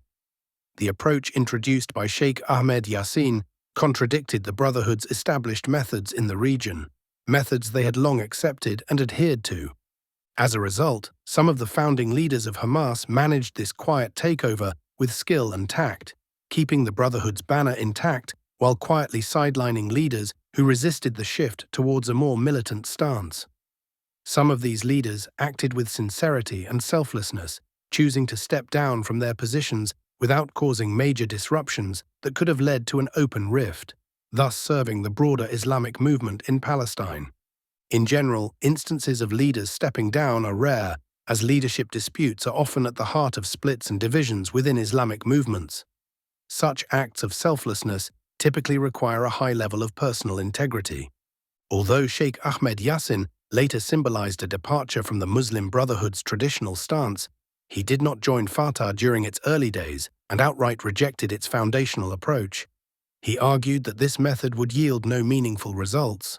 Launching armed resistance from weak Arab states, in his view, would only enable Israel to expand further into other territories and allow those regimes to dominate resistance efforts. Instead, he advocated that resistance should originate exclusively from within the occupied territories, and if this was not immediately possible, he proposed working systematically toward that goal. While the period of Islamist abstention from resistance led to the loss of invaluable opportunities, it was not entirely unproductive. Islam's dynamic nature and the energy it inspired in its followers were channeled into charitable, educational, and missionary activities, along with vibrant student activism. During the broader Islamic revival of the 1970s and 1980s, Islamists expanded significantly, establishing numerous social and institutional frameworks, including educational, charitable, and missionary organizations, both in Palestine and among the Palestinian diaspora. Over time, Palestinian student unions increasingly came under Islamist influence, and Palestinian society began producing an elite Islamic leadership whose vision contrasted sharply with Fatah and the PLO's secular orientation. Consequently, when the Islamic resistance movement eventually emerged, it did so with the backing of extensive and deeply rooted social networks. This strong foundation ensured that its sudden rise was both formidable and far-reaching. The early stages of Hamas's development trace back to 1980, when select young members were sent abroad for military training. By 1981, the movement had established a security apparatus dedicated to gathering intelligence, tracking Palestinian collaborators, working with the Zionists, and identifying recruits enlisted as agents. This apparatus effectively uncovered some collaborators and discreetly held them accountable without public disclosure. Subsequently, Hamas founded a military wing tasked with recruiting young fighters and acquiring weapons. Both perilous endeavors in an occupied environment, particularly under a regime built on stringent security measures. These challenges were exacerbated by limited expertise, requiring reliance on a trial-and-error approach. Despite the risks, progress was deliberate and covert. The military wing executed several operations that led to the killing or capture of Israeli soldiers. However, the exposure of some military cells eventually resulted in arrests, including the detention of Sheikh Ahmed Yassin in 1984. Some sources suggest that the first half of the 1980s witnessed a troubling decline in resistance activities, particularly within Palestine. Even more alarming was the growing normalization and adaptation between large segments of Palestinian society and the Jewish population. In some cases, interactions between the two sides began to resemble natural relationships. Many Palestinians worked in Israeli areas, often spending a week or more away from their hometowns, residing at their workplaces in the territories occupied since 1948. Meanwhile, Israeli traders frequented markets in Gaza and the West Bank.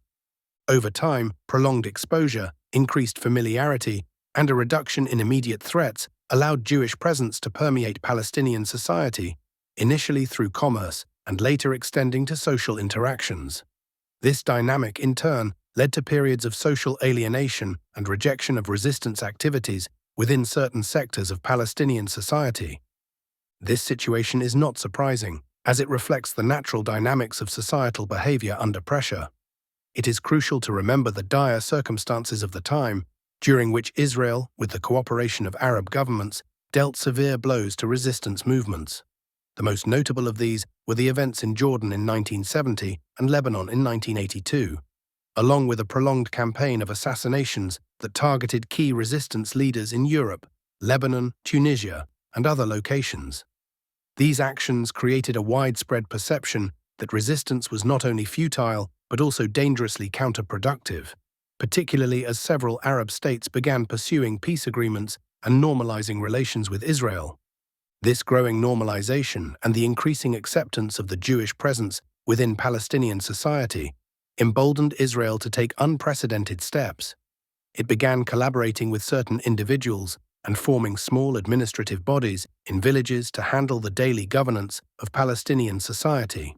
This initiative followed Israel's success in dismantling and neutralizing the leadership of the Palestine Liberation Organization, PLO, abroad.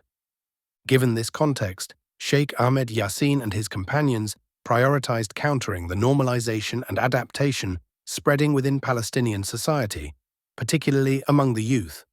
Their missionary and mobilization efforts were dedicated to reinforcing the understanding that these individuals were occupiers, that they represented an ongoing colonial project, and that coexistence with them under any circumstances was utterly unacceptable. The rise of the Islamic movement faced numerous obstacles and challenges, the most significant of which were twofold. First, the societal estrangement from Islamic practices and activities, alongside the dominance of leftist ideologies. One of the founding leaders of the Qassam Brigades noted that his village, Salfit, was once dubbed Little Moscow due to the pervasive influence of communism and atheism. This was reflected in the absence of hijab, the dwindling presence of youth in mosques, hostility toward Islamists, and similar conditions that marked a stark departure from Islamic values. Second, the opposition from the Fatah movement, which viewed the rise of Islamic leadership as a direct threat to its dominance. This opposition escalated to assassinations, bombings targeting the homes of Islamic leaders, student clashes, and even hostility within Israeli prisons, where Hamas detainees were subjected to persecution instigated by Fatah supporters. Sheikh Ahmed Yassin skillfully navigated this volatile situation, striking a balance between avoiding internal conflict and refusing to allow the movement to be demeaned or rendered defenseless. His strategy succeeded, enabling the Islamic movement to withstand these challenges without fracturing internally or losing its stature and momentum. The movement's military wing was reconstituted after its disruption in 1984. A turning point came when the Popular Front for the Liberation of Palestine captured 3 Israeli soldiers during the Lebanon War and exchanged them for 1,200 Palestinian prisoners, including Sheikh Yassin, who had served only 11 months of a 13-year sentence. Following his release, Sheikh Yassin resumed his efforts in 1986. However, Hamas did not formally announce its existence until the eruption of the First Intifada in December 1987. A Zionist truck driver deliberately ran over a group of Palestinian workers, igniting a wave of anger within Palestinian society. Lacking weapons, the unarmed community could only respond by throwing stones. This eruption of fury became known as the Intifada of Stones. In its early days, it was led by students from the Islamic University of Gaza. The Islamic movement, which had been preparing for such a moment for years, decided to intervene, escalating the situation and moving the Intifada from the university, which the Israelis had closed, to the streets, squares, and mosques. The Intifada quickly spread throughout Palestine, and the people, who had seemed subdued, weakened, and worn down, as though Israel had extinguished the seeds of resistance and its leaders, rose up once again in defiance of the occupation. This sudden uprising took both the Israeli and Palestinian leadership by surprise. Revolutionary actions emerged across all segments of society, amplifying the widespread resistance, including strikes, tax refusals, and boycotts of Israeli civil authority. For the first time, it seemed that the internal Palestinian community, long subdued and normalized, had seized the initiative following the decline of resistance movements operating from abroad. However, this intifada also introduced a new and dangerous element for the Israelis and their allies: the rise of Islamic organizations. These groups brought a fresh perspective to the struggle. While the Palestine Liberation Organization had once pursued a vision of a single state where Jews and Arabs coexisted, the Islamic organizations revived the idea of liberating all of Palestine, from the river to the sea. This vision was presented as a sacred cause, deeply rooted in religious principles, making any compromise or concession not only difficult but unthinkable, starkly contrasting with the more pragmatic, secular approach of organizations that worked within the realm of what was deemed possible. The occupation employed a range of punitive measures, starting with the brutal practice of breaking bones. Palestinian youths were captured, and their arms or hands were intentionally fractured. These actions escalated to include arrests, imprisonment, torture, the deployment of tear gas grenades, and ultimately shootings resulting in fatalities.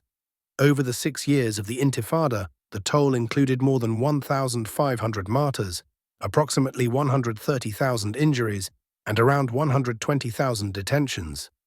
In addition to widespread protests, other significant operations occurred, such as the abduction of Israeli soldiers, an intensified targeting of collaborators, and several armed attacks on settlements and Jewish sites. These developments confounded the Israelis, particularly as no group, including Hamas, claimed responsibility for these operations, adding to the confusion surrounding the events. Following the official announcement of the Islamic resistance movement, Hamas, Israel launched an aggressive campaign to apprehend its members and suspected leaders. In its initial stages, numerous leaders were detained in Gaza and the West Bank alongside others. Nevertheless, field activities, including organizing the Intifada and issuing statements, persisted without interruption. During this period, the Jordanian regime made a significant and contentious decision by announcing its disengagement from the West Bank on July 31, 1988, leaving the territory's fate to the Palestinians. This effectively ceded greater control to Israel and exacerbated internal Palestinian disputes over governance under occupation. The move further strengthened the occupation's hold during a particularly critical juncture. Some analysts suggest that King Hussein's decision stemmed from his need to escape two conflicting pressures he could no longer manage simultaneously. The first came from the Jordanian Arab populace, which included a significant Palestinian demographic that had taken refuge in Jordan during various upheavals.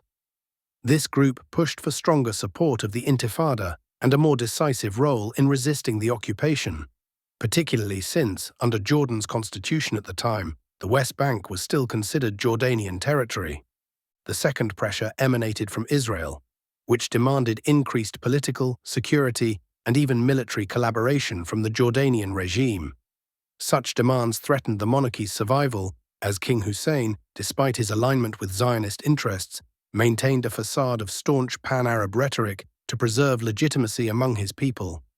However, the sequence of events indicates a more insidious motive.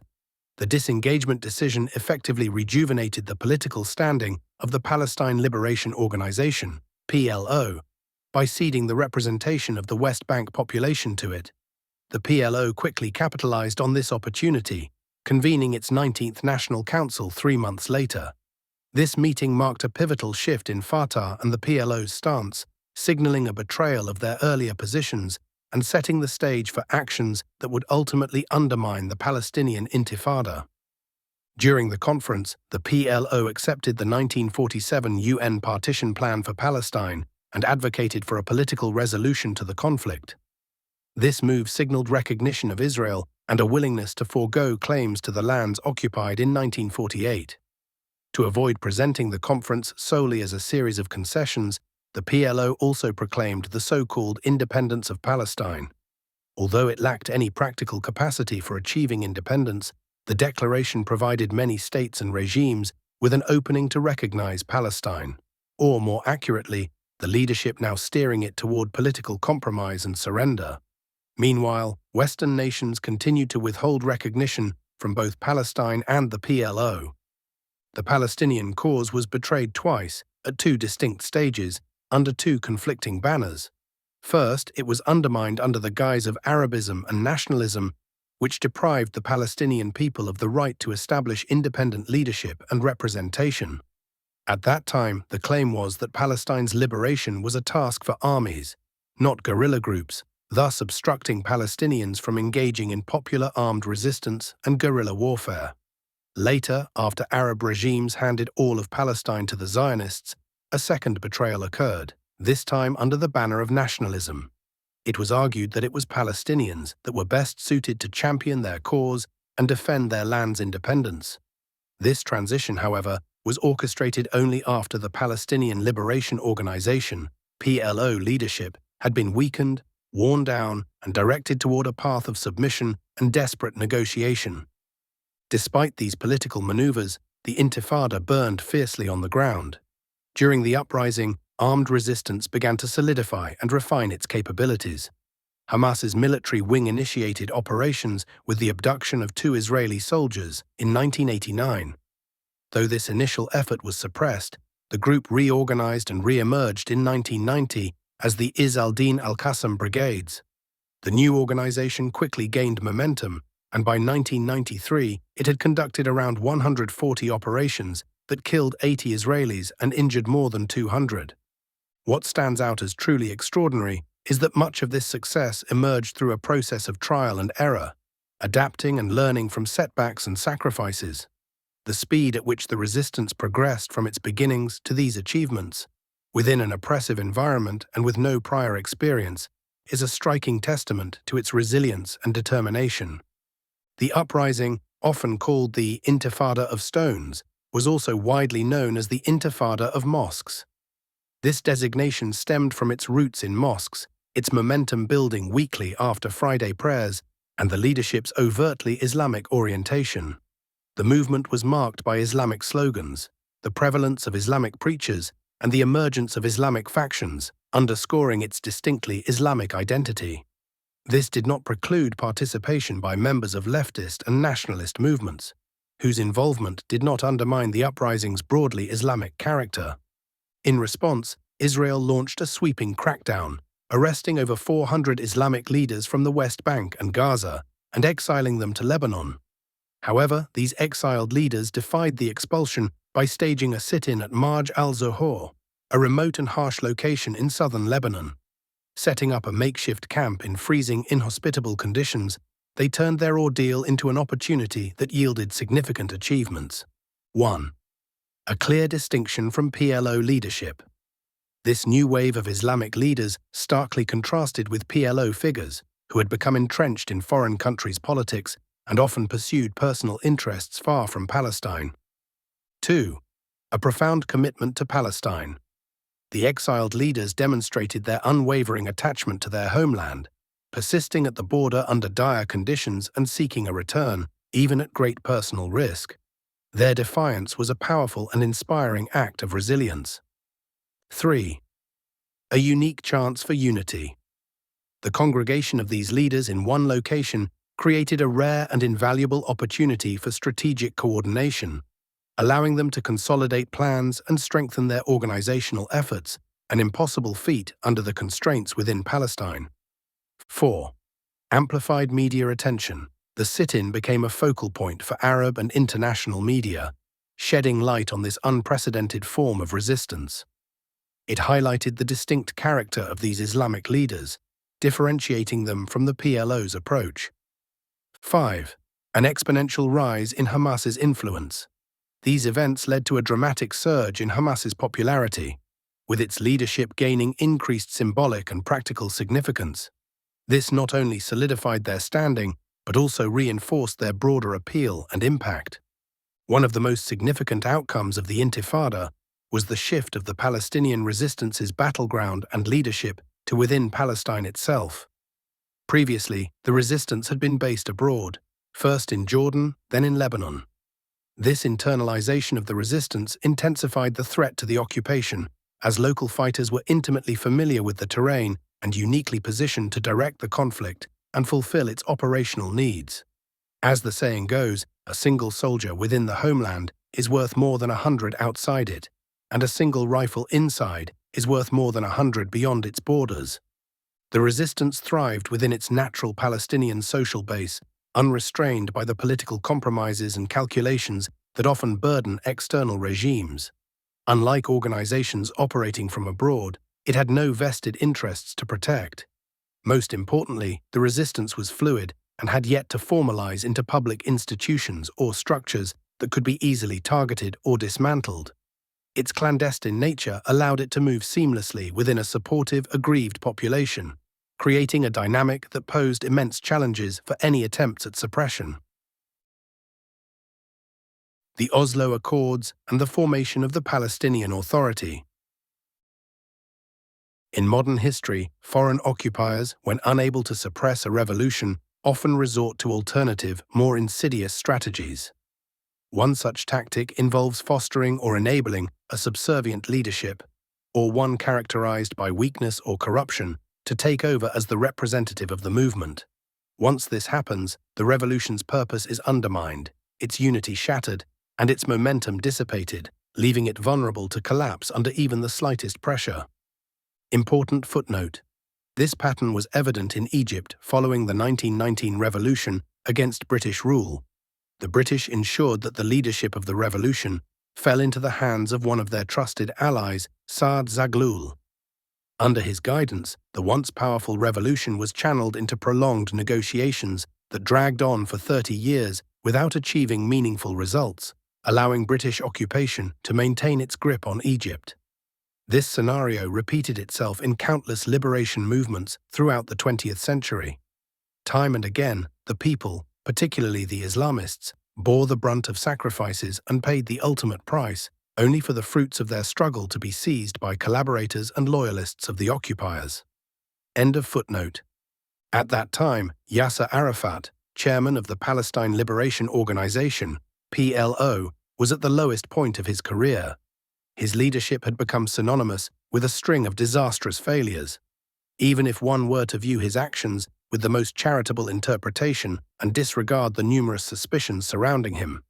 He had been expelled from Jordan in 1970 and later forced out of Lebanon in 1982, both times defeated and humiliated. The assassination of key strongmen and prominent cadres within the PLO and Fatah further weakened his position, while the frequency and impact of operations carried out by his organization had plummeted. Meanwhile, Arab states began abandoning the Palestinian cause. Egypt took the first step with its peace treaty in 1979, followed by Prince Fahd's 1982 initiative, which was endorsed by the Arab Summit in Fez, Morocco. Even the Arab regimes that opposed normalization and peace agreements provided no meaningful support. They withheld funding and distanced themselves from Arafat. The Assad regime turned its back on him during his time in Lebanon, and Gaddafi followed suit. These regimes sought to subordinate him, treating the Palestinian cause as little more than a bargaining chip for advancing their own interests. Arafat's precarious position worsened when he made the fateful mistake of supporting Saddam Hussein's invasion of Kuwait. This decision enraged Kuwait and the Gulf states, which had been among the PLO's primary financial backers. Following Saddam's defeat and the US-led intervention in the Gulf, Arafat found himself isolated and deeply weakened, both within the Arab world and among Palestinians. His situation had become one of utter desperation and disarray. To the best of my knowledge, it remains unclear who first proposed the idea of using Yasser Arafat to undermine the Palestinian Intifada by positioning him as its leader. This marked an unprecedented shift in the history of the Palestinian struggle, as it was the first time the occupiers permitted the establishment of a political leadership for the Palestinian people, something that had been strictly forbidden since the British occupation began. Previous attempts at leadership were limited to elevating minor figures to oversee municipal affairs and public services, never to politically represent the people. The widespread Islamic Intifada demonstrated that a leaderless population could still pose a significant and persistent threat. Its fluid and decentralized nature created constant challenges, as dismantling one group only led to the emergence of another. This dynamic prompted the realization that establishing a compliant and subservient Palestinian leadership could serve the occupiers' interests better than direct control. The precedent set by Arab regimes, with their ability to suppress their populations and protect Israel, further strengthened this idea. Observing how neighboring states effectively safeguarded Israel while restraining their citizens solidified the belief that a similar Palestinian authority could offer a long-term solution. The long-standing arrangement governing Arab regimes since Israel's founding was their implicit role in ensuring its security in exchange for international support that sustained their power. This unspoken bargain fostered a competition among aspiring leaders, each vying for Israeli approval to secure American endorsement for their rule. At this pivotal moment, Yasser Arafat emerged as the Palestinian leader willing to take on this role. For him, it was a lifeline, a chance to reclaim relevance after a long history of failures and missteps. Without it, he risked fading into obscurity, becoming just another sidelined Palestinian figure forgotten by history and overtaken by events. Throughout his career, Arafat exhibited a multifaceted, elusive and slippery personality, so much so that a former CIA director later described him as the most complicated person I have ever dealt with, without question. He displayed a despotic tendency, particularly when it came to controlling both weaponry and finances within the Palestinian movement. Numerous obscure and enigmatic aspects of his life remain unexplored, and this space is too brief to fully address them. However, the key point here is that Arafat had become the right figure to make the necessary concessions at this critical juncture in his career. On the international stage, significant changes were also unfolding. The Soviet Union collapsed, and the United States emerged as the region's sole superpower. The US further solidified its dominance by dismantling Iraq's power following Saddam Hussein's failed invasion of Kuwait and his attempt to control the Gulf. These global shifts led to a series of crucial outcomes, the most significant of which, in the context of our discussion, is 1. The disintegration of Arab regimes, which once again appeared weak and vulnerable. These regimes were either unable to defend themselves against external threats, leading them to rush into the arms of the Americans, or powerless when the Americans arrived on their doorstep. 2. The withdrawal of strong backing from countries once under Soviet influence, such as Syria, Iraq, Libya, and others. While this did not immediately force them into surrender, it left them too weak to confront Israel or offer substantial support to the Palestinians. 3. The second displacement of hundreds of thousands of Palestinians, particularly those residing in Kuwait, a Gulf state with a significant Palestinian population, and Iraq during Saddam Hussein's invasion of Kuwait and his subsequent expulsion by international forces. This compounded their suffering, halted much-needed funding, and decimated vital Palestinian resources, further straining relations with the Gulf states, which viewed Arafat's alignment with Saddam as an unforgivable error. The massive influx of Jewish immigrants from the collapsed Soviet Union, with over 1 million arriving in Israel within 10 years of its collapse. Among them were many highly skilled professionals in science and the military, bolstering Israel's capacity. 5. In the end, this set the stage for a grimmer reality. The Palestinian cause became increasingly marginalized, while Israeli influence grew stronger and more dominant. Yasser Arafat found himself on the losing side by aligning with Saddam Hussein, which heightened his desperate need for a way out. Meanwhile, American victory and the collapse of the Soviet Union prompted the Americans and Israelis to entertain a new proposal: the creation of a weak, subservient Palestinian authority that could serve as a convenient solution to the persistent problems posed by the Palestinians. Amid these developments, Arafat made yet another perilous concession, as previously mentioned. In 1988, he abandoned the long-held goal of a single secular state, neither Jewish nor Islamic, and accepted the two-state solution, a Palestinian state alongside a Jewish state. This Palestinian state was to be established in the West Bank and Gaza Strip, based on the pre-1967 borders. This marked the first major concession regarding historical Palestine and represented the initial step toward recognizing the Zionist Jewish state. International powers revealed their betrayal of the secular principles they had once championed, endorsing the Jewish state while abandoning the secular Palestinian movement that had called for a single secular state. They even pressured those advocating for a secular state to accept the existence of a Jewish state alongside them. As noted earlier, if Israel were simply a secular colonial project, the aim would have been the establishment of a single secular state. However, Israel is intrinsically tied to a crusader ideology, inseparable from the West, and is one of the cornerstones of its civilization. Thus, the situation became clear.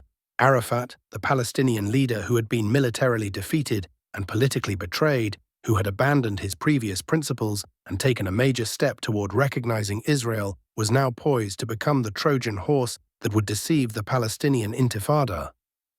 A new phase of communication and negotiations began, during which the Israelis sought several key objectives: complete assurance that the Palestinian Authority would remain subordinate, pose no threat to Israel, and effectively manage the Palestinians, suppressing resistance movements. They also wanted the authority to channel the Intifada into negotiations, diffusing its momentum. In return, Arafat aimed to secure as much genuine power as possible, carving out a real political role for himself, either within Palestine or the broader Arab region. He sought to extract as many concessions as he could to redeem himself from the shame and compromises he had made in recognizing Israel and its right to exist on more than 3/4 of Palestinian land. He also wanted to distance himself from the role of Israel's security enforcer, quelling the resistance of his people.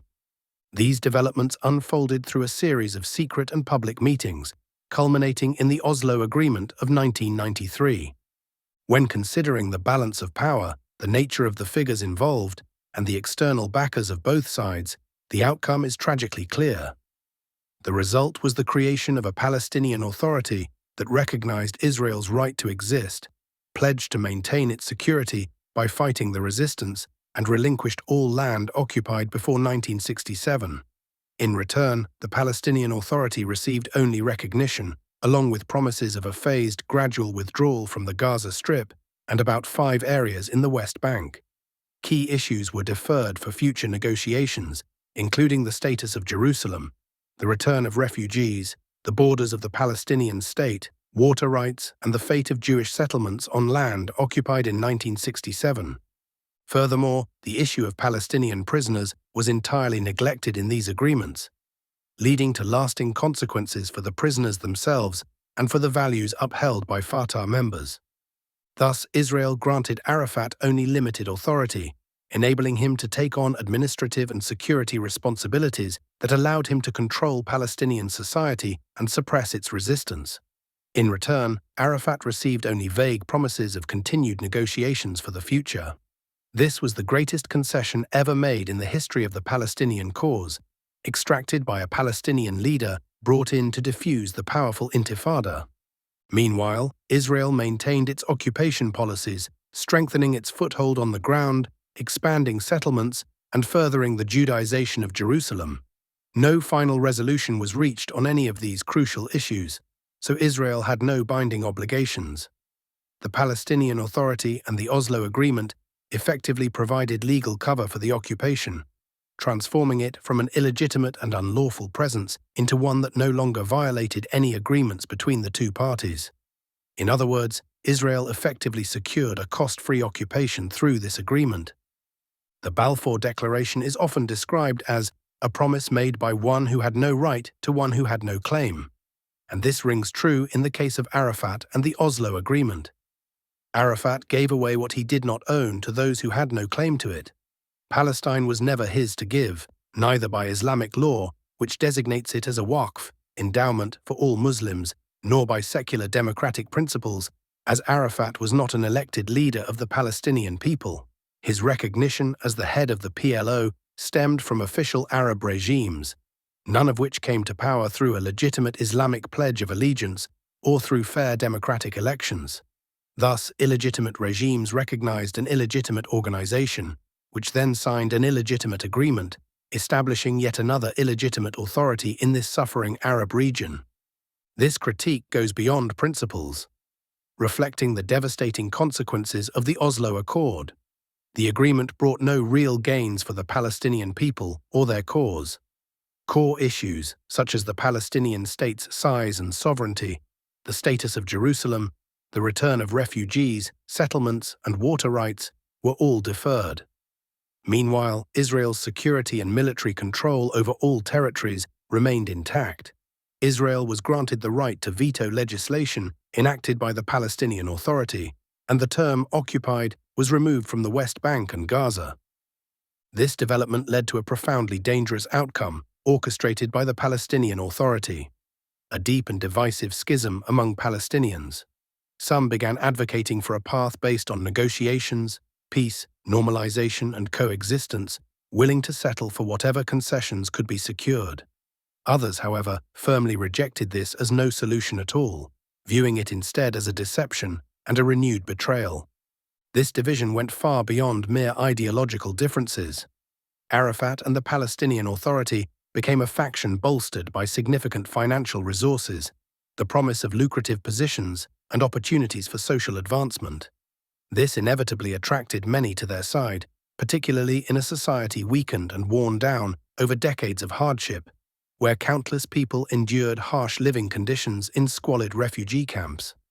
Arafat and his authority did not offer a proposal that could be accepted or rejected, as one might expect from a political party. Instead, they planted the seeds of a system that actively reshaped Palestinian society, extending favor or exclusion based on ideological and factional affiliations. Consequently, supporters of resistance, jihad, and the Intifada found themselves branded as criminals and outlaws, this time under the laws of the national authority, not just the Zionist occupation. The burden on the resistance fighters grew exponentially, placing them in a situation eerily similar to that of their counterparts in other Arab states, enduring the oppression of so-called national authorities. The Palestinian National Authority became a focal point for dealing with the Israelis, evolving into a weak and constrained entity wholly dependent on Israel for virtually everything, from the movement of its officials through Israeli military checkpoints to financial transfers and daily coordination for the entry and exit of goods and people.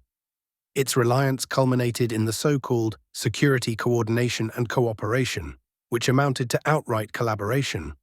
This dynamic presented Israel with an invaluable opportunity to deepen its influence, co-opting numerous officials within the authority. These officials became de facto subordinates to Israel, advancing its interests more faithfully than their allegiance to Arafat or the authority itself. The second in command of this authority, Mahmoud Abbas, the architect of the Oslo Accords, serves as a striking example of its members, embodying the authority's role as a brilliant invention crafted to serve Israel's interests.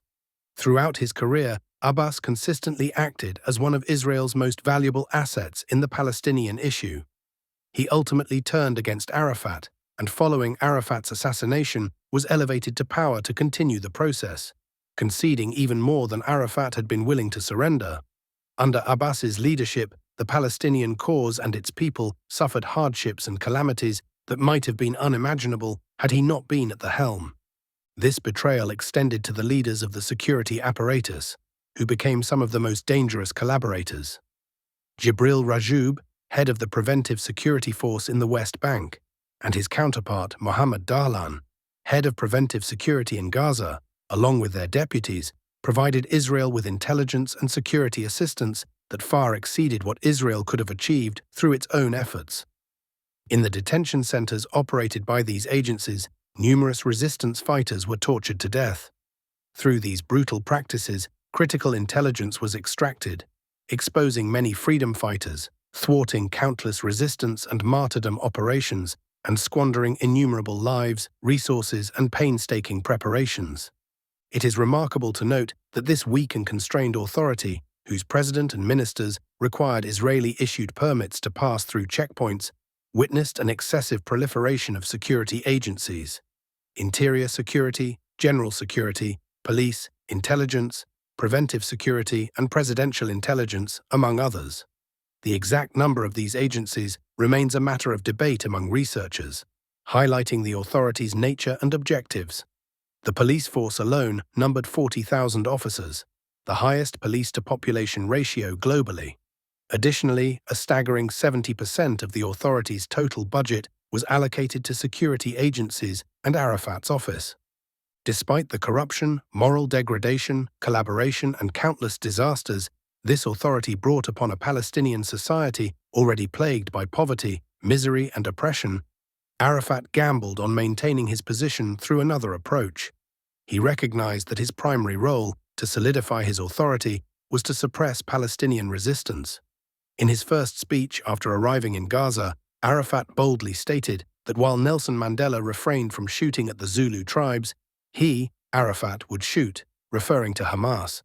Although Arafat managed to stifle large-scale public protests and civil resistance, he failed to completely eradicate armed resistance, which had significantly advanced during and after the Intifada. What began as stone-throwing escalated into stabbing attacks targeting Israeli soldiers, forcing them to withdraw from densely populated areas and relocate to heavily fortified military bases, surrounded by checkpoints and reinforced to ensure the security of Jewish settlements.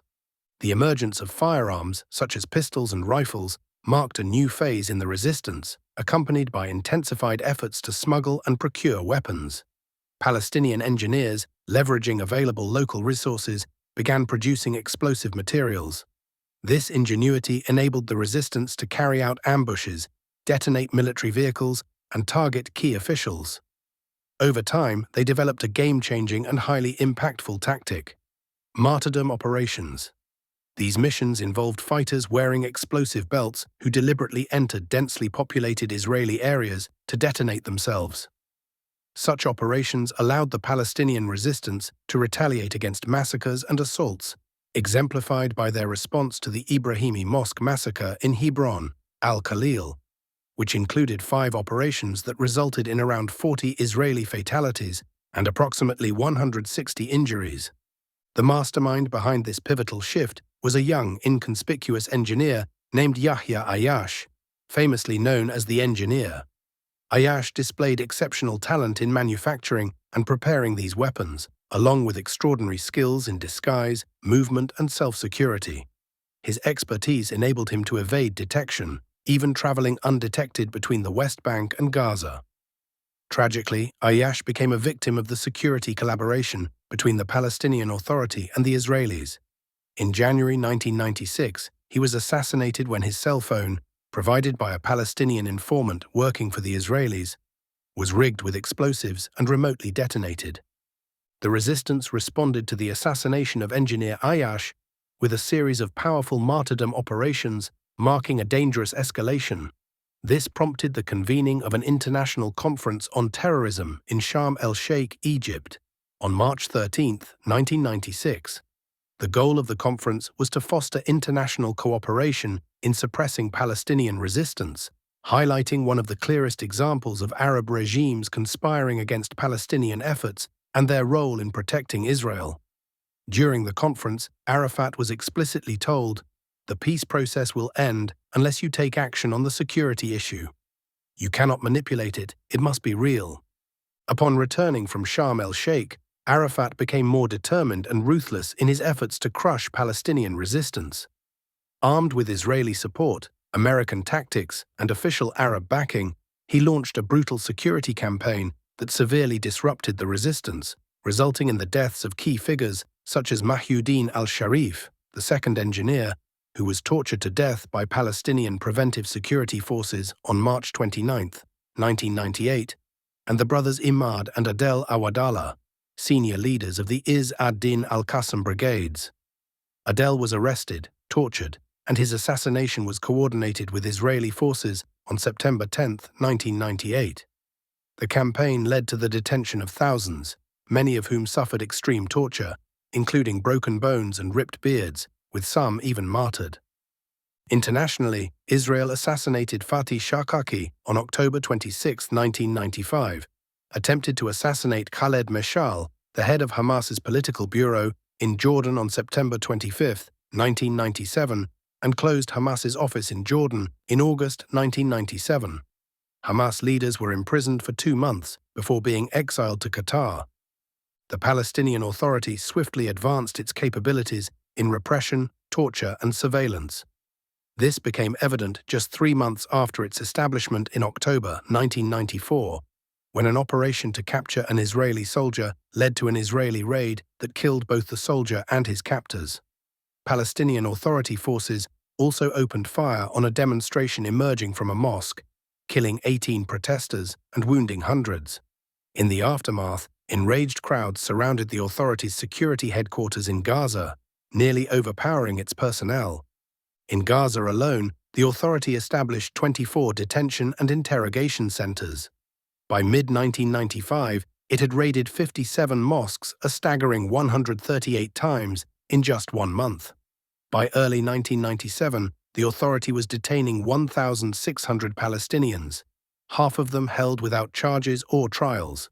It was not unusual for 2 members of the same family to be imprisoned for the same accusation of belonging to Hamas, with one detained by Israeli forces and the other by the Palestinian Authority. Meanwhile, Hamas detainees and their families frequently faced neglect and humiliation from the authority's Minister of Prisoners. These efforts contributed to a significant decline in Palestinian resistance activities between 1996 and 2000. This outcome was openly celebrated by the head of American intelligence, who acknowledged the role his agency had played in supporting Arafat and the authority's security forces. His efforts culminated in the creation of joint operations centers between Israeli and Palestinian security forces. established even before Palestinians received any meaningful political gains. Simultaneously, Jordan intensified its crackdown on Hamas. The political office of Hamas in Amman was raided, leading to the arrest and torture of 60 young members, the confiscation of the movement's funds, and the forced exile of several prominent leaders and officials abroad. Despite Arafat's considerable success in undermining the resistance, these efforts failed to yield him any substantial gains in the political process. This trajectory faced a significant setback at the hands of the Israelis, who themselves became divided into two distinct factions. The first faction, represented by figures such as Yitzhak Rabin, Shimon Peres, and later Ehud Barak, leaders of the government under the Labour Party, advocated for open-ended peace agreements and negotiations.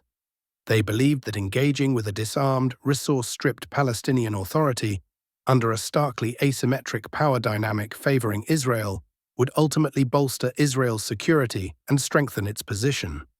This approach, they argued, would alleviate Israel of numerous political, financial, security, and administrative burdens, allowing it to redirect its focus toward other regimes that had yet to comply or engage in peace processes, such as Iraq, Syria, and Iran. Moreover, the two-state solution was seen as a strategic measure to address the demographic threat posed by the high fertility rates and growing population of Palestinians. In a single-state scenario, demographic realities would inevitably shift the balance of power in favor of Palestinians, whether in the near or distant future.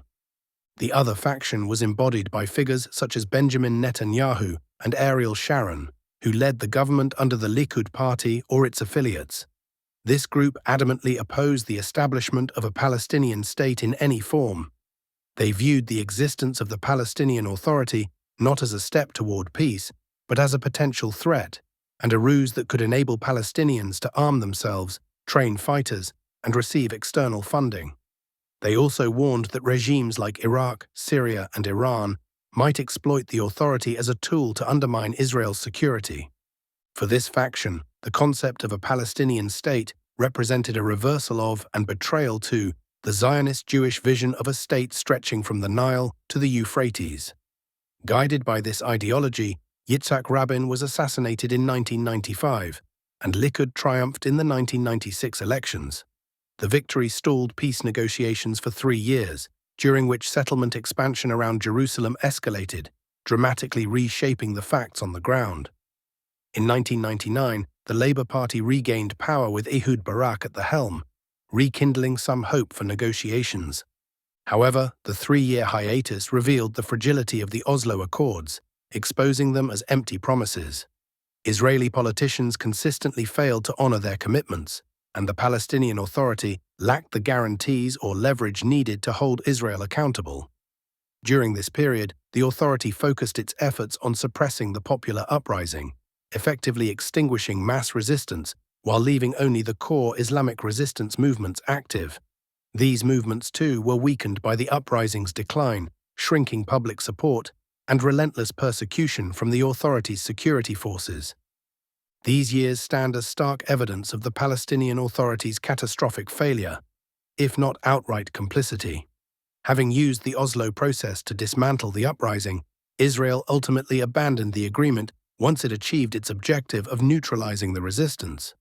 Barak's tenure, which overlapped with Bill Clinton's presidency in the United States, marked a pivotal and revealing chapter in the trajectory of the peace process and its agreements. Barak, widely regarded as one of the most conciliatory Israeli politicians, Clinton, arguably the most dedicated U.S. president to resolving the conflict, and Yasser Arafat, who had formally recognized Israel's right to exist and actively suppressed resistance, convened in July 2000 for what would become yet another failed round of negotiations.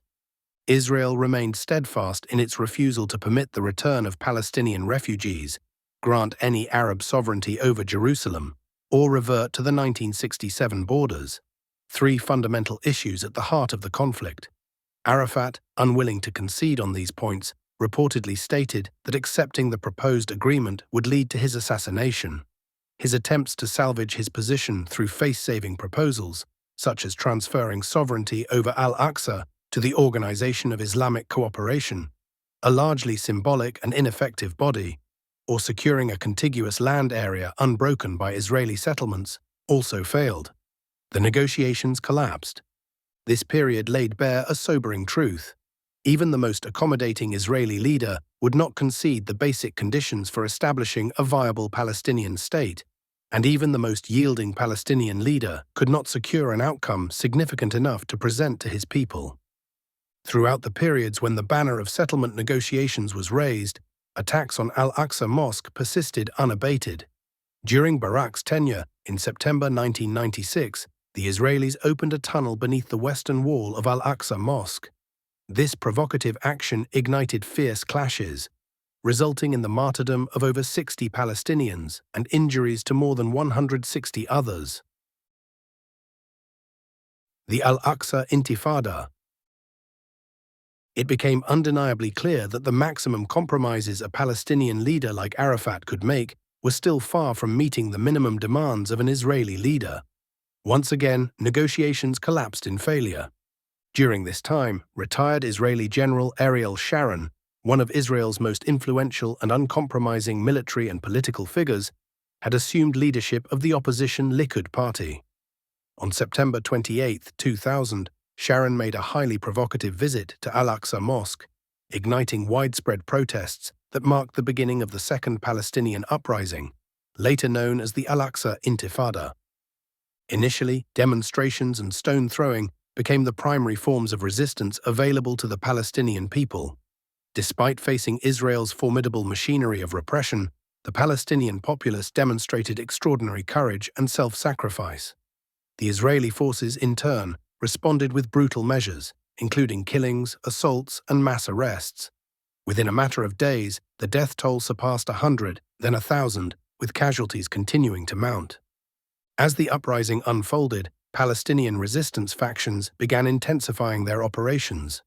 Over time, large-scale demonstrations and street clashes diminished, giving way to more strategic and advanced resistance actions. Among these, martyrdom operations emerged as the most powerful and devastating weapon wielded by the Palestinian resistance, leaving a significant impact in their struggle against the overwhelming Israeli force. The situation spiraled out of control, prompting a change in the Israeli government just months after the outbreak of the Intifada. Ariel Sharon assumed leadership of the new government, promising to end the uprising within 100 days of taking office. Despite launching brutal military and security campaigns across various regions, he failed to fulfill his promise.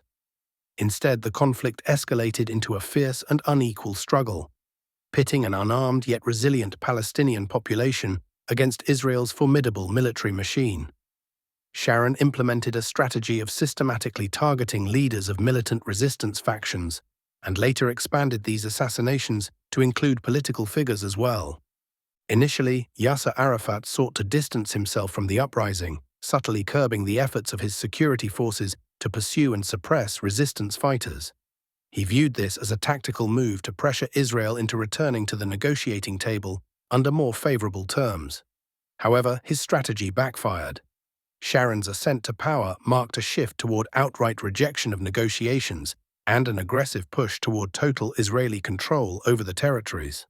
The situation further deteriorated when U.S. President Bill Clinton, a Democrat, left office, and the Republican George W. Bush took over the presidency. Bush's administration bolstered Sharon's hardline position while further weakening Arafat's standing. The following year, on September 11, 2001, the United States experienced a devastating domestic attack that shocked the world, deeply wounded American pride, and launched the so-called global war on terror. In response, the U.S. military invaded Afghanistan in October 2001 and Iraq in March 2003, triggering a global wave of crackdowns on Islamic activism. Initially targeting jihadist groups, this campaign expanded to include charitable, humanitarian, and even political Islamic organizations. Sharon capitalized on this shift, framing his actions as part of the broader fight against Islamic terrorism in Palestine and portraying Yasser Arafat as a central figure in this alleged campaign of terror. The failure of negotiations and the outbreak of the Intifada undeniably caused significant tension within the Palestinian Authority's (PA) institutions. While a minority within the PA made efforts to support the resistance or at least turn a blind eye to it, the majority adhered to the path and purpose for which the authority was established and designed. Many leaders within these institutions, particularly in the security apparatus, maintained direct contact with Israeli officials. Some aspired to position themselves as the next president of Palestine, aligning with Western plans to replace Arafat. As a result, the PA, especially its security agencies, worked systematically to track, arrest, and interrogate resistance fighters, often resorting to torture to extract information about their networks and cells.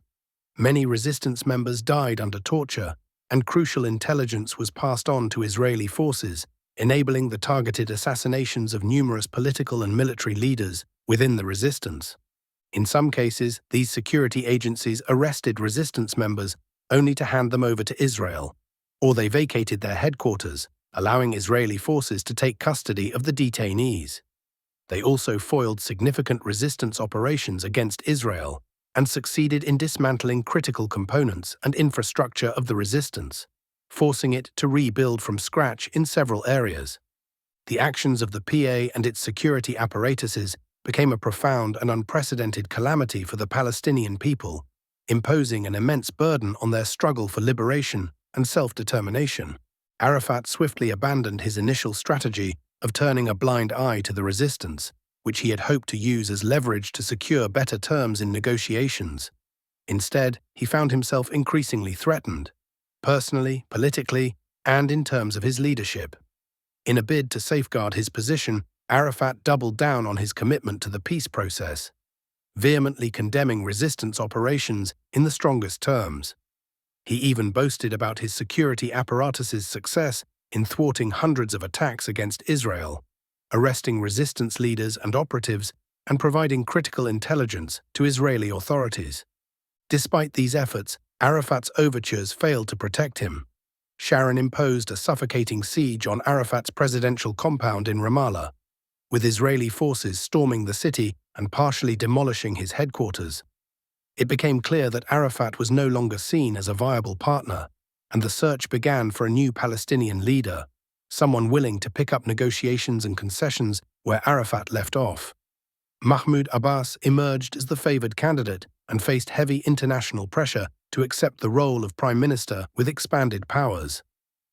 Initially, Arafat resisted appointing a prime minister who would rival his authority and effectively act as the de facto leader. However, the looming threat of assassination forced his hand, and he reluctantly appointed Mahmoud Abbas on April 29, 2003. Internal power struggles quickly ensued between the two over authority and influence, prompting Abbas to resign in less than 5 months. In response, Arafat appointed Ahmed Kurey as prime minister on October 5, 2003, viewing him as more aligned with his vision than Abbas, who was favored by Israel. Sharon, however, dealt a final blow by orchestrating Arafat's assassination in November 2004, reportedly via a slow-acting poison administered by someone within his inner circle. This outcome was facilitated by a governing authority fundamentally designed to operate under Israeli dominance. Following Arafat's death, Mahmoud Abbas returned to lead the Palestinian Authority and the Palestine Liberation Organization, backed by robust support from both Israel and the United States. In January 2005, a carefully orchestrated presidential election took place with the unmistakable objective of installing Mahmoud Abbas as the head of the Palestinian Authority. 7 candidates participated, none of whom had meaningful public support or the resources to pose a serious challenge to Abbas, the favored heir of the PA and a prominent collaborator with the Israeli occupation. As expected, the election culminated in Abbas's victory, securing his position as the president of the Palestinian Authority. Arafat's assassination marked the conclusion of a series of targeted killings of Palestinian leaders. Sharon widened the scope of these assassinations by targeting political leaders of Palestinian factions, a significant escalation from the prior focus on military commanders. The Palestinian people paid a heavy price, losing many of their finest military and political leaders during the Intifada. Among the most prominent military leaders assassinated were Mahmoud Abu al-Hanoud, commander of the Al-Qassam brigades in the West Bank, in November 2001, and Salah Shehadeh, the general commander of the Al-Qassam brigades, in July 2002. Key political leaders martyred included Abu Ali Mustafa, the Secretary General of the Popular Front, in August 2001, and Hamas figures such as Jamal Mansour and Jamal Salim in July 2001, Ismail Abu Shanab in July 2002, Sheikh Ahmed Yassin, the founder of Hamas, in March 2004, and his deputy and successor, Dr. Abdul Aziz al-Rantisi, in April 2004. Additionally, figures such as Abdullah Barghouti, nicknamed the Prince of Shadows, were arrested, with Barghouti apprehended in March 2003. Despite these profound losses, the resistance showed extraordinary resilience, replenishing its ranks and continuing the fight. It developed innovative security and military strategies that continually frustrated Israeli forces. Even with heightened security measures, resistance fighters consistently breached defenses to carry out martyrdom operations deep within Israeli territory. These operations included the participation of women and amounted to 135 missions between 2000 and 2005, with Hamas accounting for 61 of these attacks. The resistance also succeeded in advancing its weaponry, starting with the production of locally made rockets. These rockets initially had a range of 10 kilometers, later extending to 12 kilometers, using locally sourced components within the Palestinian environment. This represented a significant escalation in the threat to the security of Israeli settlements.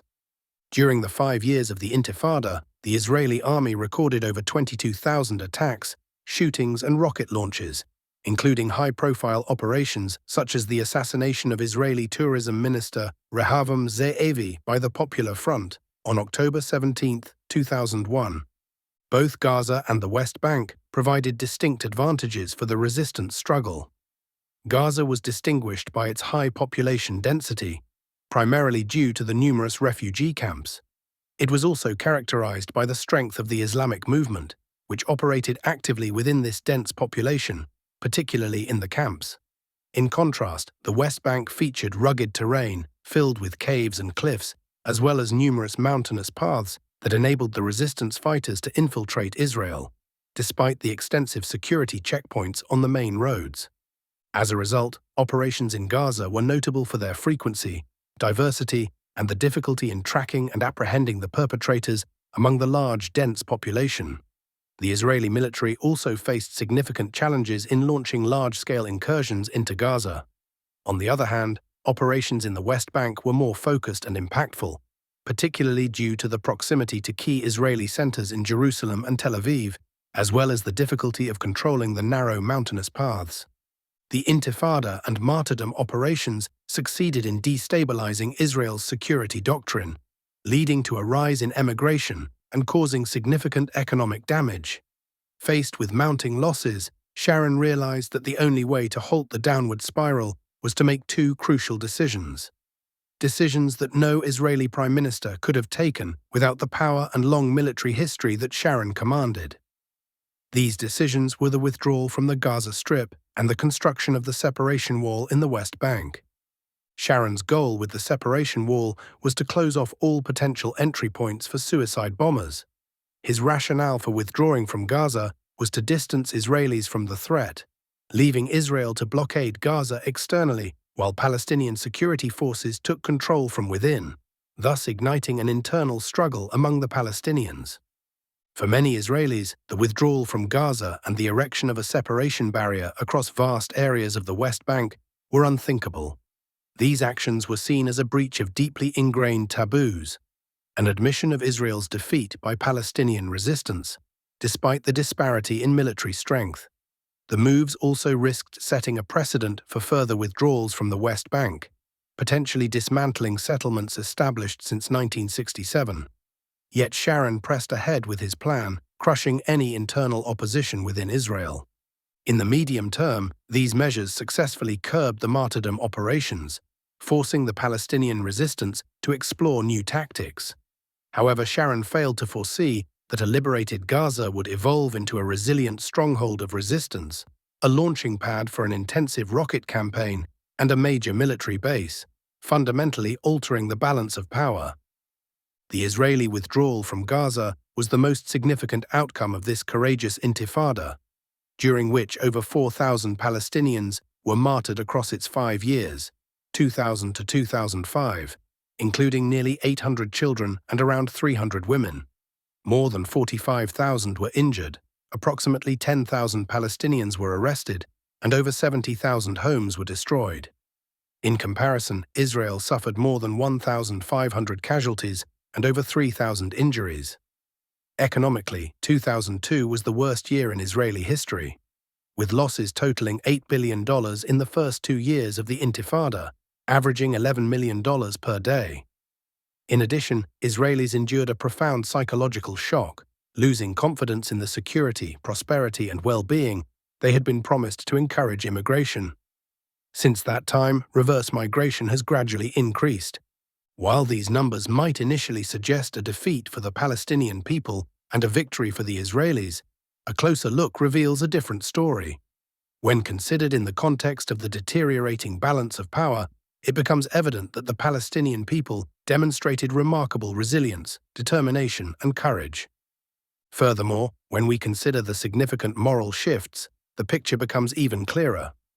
One of the most notable of these moral shifts came from Tzipi Livni, a staunchly Zionist and nationalist figure who acknowledged that the concept of Greater Israel was over.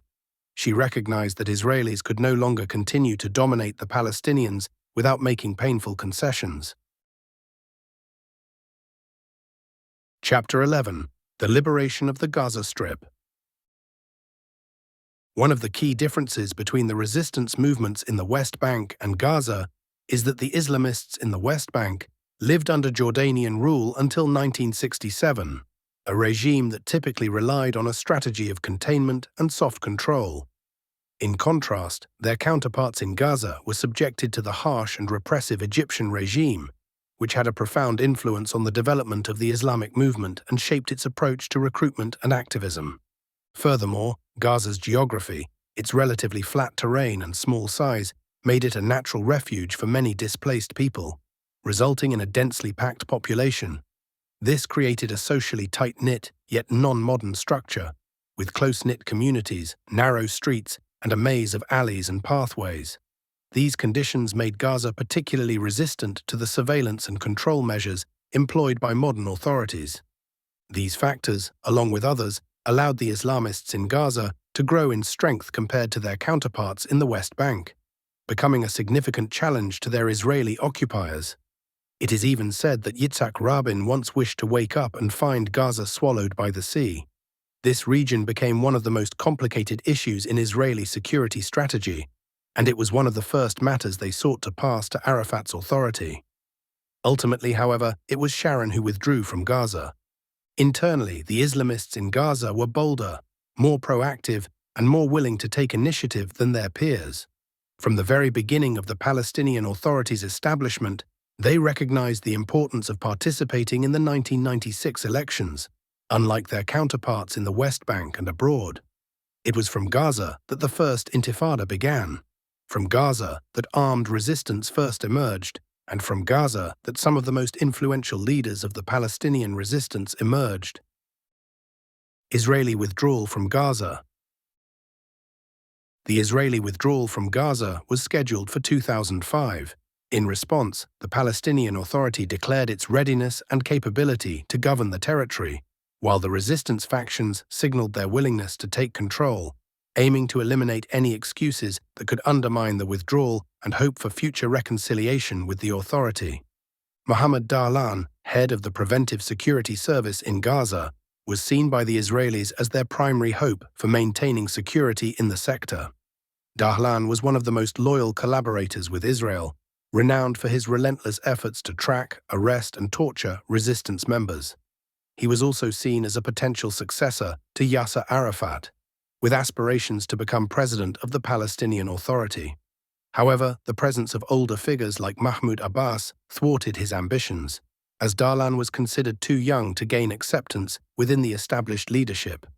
Though he lost the chance to lead the authority, Gaza presented Dahlan with a unique opportunity to prove his worth or even seek independence for the region. This set the stage for escalating tensions between him and Abbas. Sharon's strategy to support Dahlan's control over Gaza included the assassination of key resistance leaders, such as Sheikh Ahmed Yassin and Abdul Aziz al-Rantisi. While the Israeli withdrawal from Gaza was a significant achievement for the Palestinian resistance, demonstrating its ability to accomplish what Arab armies had failed to do, it also marked a perilous shift in the situation. Two main issues emerged from this development. First, the Palestinian Authority, led by Dahlan and Abbas, and its security forces filled with collaborators, began a series of harsh campaigns against the resistance factions under the banner that legitimate weapons belong to the Palestinian Authority. Second, the daunting challenge of governing the densely populated Gaza Strip, which lacked economic resources, geographic depth, and political backing, made effective administration increasingly difficult. The practical and realistic resolution to these challenges unfolded through a series of developments, all of which occurred outside Gaza. The September 11, 2001 attacks delivered an unprecedented shock to the United States, one not experienced since World War II. In the aftermath, a new idea began circulating within American political circles: the necessity of democratizing the Islamic world.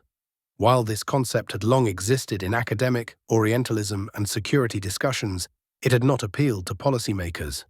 As long as Arab dictators upheld American and Israeli interests, there was little incentive to replace them or promote democracy in their countries, given the risks and uncertainties such a shift might entail. However, the aftermath of September 11th revealed a harsh reality. These Arab autocrats were fostering explosive levels of anger and resentment.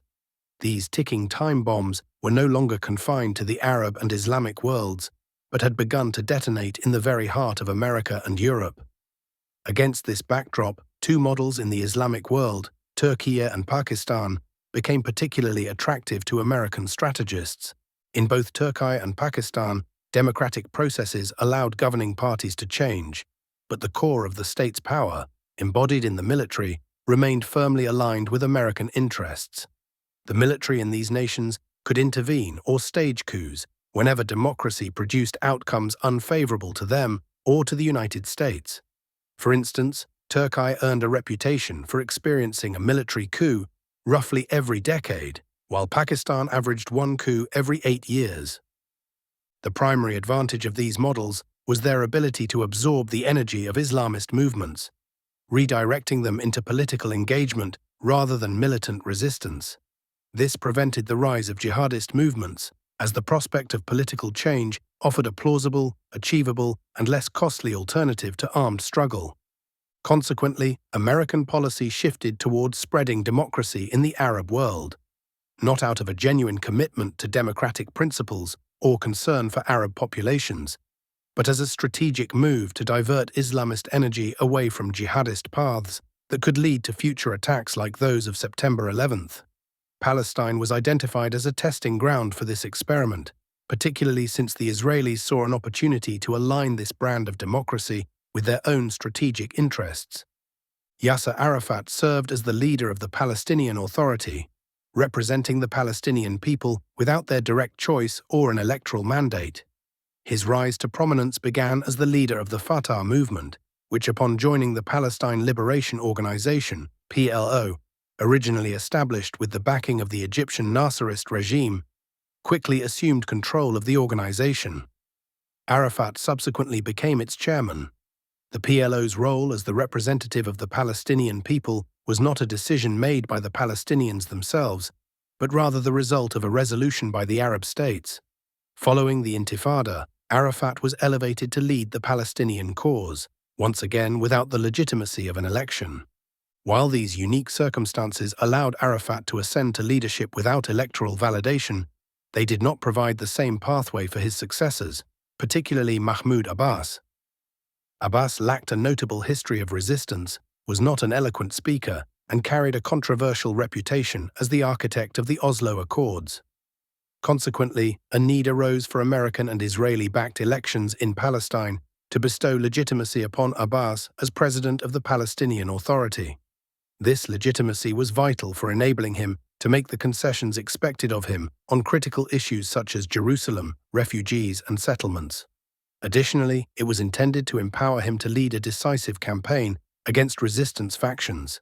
leveraging his status as the legitimately elected president in a free and fair election, supported by a Fatah majority in the Legislative Council, essentially the Palestinian parliament. At this juncture, Palestinian resistance factions were struck with alarm, realizing that the resolution and potential closure of the Palestinian cause could be rapidly advanced through the upcoming elections. Compounding this crisis was the fact that these factions had structured themselves and their operations around their identity as resistance movements, not as political parties designed to contest elections. From their inception, it had neither been imagined nor anticipated that Israel would ever permit elections for the Palestinian people. This unprecedented situation posed a substantial challenge, leading to a significant division between the two major Islamic resistance factions, Hamas and Islamic Jihad. Hamas decided to participate in the elections, aiming to exert every effort to obstruct the liquidation of the Palestinian cause and to prevent Fatah, which already held a monopoly on power, from making critical decisions and unilaterally shaping the fate of the cause. Conversely, Islamic Jihad chose to boycott the elections, maintaining that elections could not provide legitimacy for concessions on historical rights and emphasizing that the resistance movement must remain firmly committed to military and field resistance, regardless of the authorities' decisions. From the perspective of the Americans, Israelis, Arab regimes, and even Fatah, Hamas's participation in the elections posed no genuine threat. Fatah's victory seemed assured, given its long-standing control over the Palestinian Authority, its financial resources, and its 13-year dominance over the administrative machinery. Resistance movements, despite their popularity, lacked the experienced cadres necessary for governance and administration, had no prior involvement in political operations, and, particularly among local candidates contesting the elections, lacked international relations. Additionally, as Islamic movements, they faced inherent rejection from the regional Arab environment, which further diminished their prospects. The elections were held with great care to ensure their transparency, leaving no room for doubts about the legitimacy of Mahmoud Abbas and the Palestinian Authority government. Yet the results were nothing short of a seismic shock. Hamas emerged victorious with an overwhelming majority, securing 74 out of 132 seats and achieving the ability to form a government independently. This outcome, unforeseen by all, including Hamas itself, redefined the political landscape. Hamas had initially aimed to serve as a powerful opposition capable of thwarting any concessions on Palestinian rights, not to assume governance. Meanwhile, Fatah managed to win only 45 seats. The election results reverberated across Palestine, the Arab world, and Western nations. The democratic process had elevated Hamas, a group classified by many as a terrorist organization, to power. This development placed the international community in a bind. Recognizing the election's legitimacy would require respecting the will of the Palestinian people, while rejecting the results would expose the hypocrisy of their democratic rhetoric. However, opponents of the election's outcome found a path forward. They acknowledged the fairness of the process, but refused to accept its results, launching efforts to obstruct and ultimately nullify the election's impact. The military resolution in Gaza. The most profound consequence of these elections was the dismantling of the plan to resolve the Palestinian issue through a Fatah-dominated government. The prospect of installing a Palestinian president with full legitimacy to surrender claims over historic Palestine and compromise on critical matters, such as Jerusalem, refugees, statehood, water rights, and settlements, was effectively thwarted. This represented a monumental victory and a retreat from a perilous threat.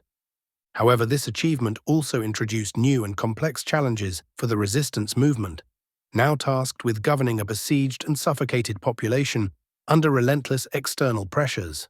Managing the affairs of any society is inherently challenging, but for the Palestinian community under such exceptional constraints, it proved an unparalleled ordeal of political, administrative, and humanitarian struggle. Hamas sought to establish a national unity government involving all the Palestinian factions to share the responsibility of governance and alleviate the impending wave of hostility from the Palestinian Authority, Arab regimes, and Western nations. However, this effort was thwarted when threats were made against any faction willing to join Hamas's government.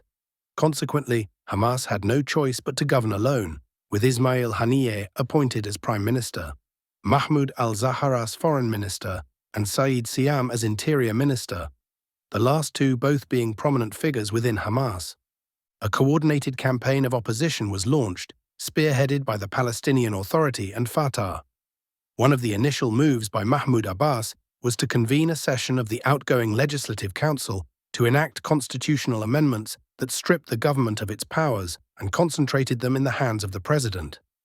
Abbas issued additional decrees restructuring ministries and agencies, transferring key responsibilities, such as security forces, media oversight, border management, and embassy operations, directly to himself. The most damaging blow, however, came from within the Palestinian Authority's internal systems. Hamas ministers found their ministries empty, devoid of funds or resources. The administrative infrastructure was entirely dominated by Fatah members who actively obstructed ministerial directives, including those issued by Interior Minister Said Siam. Siam faced immense resistance, particularly from his deputy Rashid Abu Shbak, who had been appointed by Abbas to oversee all security forces. The lack of cooperation bred widespread security chaos, further exacerbated by Fatah elements instigating disorder on the streets and security personnel refusing to fulfill their roles.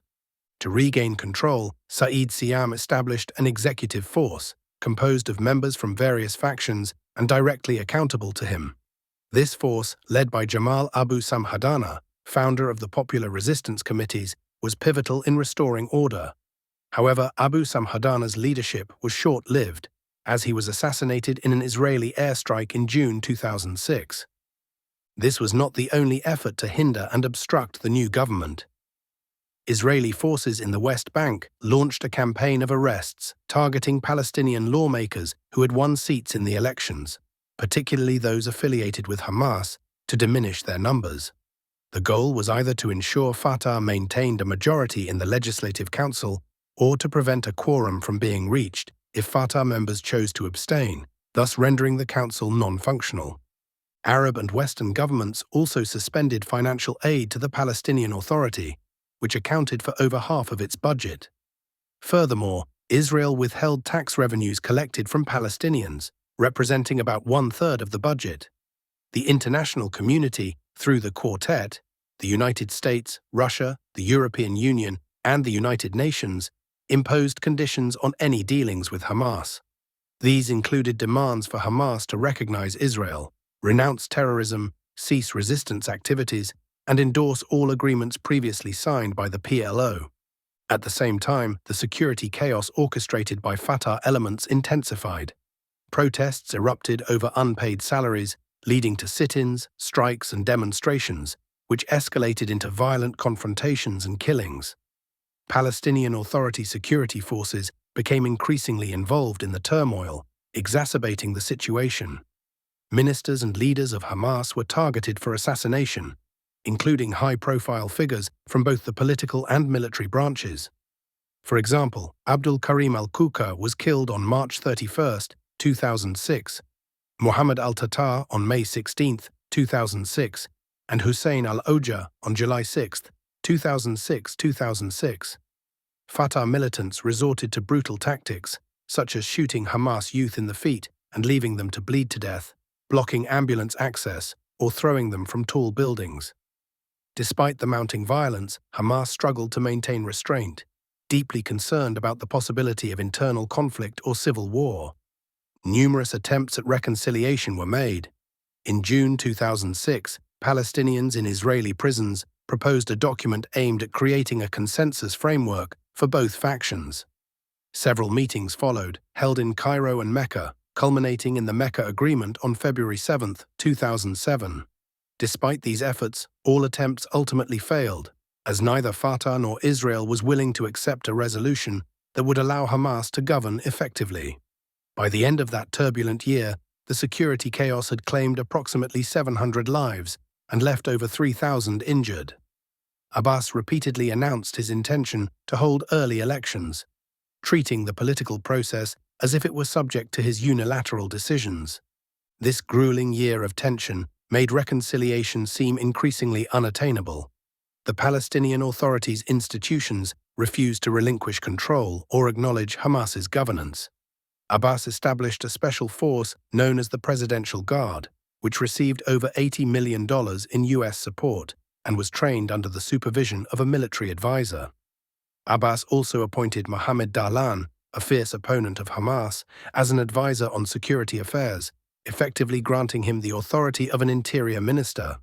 Dahlan systematically undermined the independent interior minister Hani al-Khawazmi, eventually driving him to resign. The security situation continued to deteriorate, marked by an increase in security checkpoints and a surge in assassinations. In one particularly grim week, 22 Hamas members were killed. Between early 2006 and mid-2007, Hamas documented the deaths of 76 of its members and affiliates at the hands of Fatah-affiliated security forces. Additionally, 462 violent incidents were recorded in the 4 months following the signing of the Mecca Agreement. At this juncture, the Qassam brigades made the decisive move to end the abnormal situation, acting independently from Hamas's political bureau. They launched a swift and targeted attack on the main headquarters of Mohammed Elhamy's preventive security force in Tel al-Hawa, regarded as the nerve center of opposition. Within mere hours, the stronghold crumbled, leaving its personnel scattered, either fleeing, displaced, or in hiding. This military resolution stands as one of the most pivotal moments in Palestinian history, heralding what many see as the true liberation of Gaza. Since then, Gaza has remained the sole genuinely liberated territory in Palestine and, arguably, the only fully emancipated area in the Arab world. In retaliation, the Palestinian Authority, PA, and Fatah forces in the West Bank unleashed a violent crackdown on Hamas and its institutions. Mahmoud Abbas dismissed Ismail Haniyeh's government and unilaterally installed a new administration headed by Salam Fayyad, an individual criticized for strong ties to Israeli and American interests. Without elections, referendum, or legislative approval, in blatant violation of constitutional norms. This development marked the beginning of what became known as the Palestinian Division. Hamas took control of the liberated Gaza Strip, while the PA, under Fatah, maintained its grip on the Israeli-occupied West Bank. Abbas's administration in the West Bank resumed negotiations and security coordination with Israel, escalating its suppression of religious activities, charitable organizations, and social initiatives under the guise of combating Hamas. This period saw an unprecedented level of collaboration with Israel to dismantle resistance networks, arrest activists, share intelligence, and conduct joint interrogations. For Palestinians in the West Bank, this ushered in an exceptionally harsh and oppressive era. In an unusual and unprecedented move, Fatah decided to withhold salaries from public sector employees in the Gaza Strip unless they refrained from reporting to work. The rationale was that by attending their jobs, employees would be helping Hamas govern Gaza, and thus their salaries would be cut. This forced strike severely hindered Hamas's ability to manage the sector while simultaneously purging administrative positions of Fatah loyalists, leaving only those loyal to Hamas or those who opposed the coercion. Arab regimes also took steps against Hamas. Egypt completely closed the Rafah crossing and imposed a full siege on Gaza. Saudi Arabia prevented Gazans from performing the Hajj pilgrimage in the first year following Hamas's military takeover. Meanwhile, Arab and Western governments resumed financial support for Salam Fayyad's government, providing grants and aid to strengthen Abbas's administration and fund efforts against resistance in the West Bank. Israel escalated its attacks on Gaza, shocked by Hamas's unexpected military takeover after Israel's withdrawal. Few had anticipated that the Israeli retreat from Gaza would result in Hamas's control, backed by the legitimacy of an overwhelming electoral victory. This marked the first time since the British occupation that Palestinians governed a piece of land, with leaders from the resistance rather than from those who compromised principles and abandoned rights. Abbas sought to regain control of the Gaza Strip, advocating for the deployment of international forces to occupy the area. However, this proposal was rejected due to two primary challenges. The complexities surrounding the authority and operations of such forces under the oversight of the Egyptian and Israeli governments, and the prevailing assumption that the stringent blockade on Gaza would ultimately force Hamas to surrender and collapse. This anticipated scenario never materialized. Although Hamas withstood the siege, both the movement and the people of Gaza faced extreme hardship under the blockade.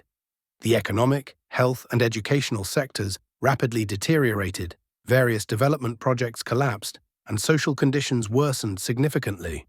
Poverty and unemployment rates skyrocketed. Water shortages became critical, and diseases proliferated due to the lack of medicines and restrictions on importing medical equipment. Gaza effectively turned into the world's largest open-air prison. The 5 wars in Gaza. Since Hamas's military consolidation, Gaza transformed into a liberated Palestinian territory governed by an administration supporting resistance rather than suppressing it. This shift presented a serious threat to its adversaries.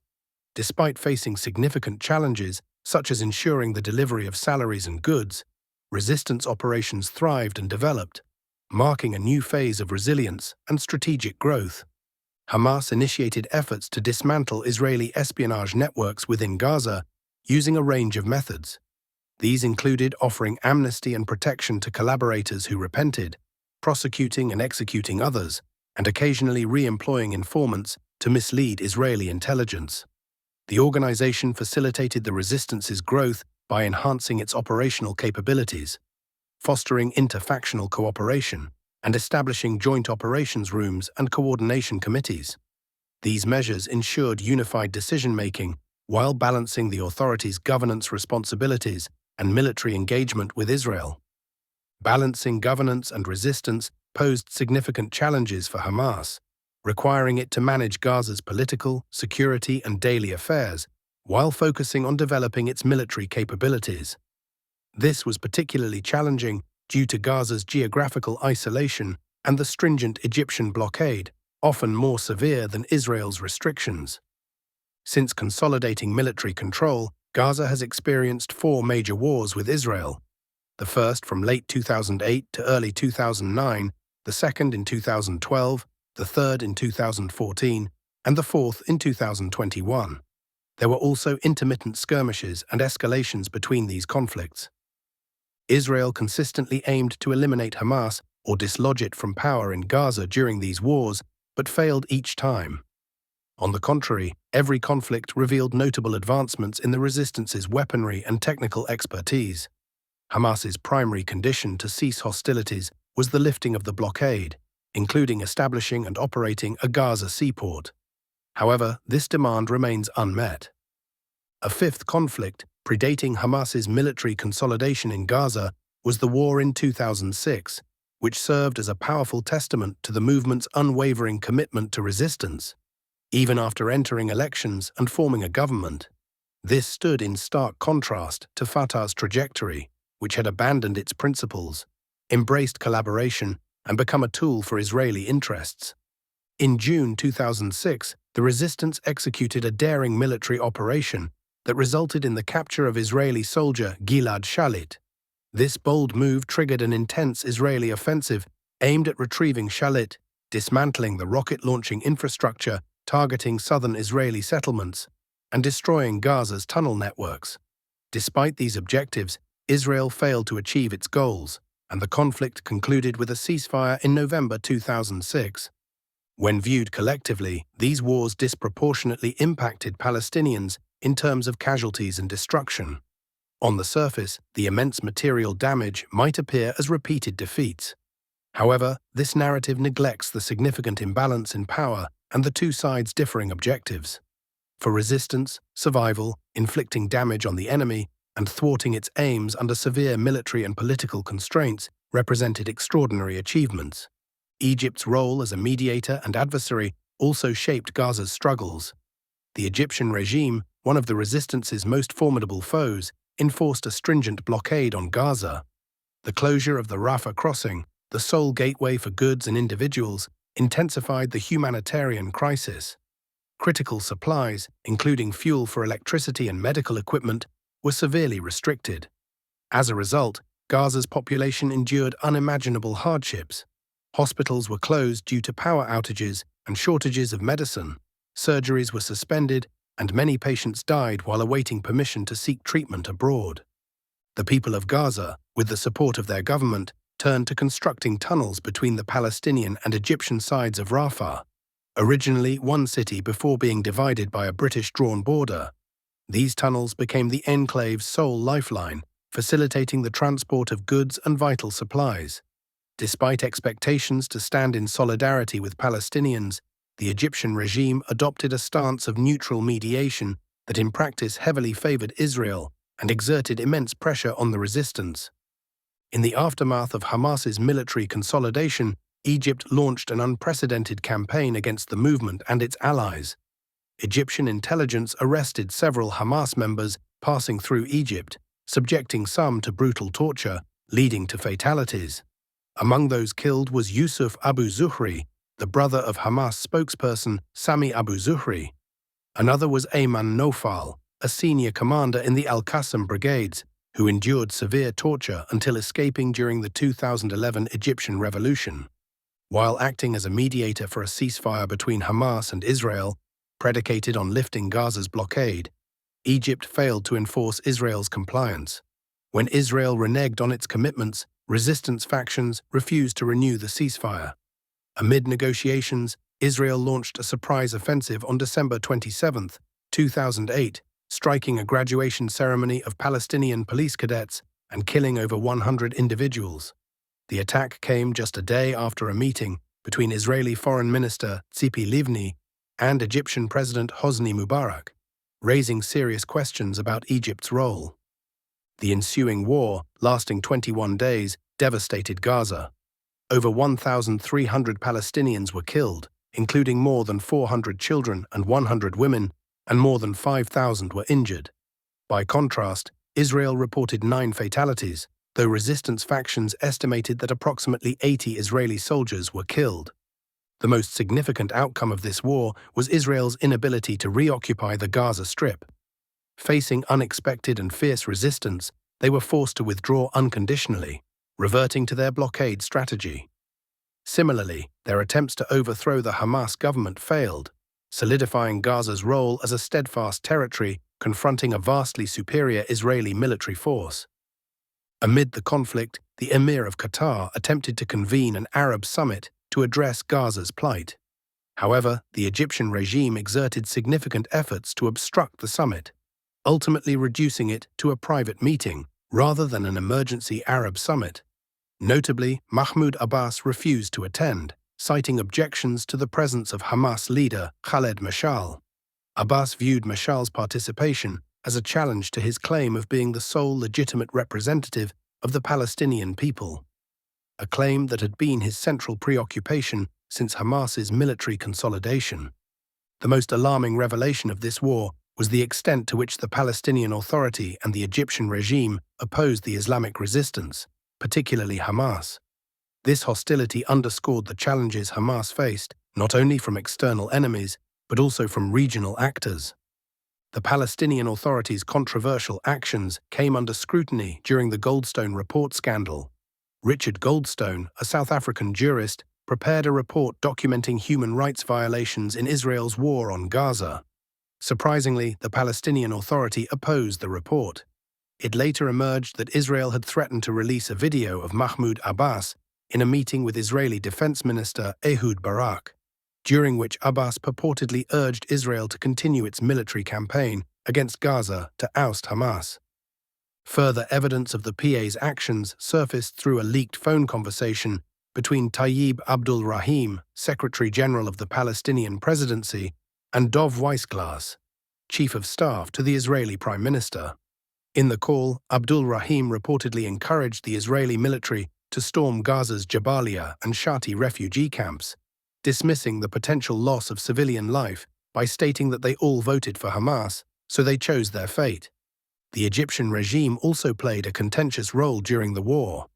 Media campaigns against Hamas were coupled with covert operations. Observers suggest that Omar Suleiman, Egypt's intelligence chief, sought to position himself as a successor to President Hosni Mubarak, over 80 years old at the time, by demonstrating loyalty to Israeli and American interests. Suleiman obstructed prisoner exchange negotiations between Hamas and Israel, prioritizing efforts to locate captured Israeli soldier Gilad Shalit. His actions aimed to strip Hamas of a major bargaining tool for the release of Palestinian prisoners. Moreover, Suleiman imposed harsher terms than Israel itself demanded, delaying the exchange despite interventions by international mediators, including France and Germany. Relief swept across the region when the Egyptian revolution erupted in January 2011, bringing an end to Hosni Mubarak's rule along with that of Omar Suleiman, who had been appointed vice president during the final days of the regime. The entire Arab world was shaken by this monumental upheaval, and Israel perceived an existential threat with Mubarak's ouster. Israeli Minister Benjamin Ben Eliezer famously described Mubarak as a strategic treasure for Israel, while former CIA Director George Tenet hailed him as one of the most reliable partners in combating terrorism and pursuing peace in the Middle East. In the American security lexicon, however, terrorism often translates to Islam, while pursuing peace is synonymous with empowering Israel. The turbulence deepened with another seismic event: the outbreak of the Syrian Revolution in March 2011. This uprising posed a serious threat to the Assad regime, which had maintained the security of the Golan Heights for 4 decades. Crucially, the fall of the Mubarak regime removed a significant obstacle, paving the way for Hamas to negotiate a landmark deal in October 2011. This agreement secured the release of an Israeli soldier held captive by Hamas in exchange for 1,000 Palestinian prisoners, including 20 women. With the rise of the Arab revolutions, the dream of liberating Palestine seemed closer than ever. These aspirations reached their zenith when the Muslim Brotherhood triumphed in Egypt's presidential elections, bringing Mohammed Morsi to power. It felt as if history had accelerated and distant dreams were suddenly within reach, symbolized by the warm reception of Hamas leaders at the Egyptian presidential palace. Morsi, who assumed the presidency in July 2012, struggled to consolidate his authority over a deeply entrenched state apparatus, one historically rooted in hostility toward Islam and Muslims and dedicated to suppressing Islamists. He faced significant challenges in navigating the complex dynamics of governance and was cautious about engaging in conflicts with the United States or Israel. The Muslim Brotherhood's strategy prioritized reassuring international powers and pursuing gradual reforms. Despite these limitations, many restrictions on Palestinians were eased during Morsi's presidency, particularly regarding movement through the Rafah border crossing, the only lifeline for the besieged Gaza Strip. While the crossing remained under the control of the same security apparatus, which had prohibited the transfer of weapons or materials that could aid in their manufacture, Morsi's single year in office became a golden era for Gaza. During this time, Hamas managed to smuggle large quantities of weapons, benefiting from weakened Egyptian security forces in the wake of the revolution and the perception that an Islamist-led era was imminent. Key supplies also flowed from Libyan stockpiles after the fall of Muammar Gaddafi. This pivotal year saw Israel assassinate Ahmed Jabari, the deputy leader of the Al-Qassam brigades, on November 14, 2012, sparking the Second War on Gaza since its de facto liberation in 2005-2007. Unlike previous conflicts, this war occurred under an Egyptian regime that politically supported Gaza amid heightened Arab public mobilization and weakened Egyptian state institutions. The precarious environment heightened fears that unchecked escalation could lead to widespread instability. Consequently, U.S. diplomacy moved swiftly to halt the conflict. A ceasefire agreement was reached within just 1 week, making it the shortest and least costly war on Gaza. The hostilities claimed 105 Palestinian lives, left approximately 1,000 wounded, and resulted in 4 Israeli deaths and 219 injuries. The Golden Year abruptly ended with a bloody military coup that ousted Mohammed Morsi from power on July 3, 2013. The coup leader unleashed a brutal crackdown on the Muslim Brotherhood, echoing the harsh Nasserist campaigns of 6 decades prior. On August 14, 2013, around 1,000 Brotherhood members were killed in a single day in the infamous Rabaa massacre. named after the square where it occurred. In relation to Gaza, the new military regime treated Hamas and the Gaza Strip as primary adversaries, initiating unparalleled efforts to suppress and isolate them. This campaign began with tightening the blockade to its maximum level and virtually sealing the Rafah border crossing.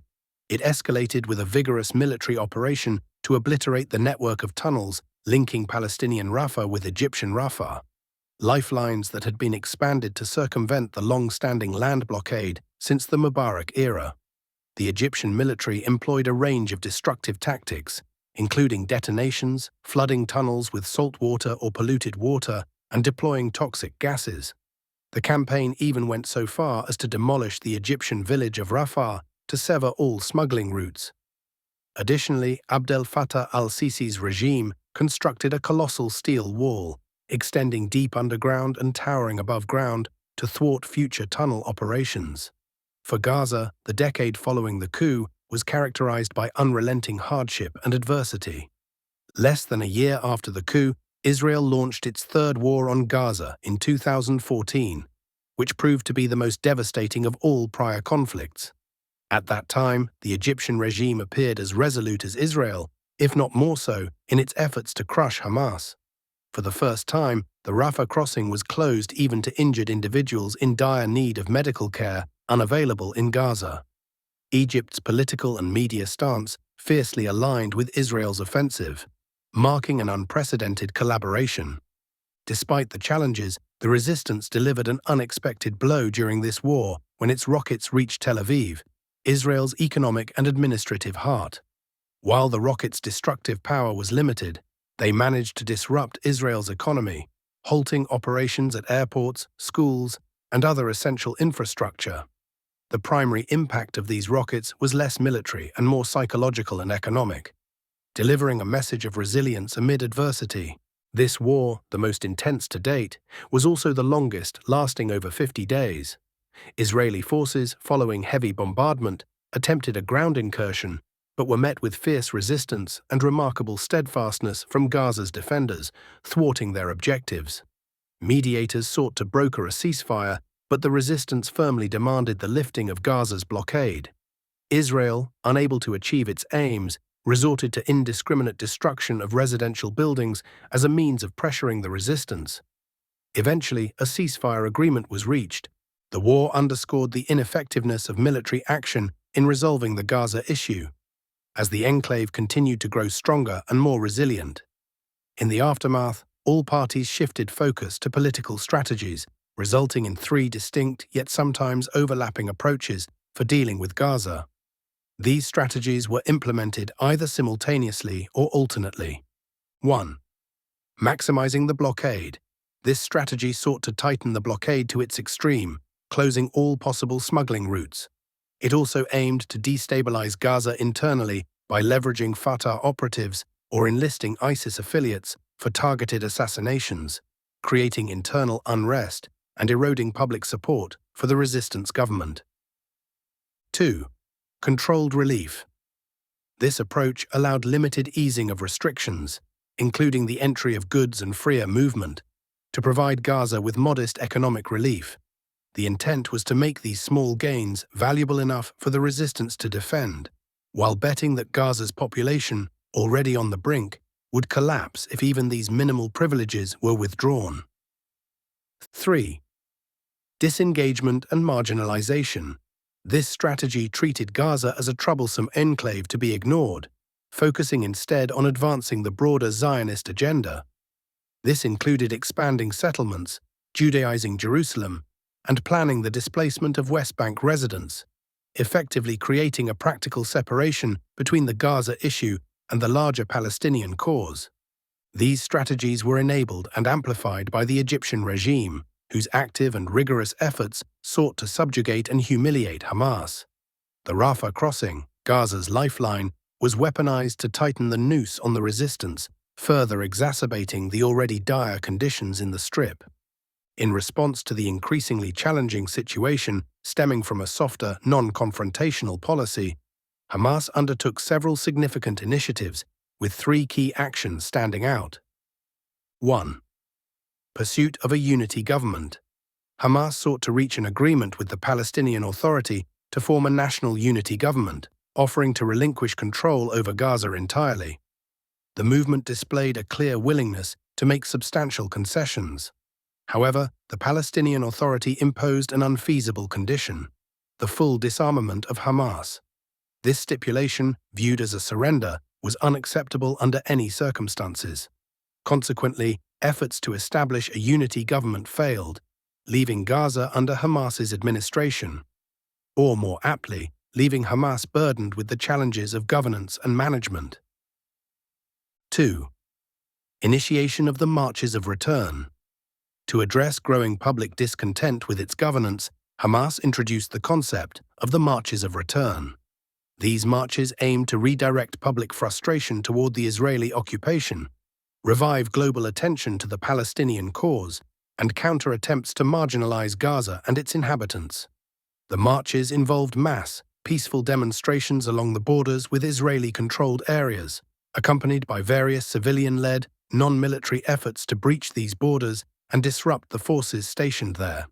Despite limited international media and political attention to Gaza's plight, the marches successfully rekindled some awareness of the Palestinian struggle and channeled public anger toward the occupier, identified as the root cause of the crisis.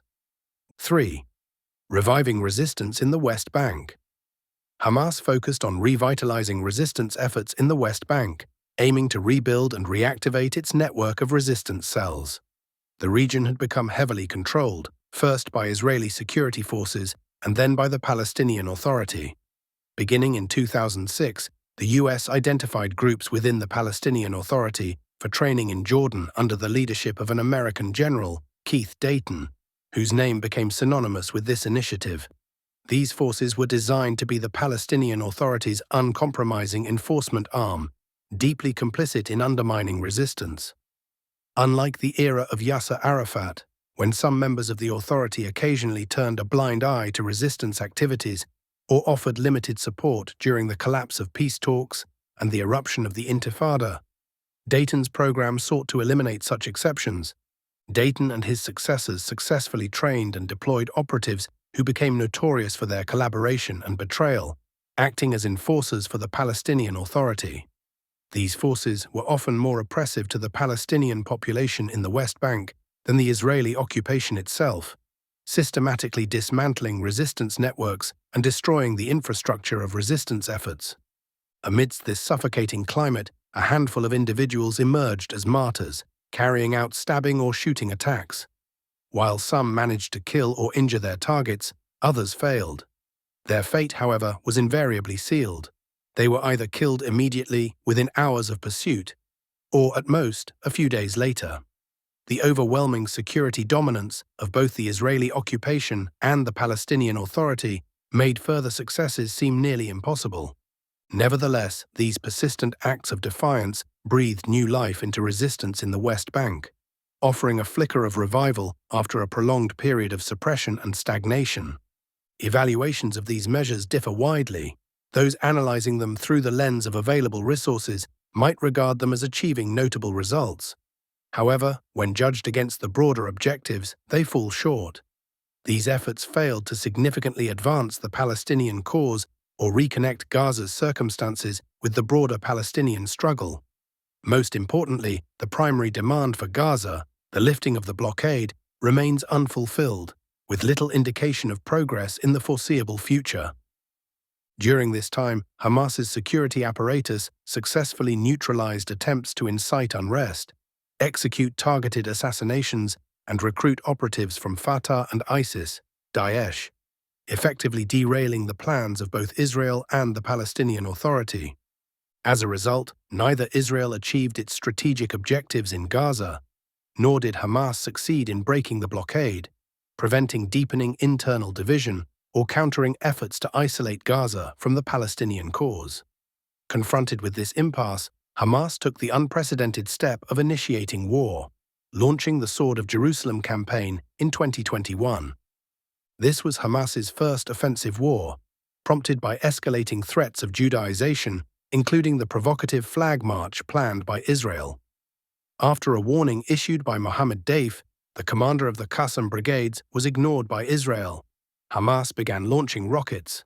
The conflict, lasting 11 days, resulted in the martyrdom of over 200 Palestinians, while Israel reported 13 fatalities. The war conveyed a resounding message. Gaza could take the initiative to defend Al-Aqsa Mosque, and Jerusalem now had a metaphorical sword ready to be wielded from Gaza. This crucial assertion became the defining legacy of the Sword of Jerusalem battle. Al-Aqsa Flood, Tufan al-Aqsa. Since the conclusion of the Sword of Jerusalem battle, Israel has persistently violated the sanctity of Al-Aqsa Mosque, attempting to undermine the resistance's achievements from that conflict. These provocations included storming the mosque during Ramadan, assaulting worshippers, and imposing severe restrictions even during Tarawih prayers. However, the resistance in Gaza responded with less intensity than expected, particularly given the heightened anticipation following Sword of Jerusalem. Their reactions were largely limited to condemnation and threats, which Israel dismissed as it sought to solidify its absolute dominance over Al-Aqsa Mosque, acting with apparent impunity. This led Israel to believe that Hamas had been effectively deterred and was now a rational adversary unlikely to engage in reckless actions. Buoyed by this perception, Israel redeployed several of its forces stationed near Gaza to bolster military and security operations in the West Bank. This assumption was dramatically upended on the morning of Saturday, October 7, 2023. Hundreds of resistance fighters launched a large-scale offensive, breaching the heavily fortified Gaza perimeter amidst a massive rocket barrage targeting multiple areas in Israel. They penetrated dozens of settlements, killing over 1,000 Israelis, primarily military personnel, and overran the Gaza division, seized its headquarters, and returned to Gaza with hundreds of Israeli captives. The timing of the assault coincided with a concert near the Gaza border, organized by Israeli performance groups, inadvertently making attendees easy targets for capture. According to sources close to the resistance, the operation was initially designed to last a single day. Yet all its objectives were astonishingly achieved within just 6 hours. During this critical window, Israeli defense systems were completely paralyzed, unable to comprehend the scale or nature of the attack, which marked one of the most unprecedented and devastating assaults in Israel's history. Despite its limited resources and the confines of a 17-year siege, the resistance in Gaza delivered a blow to Israel of unprecedented magnitude, one that even the combined Arab armies had never achieved. The attack inflicted the highest single-day death toll in Israel's history. What was even more astonishing was that Israel, with its advanced security apparatus monitoring Gaza around the clock, failed to detect any signs of such a large-scale operation. Its highly fortified security fence, equipped with multiple layers of sensors, safeguards, and surveillance, proved utterly ineffective, a mirage incapable of halting the offensive. The resistance's primary objective was to secure a prisoner exchange that would lead to the release of all Palestinian detainees from Israeli prisons. However, the scale, intensity, and surprise of the attack provoked a fierce Israeli retaliation, which prompted swift intervention from Western nations, spearheaded by the United States. The U.S. president hurried to visit Israel, accompanied by high-ranking officials, including the Secretaries of Defense and State, as well as senior military and intelligence figures. The U.S. also deployed its 2 largest aircraft carriers to the Mediterranean, issuing a stark warning to deter any regional actors from joining the conflict. This reaction laid bare a striking reality. Israel, despite its self-image as a formidable power, could be struck and shaken by a small group of resistance fighters armed with light weaponry, operating within the constraints of a besieged and resource-starved environment. It is premature to offer a definitive account of Al-Aqsa flood as the events continue to unfold. Yet what has transpired thus far represents a monumental chapter in Gaza's history. At the time of writing, the war has claimed the lives of more than 36,000 Gazans and left approximately 90,000 injured. This conflict has unmasked truths that were once obscured or ignored, leaving no room for doubt, except among those whose hearts and vision remain clouded by denial. This war revealed the depth of brutality, bloodlust, and inhumanity demonstrated by the Zionists and their allies. They indiscriminately targeted hospitals, mosques, churches, shelters, tents housing displaced persons, humanitarian aid organizations, and even critical infrastructure such as water wells and power generators, essential for water desalination and hospital operations. Field massacres were executed, victims were buried in mass graves, graves desecrated, and infants, including premature babies, were left to perish from hunger and the cold in hospital beds. The conflict also underscored the unyielding support of Western nations, spearheaded by the United States, for Israel. This support is manifested in a relentless flow of weapons, ammunition, and missiles, alongside a network of experts, intelligence operatives, and surveillance systems deployed to track down prisoners and resistance leaders. The backing extended to coordinated political, media, and legal efforts on both international and domestic fronts. The brazenness of this support unveiled an unprecedented overt complicity, revealing an unfiltered and grotesque bias. Moreover, this war exposed the betrayal and moral collapse of specific Arab regimes, notably Egypt, Jordan, Saudi Arabia, and the UAE. These states actively shielded Israel and facilitated alternative maritime and land routes for its supplies, circumventing disruptions caused by Houthi strikes near Yemen's Bab al-Mandeb Strait. Their intentions became clear as they openly supported Israel's efforts to swiftly dismantle Hamas and the resistance in Gaza. Jordan reinforced robust border security measures to ensure Israel's safety, while Egypt strictly regulated the Rafah crossing under Israeli directives, controlling the movement of people and goods. Even Egyptian nationals trapped in Gaza required Israeli consent to return, and Palestinians faced exorbitant fees, ranging from $5,000 to $10,000 per person, just to exit, epitomizing betrayal and exploitation. This war also laid bare the paralysis and complicity of international institutions. The United Nations, along with its humanitarian, health, and legal arms, could do little beyond tallying casualties, producing reports, and issuing weak condemnations. Their operations on the ground were wholly subject to Israeli discretion, exposing the systemic failures of global governance and the unchecked dominance of Israel's agenda. The helplessness of the Arab and Islamic world in aiding their brothers and extending support became painfully clear. They were forced to recognize how their actions were confined to the boundaries set by their regimes. Protests were only possible when permitted, and expressions on social media were allowed only within strict limits. Some were entirely silenced, unable to speak or write even on online platforms. This sobering reality laid bare the true extent of their power, or lack thereof, and the suffocating dominance these regimes exerted over them. Indeed, there is no power or might except through Allah, the Most High, the Most Great. Chapter 12. Insights from Palestine's Modern History. The history of Palestine is a profound and intricate tapestry, teeming with lessons and reflections. The deeper one explores it, the greater the insight into the world's dynamics over the past 2 centuries. Indeed, it is no exaggeration to assert that the Palestinian cause embodies the convergence of the world's most significant struggles: religious, historical, intellectual, political, and legal. The following are the most critical points that demand focused consideration from this rich and multidimensional history. Historical and intellectual insights. Historical narratives often remain fragmented and disjointed unless they are accompanied by the lessons and interpretations that weave them into a coherent whole. From these events, the following key insights emerge. 1. The struggle for Jerusalem is undeniably rooted in religion, with religious motivations serving as the most powerful and explicit driving forces.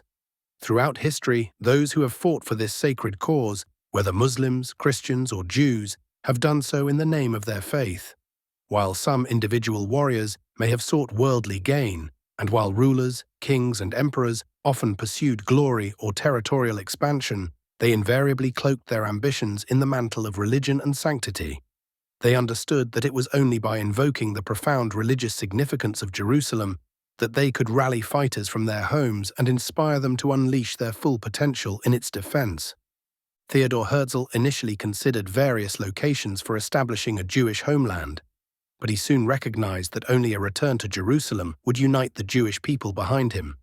Similarly, during the Crusades, while some European kings may have dreamed of lands flowing with milk and honey, they could only rally armies by appealing to the cause of defending Christ's tomb.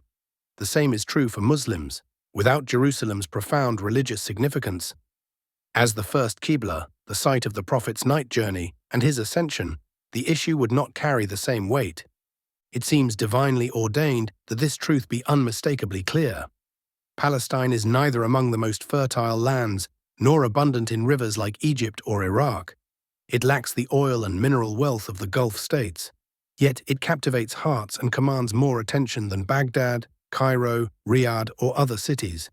It is both absurd and treacherous for Jews to raise religious slogans while Muslims respond with secular rhetoric about historical land claims, human rights, or self-determination, arguments that fail to inspire action or carry weight in this ruthless world.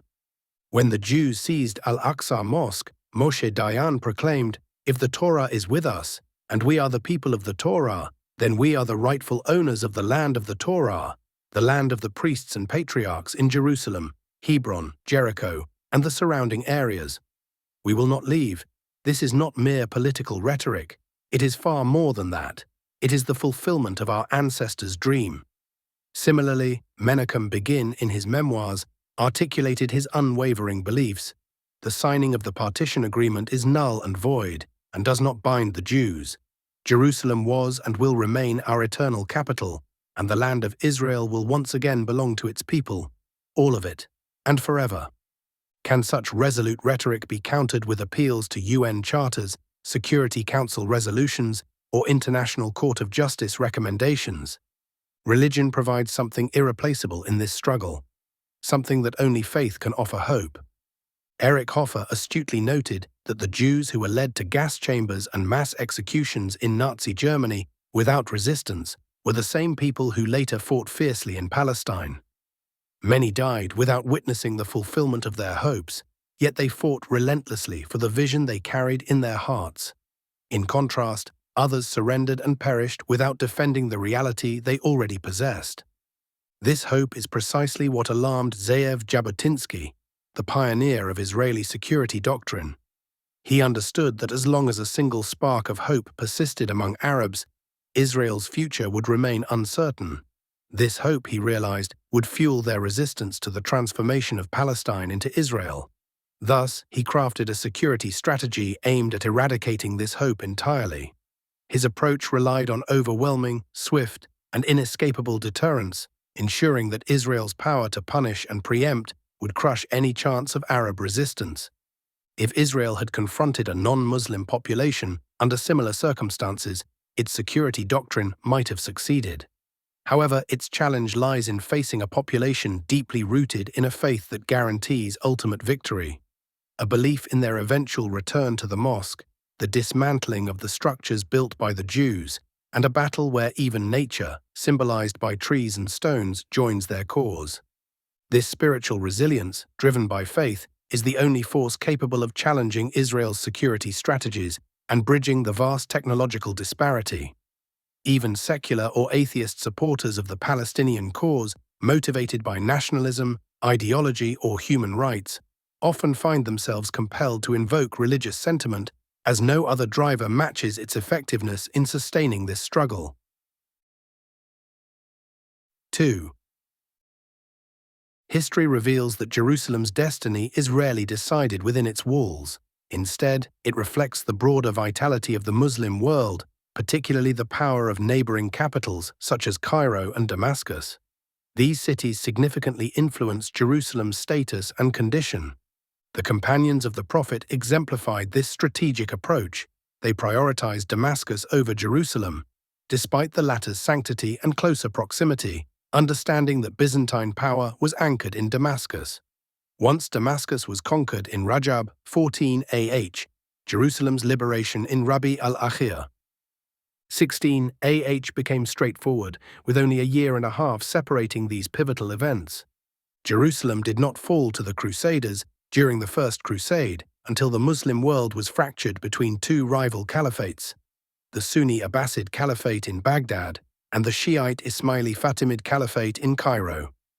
This division created a geopolitical fault line in the Levant, with Damascus under the Seljuks, aligned with Baghdad, and Cairo under the Fatimids. This fragmentation enabled the Crusaders to seize Jerusalem in 492 AH/1099 CE. Muslim efforts to reclaim Jerusalem succeeded only when unity between Egypt and the Levant was restored. This process began with Imad al-Din Zangi, advanced under his son Nur al-Din, and culminated with Salah al-Din al-Ayyubi, Saladin. Once this unification was achieved, Jerusalem was liberated within 3 years, in Rajab 583, AH 1187 CE. Periods of division between Egypt and the Levant, however, allowed the Crusaders to reoccupy Jerusalem. During the Ayyubid period, Sultan al-Kamil of Egypt allied with the Crusaders against his brother, Sultan al-Muazzam Isa of the Levant. In 624 AH 1229 CE, al-Kamil ceded Jerusalem to Frederick II in a peaceful agreement. A subsequent Crusader occupation occurred in 641 AH 1244 CE, led by al-Nasir Dawood. Jerusalem's security was restored when Egypt and the Levant were reunited under Najm al-Din Ayyub in 642 AH 1244 CE. For the next 6 centuries, under the Mamluks and later the Ottomans, Jerusalem remained secure as long as Egypt and the Levant were politically unified. The city fell again in 1366 AH/1917 CE, following the Ottoman Empire's defeat in World War I, a collapse preceded by British occupation of Cairo in 1882 CE. This marked the beginning of a new era of foreign control over Jerusalem. It is exceedingly difficult, perhaps impossible, as historical precedents illustrate, to expect Palestinians alone to shoulder the liberation of Jerusalem.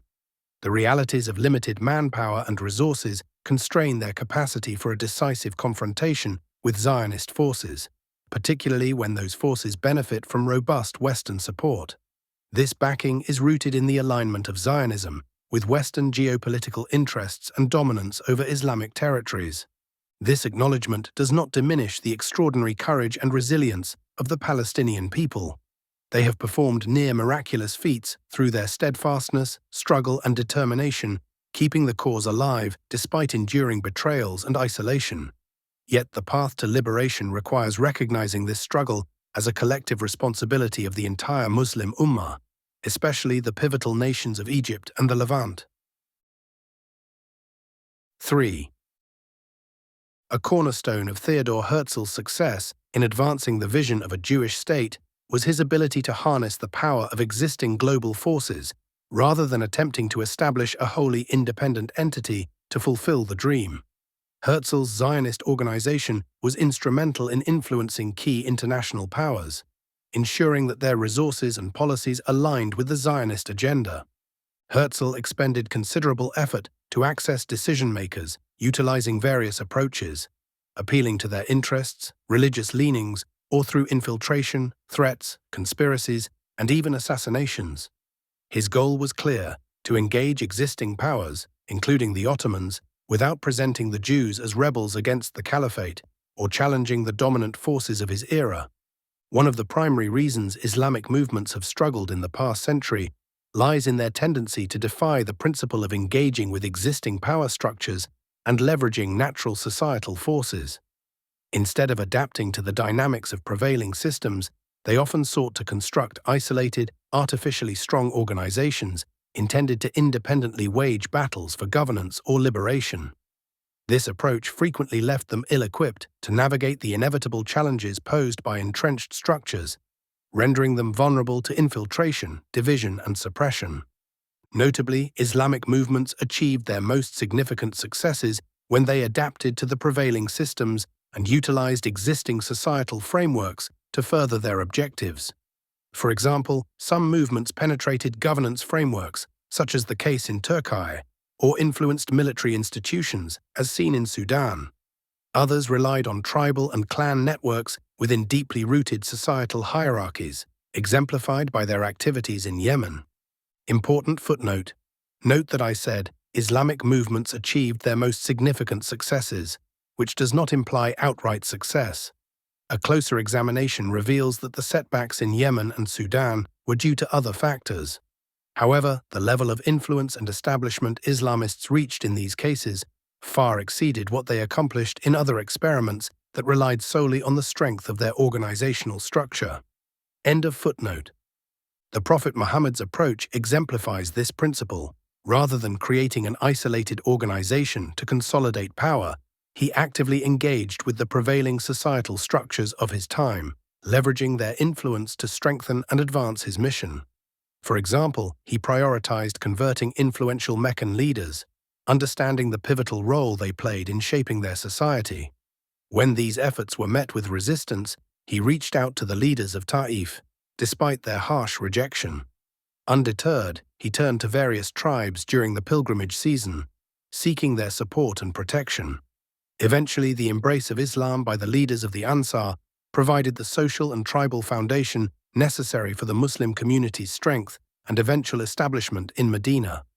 Herzl undoubtedly would have failed if he had relied solely on the independent efforts of a secret or public Jewish organization to establish a Jewish state. 4. No society is immune to internal disagreements, whether among individuals or groups. Progress depends on leaders' ability to manage and utilize these differences effectively. A major factor in Israel's success, especially during its early years, was the capacity of its leaders, such as Chaim Weizmann and David Ben-Gurion, to channel internal conflicts among the Zionists into productive outcomes. Ben-Gurion, for example, prioritized long-term national goals, often ignoring public opinion and media criticism, believing that Israel would be judged by its accomplishments rather than by contemporary approval. In contrast, Moshe Sharet emphasized Israel's image, carefully crafting its actions to align with public opinion and avoid controversy. Despite their differences, they collaborated for years, parting only after 7 years of Israel's establishment. The Haganah, Israel's foundational military force, also saw splinter groups like Irgun and Lehi, Stern Group, which adopted more extreme methods. Ben-Gurion often condemned their actions, including the Deir Yassin massacre, yet managed to reintegrate many of their members into the Israeli army. Leahy's radicalism even led to overtures to Nazi Germany against the British and the assassination of UN envoy Count Volker Bernadotte. Although its members were briefly imprisoned, they were soon pardoned, with some receiving pensions or honors. Yitzhak Shamir, a former Lehi member, later became prime minister. To this day, Israeli leaders commemorate Lehi's founder, Avraham Stern, with annual tributes and a postage stamp in his memory. The Zionist movement, like any other human endeavor, faced internal disagreements, some of which escalated into splits, revolts, and even assassinations. Within its ranks, divergent visions emerged. Some members sought a Jewish return to Palestine within the framework of an existing state, aiming for coexistence with the Arab population, akin to other multicultural contexts. This vision stood in contrast to the ambitions of others, who advocated for a sweeping, replacement-driven return that would displace the native population and expand beyond Palestine into Transjordan. This expansionist tendency was epitomized by the party led by the influential theorist Ze'ev Jabotinsky. As the architect of the doctrine of swift deterrence, a concept central to Israel's current security strategy, Jabotinsky opposed the Jewish agency's acceptance of the then-current borders of Palestine. The Quran sheds light on certain enduring characteristics within Jewish communities, stating, "Their hostility among themselves is severe. You think they are united, but their hearts are divided." Surat Al-Hashr, 59 ayat 14. This verse reflects the duality of presenting a united front despite underlying divisions. Historically, even when politically fragmented, Jewish groups prioritized collective solidarity, such as, "Then you are those same ones who kill one another and evict a party of your people from their homes, cooperating against them in sin and aggression. But if they come to you as captives, you ransom them, although their eviction was forbidden to you, So, do you believe in part of the scripture and disbelieve in part? Then what is the recompense for those who do that among you, except disgrace in worldly life? And on the day of resurrection, they will be sent back to the severest of punishment. And Allah is not unaware of what you do. Surat Al-Baqarah 285. This combination of unity and internal discord has contributed to the preservation of Jewish identity and cohesion throughout their history, even during periods of dispersion and marginalization. Allah describes this state further, and we divided them throughout the earth into nations. Surat Al-Araf 7:168.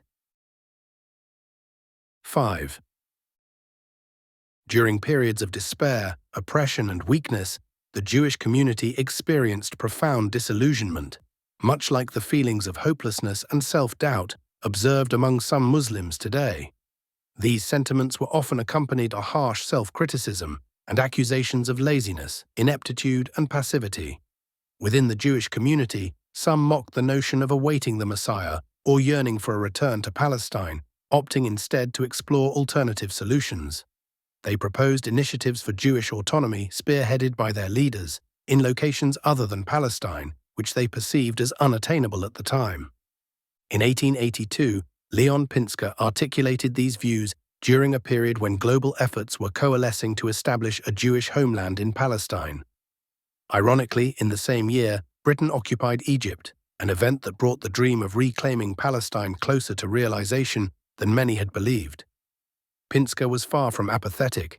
He was one of the founders of the Lovers of Zion societies, which played a pivotal role in laying the intellectual foundations for modern Zionism. Although his approach did not achieve its ultimate objective, it played a critical role in rekindling Jewish consciousness and redirecting focus toward Palestine. I draw this parallel here to highlight the cyclical nature of such struggles. The patterns of self-doubt, demands for reform, and preference for practical solutions over lofty aspirations in parts of the Islamic world today reflect a broader sense of vulnerability. Yet, as history has shown, victory may be within reach, even when it feels most distant to those burdened by a defeated spirit. Just as historical Jewish movements, though initially unsuccessful, laid the vital groundwork for future successes, contemporary Islamic efforts, even if they falter, contribute indispensable steps toward greater goals. Throughout history, many Jews made various predictions about the timing of their return to Palestine, most of which proved inaccurate. These forecasts, often based on calculations of years and days drawn from religious texts and traditions, reflect the mindset of those who, despite feeling powerless, cling to hope for eventual victory. Even within the Zionist movement, some leaders found themselves compelled to collaborate with ruling regimes under challenging circumstances. A notable example is Alfred Nossig, a Zionist figure who negotiated with Talat Pasha in 1918 over the status of Jews in Palestine. Later, Nossig shockingly aligned himself with the Nazi regime, contributing to plans for the extermination of Jews in Europe. This history serves as a reminder to the Muslim community. If a historically oppressed and condemned group could achieve what seemed like an impossible dream after 3,000 years, relying heavily on external alliances, then the Islamic nation has an even stronger foundation for hope. With divine promises of success and empowerment, and as the chosen community entrusted with the scripture after others failed to uphold it, Muslims have every reason to believe in their potential for triumph. Some conclusions on the international and regional context. If we examine the history of Palestine with the intent of understanding the nature of international and regional dynamics, a few critical observations emerge. 1. One key debate centers around the question of control. Do the Jews and Zionists dominate the West and its politics, or is the West the superior force, using the Jews and Zionists to further its colonial and imperial goals? This debate involves two main perspectives. The first argues that Jews, through their secret organizations, financial influence, and deep penetration of media, arts, and culture, have managed to seize control of Western political affairs through means such as manipulation, dishonesty, and conspiracies. The second perspective holds that Western powers are neither naive nor foolish. Jews lived among them for centuries, but remained marginalized and persecuted. The West, it is argued, deliberately empowered Zionists and facilitated the establishment of Israel, not out of submission, but as a strategic tool for its colonial interests. Israel thus serves as a military outpost within Muslim lands, with Jews functioning as expendable human resources to save Western Christian lives. I lean toward the latter opinion. The West remains the dominant force, having utilized Zionists for its colonial goals more than the Zionists used the West. The United States maintains the upper hand, with the capacity to regulate and control Israeli policies when it chooses. While this is not the place for an exhaustive presentation of historical and political evidence, I find support for this view in the Quran. For instance, Allah say, "Remember when Allah said, 'O Jesus, I will take you and raise you to myself and purify you from those who disbelieve and make those who follow you superior to those who disbelieve until the day of resurrection.'" Surat Al-Imran 3:55. Some interpreters understand this to mean that Christians and Romans will hold supremacy over those who disbelieved in Jesus, the Jews, until the end of times. Another relevant verse states, "They have been put under humiliation wherever they are found, except when under a rope from Allah and a rope from the people." Al-Imran 3:112. This description of humiliation, along with the condition of relying on external support and assistance, negates the possibility of Jews being the ultimate dominant power in any era. Irrespective of the ongoing debate and its resolution, the critical point is that the West will never abandon Israel or cease its support and protection, whether through diplomacy or warfare. This steadfast commitment encompasses evangelical Christians motivated by their faith, Christians who regard Jews as Christ killers, but consider both Jews and Muslims mutual adversaries, and secularists who view Israel as a strategic asset for Western colonial ambitions. This dynamic explains the West's extraordinary tolerance for Zionist actions that would be unacceptable from any other entity. For example, Zionist groups in the 1940s targeted British forces in Palestine with bombings, assassinations, and other violent acts, resulting in significant casualties among British soldiers and officers. Yet Britain ultimately handed over Palestine to them. Similarly, Israeli spies have been repeatedly caught infiltrating US intelligence, and American leaders often face public disrespect from Israeli politicians, yet such affronts are routinely ignored without consequence. Moreover, Israel's identity as a Jewish religious and ethnic state sharply contrasts with foundational Western principles such as secularism, liberal inclusivity, anti-racism, and the Westphalian framework of defined state borders. Israel not only disregards such boundaries, but openly declares expansionist ambitions, from the Nile to the Euphrates. Despite this fundamental contradiction, the West remains Israel's ally, while opposing groups like the Palestinian Liberation Organization, PLO, which aligns more closely with Western liberal ideals of a secular, inclusive state. Western officials may openly acknowledge this contradiction, either offering a justification or omitting one altogether for their actions or policies. Even overtly violent massacres have been defended as unavoidable necessities. Understanding this reveals the depth and complexity of the conflict. Israel is not merely a Zionist Jewish project, but also a Western colonial crusade with religious and strategic underpinnings. This Crusader Zionist ideology, deeply entrenched within Western political, cultural, and economic elites, reflects a contemporary revival of medieval crusading ambitions. This analysis dispels the prevalent misconception that Westerners only need to be enlightened about the justice of the Palestinian cause, or that their lack of knowledge about the situation is the root of the issue. Many advocate for presenting the matter through frameworks such as human rights, self-determination, or adherence to international law, expecting this to stir Western empathy or action.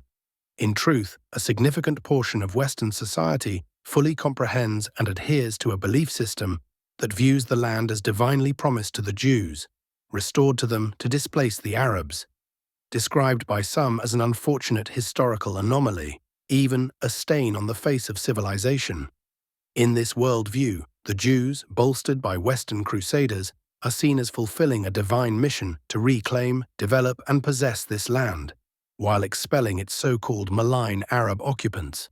This understanding also sharpens our view of the conflict's complexity and the immense financial and human resources it demands. A lingering fallacy among some Palestinians, persisting even today, is the notion that they can achieve liberation independently.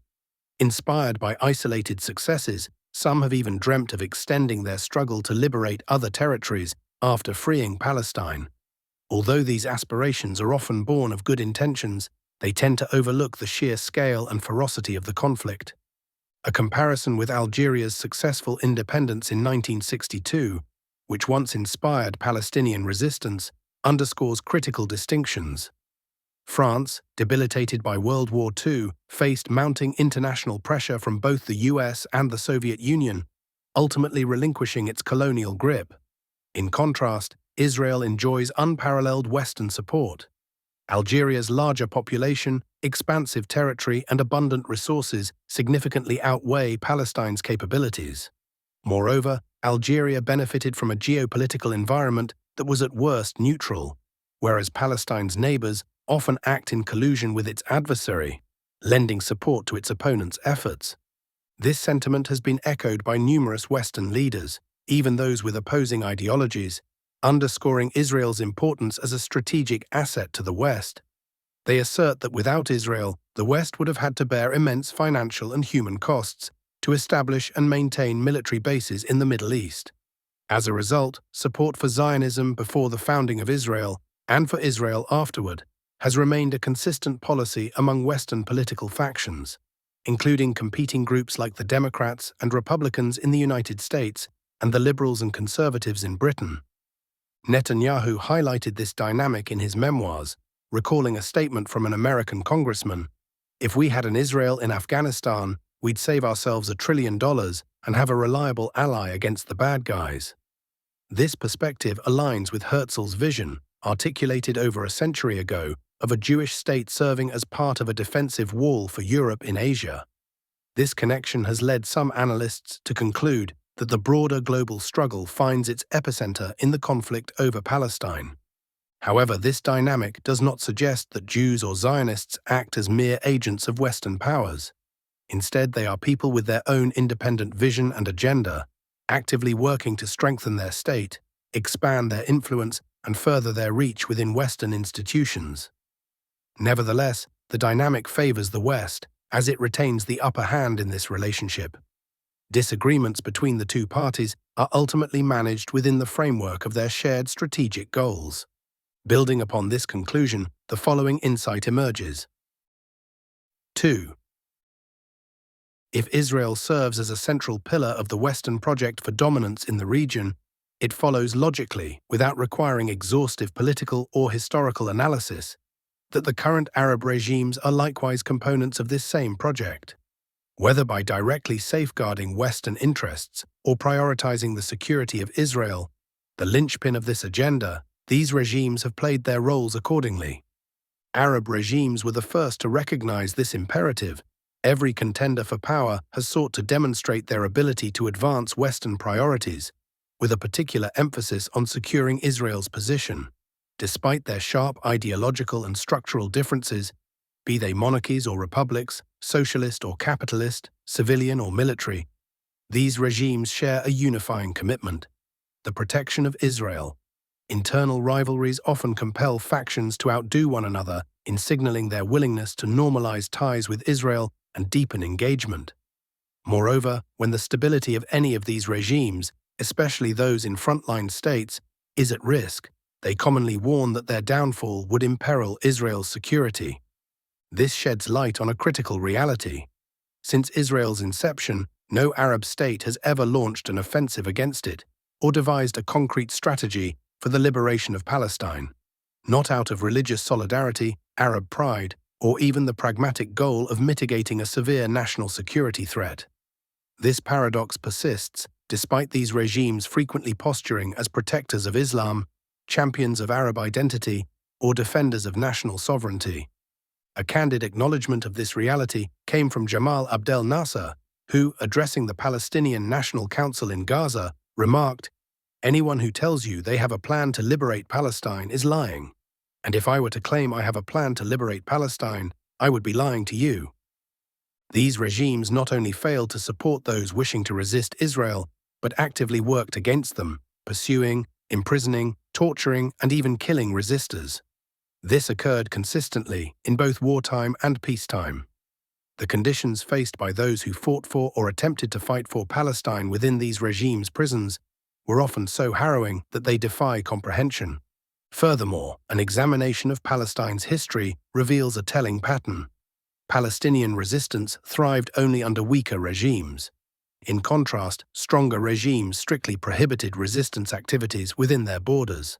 For example, while regimes like Egypt and Syria neither waged war for Palestine's liberation nor formulated plans to do so, weaker regimes such as Jordan and Lebanon temporarily allowed resistance to operate from their territories.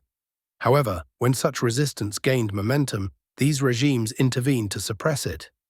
This was evident in Jordan in 1970 and Lebanon in 1982, where Palestinian resistance was forcibly crushed or expelled. As one observer aptly summarized, every revolution born in Palestine was aborted in the Arab capitals. Key insights on resistance. If I were to advise those involved in the resistance, or if I believed they would read what I write, my primary focus would be to convey the following insights. 1. An examination of Palestine's history reveals that its decline coincided with the decline of major capitals like Cairo, Damascus, and Istanbul. Conversely, its periods of security, prosperity, and stability aligned with the strength and vitality of these cities. Similarly, Israel's establishment was a result of decisions made by powerful capitals such as London, Washington, and Moscow. It is indisputable that without sustained Western support, Israel would either collapse on its own or be easily defeated with minimal effort or resistance. This observation calls for a reassessment of the current strategy of limiting resistance efforts to within Palestine itself.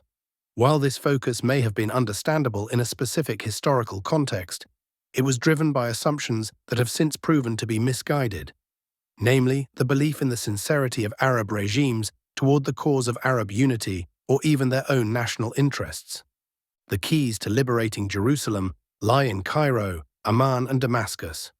Transforming the regimes in these capitals could fundamentally alter the balance of the struggle. It is unrealistic to expect the liberation of Palestine to be achieved as long as these regimes remain in power. Islamic movements have historically erred by withdrawing from direct engagement in armed conflict, instead adopting the notion of establishing an Islamic state as a prerequisite for liberating Palestine. This strategy, while not without rationale, resulted in significant missed opportunities. It also led to the migration of active members towards secular or nationalist resistance movements like Fatah, which believed liberation could precede the unification of Arab states. This belief was not exclusive to Islamic movements, but was also embraced by nationalist parties, which similarly held that Arab unity was a prerequisite for liberating Palestine.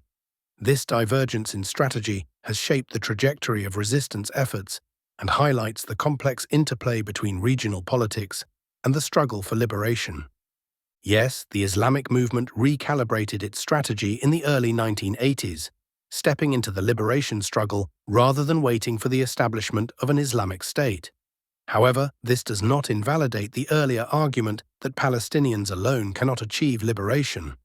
That point remains valid, but defensive jihad demands immediate effort and action, which in turn propels and brings closer to the establishment of an Islamic state. Had the Islamic movement adhered rigidly to its original principle and not founded organizations like Hamas and Islamic Jihad, the current scenario could have been far bleaker. It is conceivable that we might now be facing an Israel that spans from the Nile to the Euphrates. The movement's pivot away from passivity marked a significant shift.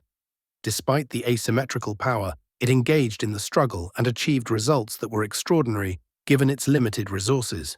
Still, it is essential to reflect on the nationalist movement, particularly Fatah, which initially believed that liberation could be accomplished independently, inspired by Algeria's example. This notion was eventually abandoned. Through its experiences, Fatah recognized Arab regimes as genuine impediments to liberation.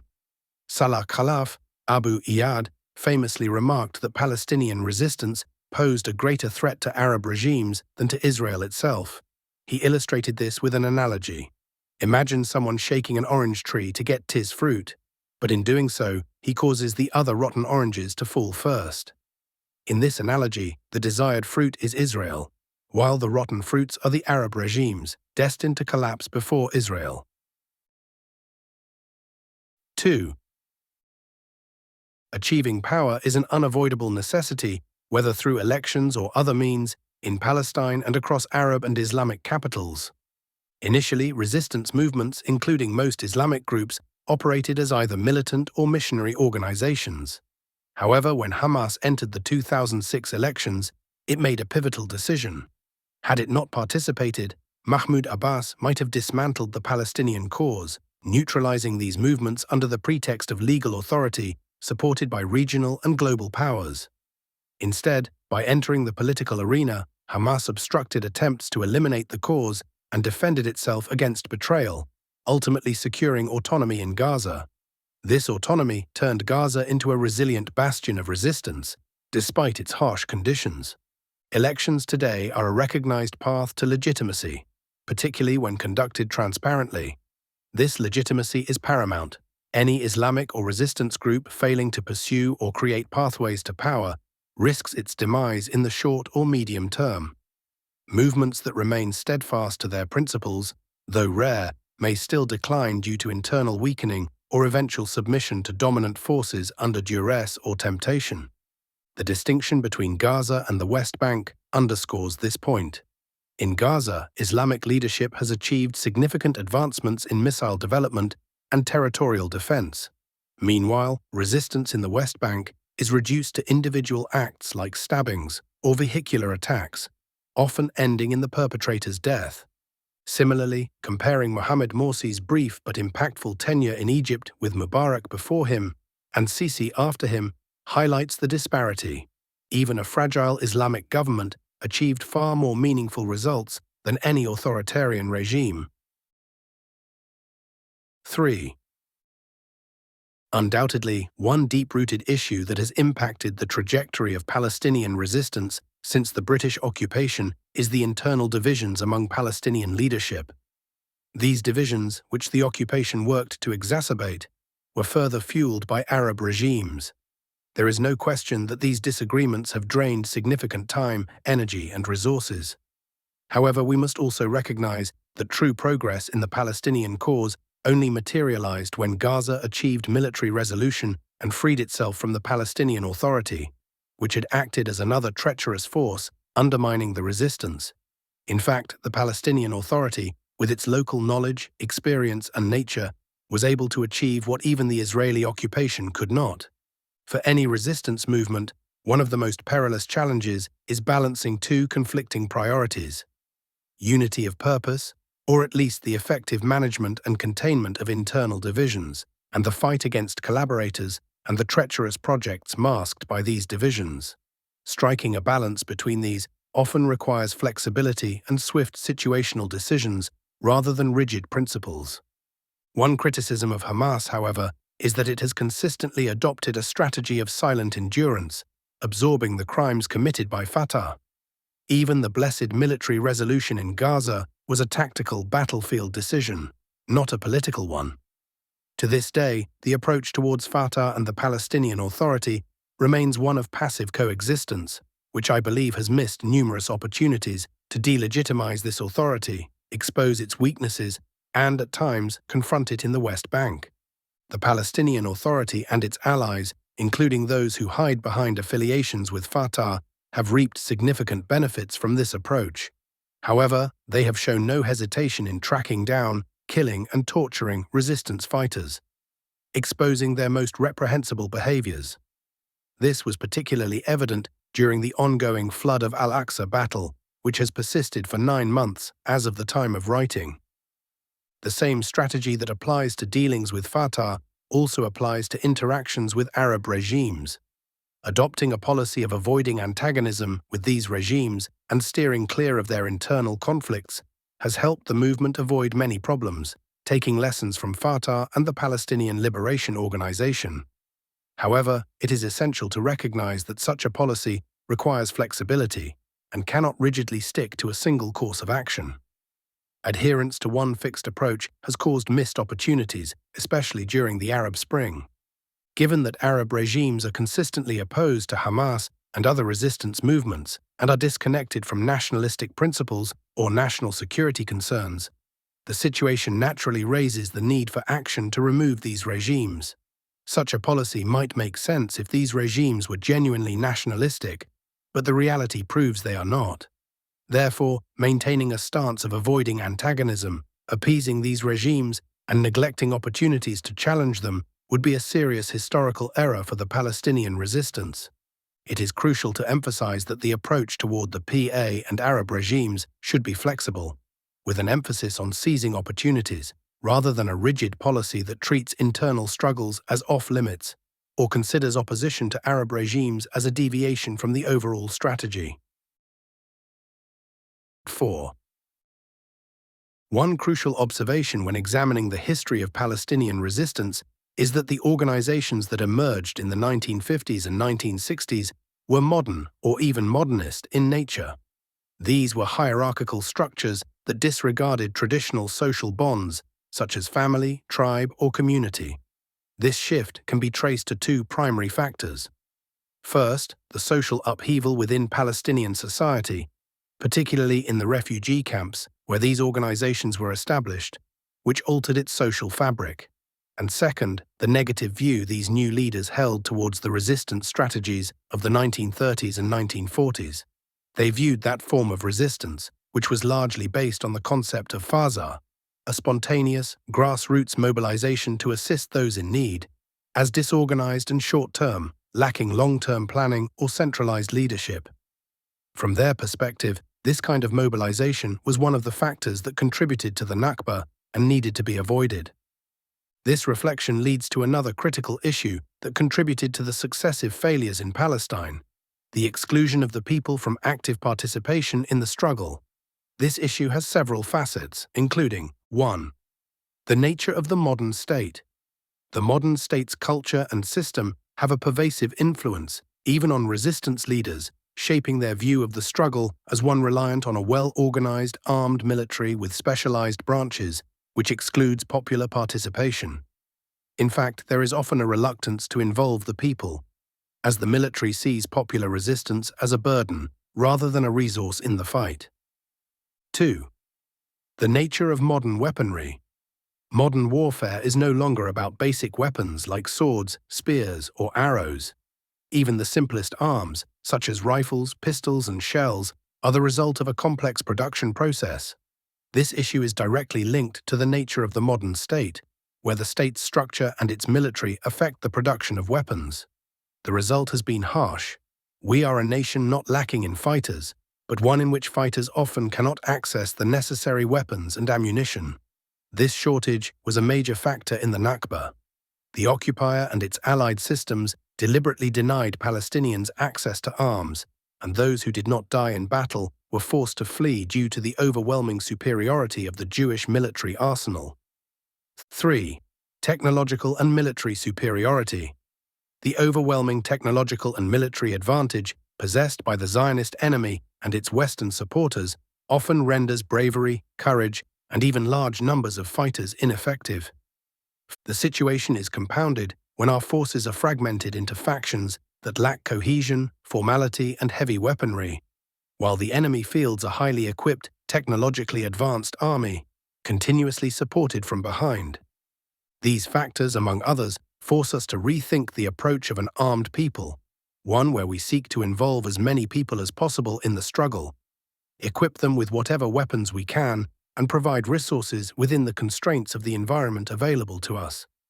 This task demands relentless perseverance paired with creativity and innovation. It focuses on designing weapons that can be locally manufactured in large quantities, enabling widespread arming of the populace.